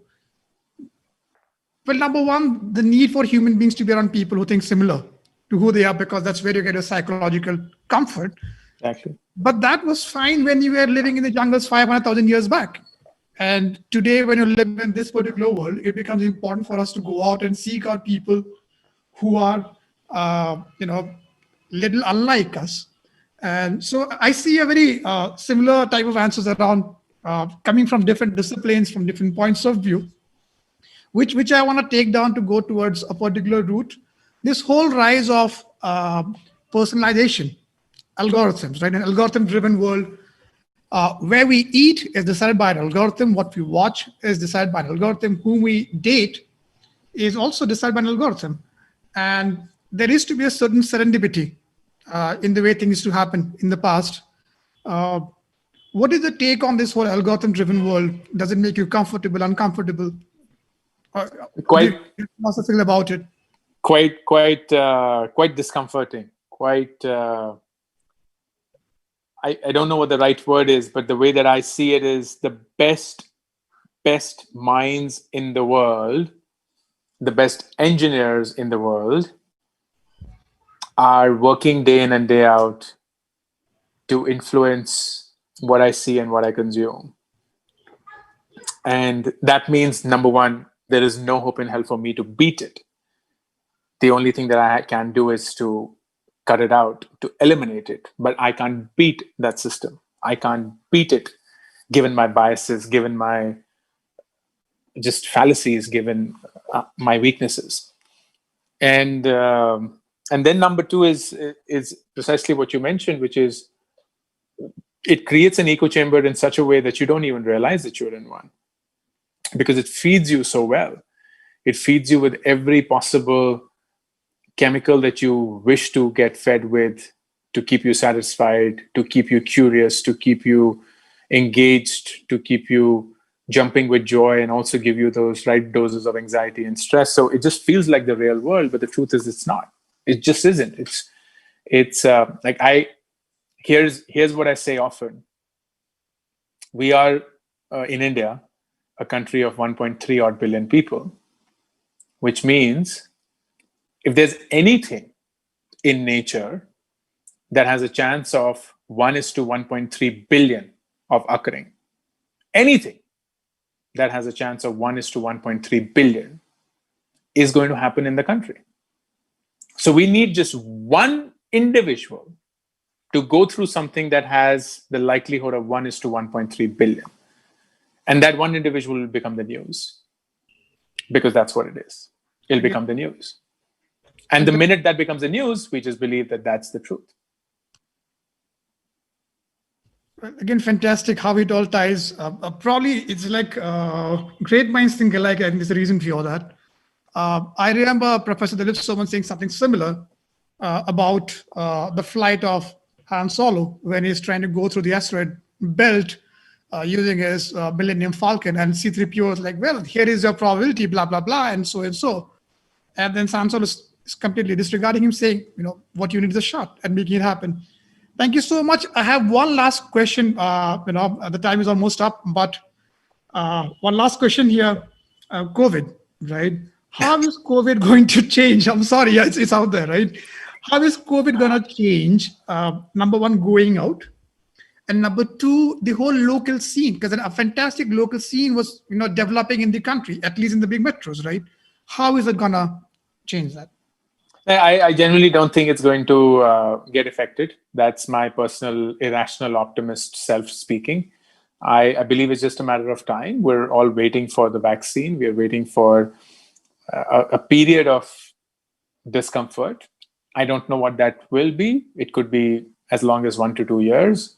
But once it happens, we will get back to that because we are social animals, and the need for us to be included in a society is very innate to our existence. So we will get back to it. We will get back to it hopefully sooner than later, but eventually for sure.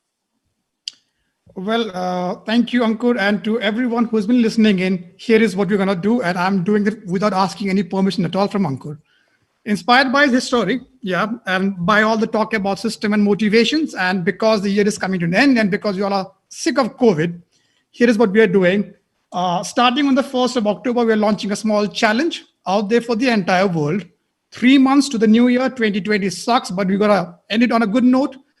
What we're going to do is those who have been wanting that six-pack ab, join the gang. People who have been wanting to lose weight, all right, 5 kgs. We start on the 1st of October on this journey. We are either losing 5 kgs, getting a six-pack, or we are coming up with the first app or our startup idea. We're going to conceptualize that. We'll do it together. We'll start it on LinkedIn, and we'll tie it all back to Ankur, whether he likes it or not. And that's how we're going to end this year. Even if 2 of us make it, I think it's going to be fantastic. But I think a lot more people join us. Ankur, thank you so much. You inspired us. There's a reason people follow you. You've been very kind and very generous. Thank you. Thank you. Thank you so much. All the best. Have all a wonderful nice talking festival. to you. Thank you so much. Bye-bye. Bye. Dear all, do epic shit. Yes, do epic shit. Dear all, in a few minutes, we're going to have a fantastic mind come and talk about something which is going to open your eyes about the way you've been looking at things. But before that, we're going to take a small break of around 60 to 80 seconds. Right? Bathroom break, if at all of you. 90 seconds, fine.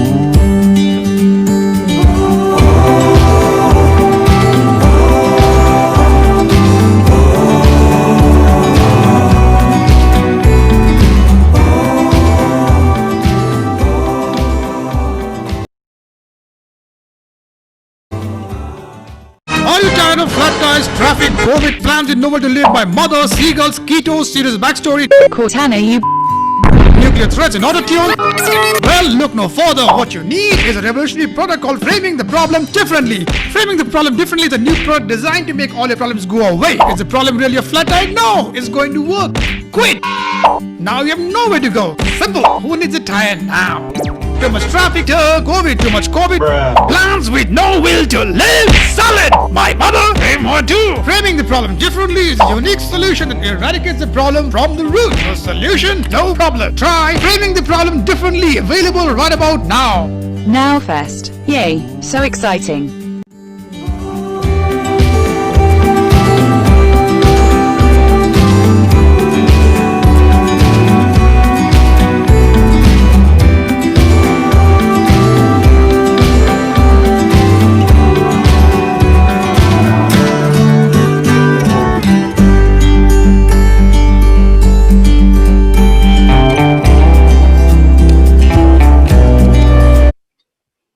Hello? Hi. Krishna? I will I will have to take a little bit. This is going to be slightly long. After a few years as a junior writer in advertising, I was a fine art graduate, and with some theoretical bookish knowledge in strategy and consumer research, I joined this incredibly idealistic company called Center of Gravity. This place was so idealistic that Bala, one of the co-founders, for my orientation, he had me watch the then more or less new documentary called An Inconvenient Truth and something called The Corporation. I was confused, and the gravity of Center of Gravity didn't hit me until a couple of years later, when I was deep in advertising and in a traditional big agency. Why? Because what happens there is you knock off a brief in record time, and the metrics of likes and shares, they tell you that your communication worked and you win awards for it. But deep down, you wonder whether you actually created impact on ground. Every time this happened, I would be reminded time and again of Bala, of Vijay, of Jesse, and Rajesh Sahadev, who had this culture that they had created where they would go so deep into their research and their understanding of the human inside the consumer, the truth inside the context, and the community that is in the market. That insight would just lay bare, threadbare. How? I think one of the reasons that was so is because there was an old joke back then, which was that if there was only one book on any subject, Rajesh would have read all three of them. Today, I come a full circle to introduce this man who I and the entire Indian advertising fraternity deeply respect and admire. Rajesh Sahadevan, who leads Center of Gravity, the collective that has pioneered the idea of human-centered strategy more than 15 years ago. Their philosophy draws deeply from simple human aspects like listening, storytelling, and deep conversations as much as it does from mythology, sociology, popular culture, psychology, and many, many others. It's the reason that they've had tremendous business success with some of the biggest brands across India and Southeast Asia. Today, he's going to talk to us about human-centered thinking, the future of business and brands. Rajesh, all yours. Thank you so much, Reshma, for that glowing introduction. Let's see if I can live up to it through the next 1 hour. And thanks to both Prakash and you for inviting me to be a part of this event. I've attended quite a few sessions, starting with the one by Rory, and some of them have been really spectacular in terms of the learning. I understand that the two broad areas, and of course they are interrelated, themes when it comes to this conference is to do with behavior science and the art of context. And since there have been so many heavyweights who have spoken so elaborately about behavior science, I'm going to rest a little bit on the art of context today and the value of it in solving any problem, be it business or otherwise, or social problems or whatever that be. What I will do over the next hour is actually to kind of go on a journey of how Center of Gravity came to the idea of human-centered thinking from the time it started a decade and a half back, and close with a story that is still under production and will be released sometime next month, which is a documentary film on the human side of luxury, based on a mythical brand out of the UK. And then we'll have some Q&A sessions, hopefully in the last 10-15 minutes, and I'll try and give hopefully as good as answers as we can, because I'm sure in the area of human-centered thinking, the area is so vast that whatever we give will still be half-baked, because that's still evolutionary in its understanding and learning, and that's true for anybody, including us. So that's the quick background before I start. Let me share screen, and Reshma, Aditya, in case there is any issue in sharing of screen, please do kind of keep me informed. Give me a minute. Share screen. Can you see the screen?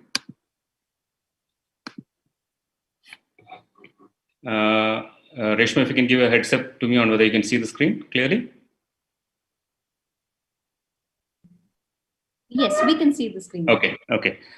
So here we go. Like I told, I'm going to tell you 3 or 4 stories. At the end of every story, I'll try and abstract some principle which I think we could have as takeaways from today's session and then go into the Q&A. The first story is a story that was from the early days of center of gravity, maybe 2006-7 thereabouts. And this is a story I love telling, primarily because I was a part of that story in a way that I was impacted by it. But more importantly, because among the various stories that helped COG engage with the idea of human-centered thinking, the few of them, this is one critical foundational source story, if you can call it that. This happened in 2007. We were hired by one of the largest decor companies, maybe it's one among the largest global decor companies, to actually kind of work on a strategy to sell some luxury product in Kerala. And as part of that study, as is the wont, we kind of go and meet customers and architects and interior designers. So we're going through that ritual. And me and a colleague of mine, Dilip Shankar, we kind of land in Cochin and we meet the sales officer who takes us around. And then at some point in the morning, we start to head towards Trivandrum. Now, this is a 4.5-hour drive from Cochin.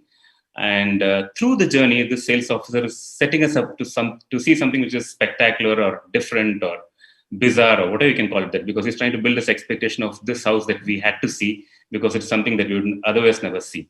So fair enough, this entire journey through beautiful green Kerala, and for those of you who are not from India, it is an absolutely astoundingly magical place in the southern part of India. And we are kind of driving through from Cochin, which is in the central part of Kerala, down south towards Trivandrum, as this guy is talking to us about the spectacle that we had to see. In about 4.5 hours, we kind of hit Trivandrum, and we kind of come to a specific place within Trivandrum, hit a cul-de-sac, take a left, and in the middle of absolutely pristine green fields that all of Kerala is actually, without exception, it's absolutely a stunning place. In the middle of those green fields, you suddenly kind of find this absolutely shockingly explosive orange-colored home. And it's almost like a slap on your face the moment you see it. Because this is how Kerala looks, right? And the house is, while this is not the house, it looks something like this. And like I told, it was a slap on the face. And the first reaction that I had was, what the hell is this? And you're kind of shocked because, while I'm not from Kerala, I'm partially from Kerala, I speak Malayalam. But somehow you feel like you own the beauty of Kerala, right? You've got this mildly parochial, cultish behavior that all of us have. And I'm going through those emotions as well. So I'm thinking in my mind, what the hell? And we walk up to the gate. Dilip and I get out of the car.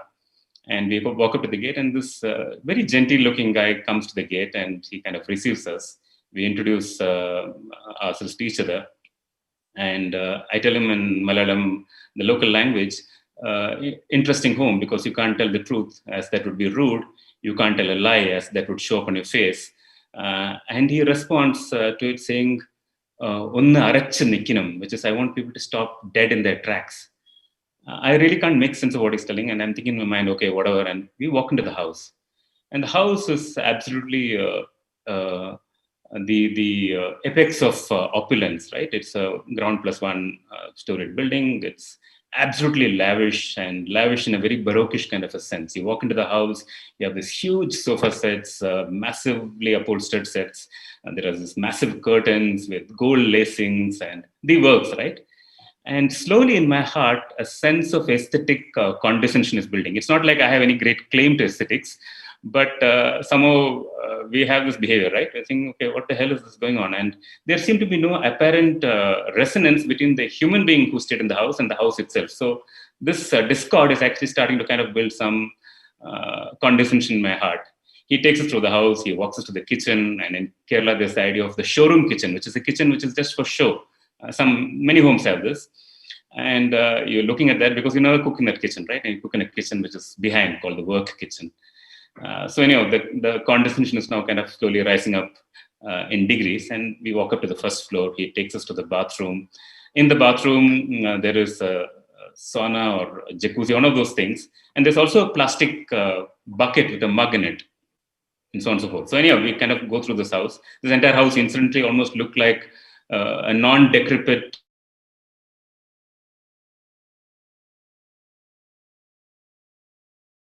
painter was sitting and painting, and he kind of jokingly remarks to me saying that if anybody in this part of town knew that I was painting a house with this kind of a color, like a slab of a color, I would not get any business in this part of town. Anyway, I laugh it off. We walked up the side of the balcony, the Lipundai, and we ask a question which in retrospect was the right question to ask. It was not a typical research question. We ask, the guy's name is Shaiju, and we ask him, so Shaiju, tell us something about your life. And for the next hour and a half, Shaiju tells us this beautiful story of how he, arguably in a more tolerant place, tolerant of socioeconomic differences, tolerant of community, tolerant of caste differences, which is quite strong in some parts of the country even today. How Shaiju, even in such a place like Kerala, actually goes through all those pressures during his growing up years. They're not well off as a family. The father is a constable in the police department, and so on.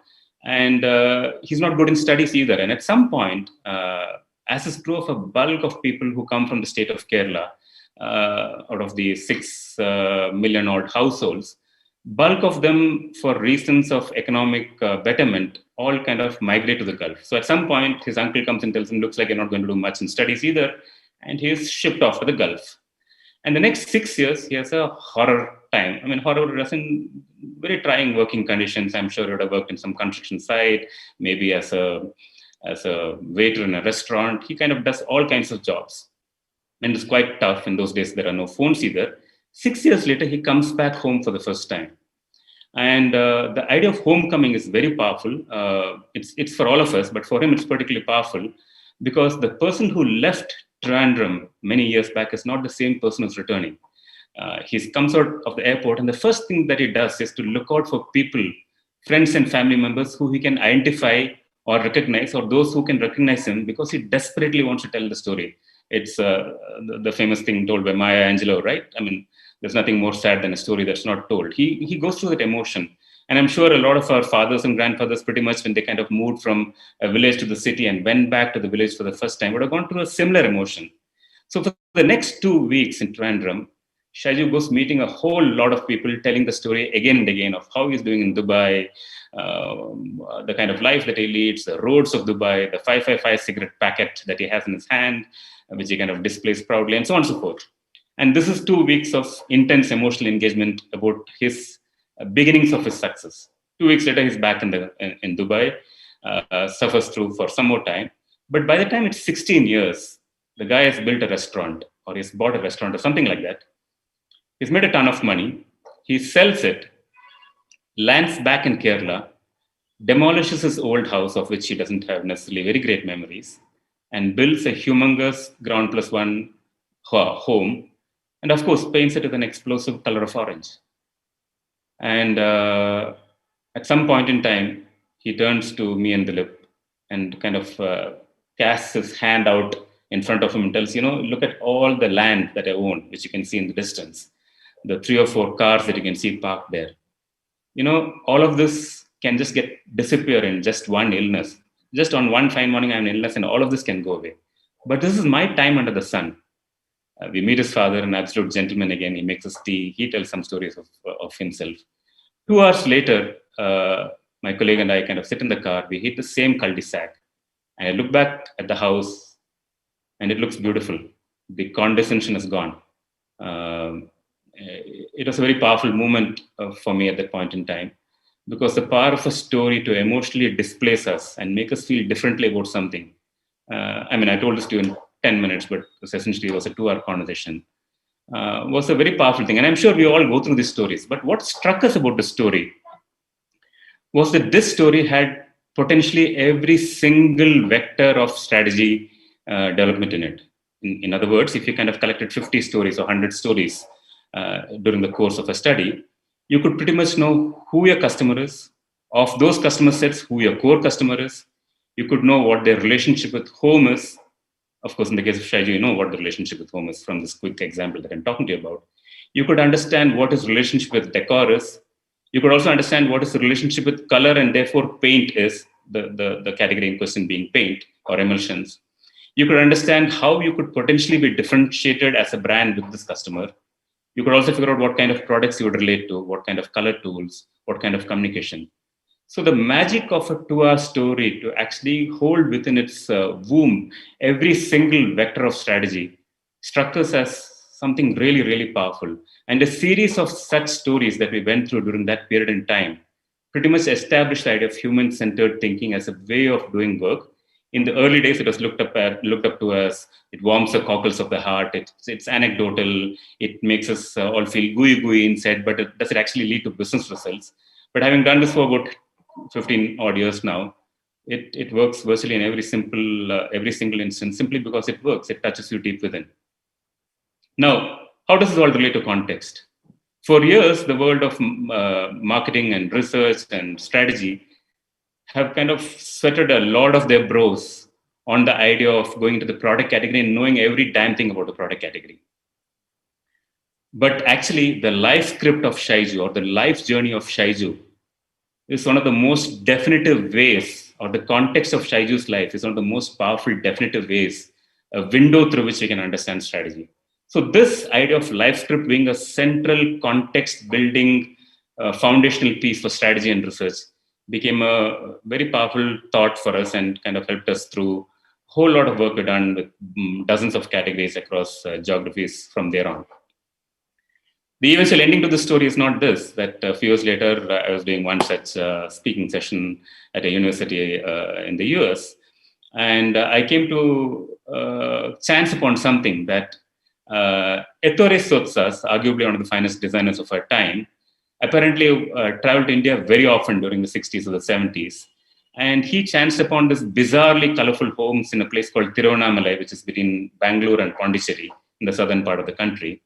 And he was so inspired by this absolutely beautifully colorful homes, not done by some interior designer or by some person with great creative skills. It's done by the household owner along with the local contractor. He was so inspired by it that it is said, and this is obviously from red data, it is said that the Valentine typewriter, a design marvel, that he designed for Olivetti, including the postmodern furniture that Ettore kind of designed, was in a great part influenced by these colorful homes of Tiruvannamalai. So the magic of respecting somebody, the magic of empathizing with that person, not treating that person as a customer, and going to the context of their life journeys is a powerful way by which we can do a lot of problem solving, both in business and in social spheres. So that's the first story.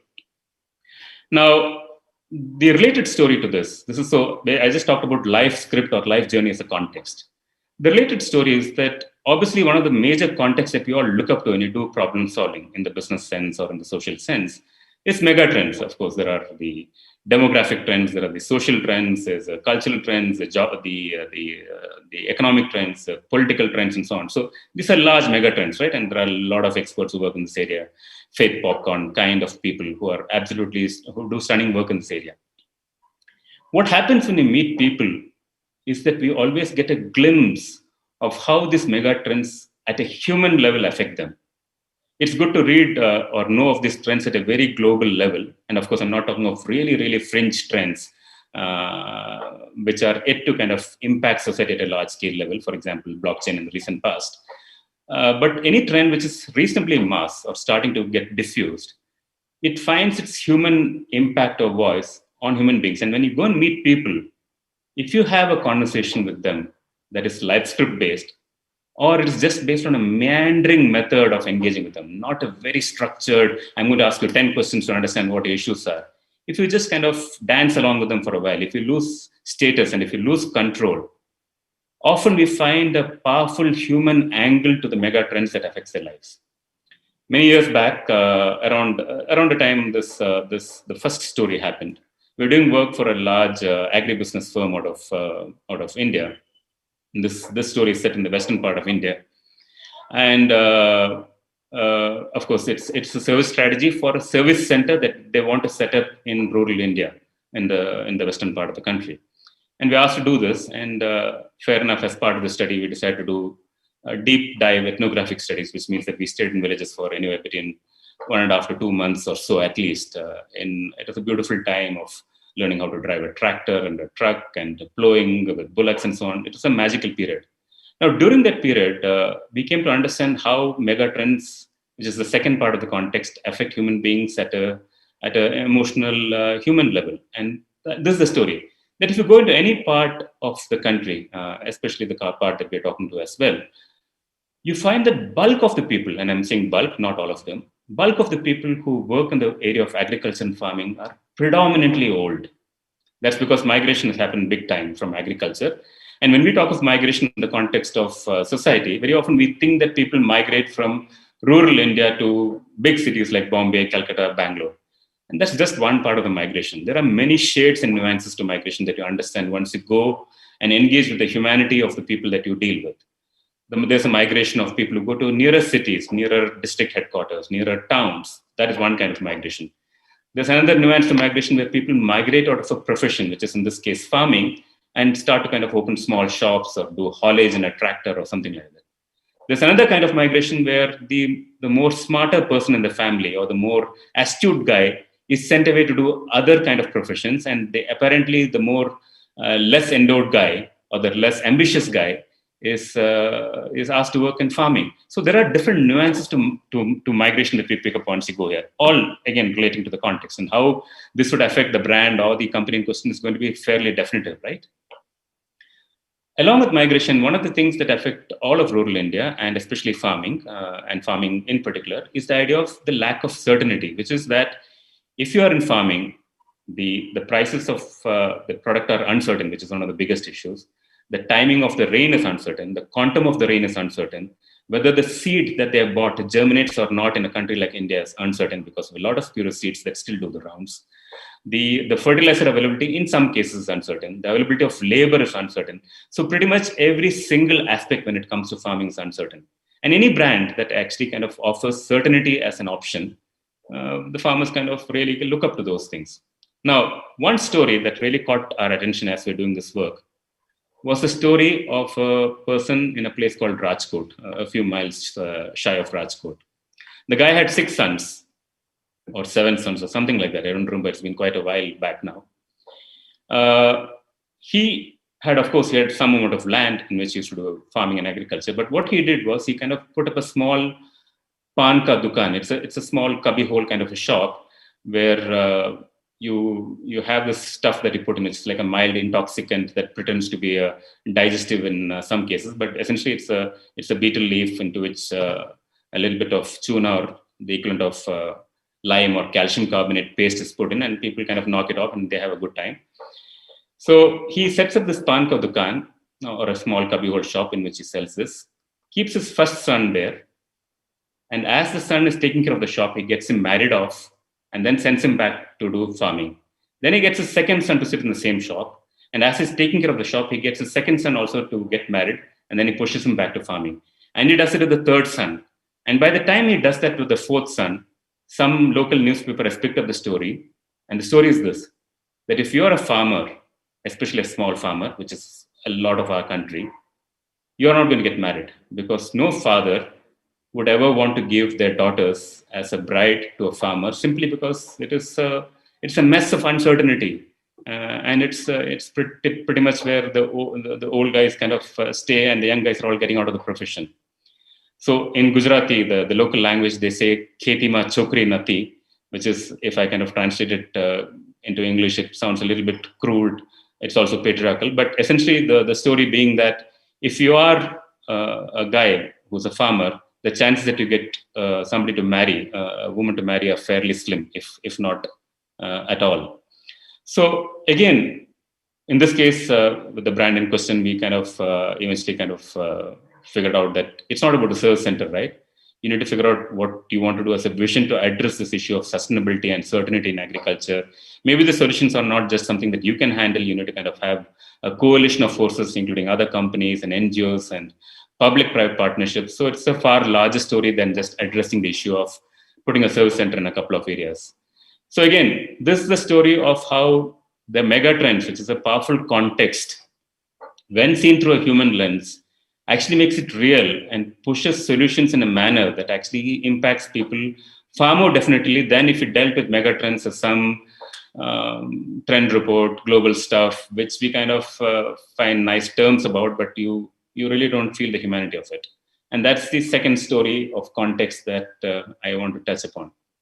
Now, obviously, if there is a story of life script, like in the case of Shaiju, or a story of context that comes from megatrends, the third part of the puzzle, which is the brand in question or the social issue that you're trying to deal with, very often a brand or a company, there's a context to that brand as well, right? So every brand obviously operates in some product category, but there is a larger context in which the brand plays. There's the societal context that I touched upon. There's a geography from where the brand came, very important as part of understanding the context of a brand to solve the situation for that specific brand. So some brands, like the Japanese, do a brilliant job of using the spirituality of their culture or the philosophy of a culture and make that a part of the brand story, be it Muji or whichever it is, Uniqlo and so on and so forth. The Scandinavians do a brilliant job of it. So very often the geography from where a brand comes or is born is a very important part of the context. The history is a very important part of the context. The local culture is a very important part of the context. The source category, which is not the category in which the brand operates, but the source that it deals with. For example, paint is for the home. So the home is the source category. Jewelry is for adornment. So maybe beauty or identity is the source category. So all of these are contexts that the brand needs to kind of deeply look at before they start to do strategic problem solving or opportunity seeking, any which way.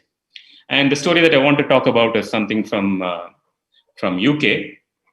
I mean, we chanced into this brand when you're doing some work for one of the tailors from a street called Savile Row, very close to Piccadilly. A large Indian conglomerate was planning to get one of the tailors, one of the Savile Row brands into India.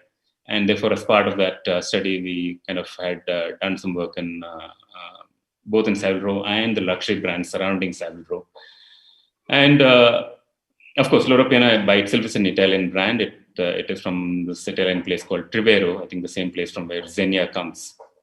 It's a brilliant world-class luxury brand.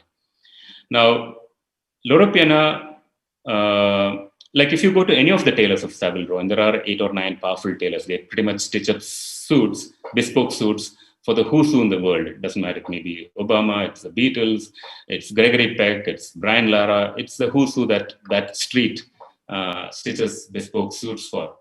Now the fabric, there are various fabrics that are used in the suit, but the gold standard fabric that all the tailors of Savile Row really look up to, aspire to, and some of them even lust after is this fabric called Loro Piana. Not just Savile Row, but if you even went to Brioni or Massimo Dutti, they all talk of Loro Piana. What's the story of Loro Piana? This is a company that obviously is deeply invested in fabrics. And of course, they make garments and other stuff as well. But the 2 star products of Loro Piana, or the star fabric products of Loro Piana, are the vicuña fabric and the baby cashmere fabric. And these 2 pretty much hold the magic of that brand deeply in their core. Now, in the Andean region, which is the countries of Peru, Bolivia, and Argentina, around the Andes mountain, there are these animals called the camelids. They are the same family of the alpacas or the llamas. They are like smaller versions of camels, very gentle animals. And because they are a part of that harsh landscape where there are extreme winters and the cold is unbearable, over the period of their evolution, the fleece they have is 12.5 microns. It is kind of developed to have those insulation properties that really, and not least it having deep insulation properties, it's beautiful to touch as well. So the vicuñas, which is this camelid, the one defining feature of this animal is that you can't shear it, which is you can't take the fleece of it in captivity. It has to have, every vicuña has that minimum needs to have about a hectare of geographical area to actually roam around and have fun. So it can give its, it can grow well and give its fleece in return. So for centuries, there is a practice that happens in these regions, especially in Peru, which is the Inca Empire, which used to be there at some point in time. They used to have these rituals, and one of the rituals was called Chaku. Chaku is, I hope that's they pronounce it, but let's call it Chaku. And the idea of Chakku means to trap. So what happens is the communities that hang around the Andes region, around these camlets, every 4 years, there is this ritual where the communities come together on a specific day, a pious day, and they run down the mountains with this rope held across, where as they run down the mountains, they start to corral all these camelids into an enclosure. So they push all these camelids into an enclosure, the vicuñas into the enclosure. The young ones are left off. The ones that are ready for shearing are made to gently lie down, and then the fleece or the underfleece is actually taken out.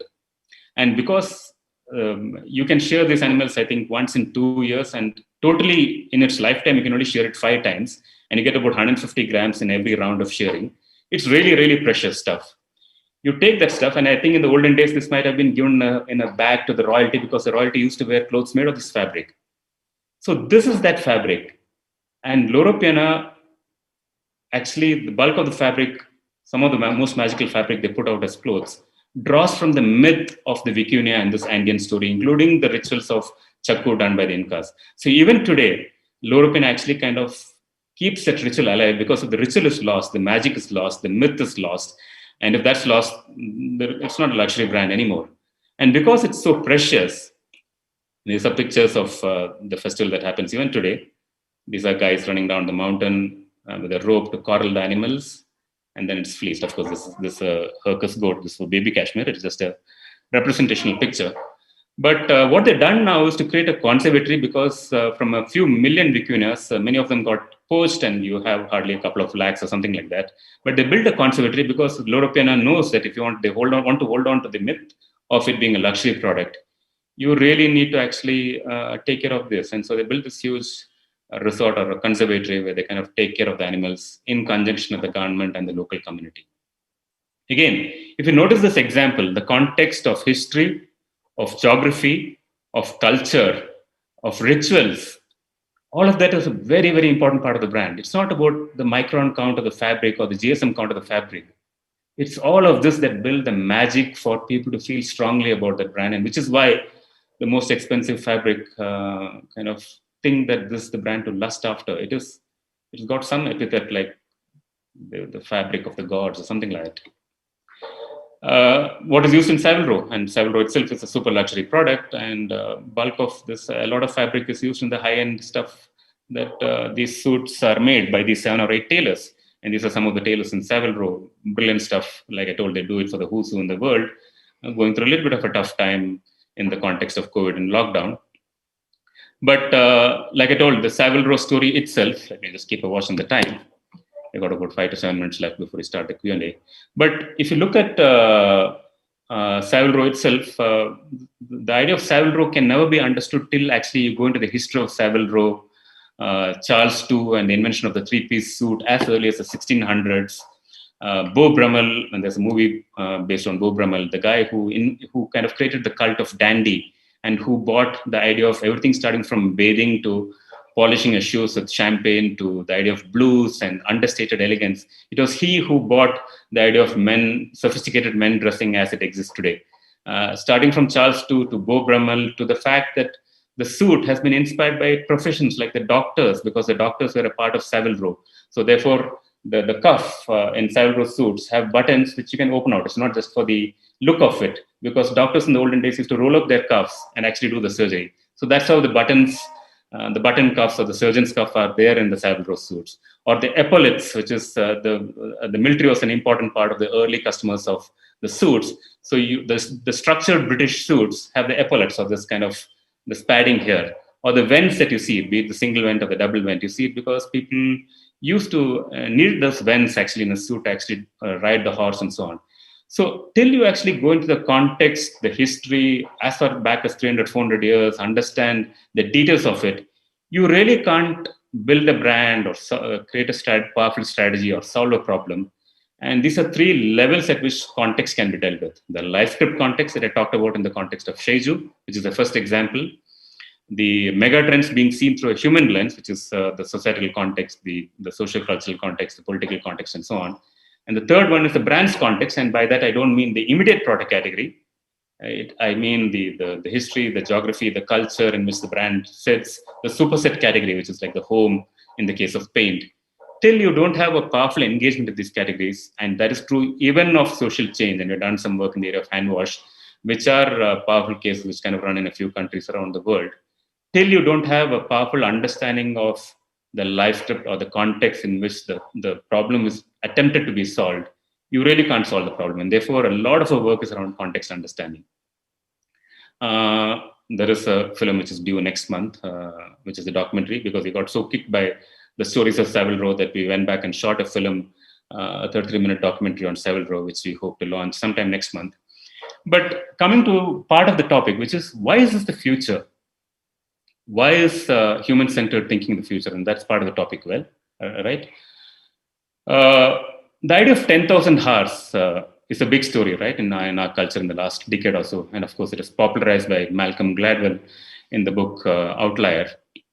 But the root of the 10,000 hour story goes back to a paper written by Herbert Simon and William Chase a few years ago, after they did some work with chess masters and grandmasters. And they found out that if you really have to be a grandmaster, of course, you need basic talent, but you need 10,000 hours of preparation. And the same work was then kind of done, a similar kind of work was done by John Hayes with classical composers. And they found out that you need to kind of do great compositions for 10 years before you become a genius composer.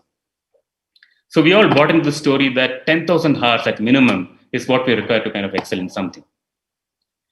That story is coming to pass a little bit. And the person who was one of the fundamental people who kind of questioned that story was a guy called David Epstein. David Epstein, the guy on the left, and Malcolm Gladwell, the guy on the right, he wrote a book recently, a year back, and of course this book has been 5 years in the making. The first part of this happened in a conversation that he had with Malcolm Gladwell 5 years back at MIT. He's written a book called Range, and in this he talks of two kinds of people. One is the Tiger Woods world, and the second is the Roger Federer world. The Tiger Woods world is where Tiger Woods kind of gets into golf. He's precocious right at the age of 2. He's able to kind of have a good swing. He's, he is just ready by the time he's 10, 14, 15. He's ready for the big game. Roger Federer, on the other hand, was doing all kinds of things till he was that age. He was playing all kinds of sports, everything except tennis, in fact. He was into skateboarding, he was into basketball, into badminton, you name it, 12, 13 different kinds of sports. In fact, his mother wouldn't even give him a tennis racket because he wouldn't return his serves properly, or so David Epstein states. And the point that David Epstein comes to is this, that the norm of success in the world is Roger Federer. It's not Tiger Woods, which is that people who kind of have this varied approach to a profession, which comes from engaging with many things, almost like an unstructured way, and then start to hone in a profession, are far, far more powerful and is far more the norm than the myth of the Tiger Woods kind of world. Whereas, that the myth of Tiger Woods, I can understand why people relate deeply to it, because we all like the precocious child who can play a violin at the age of 3, and we can relate to it because it gives a sense of drama, there's a sense of visibility to it. Whereas the Roger Federer world is pretty ambiguous, right? You don't know what the hell you're doing. You're doing something for 10, 15 years and then hope to God that one day you turn out to be brilliant at your work. Now it turns out that this multi-potential based approach to any field, and it's been proven in the case of athletics, but it's true of many other fields as well, is a very powerful way to be successful. The reason I'm telling that is that, and the best part of this entire story is that Gladwell and David Epstein meet again in MIT in 2019 March. And Epstein, towards the end of the conversation, asks Gladwell, do you still believe in the 10,000 hour story? And so graciously, Gladwell tells, no, obviously 10,000 hours are important. You need to practice a lot. But I conflated the 10,000 hour story with specialization. That's not necessarily right. So the idea of 10,000 hours is not about specialization. If you kind of cut across many disciplines, many interests, and then you start to hone on something, your work is far more powerful, simply because of this distinction, which is that there are kind learning environments and there are wicked learning environments. The kind learning environments are environments like, say, for example, chess or swimming or golf, where things don't change a little too much. There are certain patterns, there's a certain repetitiveness, and so on and so forth. The wicked learning environments are businesses, war, some kinds of sports. So the more you go into a wicked learning environment, which is completely ambiguous and almost anything can happen at any point in time, the need for this multi-dimensional approach is going to be important, which means that we are coming to a future where the role of a polymath or a generalist is going to be far, far more important than somebody who's super specialized, at least at leadership levels. And all the elite players, especially in any field, require a polymath approach. And that's one of the reasons why this approach of context, which requires a large span of engagement and exposure, is going to be an important part of all work going forward, especially as the world keeps going back to the romanticization of specialization. Not to mention this, the last part of this discussion is that the reason why human-centered thinking is going to be critical is that we are at a time in our lives where a whole lot of brands have subordinated or let gone of relationship with their customers, of owning the customer relationship, owning the customer engagement, and it's all gone to the big boys, the Facebooks and the Googles and so on and so forth. So pretty much the understanding that you have of the customer is the understanding that they give you. And very often you may be paying for that understanding far more than what you want to. The idea of these walled gardens, which is these large platforms controlling customer data, controlling customer understanding, the relationships, the engagement. And these gatekeepers are the way through which you'll reach your customers is going to be a tricky reality going forward. And therefore, what will happen as an outcome of that is that you're going to be completely emotionally divorced from the world of customers. And that's going to be serious stuff going forward. So it's become all the more important for brands to engage in human-centered thinking, relate deeply to customers through the various contexts that I just talked about, because all complex solutions come from the nuanced understanding. And this is not to the exclusion of the importance of technology or data. We use all of it in our work. In fact, we're amongst the first off the block to get into the world of blockchain and spend a lot of time understanding that. But that doesn't come in place of human-centered thinking. That's all I have to kind of throw at you for the time being. I don't know how much time we have. Maybe about 10 to 15 minutes for Q&As. And if time permits and there are no Q&As, which will be pretty sad, and you see, I can go through one more story. How does it matter? Can't make us choose, Rajesh. That's terrible.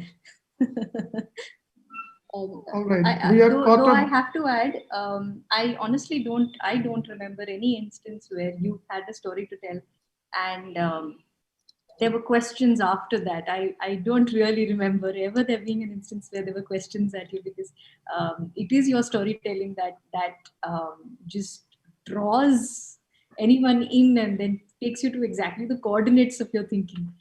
So there are some things to discuss, but there are some things that we like to ask. I'm sorry, but let me ask just one or two questions, and then I think we have some time. If you can tell us those stories, it would be great. I'm willing to. If you think that you can tell us this story quickly, then please do tell us, and then we'll start Q&A from there.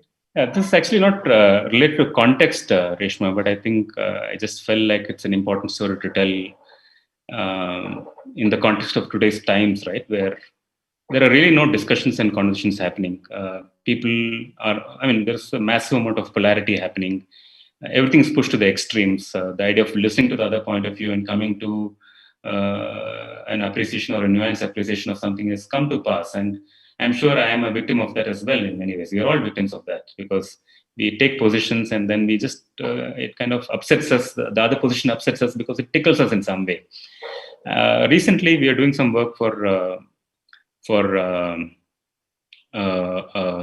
was a CSR project for a brand based out of, for a company based out of Gujarat. And this is in a place called Kutch. In the Kutch, there are the bunny grasslands. It's a massive, I don't know, few hundred or few thousand square kilometers of grasslands. It's got 43 different kinds of grass. And for years, pastoral nomads from around the western part of going from Persia and Afghanistan, Iran, they used to kind of come down, including Pakistan. They used to come down to Kutch because it is rich with fodder, 43 different kinds of grass, like I mentioned. And that's the legend that goes. Now, we're doing some work and we happen to meet some of these communities who come from these bunny grasslands. And they're all pastoral nomads. And one of the communities, and let me see if I can fish out. Give me a minute. Let me see if I can fish out. Yeah, there you go. One of the communities, of the 10 or 12 communities, the communities have got all kinds of names, right? Powerful names, Rabaris and Ahir and Mutwas and Haleputras and so on. And one of the communities that are part of this landscape are the Jats. And there are many types of Jats. There are the Jat Garasias, the Jat Fakiras, and these are embroideries done by these people. The Jats have a principle, and I'm sure it's true of many other communities as well. They've got a principle called the Abat. All of Bunny grasslands actually work off the idea of collective commons, right? The grasslands belongs to cows, not to the people. The cows own the grasslands, or the buffalo owns the grasslands, right? It's such a powerful thought. Now, from the idea of collective commons, what we came to know is a beautiful story of what is called as Abat. Abat is collective action, which is that in the Bunny grasslands, among these communities, if somebody wants to build a well, he has to requisition the help of his village or his community. Now, there's a day fixed and they come and dig up the well. But the rule of this Abat is that you have to go first and request the help of somebody in the community with whom you had a scrap or who's hostile to you. That's critical. Without that, you can't go ahead. So the entire village will be waiting when you actually go and tell this person, I'm sorry for what has happened. Can you please come and help build the well? And the guy, very often, if it's really pissed off, he'll get lost. The second stage of getting that person to agree is, once you're done whatever you can, is to send the oldest person in your family, the buzurg, or the respected old person, a 90-year-old maybe, to go and request that person to come and help build the well. Now, if the hostility is too much, maybe the guy would refuse, even the old man. The third stage of that is to kind of choose the youngest daughter in your house and send the youngest daughter to request that guy to come and help you build the well. And by this 3-stage process, very often 9.5 or 9.9 times out of 10 times, the guy will let go of his animosity and he'll come and help build the well, which is the act of going from redemption, which is you going and asking him for help, to respect, which is you asking the eldest person in your family to go and ask for help, to affection and love, which is the youngest daughter in the... how do you even think of a socio-cultural way of dealing with conflicts in this manner?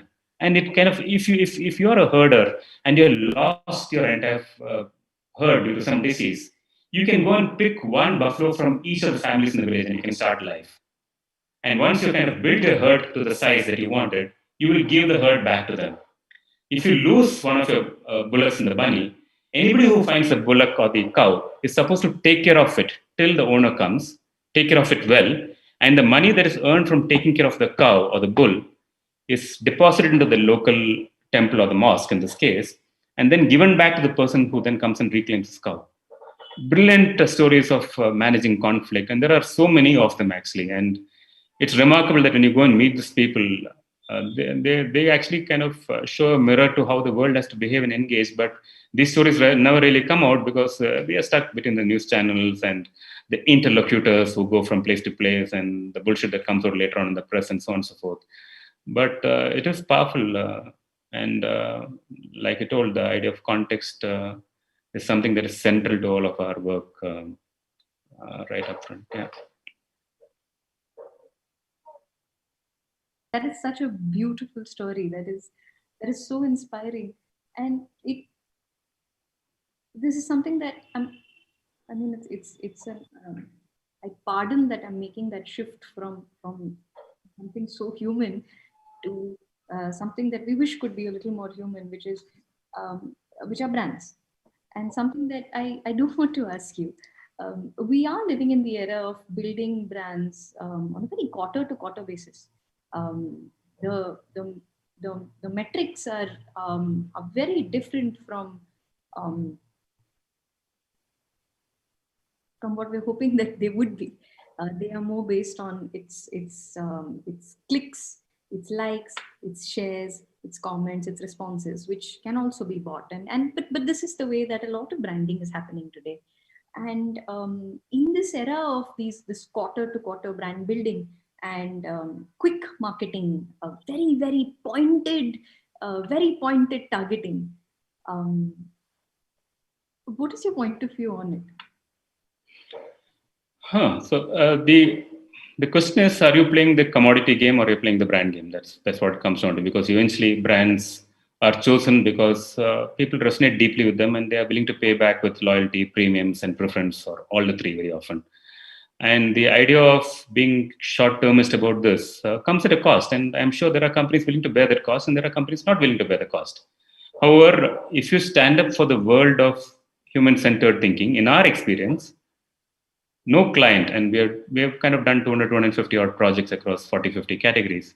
No client has ever pushed us to do things ahead of time. There is a magic in doing things, of course, agile enough, but still at a certain pace, because these things are not like fast food. You can't cook these things in a week and give it to a client. It takes a certain time and maturity and kind of cross-fertilization to actually come out with the right solution. But clients are okay with it. I mean, this is a story that's been sold, like the 10,000 story. It's a story that's been sold that if you don't do something in 1 week, I don't work with you. Okay, get lost. We don't want to work with you. Who cares? I don't care. And COG doesn't care for sure, and I'm telling it upfront on this. Who cares? You want a fast food, go to a company that sells you fast food, right? We are not fast food. And that's not how brands get built. That's not how relationship gets built. If you're talking about relationship, the entire idea of human-centered thinking comes from human beings, right? Can relationships be built overnight? If you can't agree to that premise, then how can you agree to the premise that brands can be built overnight? So this entire nonsense of performance marketing and all the stuff that goes around, good for them, yeah. I'm sure there's a place and value to it. I'm not even kind of looking down upon that at all. There's a deep value and place to it. But if you are wanting to build deep relationships, which is what all of brand strategy is about, which is to have a deep, enriching relationship that goes on forever with your customer, which then translates into loyalty, premiums, and preference, it takes a certain maturation, which is why luxury brands last out 200 years, which is why universities last out 200 years. It's not a PE, VC-run brand which kind of comes and disappears. That's basically turning money around. You can't call it as brand building. But if you are there in this, and social issues are far more complicated, right? You need to have a human view. You can't solve a social problem in a week or a month, let alone a few years. You're going to take a decadal perspective on social issues. So I'm sure those pressures are there, Reshma, but it really doesn't matter, right? It's the world that you stand up for. And all this drama of we need to get ready, get off the ground in 1 month, QS, I mean, it's left to you. It's left to the leadership to convince their team, to convince even the shareholders, saying that if you want to make money in the long run, and goodness is good business, let's spend a little bit of time and play the long game. I mean, that's what we stand up for. I'm sure there are exceptions to the rule, and I'm not deriding them in any way, but this is the world that we stand up for. Understood, taken. Which brings me to another part, which is something that you were also talking about, the fact that we're living in the world today, which is filled with our with very strong opinions. And I think what I'm also coming to in the little time that we have, I'll try to make my point as fast as I can. But the fact that at one point in time, communication, at least for brands, was one way. You made a fantastic ad. A woman jumped into a cricket field and she danced, and because she was absolutely happy, she was happy, and all of India cheered with her. Because she was so happy, and she bit into that bar of chocolate, and it was fantastic, right? And that worked. You couldn't say anything back. But today you're living in a world where it is a two-way communication, and when you're having that conversation with a brand, you realize that you can have a conversation only with someone who is a human like you. Yeah. And you will only be interested in having a communication with that person if he is a person or if she is a person. Today, but while this is one end of it, another end of it is also the fact that today we're only willing to also have, not only do you have to be a person, you also have to be a person who has an opinion. It doesn't matter if your opinion is opposite to mine, because it just gives me an opportunity to then voice my opinion stronger. Yeah. Doesn't mean that today brands have to have those strong opinions, even if, because brands generally try to play it safe. Considering that opinions are such an important part of how we judge whether we want to engage with someone, do brands need to have that opinion? See, it's, I mean, there are two things that came to mind as you're kind of asking the question. I mean, one of the stories that people tell when it comes to defining a brand is that a brand is the ownership of a point of view of the world. And to have the point of view is very important. And of course, many large brands, for reasons of stability, for reasons of diplomacy, for reasons of kind of being attractive to a large heterogeneous base, may not necessarily take positions. Nevertheless, it's important to have a position. The second part of it is that the importance of having a bi-directional conversation, which is what then creates engagement and relationship. larger brands, and not all brands, but quite a few large brands struggle to have this. It's a smaller Instagram-driven brands, be it stories by Joseph Radek or even Audi Venkatesh, who kind of gives brilliant stuff on photography and on how to do photography. Though they are the people who have regular conversations with their customers. And I think you're going to be seeing a future where brands have to be human, brands have to engage, they have to relate to people, they have to have bi-directional conversation, they have to co-create. And all of this has to happen not just face-to-face in a human-centered way, but even technologically through platforms. So the things like AI would come in handy there, vis-a-vis this performance-driven marketing kind of stuff where it's kind of heavily oriented towards, and the chatbots are telling random stuff which you can't make sense of and so on. In due course of time, to address the issue of the walled gardens that I just talked about, which is the big boys are gatekeepers to understanding our customers, that should give way to brands actually having bi-directional engagement with their customers on their platforms or channels through a period of time, and that relationship is going to be key, and technology is going to be an important part. And Central Gravity, and we ourselves are developing some product around that, an AI-based product around that, which should be up in a couple of months' time.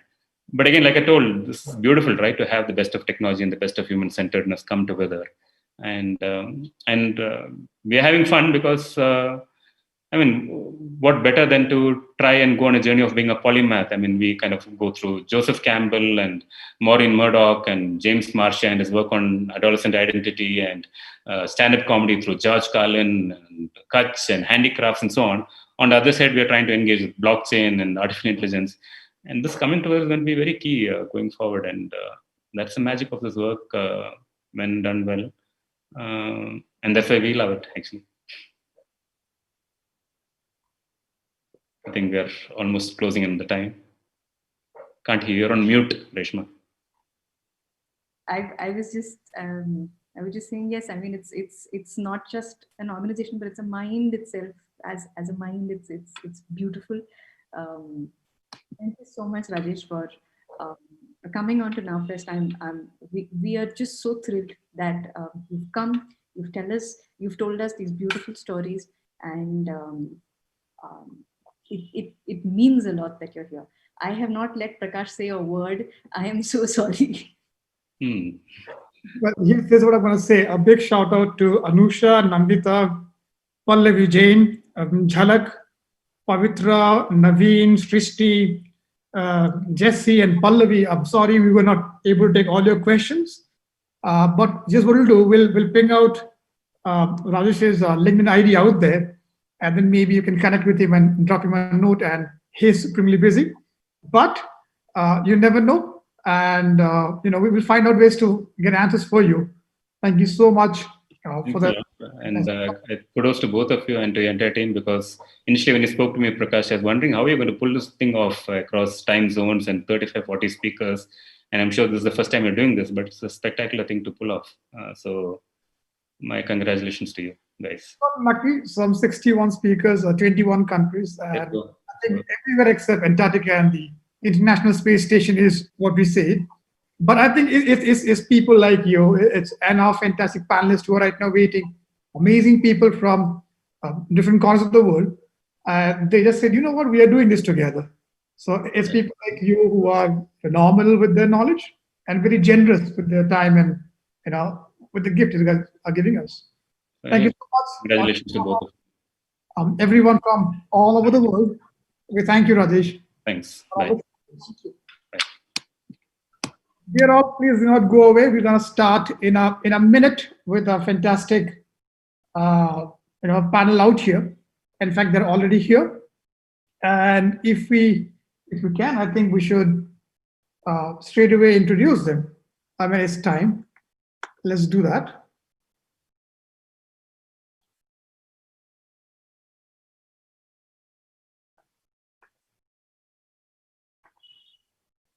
All right.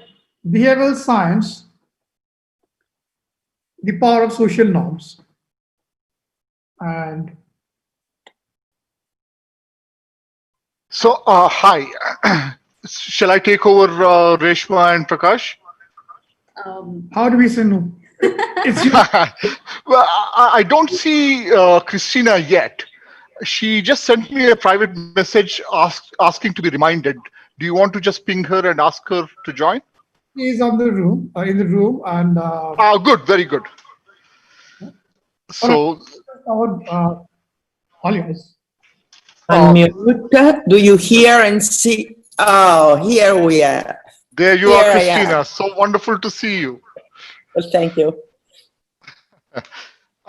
So first of all, I mean, it's such an honor and a pleasure to be moderating a discussion among such stalwarts, such incredible people. I mean, some of whom I know for many years, and some whom I'm just meeting now for the first time.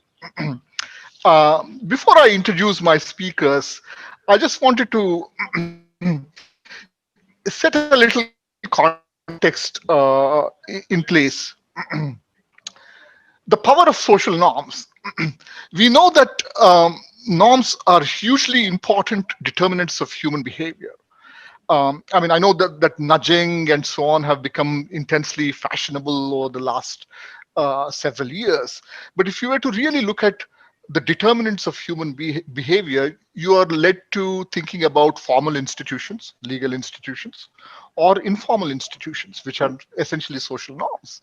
And the bulk of the burden of governing human behavior, I dare say, particularly in countries like India, developing countries, where formal institutions are relatively weak, social norms pick up a lion's share of the responsibility of governing human behavior. In much the way that we want nudge units in the country, I think we should also have norm units. And to that end, we have extraordinary speakers here. The first person that I would like to introduce is indeed the Richard Feynman of norms, that is Christina Bicchieri herself. She's the SJP Harvey Professor of Social Thought and Comparative Ethics at the University of Pennsylvania, and she serves both in the philosophy and psychology departments. Her initial work has been in the area of philosophy of science, rational choice, and game theory. But over the last decade or even more than that, she has worked in the sphere of social norms. And she has become synonymous with any discussion on social norms. And as an aside, Christina Bicchieri is also the inspiration why we have the first behavioral lab in India. I mean, we could talk a little more about the inspiration she gave some of us in Pietrasanta one day, her hometown, but that's for a later discussion. We also have with us VM Hasnain, who's a very accomplished management consultant. And she has worked at the intersection of policy reforms, development, behavior change, and civic engagement. She has led nationwide programs on unemployment, health, financial literacy, and even sports and career planning. She started her career initially at Unilever. She has worked extensively in the MENA region, which is the Middle East and North Africa region. And she has a background from the University of California, Berkeley. And she also has a master's in behavior science from the reputed London School of Economics. Next speaker that we have is Yogita Kaul, another friend of mine, and a leader in India who's now helping set up the first behavioral insights unit in the country. She's a behavioral scientist, and she's working as a senior advisor at Niti Aayog, which is essentially the planning commission, erstwhile Planning Commission of India. And she's working on several development indicators at the national level: health, nutrition, financial inclusion, and education, among others. She also has a background in behavior science from the famous London School of Economics. Then we also have Amara Martinez, the Director of Policy Research and Analysis at the Western Cape Department of the Premier University of Cape Town. So I imagine she's based out of Cape Town in South Africa. She has extensive government and industry experience. She has shaped policies, strategies, and legislation for the province, ranging from youth development to other developmental policy areas. She leads the BI work in the Policy and Strategy Unit in Cape Town, and she was also once upon a time a diplomat with the British High Commission, and she's also an economist. So I welcome all of you. And in doing so, I would also place on record my deepest gratitude to Reshma, Prakash, and Aditya for bringing these absolutely brilliant people on board. And I just can't wait to begin the discussion. And I thought that we might proceed in the following manner. I would like to request Christina to start off, if that's all right. And, she will spend about 15 minutes. And I know 15 minutes is not adequate for any of you in covering all the kinds of things that you can talk about. But Christina, we would love to hear about your core intuitions about what constitutes social norms conceptually. And we would also love to hear how some of those insights have translated into application, for instance, in India. Now you're an honorary Indian, and so now you're going to come here, but I would love to hear that broad perspective, and then we will proceed to the other speakers. So let's start off with Christina Bikeri, my dear friend Christina Bikeri. Thank you. Thank you, Pavan. I'm very happy to be here, and that you mentioned India. I'm still working in India, COVID permitting. Yes. And so it's a country that's very dear to me, in fact. So all my work on social norm has been devoted to diagnostics and measurement. Okay, social norm are a type of collective behavioral pattern, okay? And there are different collective behavioral patterns. There are customs, there are, moral behaviors, there are convention, and there are social norms. And so what I always want to stress is that it is very, very important to be able to diagnose what's the nature of the behavior that you are observing in order to decide what sort of intervention will be the most appropriate and adequate, okay? And there are three things that really, really matter and that we use in diagnostics, and are social expectations, descriptive, empirical expectations, so what people think other people that matter to them in their reference network. And so we have to measure networks too. Empirical, normative expectation, what people in the relevant reference network think should be done or should not be done.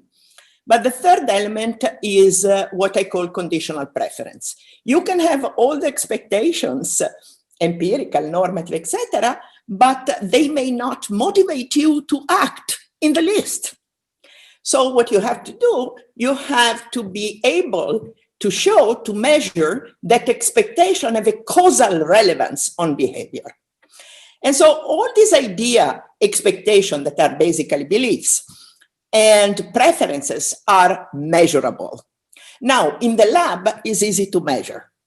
You change information, you manipulate expectation and see what happens. Now, in the field where I work is much harder. And so how do we measure social expectation? We basically do surveys. And usually we do incentivized surveys because we want people to have an incentive to be accurate, okay? So they guess, if they guess accurately, they get some sort of prize.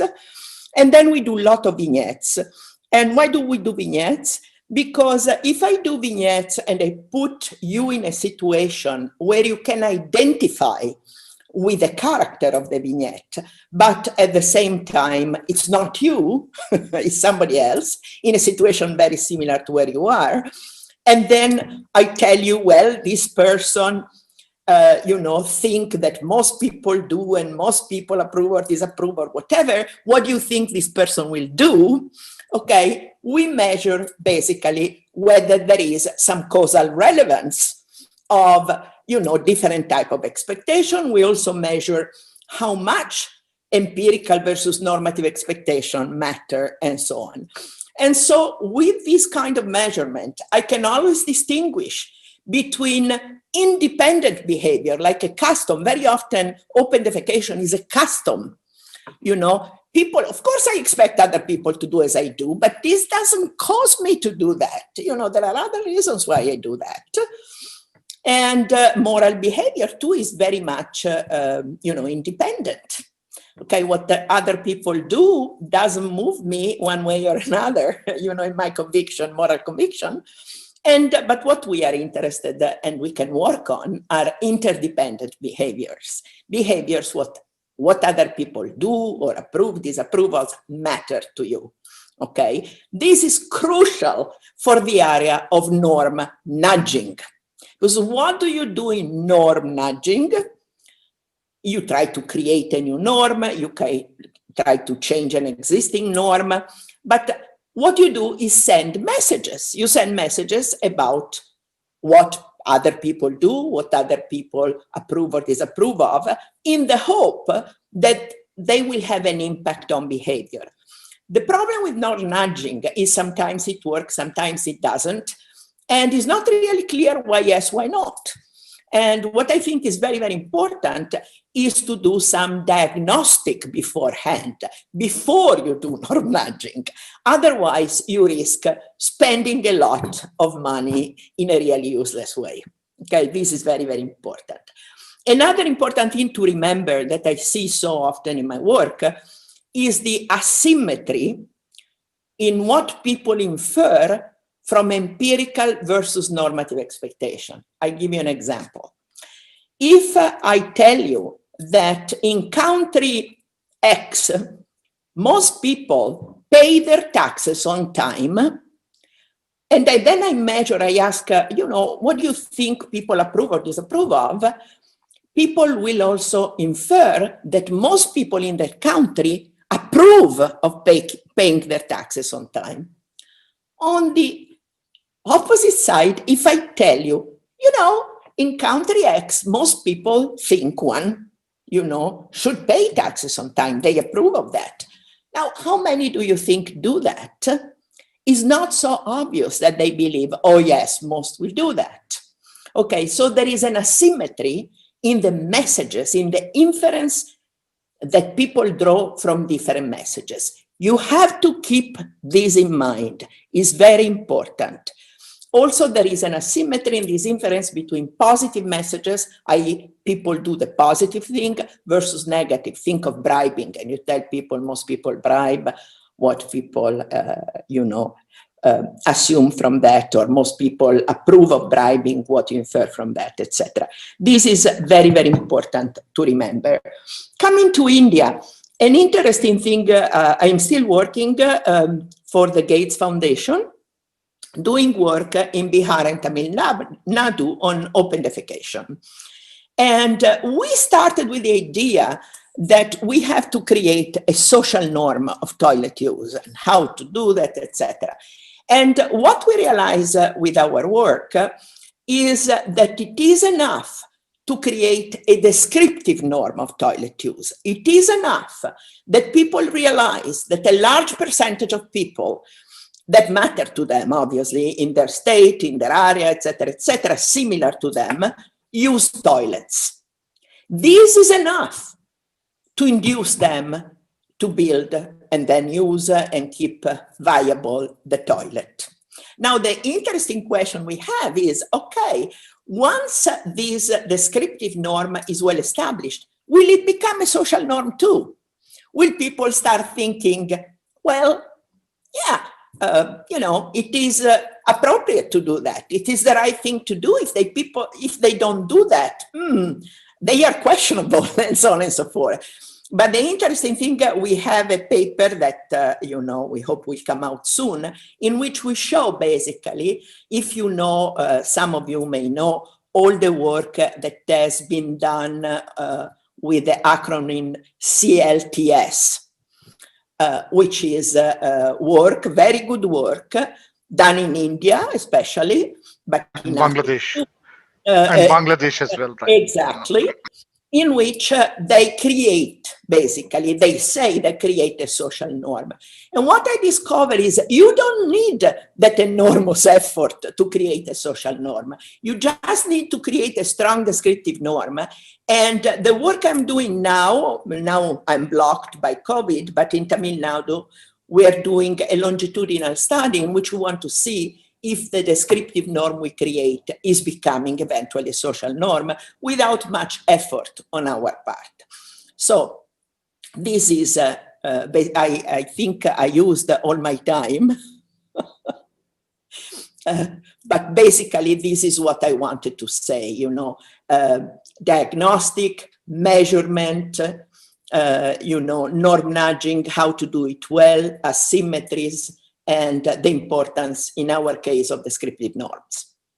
Thank you, Christina. Thank you for that very incredibly lucid and yet very detailed overview of norms. I'm sure a lot of us would have questions for clarification towards the end.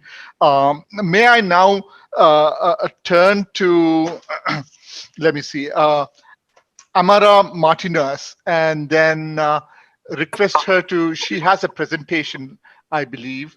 And Amara, can you load the presentation perhaps? And yes, I will.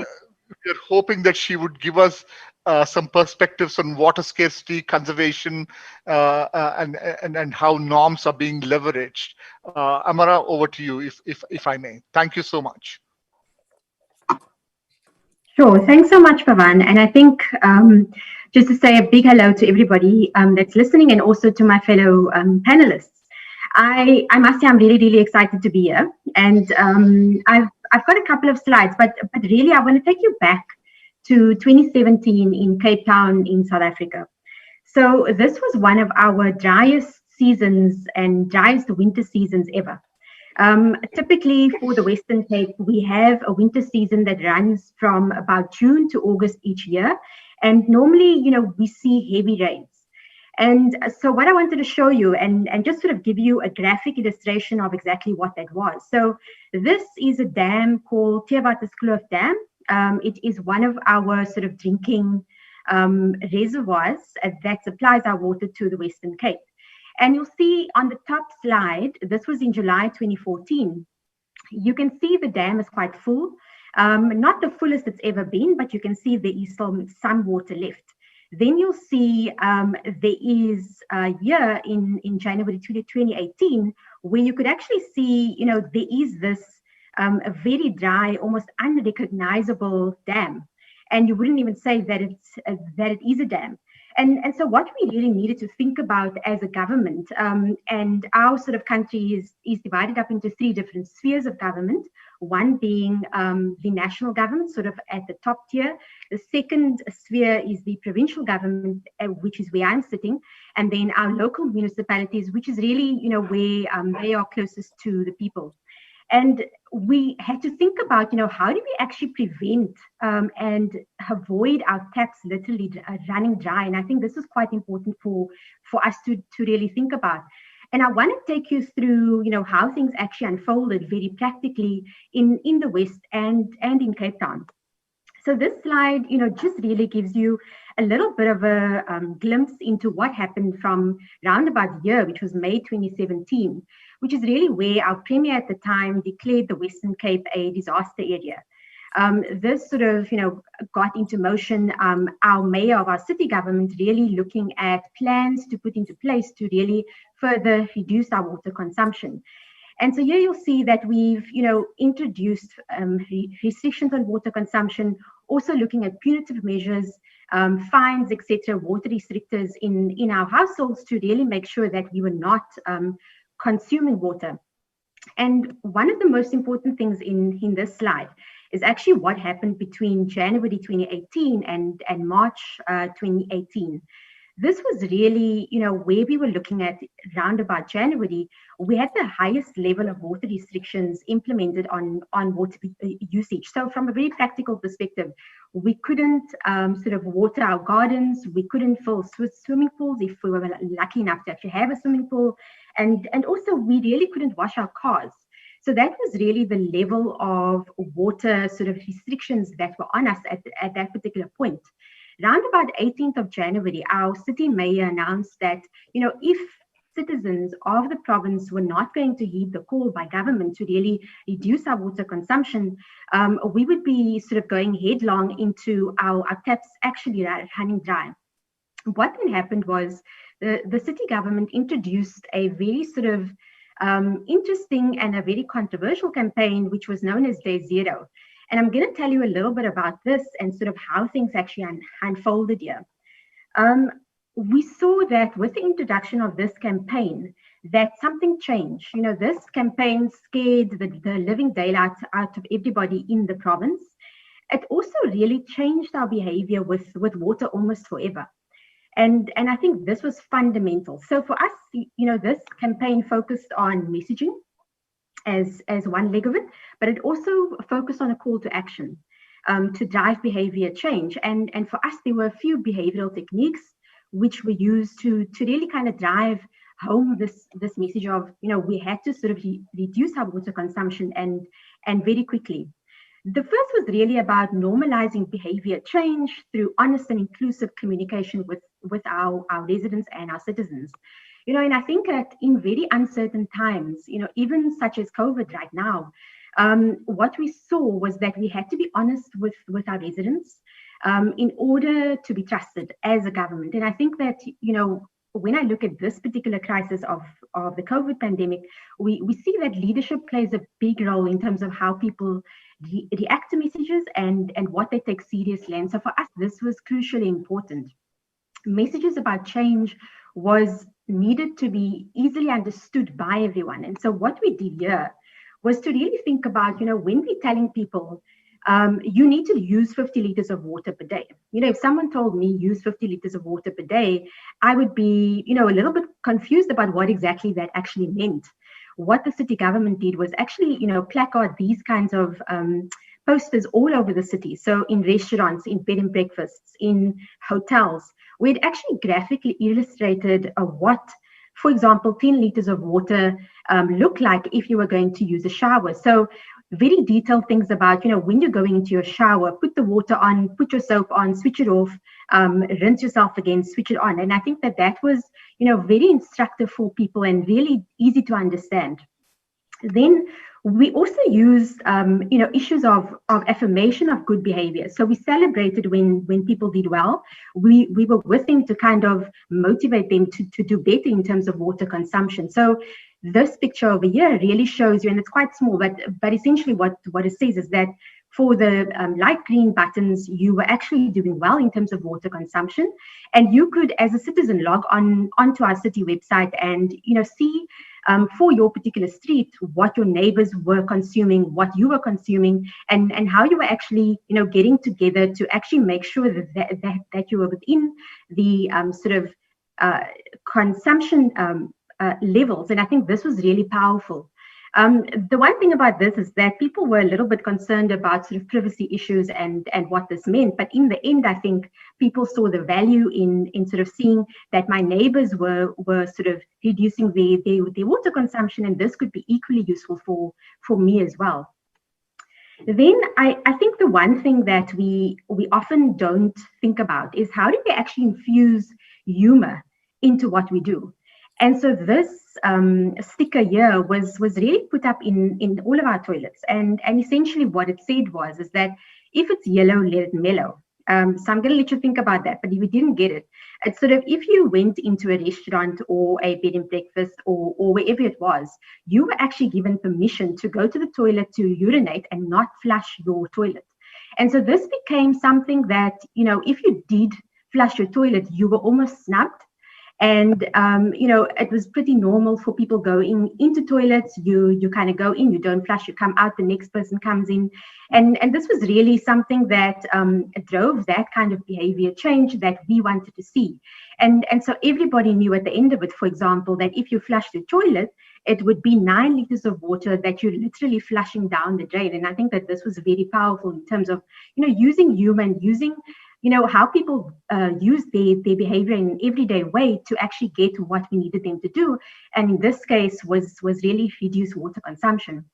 Then this wasn't part of the Day Zero campaign, but it was a project which my team and I ran, which really looked at schools being used as a way to change behaviors of big communities of people. And here we looked at about, pupils in schools that were ranging from about 500 to 1,000 learners at a time. And the idea was is that we would basically use treatments of competitions, and we would look at how we could compete between one school and the other in terms of who would actually save the most water. So this again started to drive a norm within schools that learners could actually see that water was in fact a very, very scarce commodity. And I think for us, when we look at the lessons of this, we really do see that what we learned is that the usual policy response, such as fines and restrictions and, just telling people not to do something is not going to imply that they won't do it. And I think that this was very powerful for us. And the second thing that we did find was that, it wasn't one thing that changed behavior. It was a combination of things. So the first being, clear and honest communication, and the second was a call to action. So for us, this was very, very important in terms of how do we actually change social norms. It was ultimately about making citizens realize that if their consumption didn't decrease, then they would be putting everybody at risk. So if you kind of look at the COVID reality at the moment, it's almost like, I'm protecting you by wearing a mask and you protecting me. So it's a similar kind of thing. We all in the same boat. We in this together, and this created for a powerful sort of change of social norms.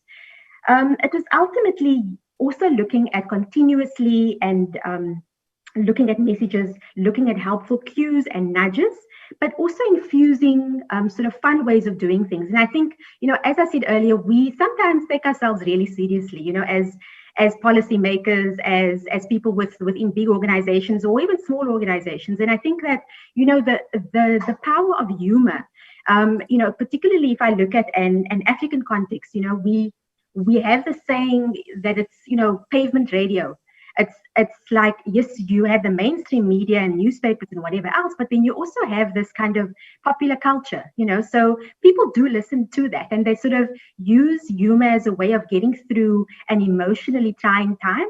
And we should really capitalize on that and see how to actually look at the pavement radio to actually make sure that people understand that you're not alone, like this is the way that we get through things. And so the one important point is that our city changed its narrative from a city in crisis to a city of resilience. And I think that this was very, very powerful for us. If I fast forward to today, and I'll sort of end on this, 2 years to the future year in 2020, it seems as though that this fundamental shift has completely changed our relationship with water. Many residents, businesses, and even government have permanently adapted their water-saving behaviors to decrease the impact on the environment. And one of the things that I can certainly say is that we've taken these lessons from the water crisis and kind of, shifted it to our COVID-19 pandemic in terms of really ensuring that we don't forget about the lessons that we've learned, and we basically fuse that into everything that we do. So I'll leave it there. Thanks, Pavan. Thank you, Amara, for that scintillating discussion about what you have done. And I love the points that you have raised about involving humor and fun in changing behavior. And I would love to come back to you and ask how one might reconcile humor and norms. And maybe even Christina would have a view on that. May I now invite Yogita Kaul, my colleague from Delhi, the leader of the new behavioral sort of movement that's emerging within the government, to tell us a little about variations in context in India. India is a huge country, and it's like Europe. and there is a tremendous variation in context, and because there's tremendous variation in context, there's tremendous variation in norms. I would love to hear from Yogita about how, as a policymaker, one needs to negotiate that variation, and how we can, at the same time, economize on what we can do in terms of decluttering, in terms of keeping the message simple. May I request Yogita to make a presentation? Thank you, Yogita. Yeah. Thank you, Dr. Mamidi. Firstly, let me congratulate the organizers of the event for such a tremendous lineup of speakers. I especially feel really, really privileged and proud to be part of this esteemed panel, especially moderated by Dr. Pawan Mamidi, who I absolutely love working with. So thanks a lot to the organizers. Dr. Mamidi, what I would like to do is I want to talk about social norms, and I think some of the points that I'm making would tie into what Dr. Christina was earlier talking about, and then I would bring it into the Indian context and into from the larger global context, and also touch upon some of the variations, the diversity that you talked about within India. I have a presentation which I'd like to share, so give me a minute to get to that. Okay.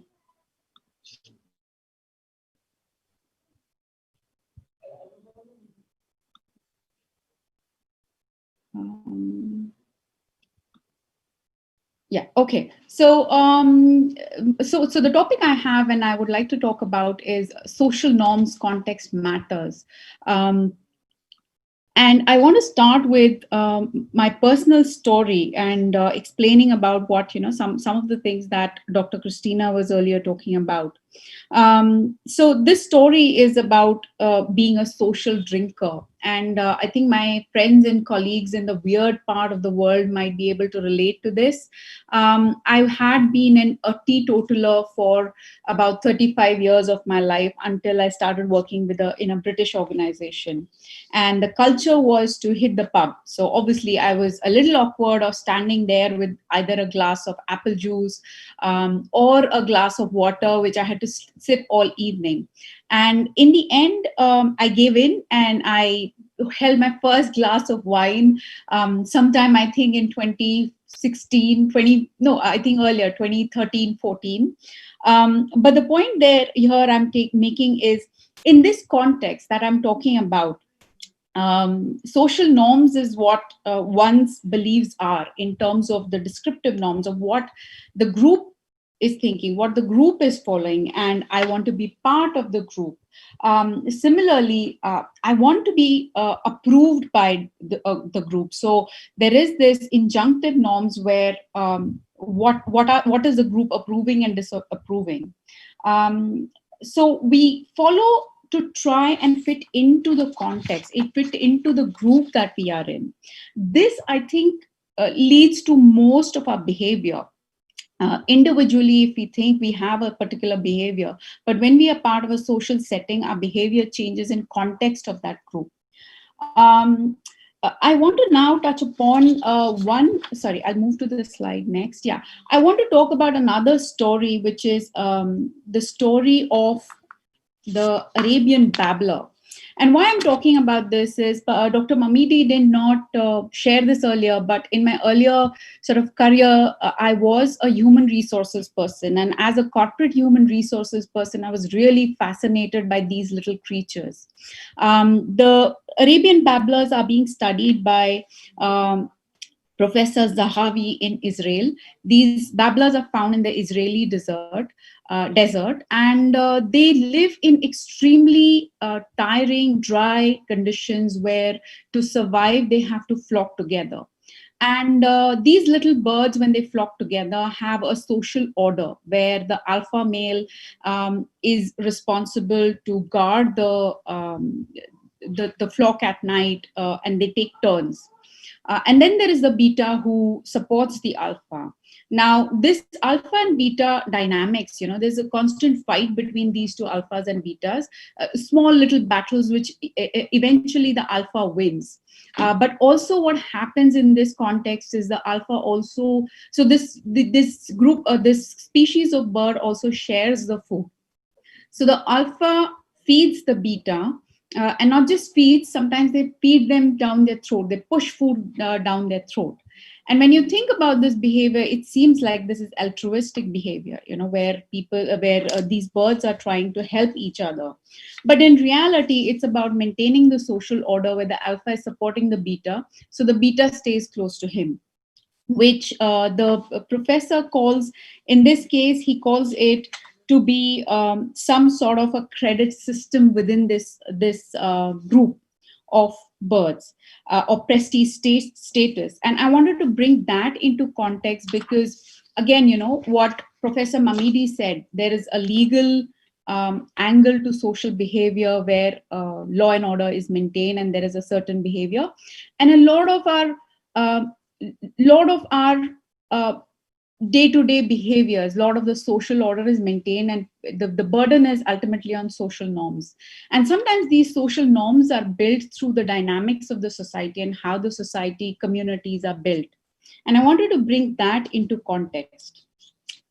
Next, I want to talk about context matters in terms of the choice architecture or infrastructure, if you will, and here I'm trying to bring in the difference between, say, a city of Burlington in the West and a city of Delhi, where despite of us being as big and large, not having the infrastructure for, say, the bicycling lanes do not encourage us to cycle to work. Whereas in rest of the world, or in the Western world, this is pretty much encouraged. In Europe, it is pretty much encouraged. So one of the things I strongly feel is infrastructure in that sense, the context of the choice of doing an activity, taking an action, sometimes does matter. And over a period of time, might be able to build the norms of certain behaviors. Dr. Christina may be able to shed light more on this. These are my strong feelings about how eventually societies would change. I do want to touch upon the Indian context of Swachh Bharat. Again, Dr. Christina mentioned about it, talked about it. In this context, again, there were about 100 million toilets constructed in India since 2014 till date. This is the data as on today from the website of Swachh Bharat. And if you really see, in 2016 alone, in 2 years, open defecation was reduced by 26% in the rural areas.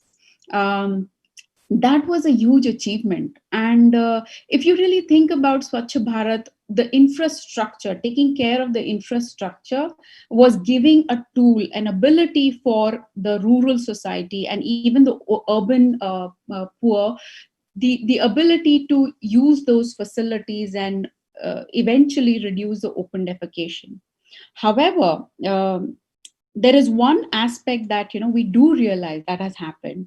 Like Dr. Christina mentioned, that open defecation is a conditional preference. People prefer to do it for a certain reason. Despite of having these toilets, there were some studies that said people are not using these toilets, and the reasons are not the norm of or the habit of open defecation, but the other norms which were stronger than this new descriptive norm that was being created. And the other norm was sometimes the men and women, let's say the father-in-law and the daughter-in-law, were not comfortable using the same toilet facility. Some of the families felt that having a toilet would mean, cleaning it, and the burden of cleaning goes on to the woman who's already burdened with a lot of work that she's doing for the family. And so some of these, despite of having the infrastructure, creating a descriptive norm, a lot of communication, there are still pockets where open defecation continues to be a mission in where we still need to continue working and changing the behavior. The behaviors in open defecation, Dr. Mamidi, is not very different between the urban and the rural sector.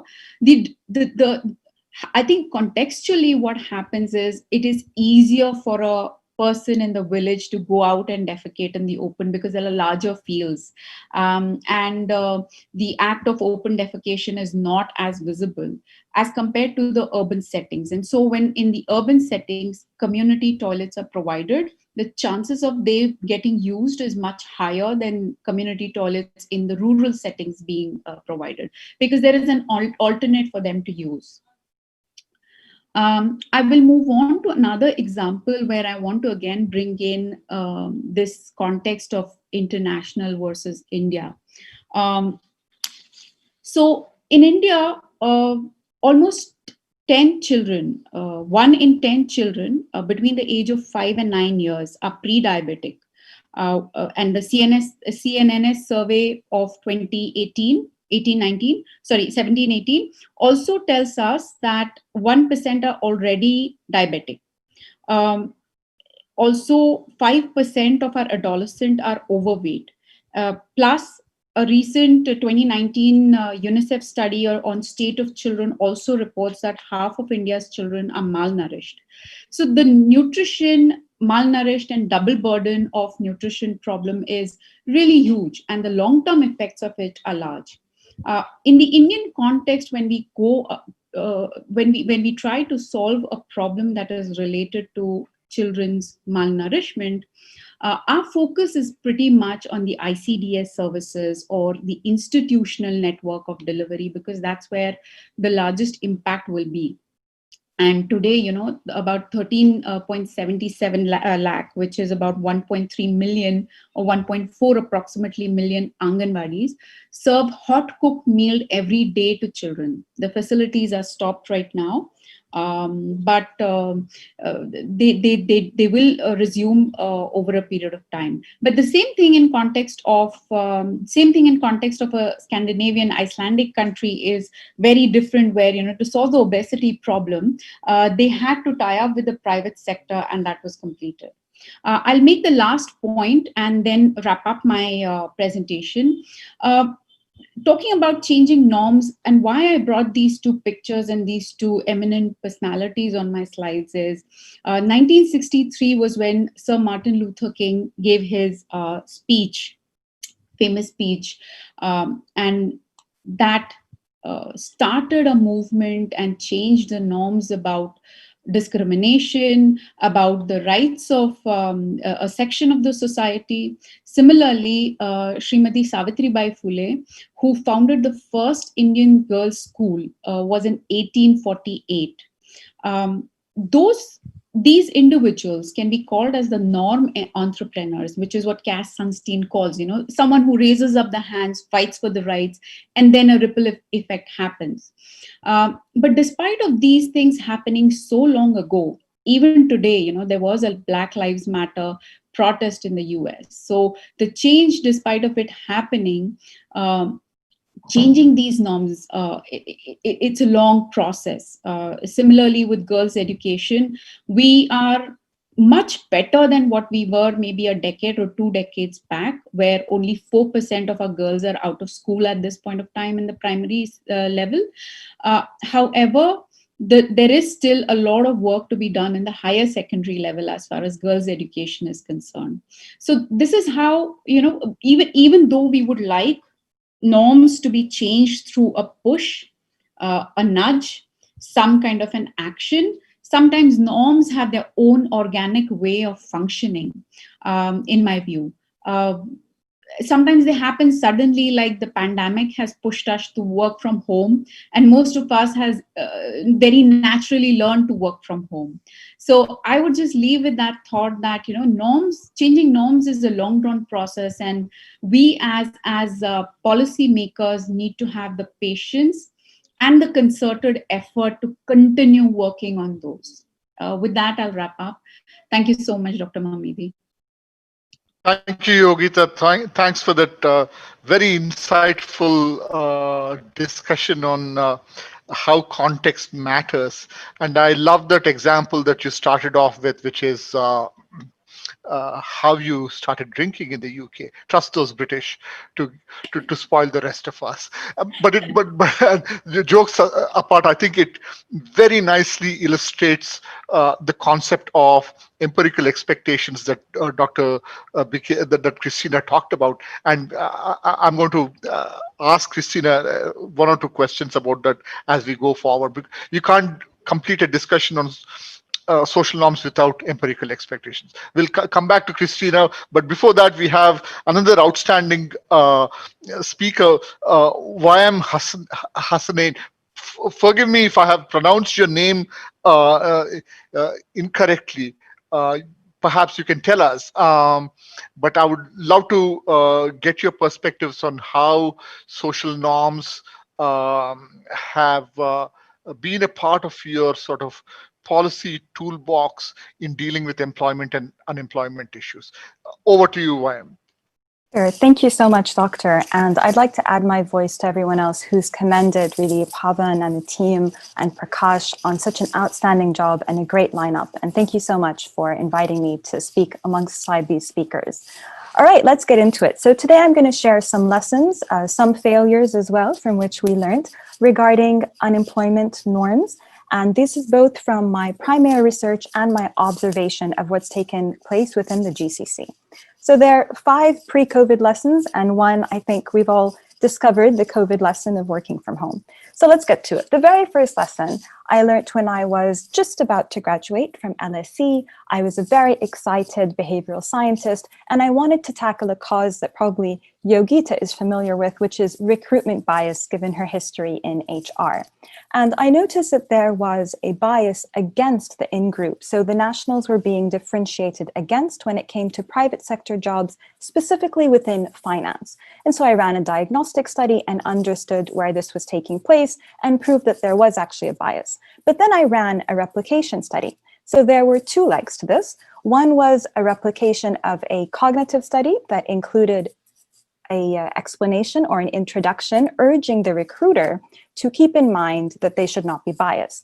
And the other one was a contextual intervention wherein we had positive stereotyping. So there were statements such as nationals are effective, nationals are efficient, and they had to see those prior to being exposed to 2 different resumes. At the end of the study, I was very happy to learn that one of them had lowered the bias against the nationals by 10%. And that was the contextual intervention and the positive stereotype. However, the instructions didn't move the needle at all. The reason there is a lesson here is because if I had at the time looked into the social norm, I would have realized the norm within this country was not to read instructions. It was to skim them. So effectively, I had wasted a whole intervention when I knew that the social norm was up against me. So please do proceed with caution for those of you that are working on replication studies. The second learning revolves around the narrative. Now, as behavioral scientists, we love to tell others that everything that we explain behaviors with is really just a narrative. Well, there is a narrative behind social norms. And through observation of an automobile company that was facing an issue in hiring mechanics from the local national context, I saw that they ran a campaign and it was above the line, lots of spending, as Christina had mentioned, but unfortunately, it didn't move the needle. Now, the campaign was extremely salient. It used catchy messaging like, who said that there's a shame in working? And lots of people recalled it. But there was very little movement in the change of the behavior. A couple of years down the line, the insight or the narrative behind this lack of behavior came to light. And it was that actually the locals weren't taking up jobs of mechanics, not just because of the social stigma and people looked down upon them, but because they thought when they graduated and they became mechanics, they would not be able to get married, they would not be able to be the breadwinners within their home, and eventually they wanted to work for themselves. So with this insight and the understanding of the narrative, the same company ran an initiative that helped a mechanic take charge of his career and really put in goalposts and career planning. So a mechanic, after 5 years, owned his own garage. That did change the needle and changed in behavior. The third lesson is when we're looking at social norms, it's important to identify which sector we're looking at, which city we're looking at, because it does differ. Now, when it comes to the wage gap, across every country, this debate has taken place, and the GCC is no different. So in one of the GCC countries, there was recently a study that ran on the pay gap in the private sector companies, and it found that for every dollar that men were paid, women were paid 90 cents.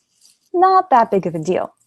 However, another study that ran a few months ago showcased that the difference in pay was actually 60 cents to every dollar. So what was the difference? The difference was one was averaging out the entire sector, and the other one looked at the problematic companies within certain industries, and they were able to identify where the gap was. And once we identify the issue, then we can come up with the interventions, as Christina had mentioned.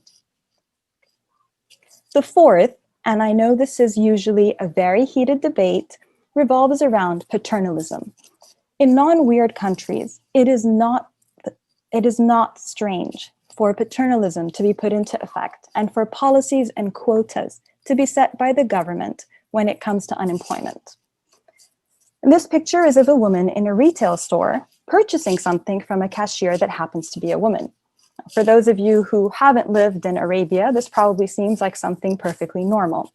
But until 2013, in one of the Arab countries, women could not work within the retail sector. And in order to change this and to decrease unemployment, quotas were put in place to increase the amount of women within the sector. And today, almost 7 years later, 50% of the national workforce that works in retail is comprised of women. That change could not have taken place unless there was a paternalistic policy. So sometimes it is the right thing to do. And the fifth lesson is to ensure that your decision makers' norms are known. And I believe this has also come up before. The knowledge of expectations and beliefs is very important. So I got a call a year ago from someone who was publishing a book and wanted interesting stories from the GCC region wherein we had applied behavioral science tactics that had worked. Very excited because I had recently run a trial with a nonprofit to help disadvantaged youth in career planning. The problem was that they had been absent in attending the classes. So to lower the absenteeism, we ran a trial. It included messengers, norming. We used communication to give them FOMO if they missed out on the class. It was actually a really interesting intervention. And it was successful in lowering absenteeism by 6%. So with all of this excitement, I called up the CEO of the nonprofit and said, hey, we can feature this in the book. Would you like to take part of it? To my shock, she said, it was a failure. What are you talking about? It was only 6%. Success for us is anything above 30%. And of course, I had to have the conversation about how in behavioral science and small scale trials, what we look for is understanding and 6% is not bad, et cetera, et cetera. You get it. But in this case, decision makers' norms would have been very useful had I set them up front. So this is another case where out of failure comes a very important lesson. And the last lesson, which I'm sure most of us have learned given COVID-19, is that disruptions can change the norm. Back in 2013, working from home is something that the policymakers were looking to include as a package of policies to motivate women to take on roles. Today, working from home is something most of us have had to do for the last 4 to 6 months when we were in lockdown.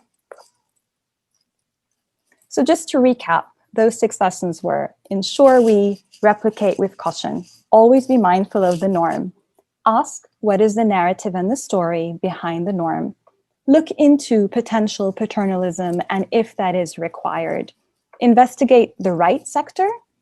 Ask yourself and your decision maker, whether they're policymakers or otherwise, what the expectations are, so we're clear on the norms, and keep in mind that sometimes there can be disruptions. Thank you.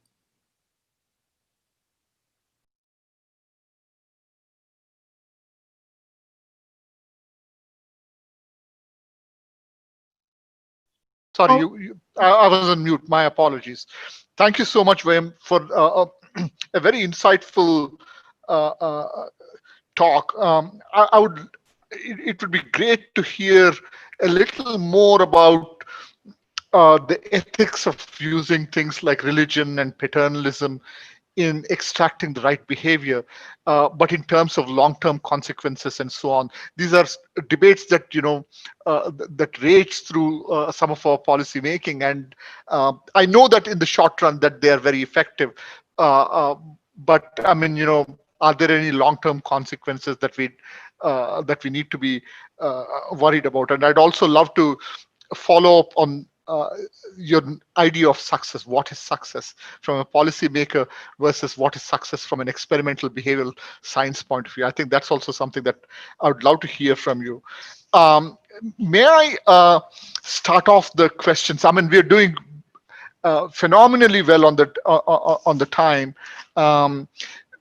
May I start off by asking a question directed at Christina. Let's start with Christina. So Christina, one of the things that, one of the key sort of intuitions, one of the key concepts that you talk about is this whole business of empirical expectations. How a knowledge about what others are doing somehow seems to be impacting what we end up doing. That's the sort of my rudimentary understanding of a really sophisticated concept. And there's also this other related question and thought that I have, and that is there's a sort of a rational choice approach to thinking about norms as expected costs on proscribed behavior, and that when you do a bad thing, your neighbor punishes you with something. Which is sort of a rational choice, which is almost sort of a Gary Becker's kind of an approach to whether the punishments are in excess of the benefits or not. And I know you challenge that. You challenge that with your, with your understanding of empirical expectations, etc. My question to you is, what is the sort of the pathway by which empirical expectations work? Is it imitation from an evolutionary point of view?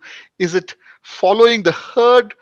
Is it an economization of producing my own new knowledge and I just follow what the herd is saying? How does it work? Can you say a little about how empirical expectations work, Christina? Thank you for the question. This is a very important question because there is a lot of confusion about that. And that's why I say doing diagnostics is very important, okay? And distinguishing between social norm, descriptive norm, and other stuff is important. But how we do that? Okay, sometimes when I want more information because I am uncertain about buying a refrigerator, what do? I go on Amazon, for example, and I look at the brand of what I want to buy, and I look at comments of people. And consumers do this more and more and more. So sometimes there is an information reason why we look and we care about what other people have done, are doing, or saying, okay? So it's called in psychology informational influence. And very often empirical expectation respond, to the need of informational influence. This is one thing. The other thing is what they have called normative influence, which is different from normative expectation. And some of you gave some interesting example of that. And normative influence means I really want to be part of that group. So in my school, I think I am a teenager, I wish I were, again, you know, all the kids have tattoos. And I want to have tattoos too. I feel I want to be one of them. And this is, I'm quoting great psychologists Deutsch and Gerard, who invented the term informational and normative influence, okay? However, normative influence means basically, I see that they do tattoos, I want to be like them, I do that too. This is very different from a social norm approach, because whether I do the tattoos or not, these people will not really care. You know, they will not punish me if I don't do the tattoo. They may think, well, you're not really part of our group, but it's more myself punishing myself for not doing that. So informational and normative influence are part of descriptive norms, of what I call descriptive norms. In a social norm proper, we also need empirical expectation, because if I don't think most people do that, why would I do it? Why would I pay tax if I think most people don't, okay? But the normative is important because social norms exist to bridge a gap between our, if you want, individualistic, selfish instincts and collective welfare. We would not have social norms if we were always in line. The individual and the collective, the individual and the group.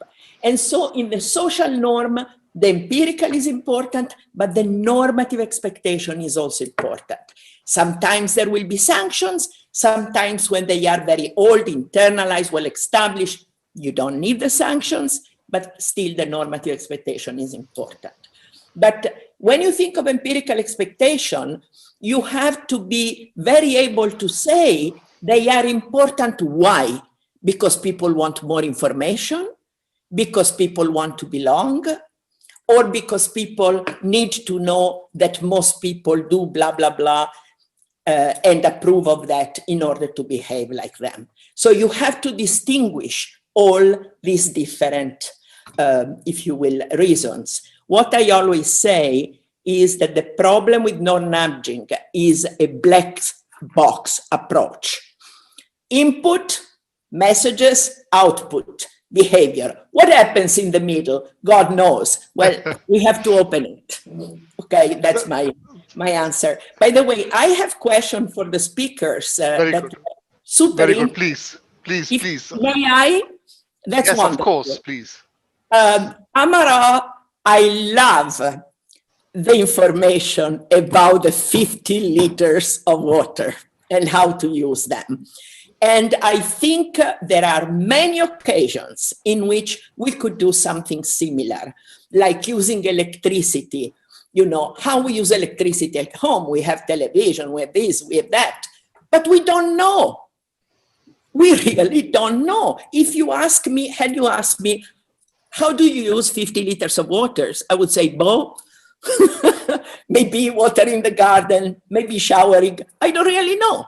So I think the lesson here is very important to give people on many occasions where we can do, it makes sense to do that, information about, you know, how much you use something and the ways in which you use it.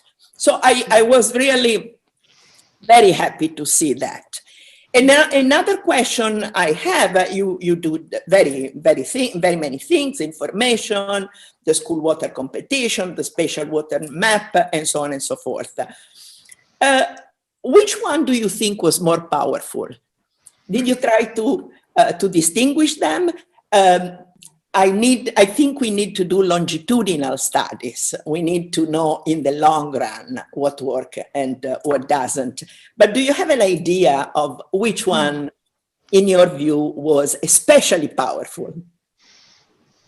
Thanks, Christina. If I may, Pavan.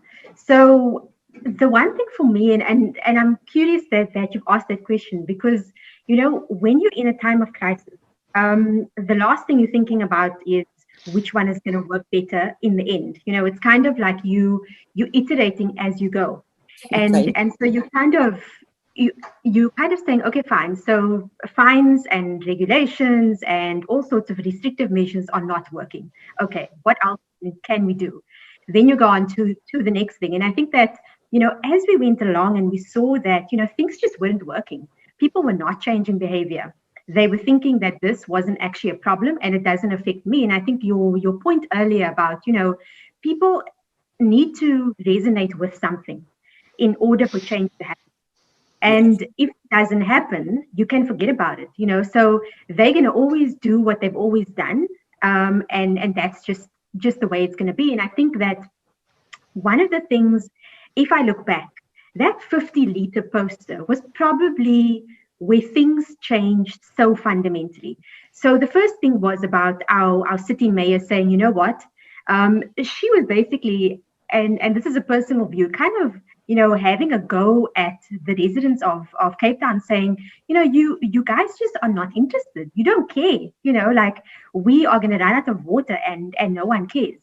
And so people started to, I mean, I certainly took note of that. And I thought, you know, this is the time where I need to shift my behavior. And so much so that, for example, I mean, if I give you a practical example about how things changed. So we were in the shower.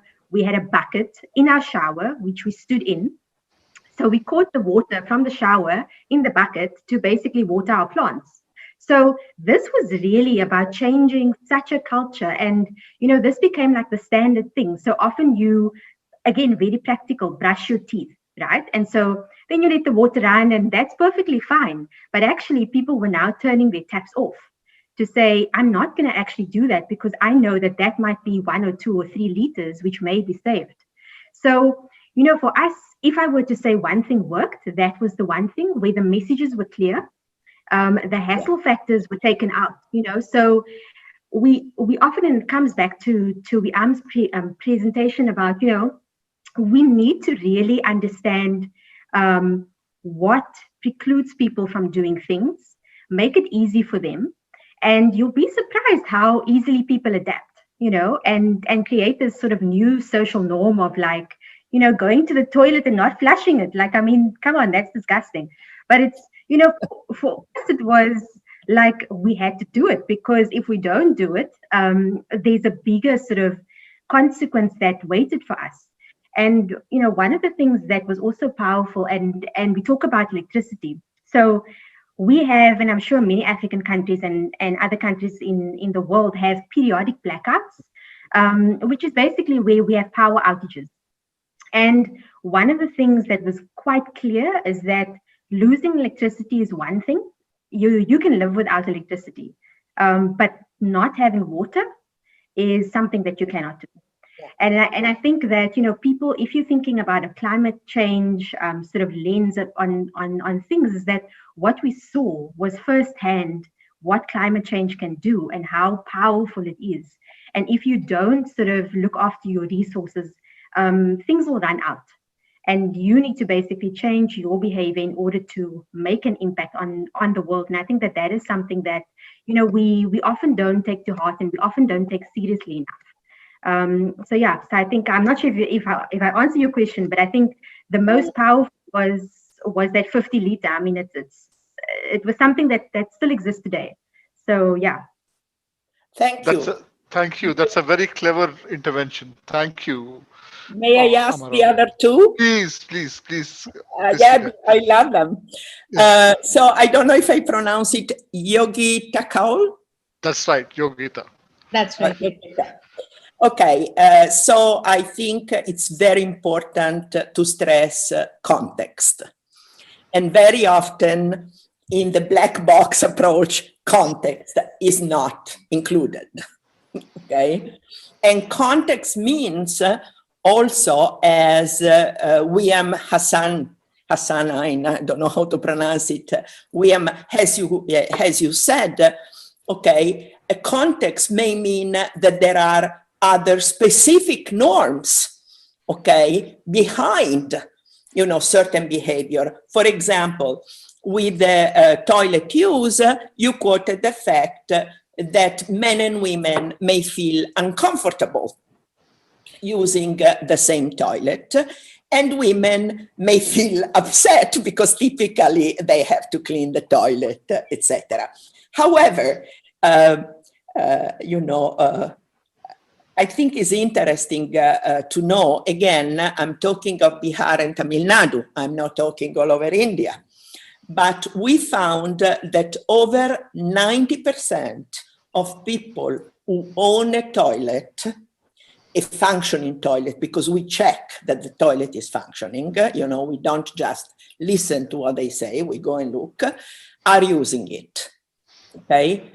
So people, men and women love toilets for obvious reasons, but men having them, use them too, even in the countryside.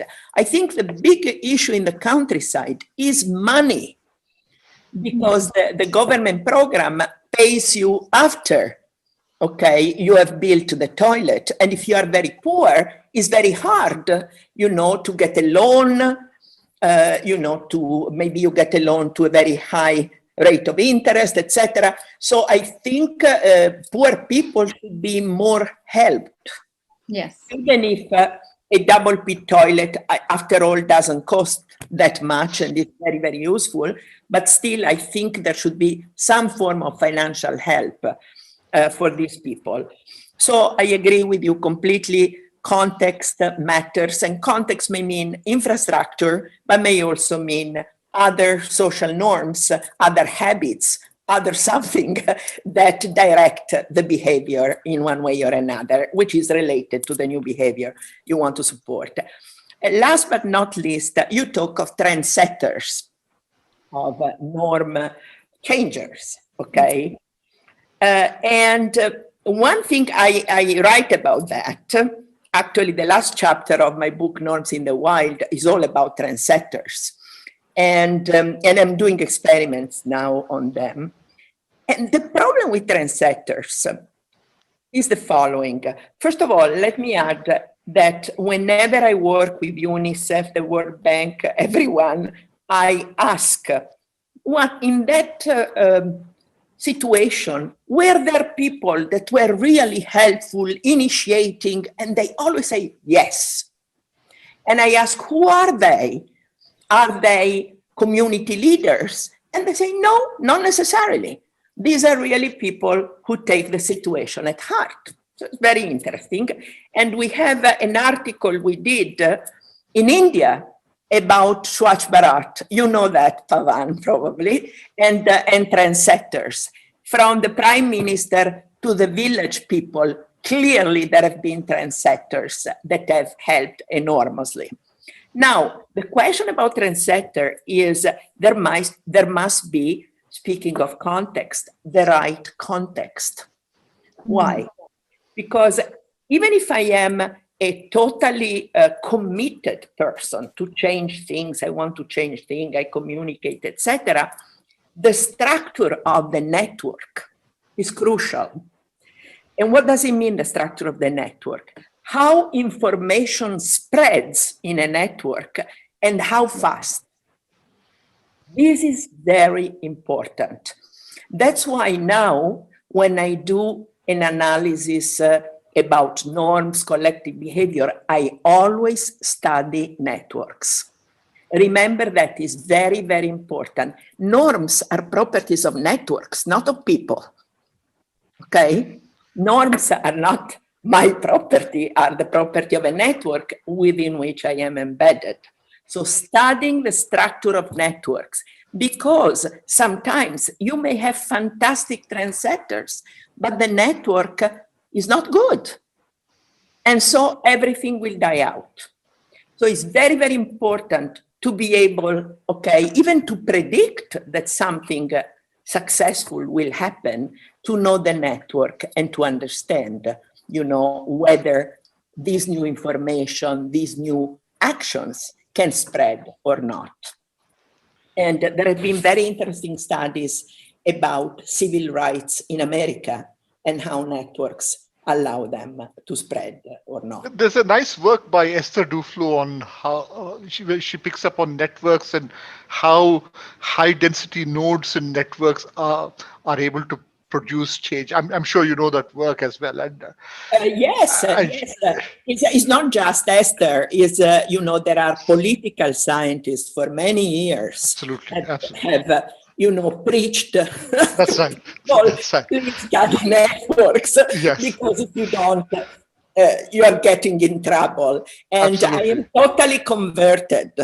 And that's what I do. And in an article, actually, I use one of the real networks that Esther and her husband identified. Brigitte, yes, I know. Actually, yes, and I use that to do a simulation on that. So absolutely crucial.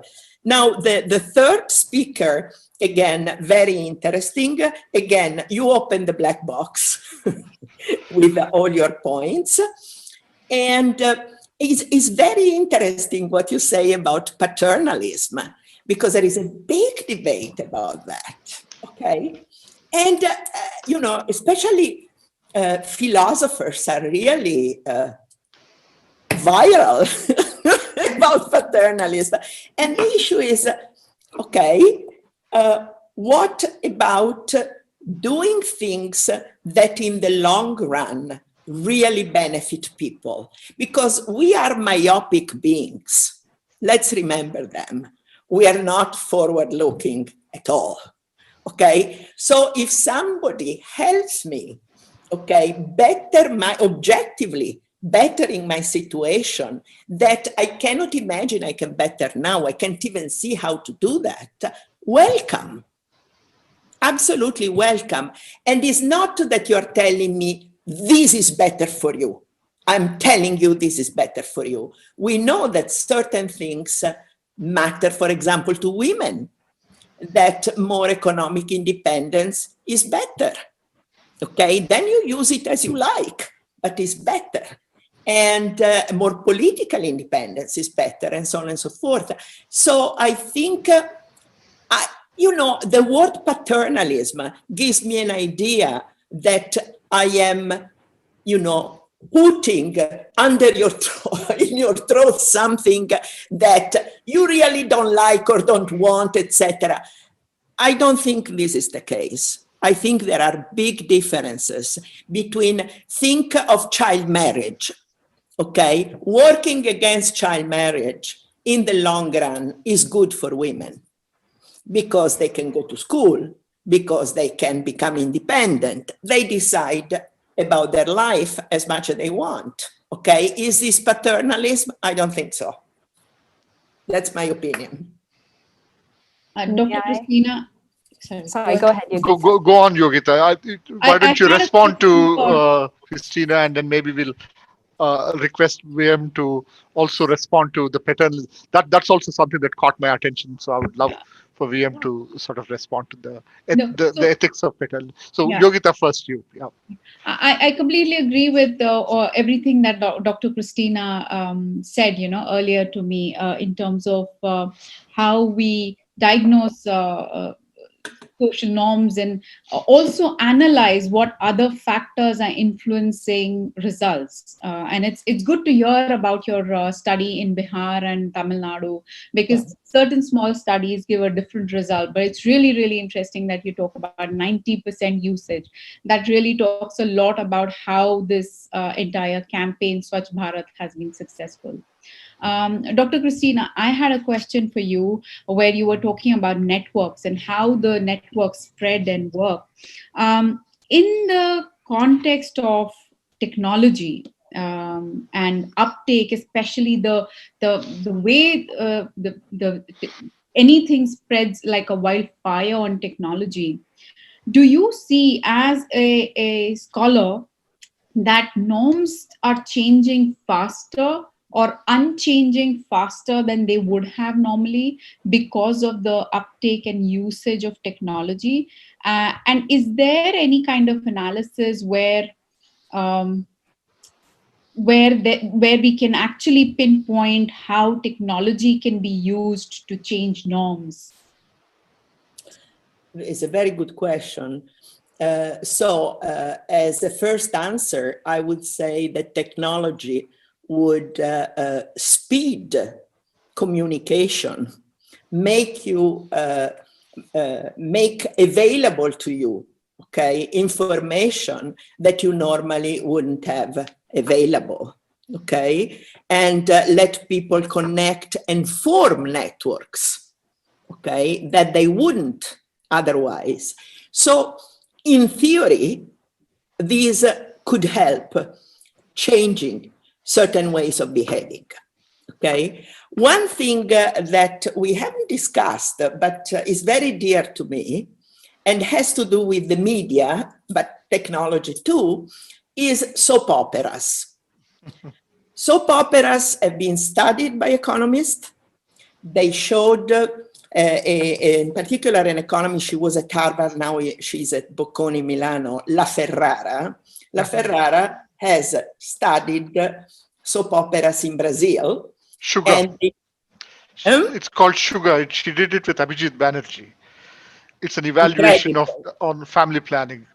Incredible. So basically the women of the age of the generation of the protagonist did change their behavior amazingly and permanently, okay, about birth control, divorce, finding a job. Another very important soap opera that had an enormous influence in Latin America was called Simplemente Maria, which was broadcasted at the beginning in Peru and then all over Latin America.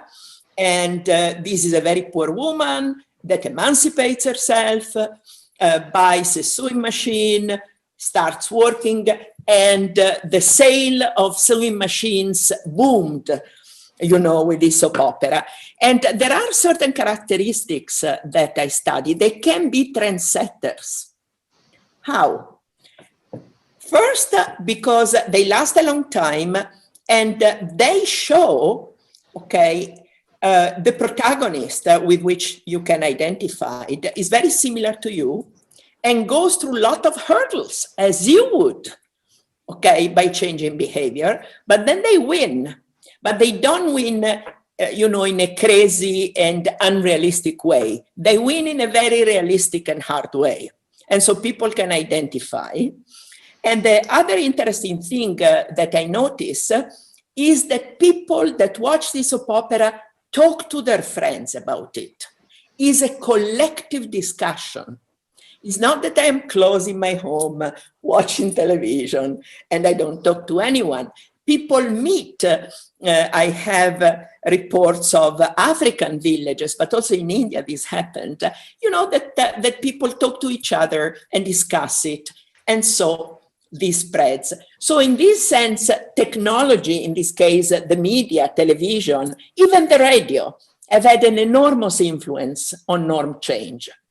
Now, when we think about internet, etc., there is a problem there.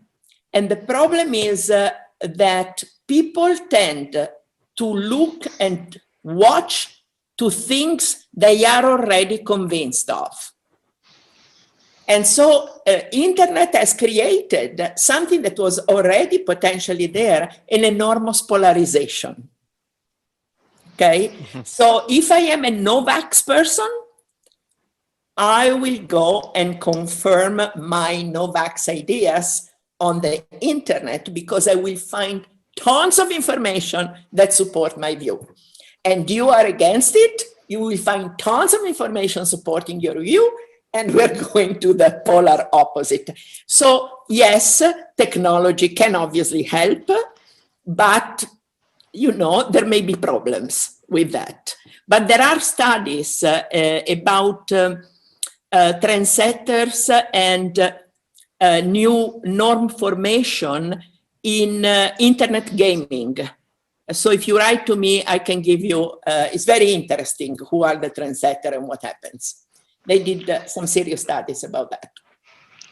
Thank you, Christina. Can we take a comment from VM on the paternalism comment that Christina made, because that's something that we debate, and we really don't know how to go about it, because on one hand, there is the promise of using it very effectively. I mean, for instance, the use of God men. I mean, India is full of God men, and we can use God men to nudge people into certain kinds of behavior, which are good perhaps. But then the question is, are we inadvertently supporting an edifice of a certain kind of a lack of rationality or blind faith and so on? Is that acceptable? So there is a serious ethical dilemma. There's a challenge there. I would love to hear your thoughts on that. Sure. So thank you both for raising the question. And, there is a debate around the use of paternalism. Let me just set the context. So I was discussing the use of paternalisms to change a social norm, and the use of paternalism in a GCC country that is set up rather differently to the weird country. So in this particular context, the social norm when it came to women in retail was that women should not work in retail. Women should not be at the cashiers. When they were first asked to do so, there was a lot of pushback. Some of them were called horrible names, et cetera, et cetera. She was viewed as committing a horrible crime just by sitting behind a till and ringing someone up, right? If we take the phasing of the retail sector, it took 7 years to get women to be at 50% of the nationals that currently work within the retail sector. And that's about 25% of the sector. That's quite a bit of employment. So over the past 7 years, it has resulted in employment, it's better for the economy, etc. And when I say paternalism can work in the right context, what I mean is if these companies were left to their own accord, they would have hired non-nationals because they are cheaper. They would have kept on hiring the men because they didn't need to give them childcare, transportation, all of the extras that are required for the women. However, when it is the law that there is a particular quota or a feminization of a sector that takes place, that forces, lack of a better word, the companies to employ them. And so this isn't paternalism in the sense that I'm taking away the autonomy of the end user.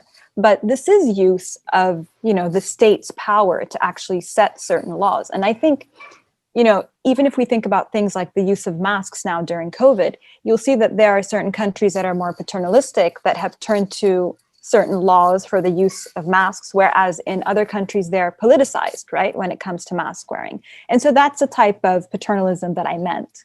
I hope that clarifies. I'm not for using unethical means, Dr. Pavan. Of course. No. I didn't mean that at all. I know. I was just looking at it from the point of view of the general equilibrium effects of an intervention, right? That's the only sort of. That is something always to consider. Yeah.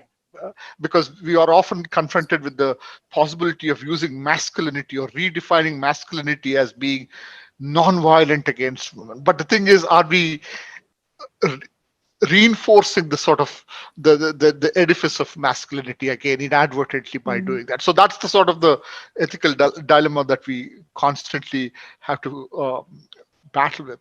So I think we've come to the end of our time. It's been a fabulous conversation.